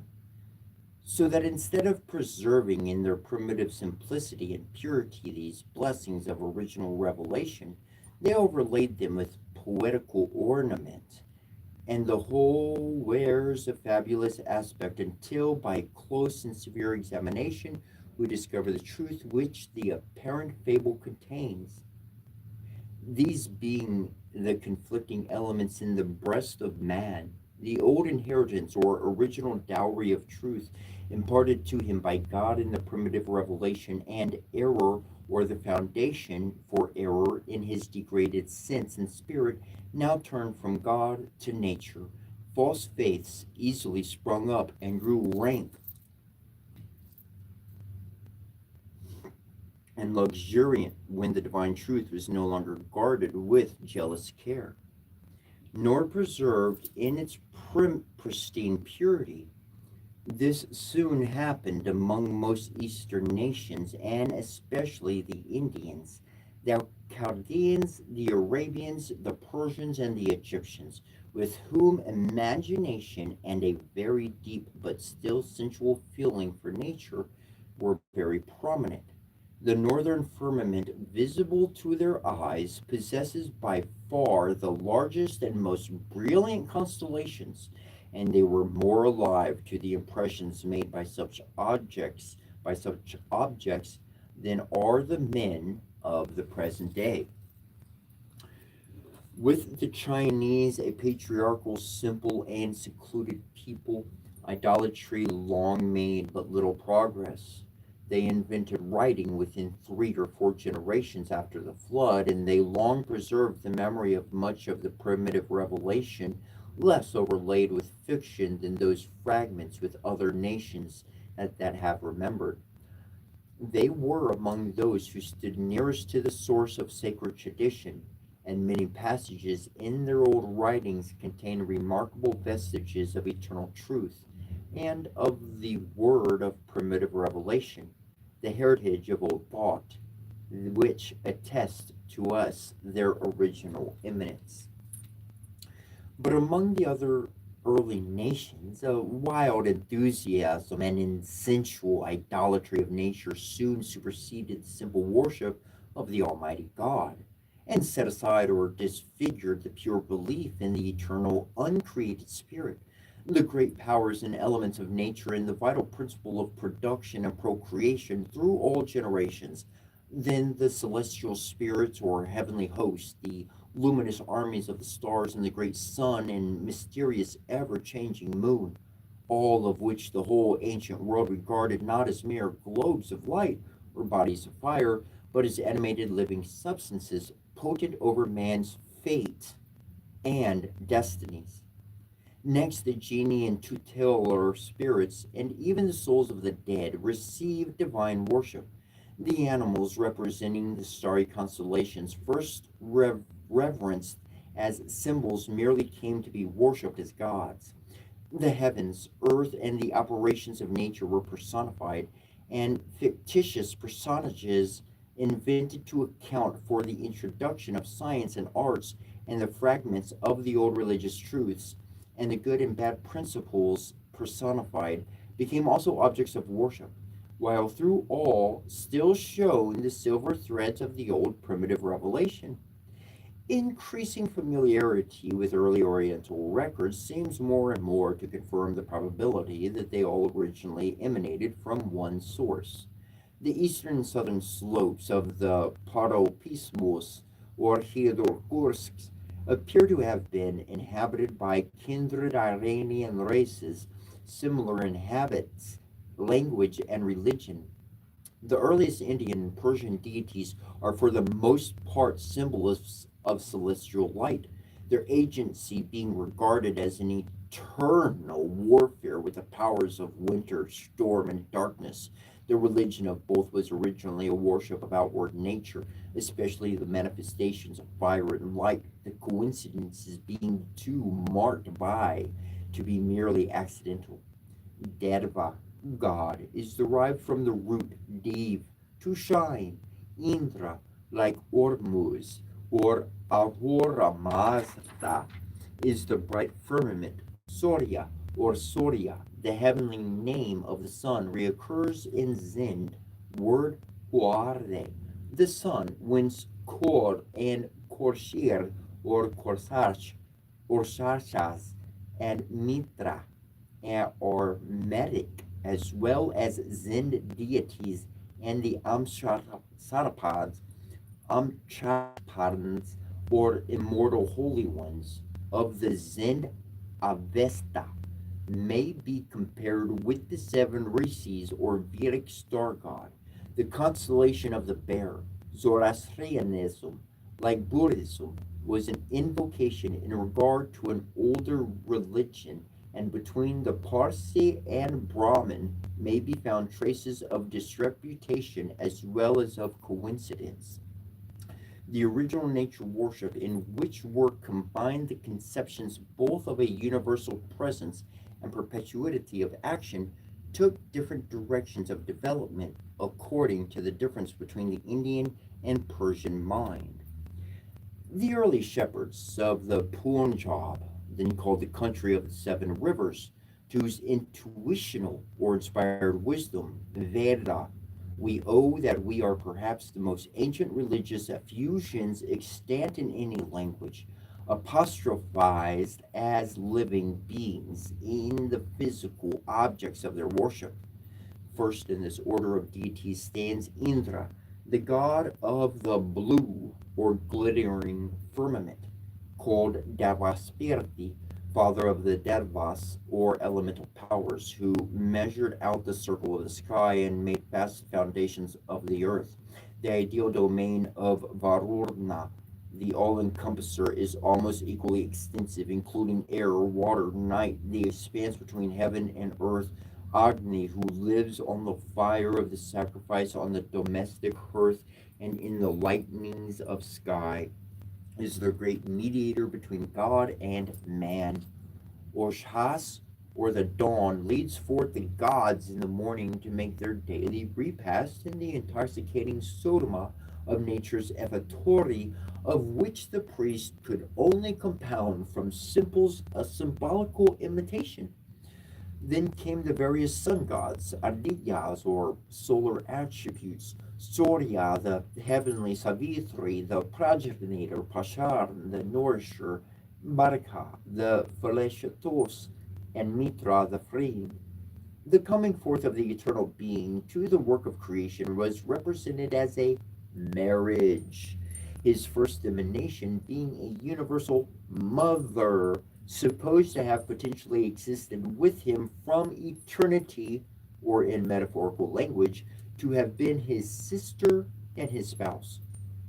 She became eventually promoted to be the mother of the Indian Trinity, of the deity under his three attributes of creation, preservation, and change or regeneration.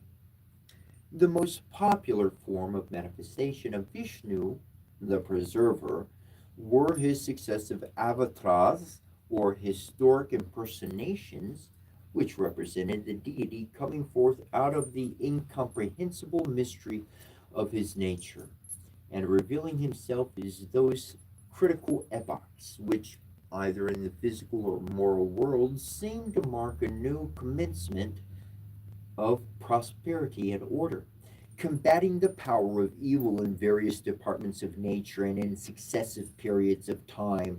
The divinity, though varying in form, is ever in reality the same, whether seen in usual agricultural or social inventions, in traditional victories over rival creeds, or in physical changes faintly discovered through tradition or suggested by cosmological theory, as Rama, the epic hero armed with sword, club, and arrows, the prototype of Hercules, and Mithras. He wrestles like the Hebrew patriarch with the powers of darkness, and Krishna Govinda, the divine shepherd. He is the messenger of peace, over mastering the world by music and love. Under the human form, he never ceases to be the supreme being. The foolish, he says in the Bhagavad Gita, unacquainted with my supreme nature, despise me in this human form, while men of great minds, enlightened by the divine principle within them, acknowledge me as incorruptible and before all things, and serve me with undivided hearts. I am not recognized by all, he says, again, because concealed by the supernatural power which is in me, yet to me are known all things, past, present, and to come. I existed before Vadivaswarta and Mernu. I am the Most High God, the Creator of the world, the eternal Purusha, Purusha, Purusha, man, world, or genius of the world. And although in my own nature I am exempt from liability to birth or death, and am Lord of all created things, yet as often as in the world virtue is enfeebled, and vice and injustice prevail, so often do I become manifest and am revealed from age to age, to save the just, to destroy the guilty, and to reassure the faltering steps of virtue. He who acknowledgeth me as even so, doth not, quitting this mortal frame, enter into another. For he entereth into me, and many who have trusted in me have already entered into me. Being purified by the power of wisdom, I help those who walk in my path, even as they serve me.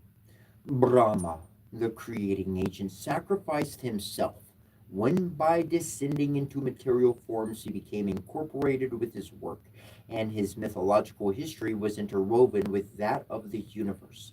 Thus, although spiritually allied to the Supreme and Lord of all creatures, Prajarti, he shared the imperfection and corruption of an inferior nature, and steeped in manifold and perishable forms, might be said, like the Greek Uranus, to be mutilated and fallen. He thus combined two characters, formless form, immortal and mortal, being, non being, motion and rest, as incarnate intelligence or the Word. He communicated to man that what had been revealed to himself by the eternal, since he is creation's soul as well as body, within which the divine word is written in those living letters, which it is the prerogative of the self-conscious spirit to interpret.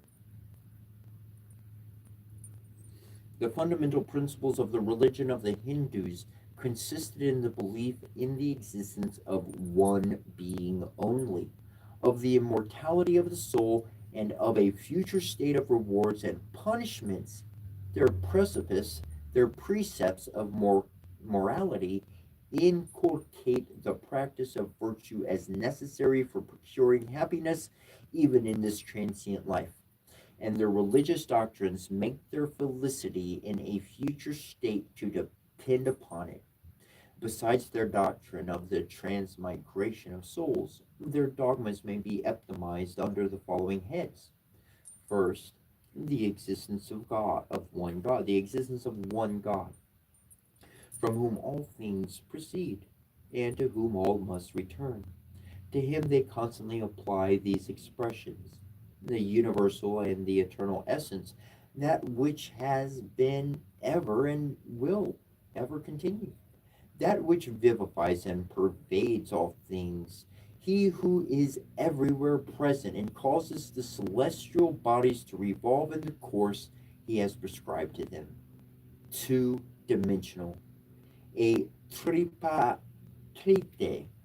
tripartite division of the good principle, a tripartite division of the good principle for the purpose of creation, preservation, and renovation by change and death. 3D, third dimension, the necessary existence of an evil principle occupied in counteracting the benevolent purposes of the first in their execution by the devata or subordinate genie to whom is entrusted the control over the various operations of nature.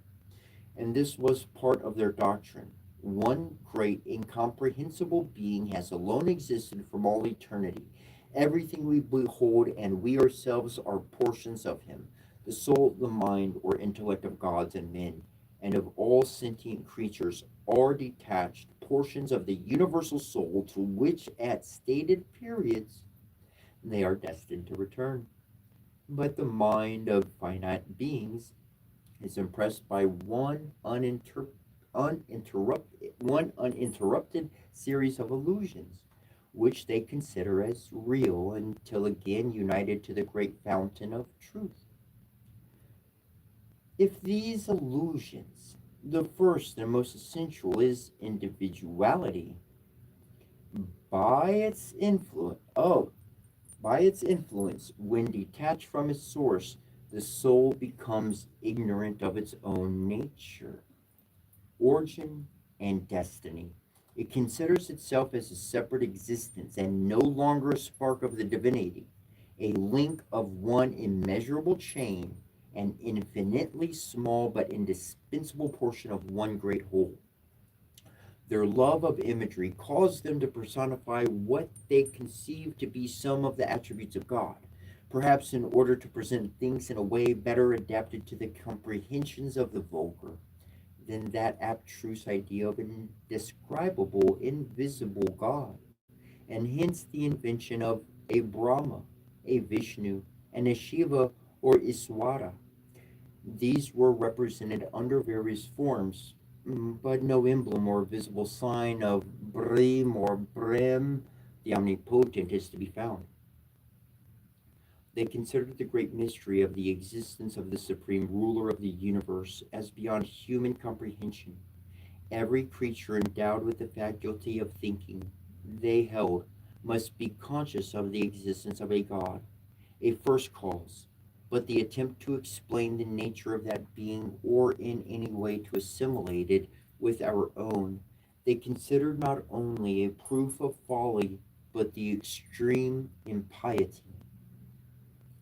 The following extracts from their bodies will serve to show what we were the real tenets of their creed. By one supreme ruler is this universe pervaded, even every world in the whole circle of nature, there is one supreme spirit which nothing can shake, more swift than the thought of man. That supreme spirit moves at pleasure, but in itself is immovable. It is distant from us, yet near us. It pervades this whole system of worlds, yet it is infinitely beyond it. That man who considers all beings as existing even in the supreme spirit, and the supreme spirit as pervading all beings, henceforth views no creature with contempt. All spiritual beings are the same in kind with the supreme spirit. The pure enlightened soul assumes a luminous form with no gross body, with no perforation, with no veins or tendons, unblemished, untainted by sin, itself being a ray from the infinite spirit which knows the past and the future, which pervades all, which existed with no cause but itself, which created all things as they are in ages most remote, that all pervading spirit which gives light to the visible sun, even the same kind am I, though infinitely distant in degree. Let my soul return to the immortal spirit of God, and let my body, which ends in ashes, return to dust. O Spirit who pervadest fire, lead us in a straight path to the riches of beautide. Thou, O God, possessest all the treasures of knowledge, remove each foul taint from our soul. From what root springs mortal man, then felled by the hand of death? Who can make him spring again to birth? God, who is perfect, wisdom, perfect happiness, he is the final refuge of the man who has liberally bestowed his wealth, who has been firm in virtue, who knows and adores the Great One.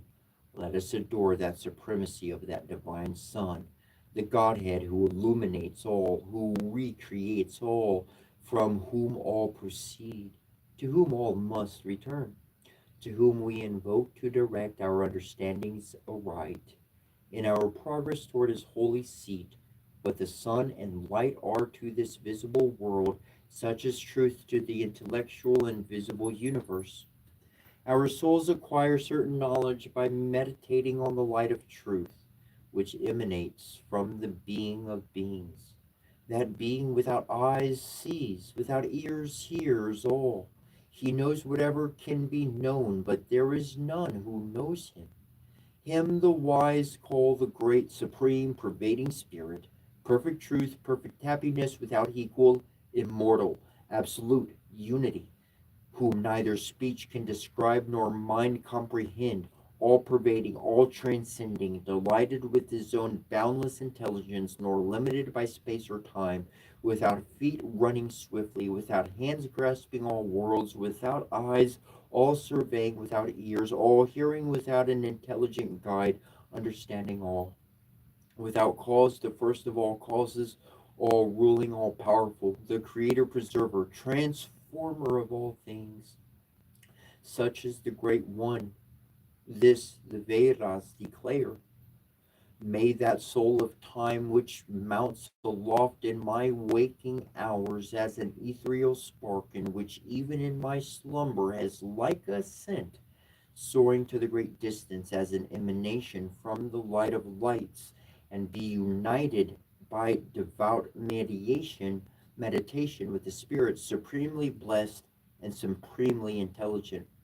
May the soul of mine, which was itself the primal oblation placed within all creatures, which is a ray of perfect wisdom, which is the inextinguishable light fixed within created bodies, without which no good act is performed, in which an immortal essence may be united by devout meditation with a spirit supremely blessed and supremely intelligent. The being of beings is the only God, eternal and everywhere present, who comprises everything. There is no God but He. The Supreme Being is invisible, incomprehensible, immovable, without figure or shape. No one has ever seen Him. Time never comprised Him. His essence pervades everything. All was derived from Him. The duty of a good man, even in the moment of his destruction, consists not only in forgiving, but even in a desire of benefiting his destroyer. As the sandal tree, in the instant of its overthrow, sheds perfume on the axe which fells it, the Vedanta and Nyaya philosophers acknowledge a supreme eternal being and the immortality of the soul. Though, like the Greeks, they differ in their ideas of those subjects, they speak of the Supreme Being as an eternal essence that pervades space and gives life or existence. Of that universal and eternal pervading spirit, the Vedanti suppose four modifications, but as these do not change its nature, and as it would be erroneous to ascribe to each of them a distinct essence, so it is equally erroneous, they say, to imagine that the various modifications by which the all pervading being exists or displaces power are individual existences. Creation is not considered as the instant production of things, but only as the manifestation of that which exists eternally in the one universal being. The Nyaya philosophers believe that spirit and matter are eternal, but they do not suppose that the world in its present form has existed from eternity, but only the primary matter from which it sprang when operated on by the Almighty Word of God. The intelligent cause and supreme being who produced the combinations or aggregations which compose the material universe, though they believe that soul is an emanation from the supreme being, they distinguish it from that being in its individual existence. Truth and intelligence are the eternal attributes of God, not, they say, of the individual soul, which is susceptible both of knowledge and ignorance, of pleasure and pain, and therefore God and it are distinct. Even when it returns to the eternal and attains supreme bliss, it undoubtedly does not cease. Though united to the Supreme Being, it is not absorbed in it, but still retains the abstract nature of definite or visible existence. The dissolution of the world, they say, consists in the destruction of the visible forms and qualities of things, but their material essence remains, and from it new worlds are formed by the creative energy of God, and thus the universe is dissolved and renewed in endless succession. The Jainas, a sect of Mysore, and elsewhere say the ancient religion of India and of the whole world, consisted in the belief in one God, a pure spirit, indivisible, omniscient, and all powerful, that God having given to all things their appointed order and course of action, and to man a sufficient portion of reason or understanding to guide him in his conduct, leaves him in operation of free will, without the entire exercise of which he could not be unanswered, which he could be held answerable for his conduct. He could not be held answerable for his conduct. Menu, the Hindu lawgiver, adored not the visible material sun, but that divine and incomparably greater light. To use the words of the most venerable text in the Indian scripture, which illumines all, delights all, from which all proceed, to which all must return, and which alone can irradiate our intellects. He thus commences his institutes. Be it heard, the universe existed only in the first divine idea, yet unexpanded, as if involved in darkness, imperceptible and undefinable, undiscoverable by reason and undiscoverable by revelation, as if it were wholly immersed in sleep. Then the soul's self existing power, himself undiscovered, but making this world discernible with five elements and other principles of nature, appeared with undiminished glory, expanding his idea or dispelling the gloom. He whom the mind alone can perceive, whose essence eludes the eternal organs, who has no visible parts, who exits from eternity, even he, the soul of all beings, whom no being can comprehend, shone forth. He, having will to produce various beings from his own divine substance, first with a thought created the waters, from that which is precisely in Hebrew the first cause, not the subject, of sense, existing everywhere in substance, not existing to our perception, without beginning or end, the A and the O, the Alpha and Omega, or the IA or Alpha and Omega, was produced by the divine male, famed in all worlds under the appellation of Brahma. Then, recapitulating the different things created by Brahma, he adds, he, meaning Brahma, the Word, whose powers are incomprehensible, having thus created the universe, was again absorbed in the Supreme Spirit, changing the time of energy for the time of repose. The Antarya Aranya, one of the Vedas, Aranya, Aranya, Aranya,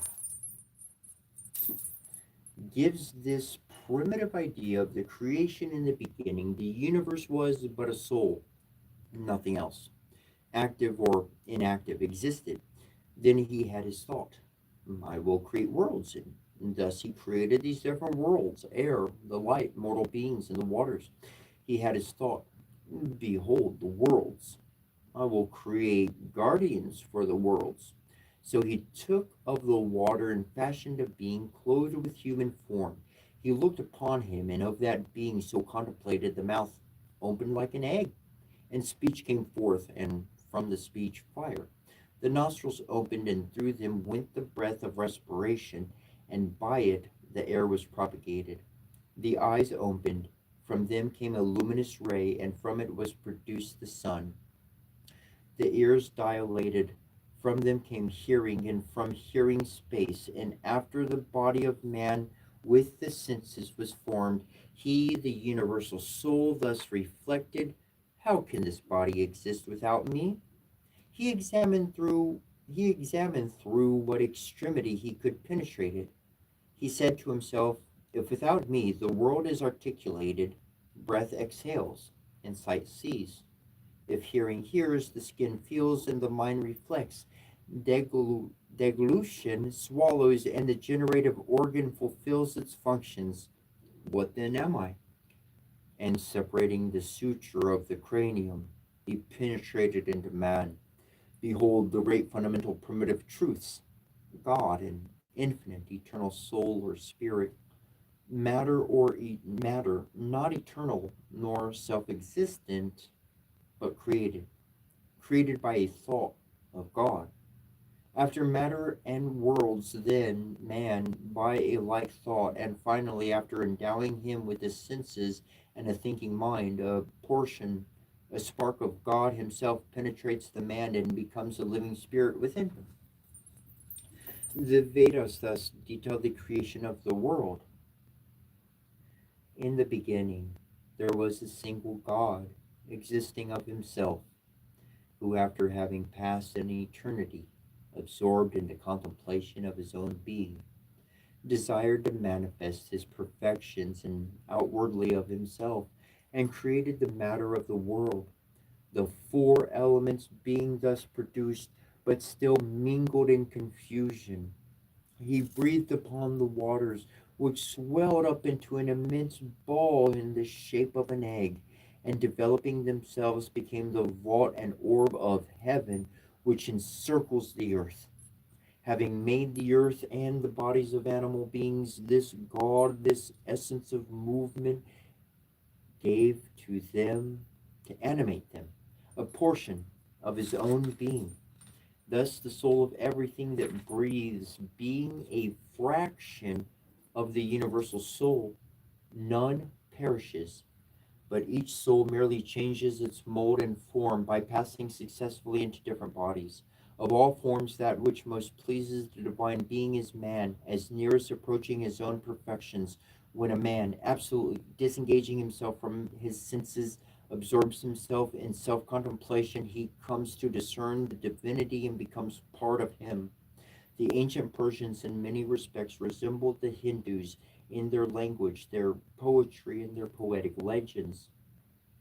Their conquest brought them in contact with China, and they subdued Egypt and Judea.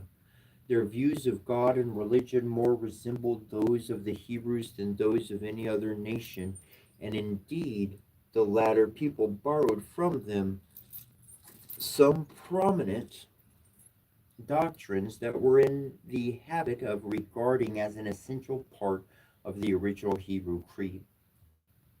Of the King of heaven and Father of eternal light, of the pure world of light, of the eternal world by which all things were created, of the seven mighty spirits that stand next to the throne of light and omnipotence, and of the glory of those heavenly hosts that encompass that throne, of the origin of evil and the prince of darkness, monarch of the rebellious spirits, enemies of all good, they entertained tenets very similar to those of the Hebrews. Toward Egyptian idolatry, they felt the strongest abhorrence, and under Cobsis pursued a regular plan for its utter extirpation. Xerxes, when he invaded Greece, destroyed the temples and erected fire chapels along the whole course of his march. Their religion was eminently spiritual, and the earthly fire and earthly sacrifice were but the signs and emblems of another devotion and a higher power. Thus, the fundamental doctrine of the ancient religion of India and Persia was at first nothing more than a simple veneration of nature, its pure elements and its primary energies, the sacred fire, and above all, light, the air, not the lower atmospheric air, but the pure and brighter air of heaven, the breath that animates and pervades the breath of mortal life. This pure and simple veneration of nature is perhaps the most ancient and was by far the most generally prevalent in the primitive and patriarchal world. It was not originally a deification of nature, or a denial of the sovereignty of God. Those pure elements and primitive essences of created nature offered to the first men still in a close communication with the deity, not a likeness of resemblance, nor a mere fanciful image or a poetical figure, but a natural and true symbol of divine power. Everywhere in the Hebrew writings, the pure light or sacred fire is employed as an image of the all pervading and all consuming power and omnipresence of the divinity. His breath was the first source of life, and the faint whisper of the breeze announced to the prophet his immediate presence. All things are the progeny of one fire. The Father perfected all things and delivered them over to the second mind, whom all nations of men call the first. Natural works coexist with the intellectual light of the Father, for it is the soul which adorns the great heaven, and which adorns it after the Father. The soul, being a bright fire by the power of the Father, remains immortal and is mistress of life and fills up the recesses of the world. For the fire which is first beyond did not shut up his power in matter by works, but by mind. For the framer of the fiery world is the mind of mind, who first sprang from mind,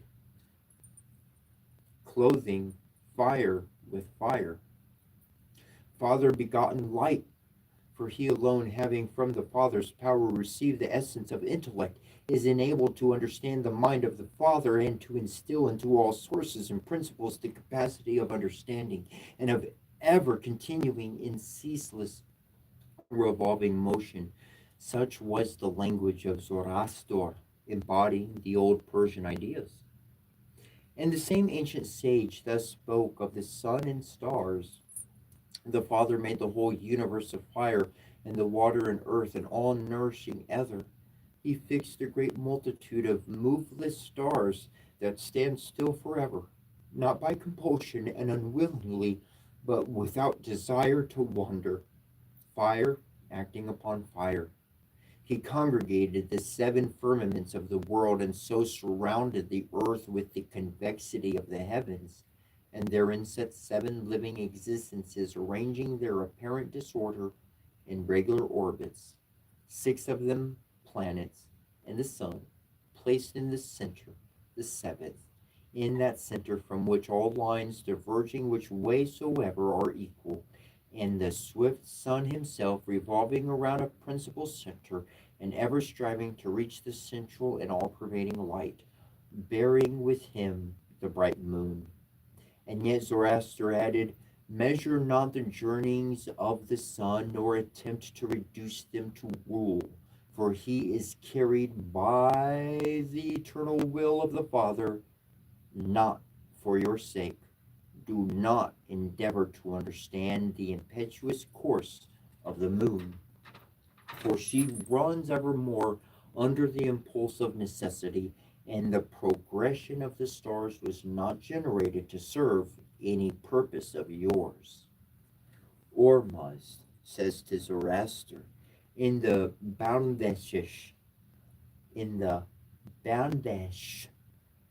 I am he who holds the star-spangled heaven in ethereal space, who makes this sphere, which once was buried in darkness, a flood of light. Through me the earth became a world firm and lasting, the earth on which walks the Lord of the world. I am he who makes the light of sun, moon, and stars pierce the clouds. I make the corn seed, which perishing in the ground sprouts anew. I created man, whose eye is light, whose life is the breath of his nostrils. I placed within him life's unextinguishable power. Ormuzd, or Ahura Mazda himself, represented the primal light, distinct from the heavenly bodies, yet necessary to their existence and the source of their splendor. The Amesharspenta, immortal holy ones, each presided over a special department of nature. Amshaspans, earth and heaven, fire and water, the sun and moon, the rivers, trees, and mountains, even the artificial divisions of the day and year were addressed in prayer as tenanted by divine beings, each separately ruling within his several sphere. Fire, in particular, that most energetic of immortal powers, the visible representative of the primal light, was invoked as Son of Ormuzd. The sun, the Archimargus, that noblest and most powerful agent of divine power, who steps forth as a conqueror from the top of the terrible Alborz to rule over the world which he enlightens from the throne of Ormuzd, was worshipped among other symbols by the name of Mithras, a beneficent and friendly genius who, in the hymn addressed to him in the Zendavesta, bears the names given him by the Greeks as the invincible and the mediator. The former, because in his daily strife with darkness, he is the most active confederate of Ormuzd. The latter is being the medium through which heaven's choicest blessings are communicated to men. He is called the Eye of Ormuz, the Evolution hero, pursuing his course triumphantly, fertilizer of deserts, most exalted of the Izeds or Izartas, the never sleeping, the protector of the land. When the dragon foe devastates my provinces, says Ormuz, and afflicts them with famine, then is he struck down by the strong arm of Mithras, together with the Devas of Mazandaran. With his lance and his immortal club, the sleepless chief hurls down the devs into the dust. When, as mediator, he interposes to guard the city from evil. Araiman was by some Parsi sects considered older than Ormuz. As darkness is older than light, he is imagined to have been unknown as a malevolent being in the early ages of the world. And the fall of man is attributed in the Bandashish to an apostate worship of him, from which men were converted by a succession of prophets, terminating with Zoroaster. Mithras is not only light but intelligence, that luminary which, though born in obscurity, will not only dispel darkness but conquer death.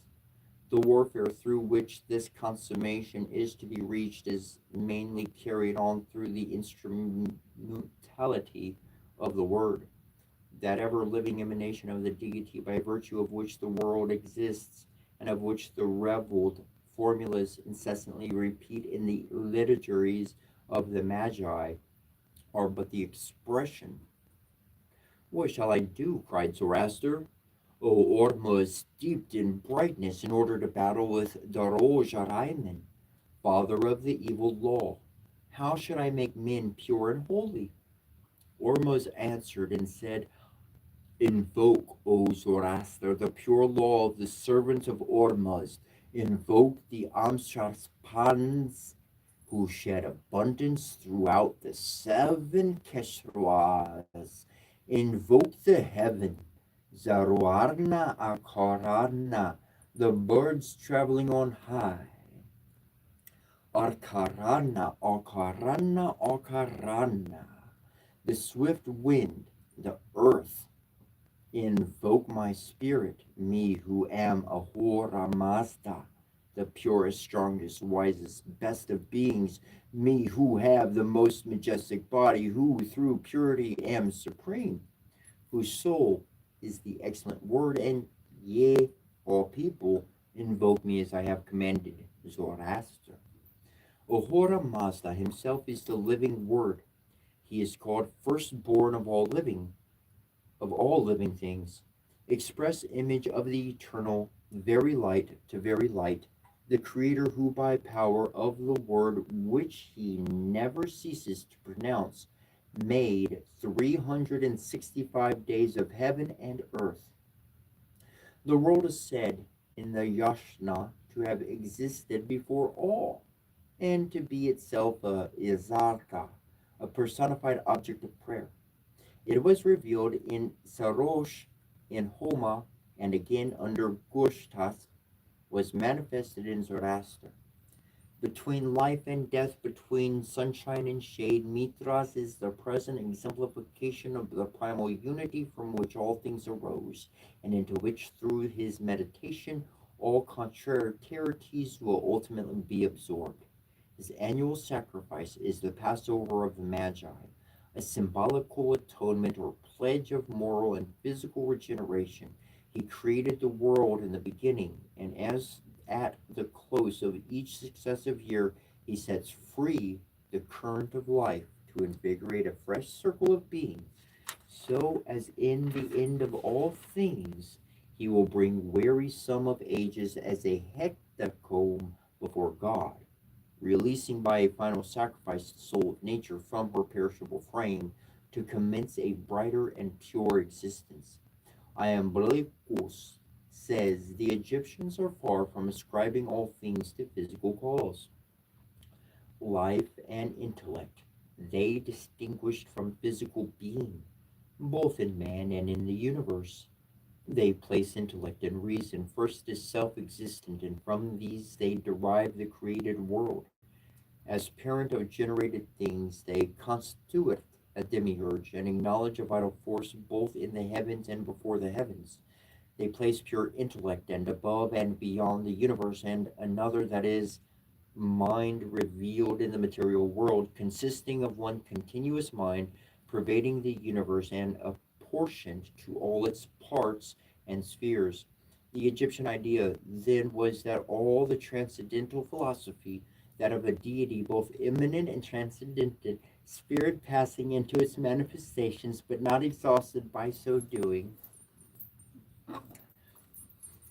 The wisdom recorded in the canonical rolls of Hermes quickly attained in this transcendental lore all that human curiosity can discover. Thebes especially is said to have acknowledged and called Amun or Amun-Nef,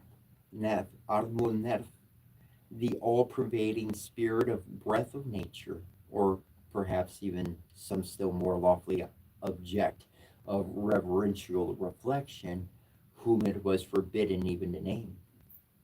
Such a being would, in theory, stand at the head of the three orders of gods mentioned by Herodotus, these being regarded as arbitrary classifications of similar or equal beings arranged in successive emanations according to an estimate of their comparative dignity.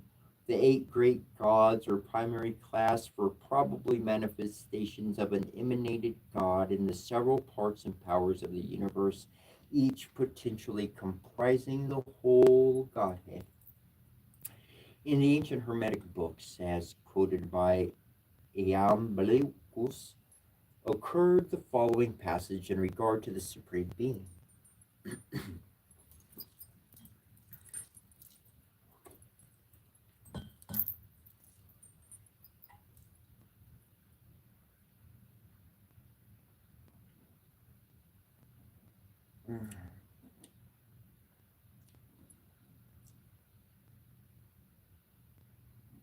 There we go.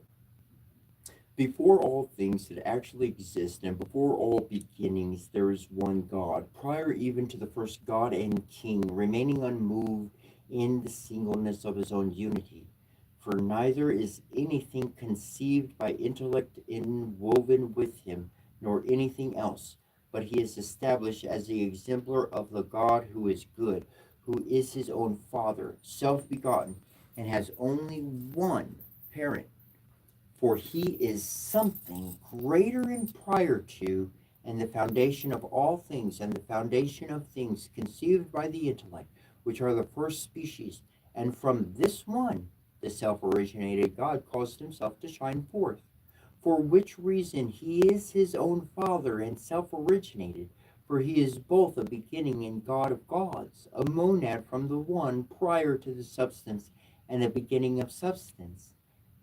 For from him is substantially and substance, whence also he is called the beginning of things conceived by the intellect. These then are the most ancient beginnings of all things, which Hermes places before the ethereal and empyrean and celestial gods. Chang Ti, or the Supreme Lord or Being, said the old Chinese creed, is the principle of everything that exists and Father of all living. He is eternal, immovable, and independent. His powers knows no bounds. His light equally comprehends the past, the present, and the future, and penetrates even to the inmost recesses of the heart. Heaven and earth are under his government. All events, all revolutions, all the consequences of his dispensation at will. He is pure, holy, and impartial. Wickedness offends his sight, but he beholds with an eye of complacency the virtuous actions of men. Severe yet just, he punishes vice in an exemplary manner, even in princes and rulers, and often casts down the guilty, to crown with honor the man who walks after his own heart, and whom he raises from obscurity.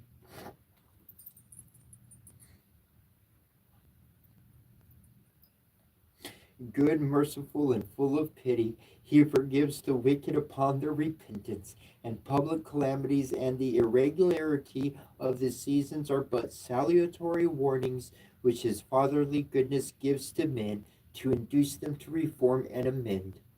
Controlled by reason, infinitely more than by imagination, that people occupying the extreme east of Asia did not fall into idolatry until after the time of Confucius and within 2 centuries of the birth of Christ.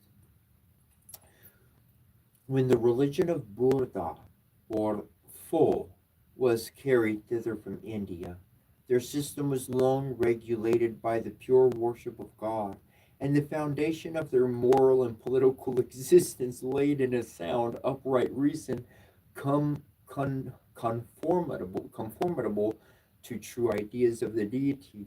They had no false gods or images, and their third emperor, Huangti, erected a temple, the first probably ever erected to the great architect of the universe, and though they offered sacrifices to diverse tutelary angels, yet they honored them infinitely less than Zamti or Changti, the sovereign lord of the world.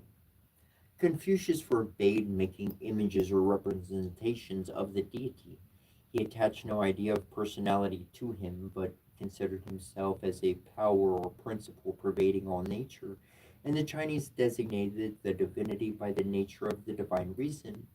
The Japanese believe in a supreme invisible being, not to be represented by images or worshipped in temples. They styled him Amida, Amida, Amida, or Omith, Omith, Omith, and say that he is without beginning or end, and that he came on earth and where he remained 1,000 years and became the redeemer of a fallen race, that he is to judge all men, and the good are to live forever, while the bad are to be condemned to hell. The Chang Ti is represented, said Confucius, under the general emblem of the visible firmament, as well as under the particular symbols of the sun, the moon, and the earth, because by their means we enjoy the gifts of the Chang Ti. The sun is the source of life and light. The moon illuminates the world by night. By observing the course of these luminaries, mankind are enabled to distinguish times and seasons. The ancients, with the view of connecting the act with its object, when they established the practice of sacrificing to the Changti, fixed the day of the winter solstice, because the sun, after having passed through the 12 places assigned apparently by the Changti as its annual residence, began its career anew to distribute blessings throughout the earth. He said the teen is the universal principle and prolific source of all things. Chongqing is the universal principle of existence. The Arabians never possessed a poetical, high wrought, and scientifically arranged system of polytheism. Their historical traditions had much analogy with those of the Hebrews and coincided with them in a variety of points. The tradition of a pure faith in the simple patriarchal worship of the deity appear never to have been totally extinguished among them, nor did idolatry gain much foothold until near the time of Mahomet, who, adopting the old primal faith, taught again the doctrine of one God, adding to it that he was his prophet. To the mass of the Hebrews, as well as to other nations, seem to have come fragments only of the primitive revelation, nor do they seem until after their captivity among the Persians to have concerned themselves about metaphysical speculations in regard to the divine nature and essence, although it's evident from the Psalms of David that a select body among them preserved a knowledge and in regard to the deity which was wholly unknown the mass of the people, and those chosen few were made the medium of transition for certain truths to later ages.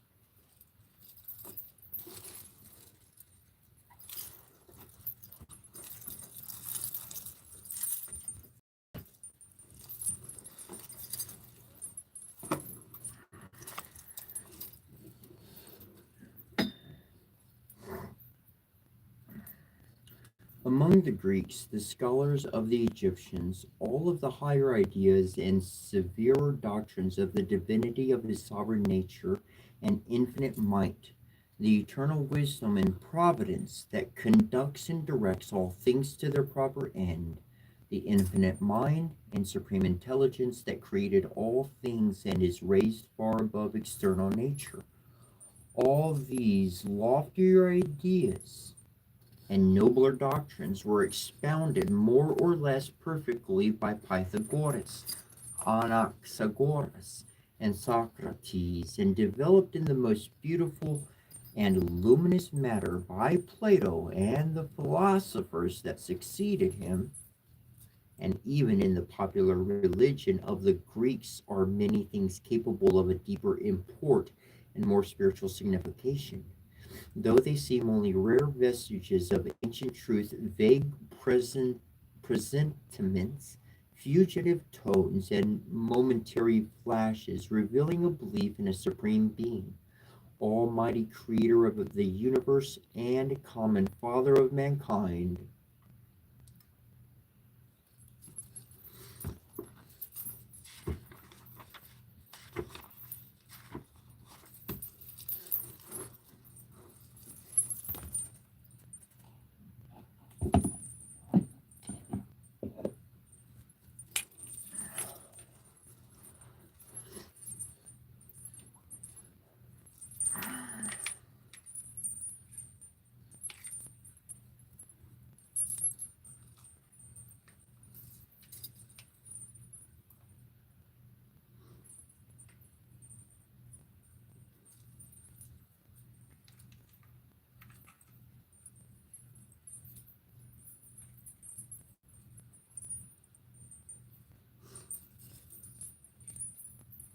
My flute is actually broke several slats all the way down.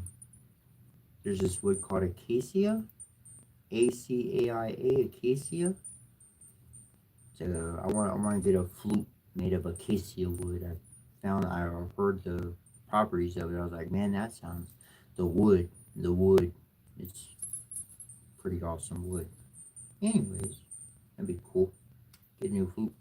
But until then, see if we can get this one to give us some good tunes.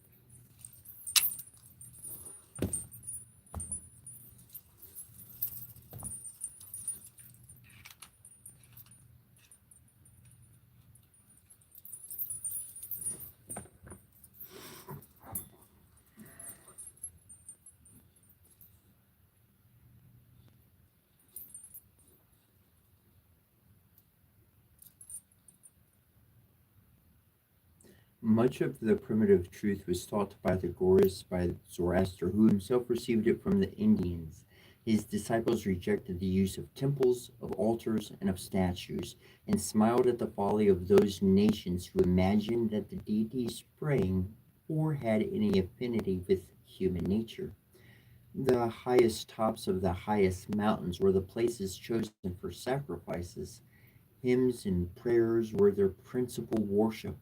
The supreme God who fills the wide circle of heaven was the object to whom they were addressed. Such is the testimony of Herodotus. Light they considered not so much as an object of worship, as rather the most pure and lively emblem of, and first emanation from, the eternal God, and thought that man required something visible or tangible to exalt his mind to that degree of adoration which is due to the divine being. There was a surprising similarity between the temples, priests, doctrines, and worship of the Persian Magi and the British Druids. The latter did not worship idols in the human shape,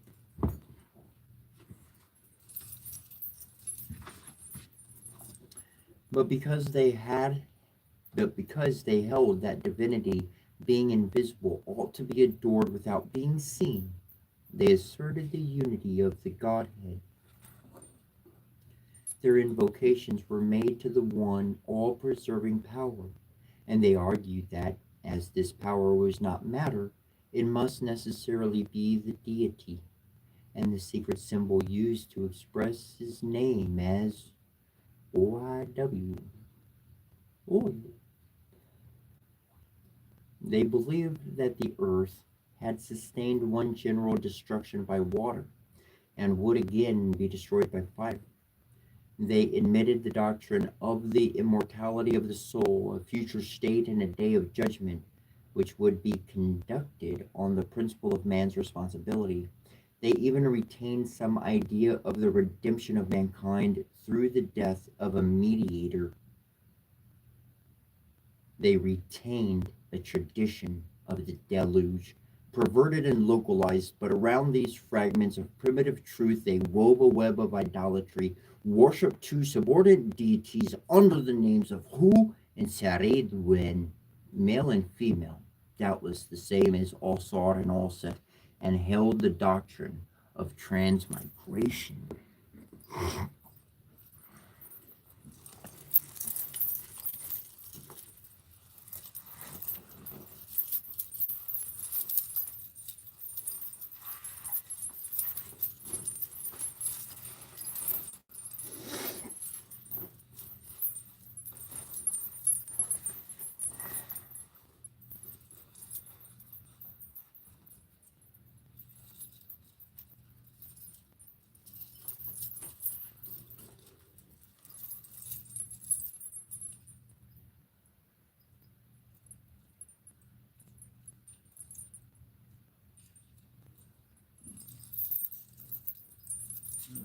Ooh, perfect.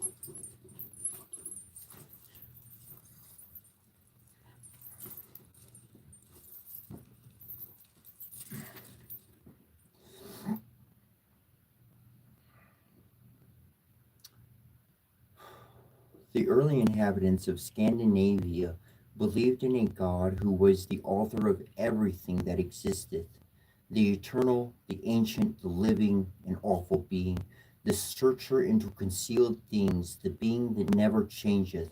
Idols and visible representation of the deity were originally forbidden, and he was directed to be worshipped in the lonely solitude of sequestered forests, where he was said to dwell, invisible and in perfect silence. The Druids, like their eastern ancestors, paid the most sacred regard to the odd numbers, which traced backward ended in unity or deity, while the even numbers ended in nothing. 3 was particularly reverenced. 19, 7 plus 3 plus 3 squared. 30, 7 multiplied by 3 plus 3 multiplied by 3.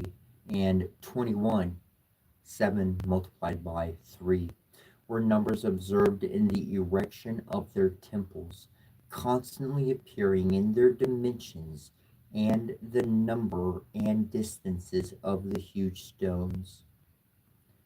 They were the sole interpreters of religion. They superintended all sacrifices, for no private person could offer one without their permission. They exercised the power of excommunication, and without their concurrence, war could not be declared nor peace made. And they even had the power of inflicting the punishment of death. They professed to possess a knowledge of magic and practiced augury for the public service. They cultivated many of the liberal sciences, and particularly astronomy, the favorite science of the Orient, in which they attained considerable proficiency. They considered day as the offspring of night, and therefore made their computations by nights instead of days. And we from them still use the words fortnight and se'nnight. Side bit of information, a fortnight is 14 days.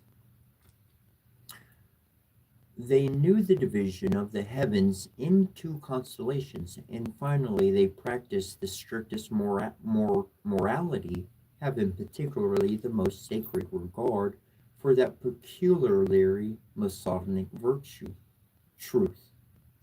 In the Icelandic prose Edda is the following dialogue: Who is the first or eldest of the gods? In our language, he is called Olfardir, Olfarthur, or the father of all. But in the old Asgard, he had 12 names. Where is this god? What is his power? And what hath he done to display his glory? He liveth from all ages, he governeth all realms, and swayeth all things, both great and small. He hath formed heaven and earth, and the air, and all things thereunto belonging. He hath made man and given him a soul which shall live and never perish, though the body shall have mouldered away to have been burnt to ashes. And all that are righteous shall dwell with him in the place called Gimli, or Vingolf. But the wicked shall go to hell, and thence to Niflhel, which is below in the ninth world. Almost every heathen nation, so far as we have any knowledge of their mythology, believed in one supreme overruling God, whose name it was not lawful to utter. When we ascend, says Muller, to the most distant heights of Greek history, the idea of God as the supreme being stands before us as a simple fact. Next to this adoration of one God, the Father of heaven, the Father of men, we find in Greece a worship of nature.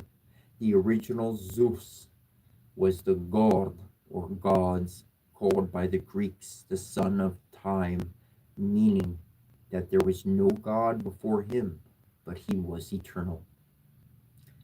Zeus, Zeus, Zeus, says the Orphic line, is the beginning, Zeus the middle. Out of Zeus all things have been made. And the Pleiades of Dordona said, Zeus was, Zeus is, Zeus will be, O great Zeus, Zeus, Zeus, Eros Zeus, Seros, Meren Zeus, and he was Zeus, Zerosus, Zerotus, Zeus, best and greatest.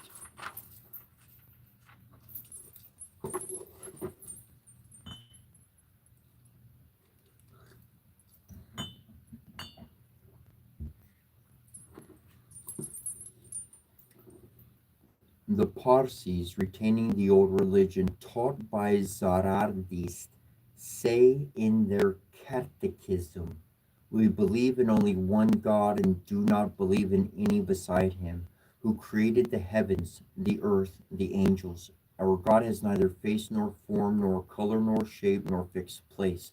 There is no other like him, nor can our mind comprehend him.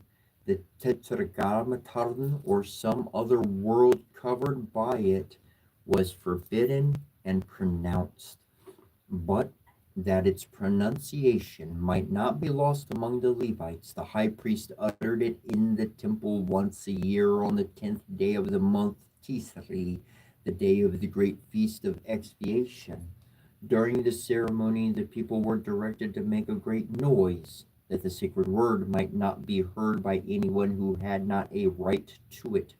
For every other, said the Jews, would be incontinently stricken dead. The great Egyptian initiates before the time of the Jews did the same thing in regard to the word Olseth, which they regarded as sacred and incommunicable. Origen says, there are names which have natural potency, such as those which the sages used among the Egyptians, the Magi in Persia, the Brahmins in India. What is called magic is not a vain and chimerical act, as the Stoics of the Epicureans pretended. The names Sabaoth and Adonai were not made for created beings, but they belong to a mysterious theology which goes back to the Creator. From him comes the virtue of these names when they are arranged and pronounced according to the rules. The Hindu word Om represented the three powers combined in their deity, Brahma, Vishnu, and Shiva, or the creating, preserving, and destroying powers. A, the first, U, or O, the second, and M, the third. This word could not be pronounced except by the letters, for its pronunciation as one word was said to make earth tremble, and even the angels of heaven to quake for fear. The word Om, says the Ramayana, represents the being of beings, one substance in three forms, without mode, without quality, without passion, immense, incomprehensible, infinite, indivisible, immutable, incorporeal, irresistible. An old passage in the Purana says, all the rites ordained in the Vedas, the sacrifices to the fire, and all other solemn purifications shall pass away. But that which shall never pass away is the word Om, for it is the symbol of the Lord of all things. Om, Om, Om, Om, Om. Herodotus says that the ancient Pelasgi built no temples and worshipped no idols and had a sacred name of the deity which was not permissible to pronounce. The Clarion oracle, which was of unknown antiquity, being asked which of the deities was named Io, answered in these remarkable words, the initiated are bound to conceal the mysterious secrets. Learn then that Io is the great God supreme that ruleth over all. The Jews consider the true name of God to be irrecoverably lost by disuse, and regard its pronunciation as one of the mysteries that will be revealed at the coming of their Messiah, and they attribute its loss to the illegality of applying the Masoretic points to so sacred a name, by which a knowledge of this proper vows is forgotten. It is even said in the Gemara of Aborta, Zara, that God permitted a celebrated Hebrew scholar to be burned by a Roman emperor because he had been heard to pronounce the sacred name with points. The Jews feared that the heathen would get possession of the name, and therefore in their copies of the scriptures they wrote it in the Samaritan character instead of the Hebrew or Chaldaic, that the adversary might not make an improper use of it, for they believed it capable of working miracles, and held that the wonders in Egypt were performed by Moses in virtue of this name being engraved on his rod, and that any person who knew the true pronunciation would be able to do as much as he did.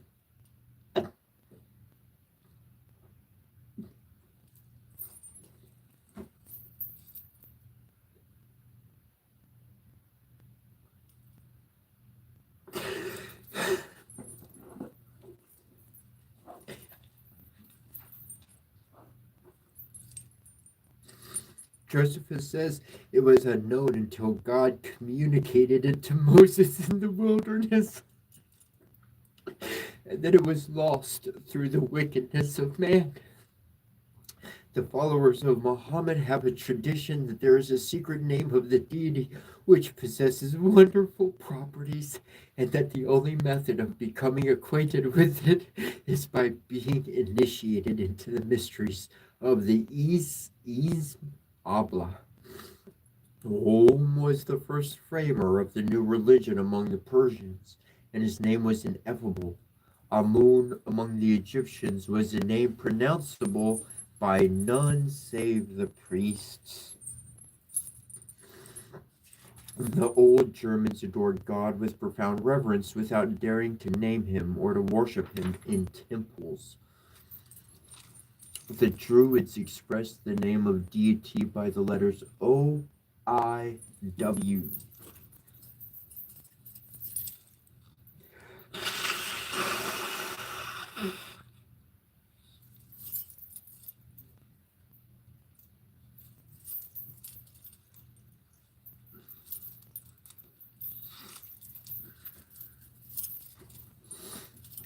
Among all the nations of primitive antiquity, the doctrine of the immortality of the soul was not mere probable hypothesis needing laborious researchers and diffuse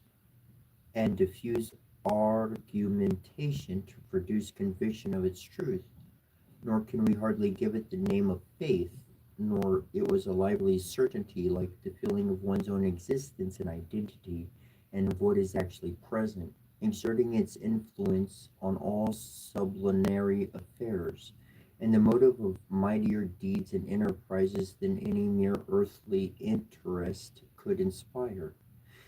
Even the doctrine of transmigration of souls, universal among the ancient Hindus and Egyptians, rested on a basis of the old primitive religion and was connected with a sentiment purely religious. It involved this noble element of truth that since man had gone astray and wandered far from God, he must needs make many efforts and undergo a long and painful pilgrimage before he could rejoin the source of all perfection, and the firm conviction and positive certainty that nothing defective, impure, or defiled with earthly stains could enter the pure region of perfect spirits or be eternally united to God. Wherefore the soul had to pass through long trials and many purifications before it could attain that blissful end. And the end and aim of all these systems of philosophy was the final deliverance of the soul from the old calamity, the dreaded fate and frightful lot of being compelled to wander through the dark regions of nature in the various forms of the brute creation, ever changing its terrestrial shape and its union with God, which they held to be lofty destiny of the wise and virtuous soul. Pythagoras gave to the doctrine of the transmigration of souls that meaning which was Egyptians gave it to in their mysteries. He never taught the doctrine in that literal sense in which it was understood by the people of that literal doctrine. Not the least vestiges is to be found in such of his symbols as remain, nor in his precepts collected by his disciples Lysias. He held that men always remain in their essence, such as they were created, and can degrade themselves only by vice, and ennoble themselves only by virtue. Heracles, one of his most zealous and celebrated disciples, expressly says that what that He who believes that soul of a man after his death will enter the body of a beast for his vices or become a plant for his stupidity is deceived and is absolutely ignorant of the eternal form of the soul, which can never change. For always remaining man, it is said to become God or beast through virtue or vice, though it can become neither one nor the other by nature, but solely by resplendent resemblance of its inclination to theirs.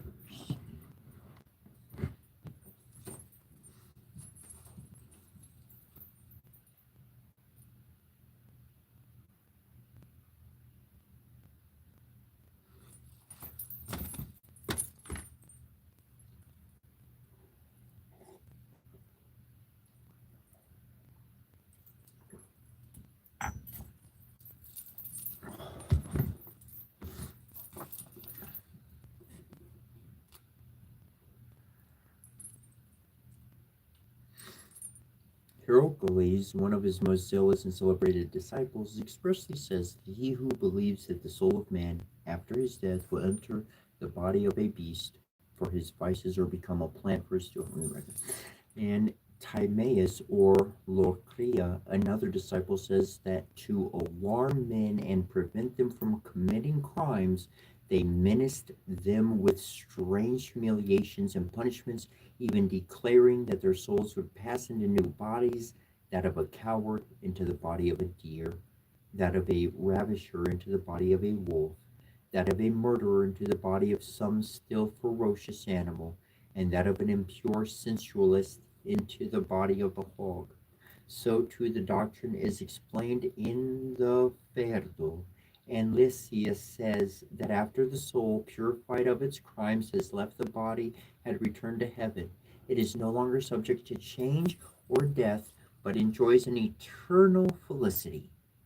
According to the Indians, it returned to and became a part of the universal soul which animates everything. The Hindus beheld that Buddha descended on earth to raise all human beings up to the perfect state. He will ultimately succeed, and all, himself included, be merged in unity. Vishnu is to judge the world at the last day. It is to be consumed by fire. The sun and moon are to lose their light, the stars to fall, and a new heaven and earth to be created. The legend of the fall of the spirits, obscured and distorted, is preserved in the Hindu mythology, and their traditions acknowledged, and they revered the succession of the first ancestors of mankind, the holy patriarchs of the primitive world, under the name of the seven great rishis, or sages of hoary antiquity, though they invested their history with a cloud of fictions. The Egyptians held that the soul was immortal and that all sought was to judge the world, and thus reads the Persian legend. After Ahriman shall have ruled the world under the end until the end of time, Socios, the promised Redeemer, will come and annihilate the power of the devs, or evil spirits, awaken the dead, and sit in final judgment upon spirits and men. After that, the comet Gorshur will be thrown down and a general conflagration take place, which will consume the whole world. The remains of the earth will then sink down into Duzat and become for 3 periods a place of punishment for the wicked. Then by degrees all will be pardoned, even Raiman and the devs, and admitted to the regions of bliss. And thus there will be a new heaven and a new earth. In the doctrines of Lamasim, also we find obscured and partly concealed in fiction fragments of the primitive truth. For according to that faith, there is to be a final judgment before Elsalik Karn. The good are to be admitted to paradise, the bad to be banished to hell, where there are 8 regions burning hot and 8 freezing cold. In the mysteries wherever they were practiced was taught that truth of the primitive revelation, the existence of one great being, infinite and pervading the universe, who was there worshipped without superstition, and his marvelous nature, essence, and attributes taught to the initiates, while the vulgar attributed his works to secondary gods, personified and isolated from him in fabulous independence. These truths were covered from the common people as with a veil, and the mysteries were carried into every country, that without disturbing the popular beliefs, truth, the arts, and the sciences might be known to those who were capable of understanding them and maintaining the true doctrine incorrupt, which the people prone to superstition and idolatry have in no age been able to do, nor as many strange aberrations and superstitions of the present day prove, any more now than heretofore. For we need but point to the doctrines of so many sects that degrade the Creator to the rank and assign him to passions of humanity, to prove that now as always the old truths must be committed to a few, or they will be overlaid with fiction and error, and irretrievably lost. Through Masonry, though Masonry is identical with the ancient mysteries, it is so in this qualified sense that it presents but an imperfect image of their brilliancy, the ruins only of their grandeur, and a system that has experienced progressive alterations, the fruits of social events and political circumstances. Upon leaving Egypt, the mysteries were modified by the habits of the different nations among whom they were introduced, though originally more moral and political than religious. They soon became the heritage, as it were, of the priests, and essentially religious, though in reality the combinations of numbers, the inversion of letters in writing, and the concealed meanings which they claim to discover therein. The Kabbalah is the key of the occult science, and the Gnostics were born of the Kabbalists. The science of numbers represented not only arithmetical qualities, but also all grandeur, all proportion. By it, we necessarily arrive at the discovery of the principle or first cause of things, called at the present day the Absolute, or Unity, the loftiest term to which all philosophy directs itself, that imperious necessity of the human mind, that pivot round which is compelled to group the aggregate of its ideas.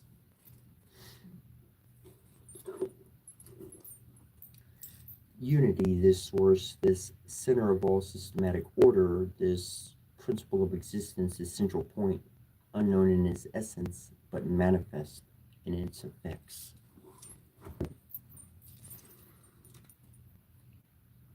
Unity, that sublime center to which the chain of causes necessarily ascends, was the august idea toward which all the ideas of the Pythagoras converged.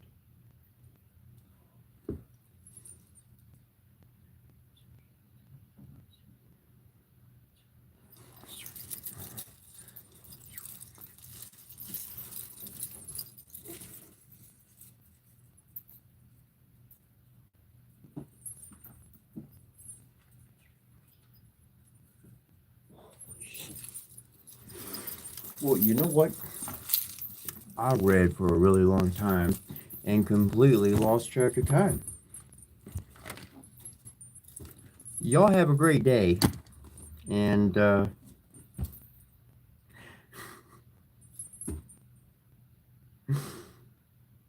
with the last thought, says he refused the title of sage, which means one who knows. He invented and applied to himself that of the philosopher, signifying one who is fond of or studies things secret and occult. The astronomy which he mysteriously taught was astrology. His science of numbers was based on Kabbalistic principles. It's been a great day. An hour and 20 plus minutes beyond our time. Donna de Gawai. We'll see you tomorrow. I love you.